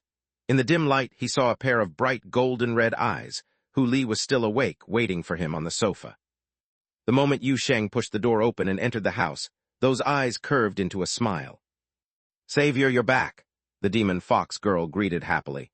Luna just returned to the spaceship Tilda. She said she needs to go back to handle vegetables or materials or something. Then she pointed toward the kitchen. There's food in the pot, I stewed something for you, and there are steamed buns in the steamer bought from the small supermarket at the corner. They shouldn't be cold now. Yu Sheng smiled, stepped forward to rub the fur behind the fox girl's ears, which made her happily squint her eyes. Where's Aaron? Did she go to sleep? He asked casually. She's here, fell asleep halfway through watching TV, Hu Li said, turning her body to stretch out her several tails, revealing a small puppet comfortably sleeping while hugging a big tail. The others are sleeping upstairs. Always complaining about getting fox fur in its joints, yet still wants to snuggle into your tails while sleeping. Yu Sheng muttered with amusement, getting up to the kitchen to serve rice, casually flipping the light switch in the dining room. Hu Li pulled the tail Aaron was clutching away and covered the small puppet with 2 more tails before quietly getting up from the sofa. By the time Yu Sheng turned back to the dining table, she was already sitting on the chair opposite him, propping her head with her hands and smiling at Yu Sheng. "Aren't you tired? You usually get sleepy at this time," Yu Sheng commented casually, placing 2 steamed buns in front of Hu Li. Hu Li shook her head. "I took a nap on the sofa earlier," she replied. "I was afraid you'd feel lonely if there was no one awake when you came home." Yu Sheng paused for a moment. He suddenly realized that he hadn't felt that unresponsive feeling upon returning home in a long time. Whenever he entered this big house, there would either be the sound of Aaron's chattering, Hu Li running out to greet him, or at least Luna in standby in the living room as guard, and he had become accustomed to it. The aroma of the fox stew was appetizing, probably because he was hungry, or perhaps because the fox girl's cooking skills had indeed improved. The warmth of the hot meal gradually spread in his stomach, and Yu Sheng sighed with satisfaction, feeling his fatigue slowly fade away. The girl across the table had half a steamed bun in her mouth, eyes fixed here, glancing around. Yu Sheng couldn't help but ask, "What's up?" Hu Li looked serious. "Savior, do you think? Can we really find Luna's home? And if we do find it and her family is still there, how should we reunite her with them?" Yu Sheng's action of breaking the bun slowly stopped. "You've been worried about this, huh?" "Not exactly worried." Hu Li's ears twitched. "It's just that Luna seemed to be preoccupied when she came back today, but she didn't really think about these things herself, so I couldn't help but think a bit more." The demon fox girl paused for 2 or 3 seconds, seemingly hesitant, but finally continued. "After all, her parents might really be waiting for her at home, but she's no longer the same as when she left. Savior, do you think the Special Service Bureau can turn Luna back, even if only temporarily, or make something like a mechanical man?" Hu Li's voice gradually trailed off, becoming almost a murmur as if talking to herself, while Yu Sheng gazed at this fox girl who usually seemed to have no worries, spending her days just eating, sleeping, and basking in the sun, pondering. "Compared to finding Luna's home planet, these are minor issues," he suddenly said. "It's a bit early to think about these things now after all, even if we figure out how those knights entered the dark alley. Locating the Venerate Saints Monastery's nest is not something that can be done overnight. Besides, those cultists surely won't give up a recruitment planet. Easily will also have a tough battle ahead. So for now, don't worry about it, leave the thinking to me." Hu Li thought for a moment, then nodded, "Mem." Seeing the demon fox girl ease up and continue munching on the bun, Yu Sheng relaxed and smiled. Then he heard a sigh coming from the stew in the pot. Hu Li casually threw a blue flame ball into the pot, grinning at Yu Sheng. "Yu Sheng, a good night's sleep, fatigue being the best sleeping pill." Until the next day when the sun was high in the sky, Yu Sheng woke up in the sunlight streaming through the curtains. Of course, Aaron squirming around on the bed and babbling non-stop was also a significant factor in waking him up. Fox stew plus a good night's sleep completely wiped away the fatigue from exploring the dark alley. Yu Sheng helped Aaron's wash up, made breakfast for Hu Li, greeted Luna, who was watering succulent plants on the balcony, and then left number 66 Wudong Road, opening the door directly to the Special Service Bureau. Today was the day for Luo's discharge. The Blackstone Station restart plan that had been delayed by the unexpected situation in the dark alley should also continue. Accompanied personally by Bailey Ching, Yu Sheng met the golden-haired elf who was pacing bored in the hospital room. By this time, the effects of the spirit mushroom had completely worn off from her, and though she looked bored and dejected, Luo's complexion was still quite good. It's true, the health bar of this elf is indeed quite thick. If it weren't for knowing in advance, Yu Sheng honestly wouldn't have been able to tell she was in a state of having her stomach pumped twice. As soon as he entered the room, Bailey Ching dismissed the others, and after coming to Luo and sizing her up for a while, seeing her initially full of displeasure quickly became obedient in the presence of a faint dragon aura, she sat on the hospital bed, demoralized, and spoke. "You're here to see me make a fool of myself. A dignified Black Dot Group department manager brought here for emergency treatment after eating poisonous mushrooms." Apparently, she still didn't know that the mushrooms she ate were actually not poisonous, nor did she need emergency treatment. Bailey Ching obviously wasn't planning to tell her the truth either, simply replying faintly, I could have chosen not to arrange treatment for you. Yu Sheng at the side almost stood up to applaud. This was the truth indeed. However, Luo didn't notice the subtle expression on Yu Sheng's face for an instant, and instead felt a bit embarrassed, hesitating for a few seconds before speaking while looking at Bailey Qing. Well, whatever the case, thanks. Seeing this situation, Yu Sheng thought this was done for. This black spot scientist might be great at research, but in other aspects, she's quite easy to fool. Afraid she'll still be tricked by the long-haired princess into eating spirit mushrooms. So what's next? Luo said as she stretched on the hospital bed and looked up at the two before her. Am I going to be locked up in another place? We have new arrangements for you. Bailey Qing finally stopped tormenting this special partner and stepped aside to let Yu Sheng take the lead. This angel hunter vouched for you and got you new freedom. Now you're under his management. Luo blinked, seemingly unable to grasp the situation at the moment. In short, you now have a new boss. Yu Sheng cleared his throat, breaking the silence. I need manpower on my side, of the scientific research kind. Your research direction and talent are very suitable. Short on people? Luo was even more surprised, eyeing Yu Sheng up and down. You have an industrial planet in the Feiyu Star domain, support from the Special Service Bureau, and you're even friends with Alice's cottage. If you're willing, countless legal talents would be willing to collaborate with you. Though most of them are trash in my eyes, are you sure you need a Black Dot member to work for you? That's because very few normal people can survive meddling with black spirit ability, and then being imbued by an angel. I'm primarily interested in your scientific literacy and research talent, Yu Sheng said with a straight face and utmost seriousness. Luo immediately showed a skeptical expression. Oddly enough, she's harder to trick now, as if she'd been deceived in the past, emanating a PTSD-like aura from illegal recruitment. Seeing this, Yu Sheng didn't bother with nonsense, and simply reached out into the air beside him, opening a big door. The illusory door silently opened, revealing the Rift Laboratory where the framework had been restored to its original form, and inside were bustling civil engineering immortals and mechanical processing immortals, flying around on flying sword Xiangyun purple gold gourd, and the like. Luo's eyes widened in an instant, instinctively moving towards the door. Hey, this is my place, this is my laboratory, it's already fixed like this. Hey, what are they doing? Don't mess it up. That's a precision structure. That guy over there in the purple robe, put down that thing in your hand. Before she could finish speaking, the floating illusory door slammed shut again.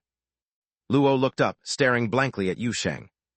If you're willing to cooperate, Blackstone Station will still be under your management, Yu Sheng said earnestly. Of course, it's already a travel agency's asset in every aspect, but frankly, such a pioneer laboratory just sitting in my hand doesn't do any good. Only you know how to make it function properly, you should understand what I mean. He paused again, cautiously adding, compared to before, there will definitely be restrictions. You'll have to be accountable to me from now on. You can't go off recklessly like before. The law-abiding Star Zone surely won't allow you to work with Black Dot Group style. Your research projects, personnel and material movements, and connections with other forces will all be monitored. And since my energy is limited, it might be Shuji or someone dispatched by the Special Service Bureau overseeing it. Before he could finish, Luo's face abruptly moved right up to his face, her eyes shining with a starlit radiance intensely staring at him. Cut the crap, where do I sign? Chapter 597, Onboarding in Bulk. Be honest, Yu Sheng wasn't surprised that Luo agreed, but he was a bit taken aback by how quickly she conceded. It exceeded his expectations. He had initially thought he would have to haggle with this elf for at least an hour, discussing everything from conditions to rules and the corporate culture of the travel agency, especially since he essentially commandeered her space station and dragged her into this gig without pay. Even Aaron at home had scolded him for his lack of decency. In the end, Luo didn't even let him finish his planned sales pitch. You're quite straightforward, Yu Sheng couldn't help but remark due to how smoothly things were going. Aren't you worried this might be a trap? Well, at least I'm jumping from a deep pit into a shallow one. Luo was rather philosophical about it. Isn't that better than being imprisoned long-term? Plus, with my situation, it's not unlikely that imprisonment could turn into execution one day. Being given a position here at least means I won't have to worry about being secretly executed anytime soon. Yu Sheng instantly understood her logic. For a prisoner of war, trapped helplessly with a bleak future, being given a task, even a grueling one, is far better than having no task at all. Even if it's just jumping into another pit, at least that pit has value. Lack of value is the most dangerous state for a person, and Luo was acutely aware of this. Being from the cold, cutthroat environment of the Black Dot Group had long taught her this rule. Of course, Yu Sheng had reservations about Luo's notion of jumping from a deep pit to a shallow one. Someday, she'd probably miss the days of hiding with the long-haired princess, gnawing on spirit mushrooms. While Yu Sheng was pondering this, Bailey Qing noticed the hesitation in Luo's eyes and her unspoken expression. Bailey Qing coughed gently. Do you have something to say? Can I make a small request? Luo glanced at Bailey Qing and then at Yu Sheng, her theoretical new boss. Of course, it's okay if you don't agree. Just say it, Yu Sheng chuckled. I've never seen you so polite when you were locked up. Why so cautious now? Back then I had given up on myself. Now I see a glimmer of hope. Luo felt a bit awkward, then adjusted her expression. I mean, doesn't the Special Service Bureau also have my guard detained? It's the team that crossed the world bridge into this building when the rift opened. Can you release them as well? Then perhaps worried her request was excessive, she quickly explained. You see, I'm only one person. I can't manage the entire Blackstone station alone, right? A part of my guard can serve as maintenance personnel for the station. Also, you said you wanted me to work on research projects, which isn't something I can complete alone. Running a pioneer laboratory requires an entire technical team. I need to recruit people, and I need to reach out to see if there are any surviving subordinates. All of this requires help. As she continued, she seemed to grow more self-conscious, her voice getting smaller and smaller, finally spreading her hands in resignation as she looked at Yu Sheng. Honestly, Yu Sheng hadn't expected the first thing this Black Spot warlord would do when faced with the dawn of freedom would be to rescue her subordinates. After all, Bailey Qing had told him the Black Dot Group internally followed an extremely ruthless operational rule, devoid of any warmth in that vast tech commercial empire. Didn't expect you to care about your subordinates so much. Yu Sheng rubbed his chin, commenting casually. They've been with me for many years, Luo said softly. And besides, if it hadn't been for them risking their lives to rush out from the laboratory to bring us the information, you wouldn't have been able to grasp the situation in the Rift laboratory so quickly. They also deserve credit. Don't worry, they're already on the release list, Bailey Qing, who had been quietly observing, finally spoke. They'll return to Blackstone Station with you. From now on, you're all under Yu Sheng's command. Luo's eyes instantly brightened. She looked at Bailey Qing with a bit of disbelief at first, but quickly realized this iron-faced stoic wouldn't joke about such matters, so she swiftly turned her gaze to Yu Sheng. Then there's no problem, right? Yu Sheng beamed at the golden-haired elf in front of him, ready to sign the contract. No problem at all, Luo eagerly nodded. Bring on the contract, I'm ready to sign. Yu Sheng waved his hand. Why bother with that? Our travel agency has its own rules, which are more binding than any contract. Luo was just about to curiously ask when she suddenly saw Yu Sheng pull a small knife from his pocket. He used it to cut a wound on his hand, and blood quickly welled up, forming into a sphere controlled by an invisible force, hovering quivering in midair. Yu Sheng guided the blood sphere to float in front of Luo. Drink it. This is your destiny. Luo's face immediately turned pale. It was even paler than when she saw the boundary land through the huge hole in the Blackstone Station's dome, with cold sweat pouring down her forehead. Wait. You never mentioned this. What does it mean?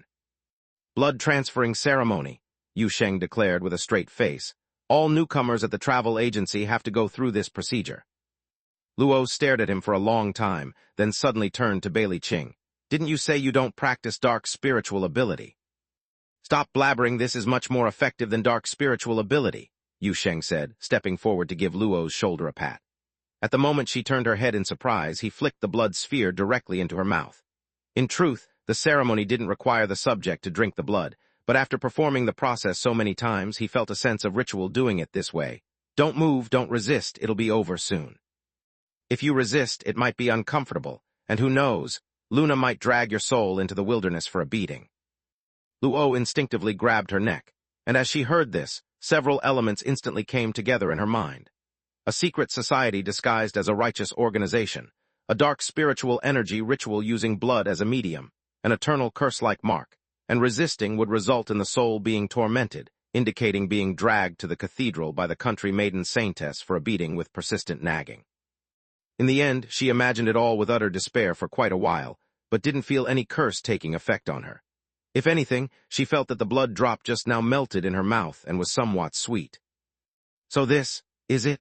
Luo looked down at herself in confusion, then up at Yu Sheng and Bailey Qing, unable to hold it back any longer. Aren't you righteous people all doing this now? When we were fighting in the city, I felt those kids and those self-proclaimed righteous cultivators were off. Did they all experience this too? Bailey Qing awkwardly sidestepped half a step, expressionless.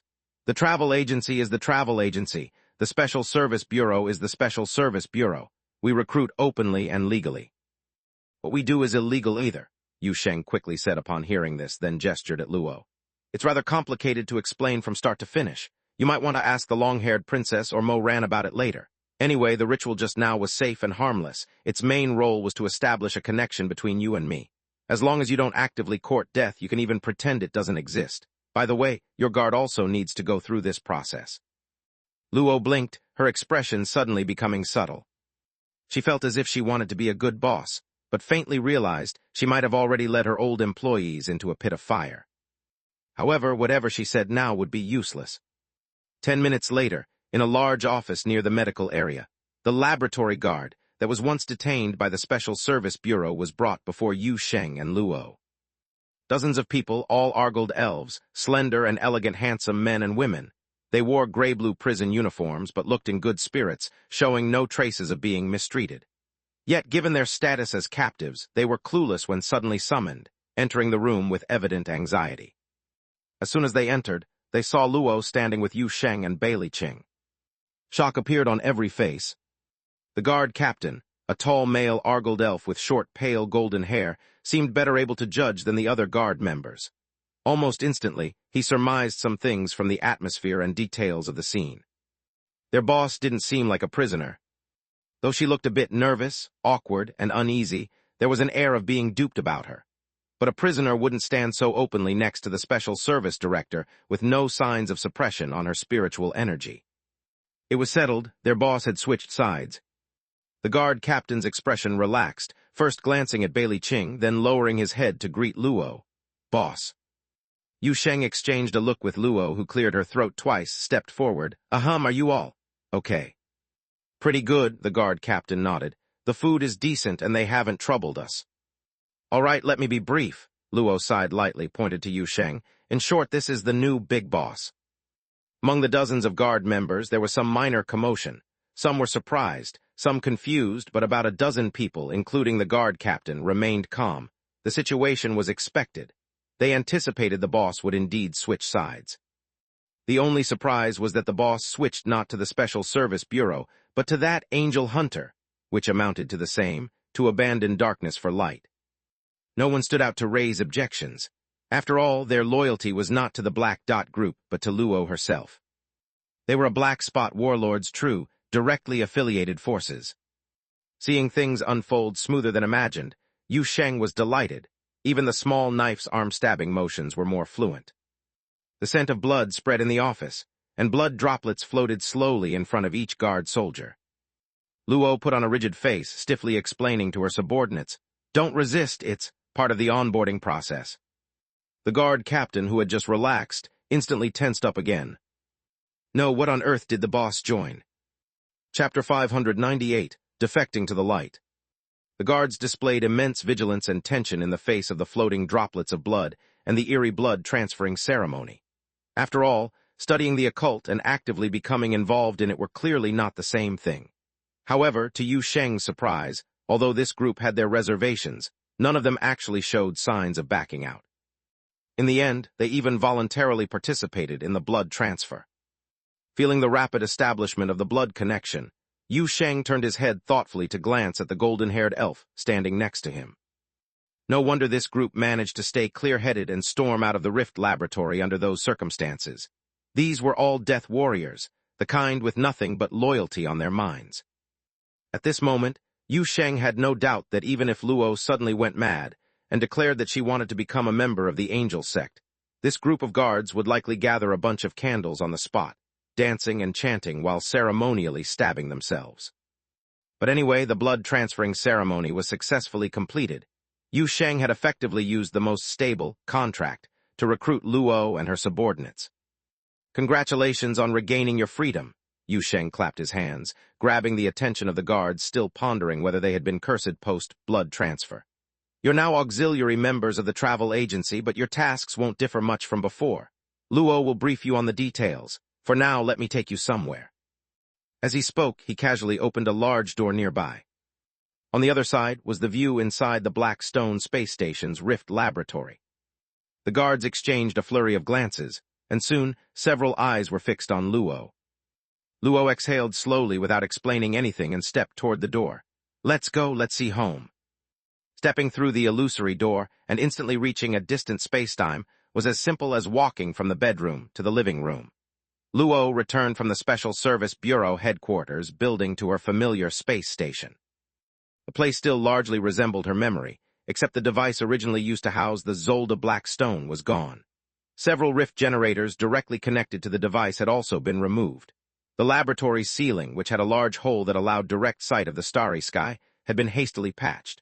While the suspended ceiling skin had not been restored, one could still see the slowly mending skeletal structure and the cables and pipelines not yet completely connected. Healing. Luo took a breath inside the space station, barely having a moment to lament when she saw the metal framework above her wriggling like a living creature and the cables scuttling around searching for interfaces. She nearly choked, turning to Yu Sheng with a look as if she'd seen a ghost. What's with that? Yu Sheng had anticipated her reaction long before she could finish and waved it off. Don't be so dramatic, isn't this space station supposed to amaze me? This is all perfectly normal. Luo found herself at a loss for words, but soon heard footsteps approaching from the direction of the laboratory door. Looking up at the sound, she saw figures clad in traditional Algredian scholar attire entering while discussing topics like system resets, safety lock removals, and database decryption. The next moment, Master Alvin, along with the Star Scholars, abruptly halted. On one side were the Star Scholars led by Master Alvin, and on the other, a contingent of private guards led by a Black Spot warlord, two groups of space long ears caught unexpectedly in the Rift laboratory. The Star Scholars didn't recognize the group before them as members of the Black Dot group. They simply felt that the dozens of soldiers didn't carry the aura of assisting scholars, but rather seemed like they had just been released from a prison. Luo, however, immediately understood the situation and shouted suddenly, "Who are you?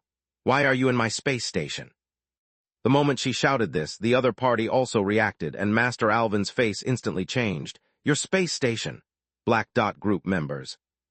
The atmosphere shifted drastically again, and Yu Sheng on this side reached into his pocket for some sunflower seeds. But he had just cracked open a couple when Luo interrupted him. Hey, aren't you my new boss? Explain the situation. Only then did Yu Sheng step forward, positioning himself between the two groups of space long ears. These are the expert scholars Moran spoke to you about, drawn from Algerd, he briefly explained to Luo, then turned to the Star Scholars. Moran should have told you as well. I'd find an expert most familiar with this space station to take over here. The person most familiar had to be the original owner of this space station. Is there a problem? Angel Hunter. The elf scholar named Alvin's eyes changed slightly. The moment he saw Yu Sheng step forward, he actually realized what was going on. But after all, the opponent was a senior member of the Black Dot Group, a rebellious force that broke away from the Mother Society, which carried particularly special threats for Algredians. So his gaze reflexively fell on Luo, and his expression tensed. Luo helplessly spread her hands. Don't be so uptight, comrade. I'm just a scientist, and now I've defected from the Black Dot Group. However, Alvin continued to stare at her intensely, though his gaze began to adopt an odd tone. Luo noticed the change in her compatriot's stare and frowned, scrutinizing him a few times with some puzzlement as her expression subtly shifted. Seeing this unfold, Yu Sheng promptly fetched more sunflower seeds from his pocket, hesitated briefly, then opened another door and pulled Luna over. He thought the holy lady might like this. Though he was unsure what was going to happen next, his spiritual intuition gave him that feeling. Alvin and Luo both noticed Yu Sheng's odd behavior, but neither had time to pay attention to it at the moment. Just when Luna was still clueless, Alvin finally broke the silence. Is your name Luo? Luo frowned. I also think you look familiar. We studied in Terra. Over 200 years ago, Light Wind Port University, specializing in spiritual energy and mysterious objects, and astrology. You were a year ahead of me. Alvin's expression changed. His eyes filled with a complex mix of surprise and reflection on life's unpredictability. Our mentor was Master Ted Riel. You were my senior. You even helped review my thesis. Luo's eyes slowly widened. Some distant memories suddenly revived in her mind. The simple and happy days of her studies surfaced like glittering fragments from the deep sea, along with the scent of spirit mushrooms. The last time she recalled these things, she was munching on spirit mushrooms, and Anka Ayla's power directly engraved the impression of that thing in her memory. This is also one aspect of angel power. Luo's lips twitched a few times, but she still couldn't remember the name of the junior in front of her, though she did recall this face and the things he mentioned. Alvin's expression was complex. Why did you? Luo remained silent. Alvin suddenly sighed. I just heard from classmates that you signed with some scam company upon graduation, got tricked into mining in the dark meteor domain, and later they claimed you were coaxed into a pyramid scheme. Everyone in our dorm said it was impossible. You were the most capable in that year, not the type to fall for such scams. Seeing you now, you're clearly up to big things, but I didn't expect you to become a terrorist. Luo finally had to speak up. Hey, can't you say things nicely? Having said that, she turned to look at Yu Sheng, her expression somewhat resigned. Could you also stop eating, boss? Yu Sheng clapped his hands and cheerfully looked at the two people in front of him. This counts as a happy ending, doesn't it? Old classmates, years apart, both misguided and repentant, saves a lot of introductions so you can get to work quickly. After all, my request is simple. Restore this space station to proper functioning as fast as possible. Everything else doesn't matter. Luo frowned, still sensing something off, but had to admit that after this little interruption, the tense situation had at least eased. What followed was a fairly smooth handover of work, and simple introduction and acquaintance between the two teams. Master Alvin also conveniently verified a suspicion. The dozens of Algredians, who didn't seem scholarly at all, were indeed just released. Brought back by the senior, who ventured into terrorism. They're a clone army, very hardcore. Luo finally learned that this space station had briefly detached from this world, and recorded a horrific scene of angels surrounding, beyond the world. Her emotions were quite mixed. Blackstone Station was disaster-prone. She was almost numb to it, even more so to the travel agency pit, which seemingly wasn't much shallower than the Special Service Bureau over there. Let me confirm, she turned, looking at her new boss. You mean I need to understand the process of this space station shuttling between worlds, find any remaining traces of angel aberrations or information pollution from beyond, and if found, research them. That's correct. Yu Sheng nodded. Yes. There might also be other projects, World Bridge, Omen, or other dark angels, invading alien gods. Specific content depends on my hunting results. Luo gulped. Before, I'd occasionally smuggle some antique mysterious objects from the Lawless Star region. Even researching a bit of black spirit ability would get me hunted to the ends of the earth by all major civilization circles. They all said I was a technological terrorist. She struggled to maintain composure, looking into Yu Sheng's eyes. Now you're saying my main task is to study dark angels and world pollution, potentially dealing with evil gods. Yu Sheng thought for a moment. You could understand it that way. Can I go back to prison? No, you've abandoned the dark for the light. Luo. Chapter 599, New Job, New Environment. Luo realized that whenever she's involved with Yu Sheng, things never go well for her. However, considering she had already signed a soul-selling contract with this new boss, which is how she viewed the blood-transferring ceremony, any regrets or lamentations were too late. For now, she could only accept her fate. It's only fair to say that switching sides can be like this. A legal license is a path of no return. Once you take it, you can only follow it to the end of darkness, into the depths of brightness, where an even more brilliant future awaits, much more thrilling than subspace and black spirit ability. The team of star scholars led by Master Alvin would stay at Blackstone Station for a while. Besides continuing detailed work transitions, they would continue with the repair engineering of the space station system under Luo's guidance, especially since the original technical team had disappeared. Any remaining guards around her could handle some space station maintenance tasks, but were ultimately not real technical personnel. Luo was almost like a solitary commander, desperately needing more hands. The engineering immortals sent by Moran to Blackstone Station were not influenced by Luo. They would continue assisting Yu Sheng with the welding repairs of the space station's main body. But since the technical roots of Feiyu Star Domain and Alger differed, once the main body repair was completed, these artifact refining masters could be of very little further assistance. According to the current progress estimates, these Guardian people would likely withdraw in about half a month. Yu Sheng took Luo for a round near the core cabin segment of the Rift Laboratory. allowing her to see with her own eyes the current operational status of the space station. To summarize the operational status in one sentence, it's not the so-called control system maintaining the operation of the space station's core area at this stage, but Yu Sheng's seeking thought power. Currently, the main system is still offline, and the stable environment inside the space station is basically maintained by me. Yu Sheng explained the current situation to the golden-haired elf beside him in a rest area near the Rift Laboratory. In front of them was a huge ecological wall, with the wall structure formed by high-strength polymers filled with liquid, with lush aquatic plants slowly releasing bubbles within. I've marked several areas for you on the station's guide map. The green areas are livable zones, the yellow areas are somewhat harsh environments that you should be able to withstand, and the red areas require protective equipment, except for those guardian immortals who can chant a 5-elements body protection spell and enter to weld the boards. The reactor situation is fine. The team led by Alvin managed to fix it, but one set of mass coupler or something still runs unstably. Ask them about it later.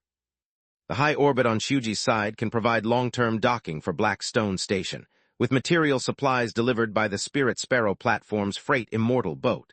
The Spirit Sparrow platform is the Orbital Immortal Palace. You saw earlier from the observation window. It's one of Shuji's high-orbit stations. I'll send you the contact info for its manager later. Yu Sheng endlessly explained a lot, while Luo listened quietly, nodding slowly after a while. I've noted everything. Then she paused and added, Don't worry, I'm very familiar with this space station. After all, I designed the place, and no matter how much it changes, I know how to interact with it. Yu Sheng thought for a moment. There was still quite a lot he wanted to say, but he swallowed most of the words in the end. Is there anything else you need? He asked. Luo had an expression that seemed like she wanted to say something, but her attitude was hesitant. After hesitating several times, she finally spoke. Actually, I'd kinda like to go back and see. Do you think it's okay? Go back? Yu Sheng didn't immediately understand, but quickly caught on. Ah, you mean the place where Blackstone Station was before.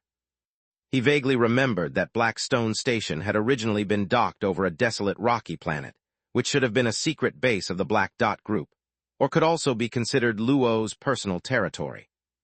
Luo slowly nodded. What do you plan to do when you go back? Yu Sheng asked curiously. I'm obviously not planning to escape. I can't run away anyway, Luo sighed. I just want to see if I can gather some more hands, mainly technical personnel. Alvin's team is from the Algerd Astrological Association and will return eventually, so I still need to find a way to rebuild my own lab team. Recruiting through other channels will take time and adjustment, but if I can regain some technical backbone, things will improve greatly. Yu Sheng blinked. I had assumed that aside from those dozens of loyalist faction guards, all your people were wiped out in the previous accident. Luo lifted her eyelids and looked at Yu Sheng as if he were an idiot. I hold the title of Black Spot Warlord. Do you think I only have one laboratory under me? Even if you only consider Blackstone Station, don't tell me none of my many employees happen to be on vacation, on leave, or sneaking out for a break. Even though my space station was raided by you, I still have 2 orbital platforms, a shipyard, and 3 ground mining stations on my base. Yu Sheng was startled upon hearing this. You have orbital platforms, a shipyard, and mining stations. As soon as he said this, the scene went a bit silent. Luo's eyes immediately widened, and then she quickly stepped back 2 paces. What do you intend to do? What do you take me for? Yu Sheng could tell what she was thinking just from her reaction, and he waved his hand with a righteous look. It's not like I grab everything.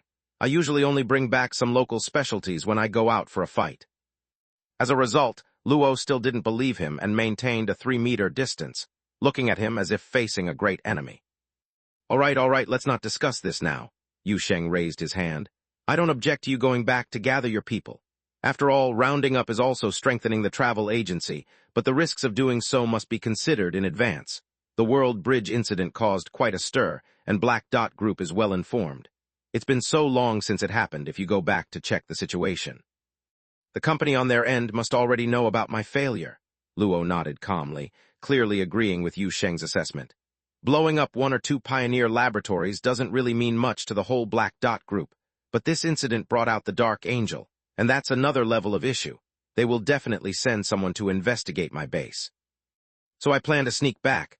I left a backdoor in the local interstellar network there. As long as I get within a light year of the broadcasting device, I can access the group network in ghost mode. Additionally, I have a list of trusted key figures, some group employees I have leverage over, and some targets I can bribe or recruit. I also plan to make a trip to the black market. I have a few informants there, and I can ask them about the group's movements. If everything goes smoothly, I might even have time to transfer assets from a few secret accounts to some shell companies under my name, and then I can use this channel to legally market. Perhaps influenced by the blood transfer, Luo became more and more excited as she spoke, even unconsciously revealing many secrets she had never disclosed before. A series of plans lit up in her mind, seemingly dispelling much of the gloom caused by recent misfortunes from her heart. And Yu Sheng, standing across from her, gradually showed a somewhat astonished look. Yu Sheng was truly a bit surprised, because since the day he met Luo, this space-long ears had been unlucky, always appearing to be battered and bruised by fate, and then finding a place to lie flat in despair. So much so that in his recent memory, the best state of Luo's spirit was even when she was lying in the grass nibbling on spirit mushrooms, the sight of her dizzy with mushrooms. He had never seen her in such a radiant, confident state, let alone connect the things she just mentioned with the golden-haired mess in the grass who was entranced by fungi. "Why aren't you saying anything?" Luo suddenly stopped, looking at Yu Sheng with some confusion, a hint of tension in her expression. These are just plans for now. I know there's risk if you need detailed reports." "No, I was just thinking about something else." Yu Sheng immediately snapped out of it, quickly waving his hand, then seemed to think about something. "So from what you're saying, your loyalty to Black Dot Group wasn't that loyal, huh? Leaving backdoors in the group network, secretly recruiting among employees, leveraging, bribing, and recruiting, establishing your own base, even secret accounts for transferring assets. Who does this as a good employee? Moreover, she wasn't an ordinary employee. She had risen to the position of project manager. This Black Dot Group doesn't seem as united as outsiders imagine." Listening to Yu Sheng's words, Luo also felt a bit embarrassed, only now realizing she had spilled quite a lot of secrets. But there was no taking it back, so she could only smile awkwardly in front of her new boss. Who doesn't think about finding a way out for themselves? Especially in the high-pressure and harsh environment of Black Dot Group, everybody has a few little secrets. Besides, the board doesn't actually care much about that. They only want results. Results mean everything, as long as the profits cover the costs. There's no lack of life and death struggles among the Black Spot warlords within the group. That's the corporate culture of Black Dot Group. She suddenly paused here, hastily adding, "But now I'm completely loyal to you, boss. Rest assured, my issues with Black Dot Group were purely because I saw through their dark truths, driven by my conscience." Yu Sheng waved his hand before she finished, not really concerned. "Hey, no worries, no worries. After all, your soul is pledged to me. There's nothing for me to worry about." Luo's facial expression froze, her mouth twitching involuntarily. "So this is what it's like to defect." Yu Sheng, on the other hand, spoke without filtering his thoughts, because he was thinking about something else at that moment. He stroked his chin, pondering for quite a while, and just when Luo's gaze grew more curious, he finally spoke. "I say, your company probably doesn't know you've defected yet, right?" Chapter 600, Yu Sheng's Handy Moves. Looking at Yu Sheng's thoughtful yet expectant expression, Luo initially didn't react. After all, she had just joined not long ago and wasn't very familiar with Yu Sheng. But soon, her nimble mind thought of something, and her expression became somewhat subtle. "Boss, what do you intend to do?" Yu Sheng thought for a moment. "Is there a possibility that you go back to work at the company, and then pass along the good stuff from your company to me?"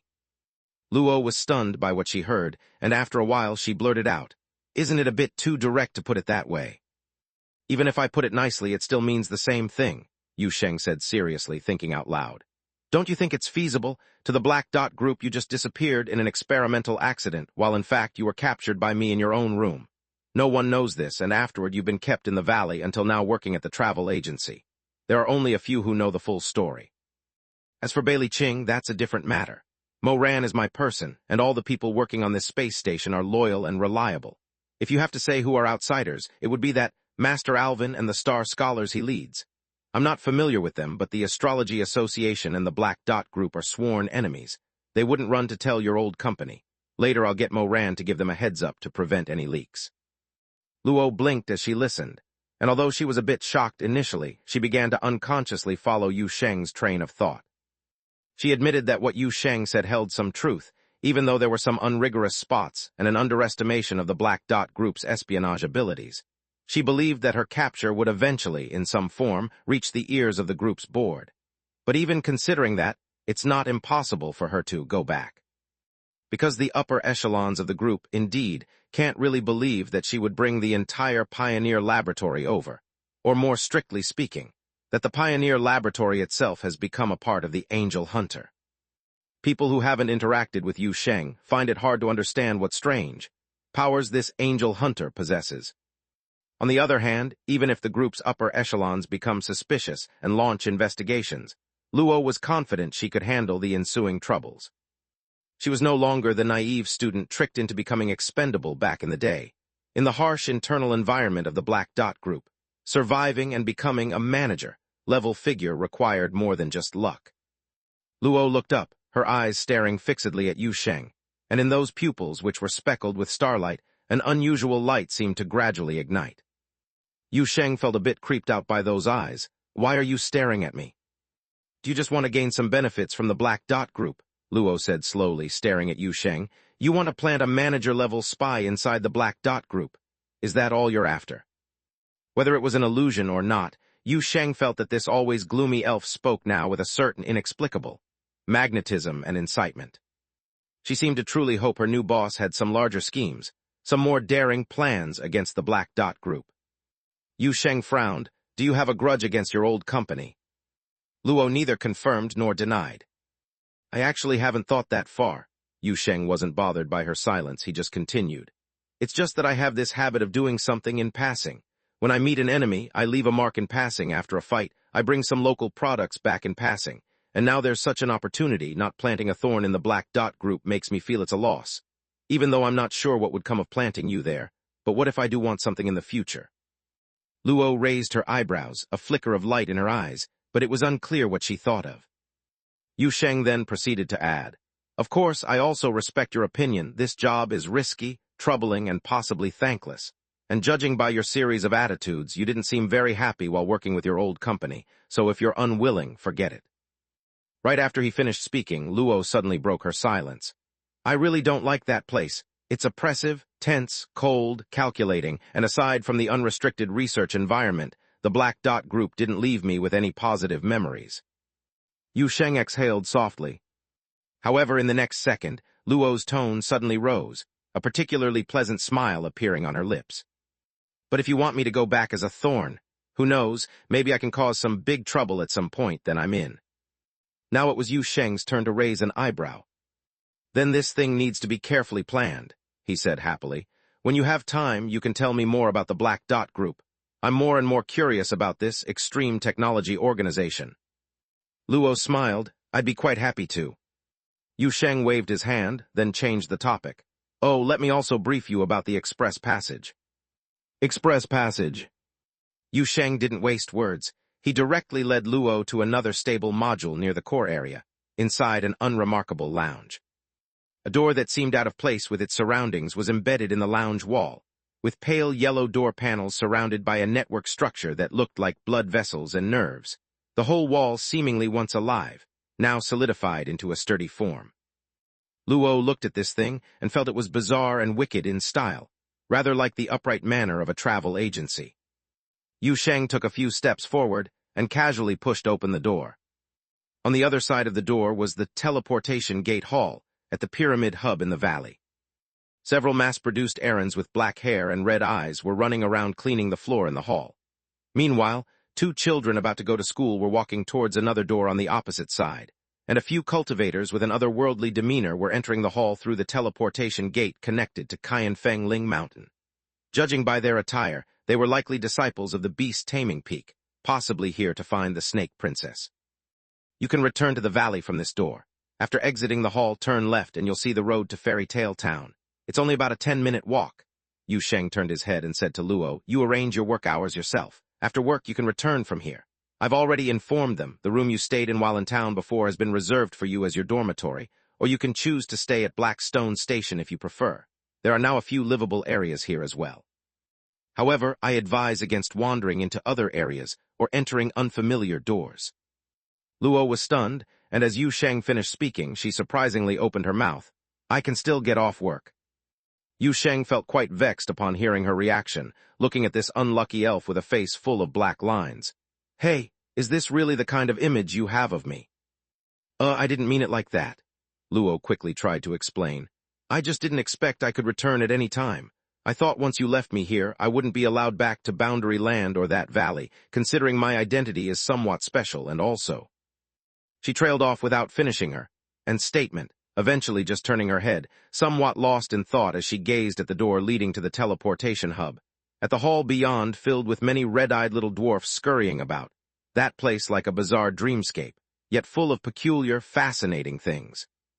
In a daze, she seemed to hear someone calling out beside her ear. Luo, let's go catch fish by the river. How wonderful. At the same time, on a street near the old town district of Boundary City. A cold wind blew, swirling the withered yellow leaves on the roadside, seeping through collars and cuffs, easily dispelling the midday drowsiness and sending shivers up one's spine. Zheng Zhai, carrying a plastic bag from the supermarket, shivered instinctively when the cold wind hit, looking up at the somewhat gray sky. Hiss, it really is winter now. The morning weather forecast said there would be a light snow later today. However, when he just left the supermarket, the forecast had changed to moderate snow overnight. But looking at this gray sky, the snow might start falling before evening, and it probably won't be as little.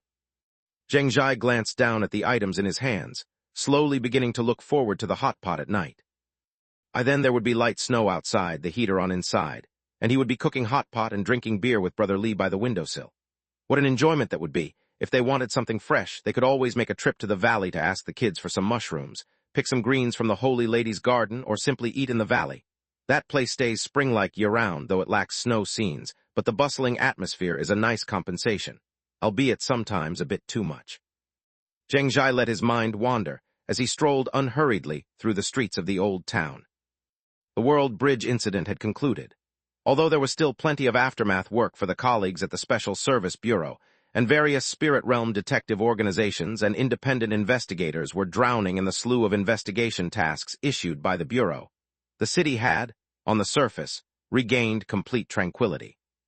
For Zheng Zhai and Li Lin, whose main task was to keep an eye on number 66 Wudong Road and maintain good relations with Yu Sheng, the overtime and busyness had little to do with them. All in all, though the job was initially a bit thrilling, once accustomed, it became quite enjoyable. As long as nothing went wrong, it was fine. Another gust of cold wind blew from a nearby alley, piercingly towards the neck and sneaking in through collars. Zheng Zhai instinctively tightened his coat, noticing how pedestrians had thinned on the road, as had the traffic. It seemed people had noticed the increasingly bad weather. It could even be snowing in other parts of the sprawling city. Perhaps it's time to save some money to buy a car. Zheng Zhai pondered this as he pulled out his phone, ready to rent an electric scooter to head home. No signal on his phone. He blinked, confirmed the glaring, detected environmental anomaly message on the screen side, and looked towards the shop windows lining the street. Oh dear, grandmother,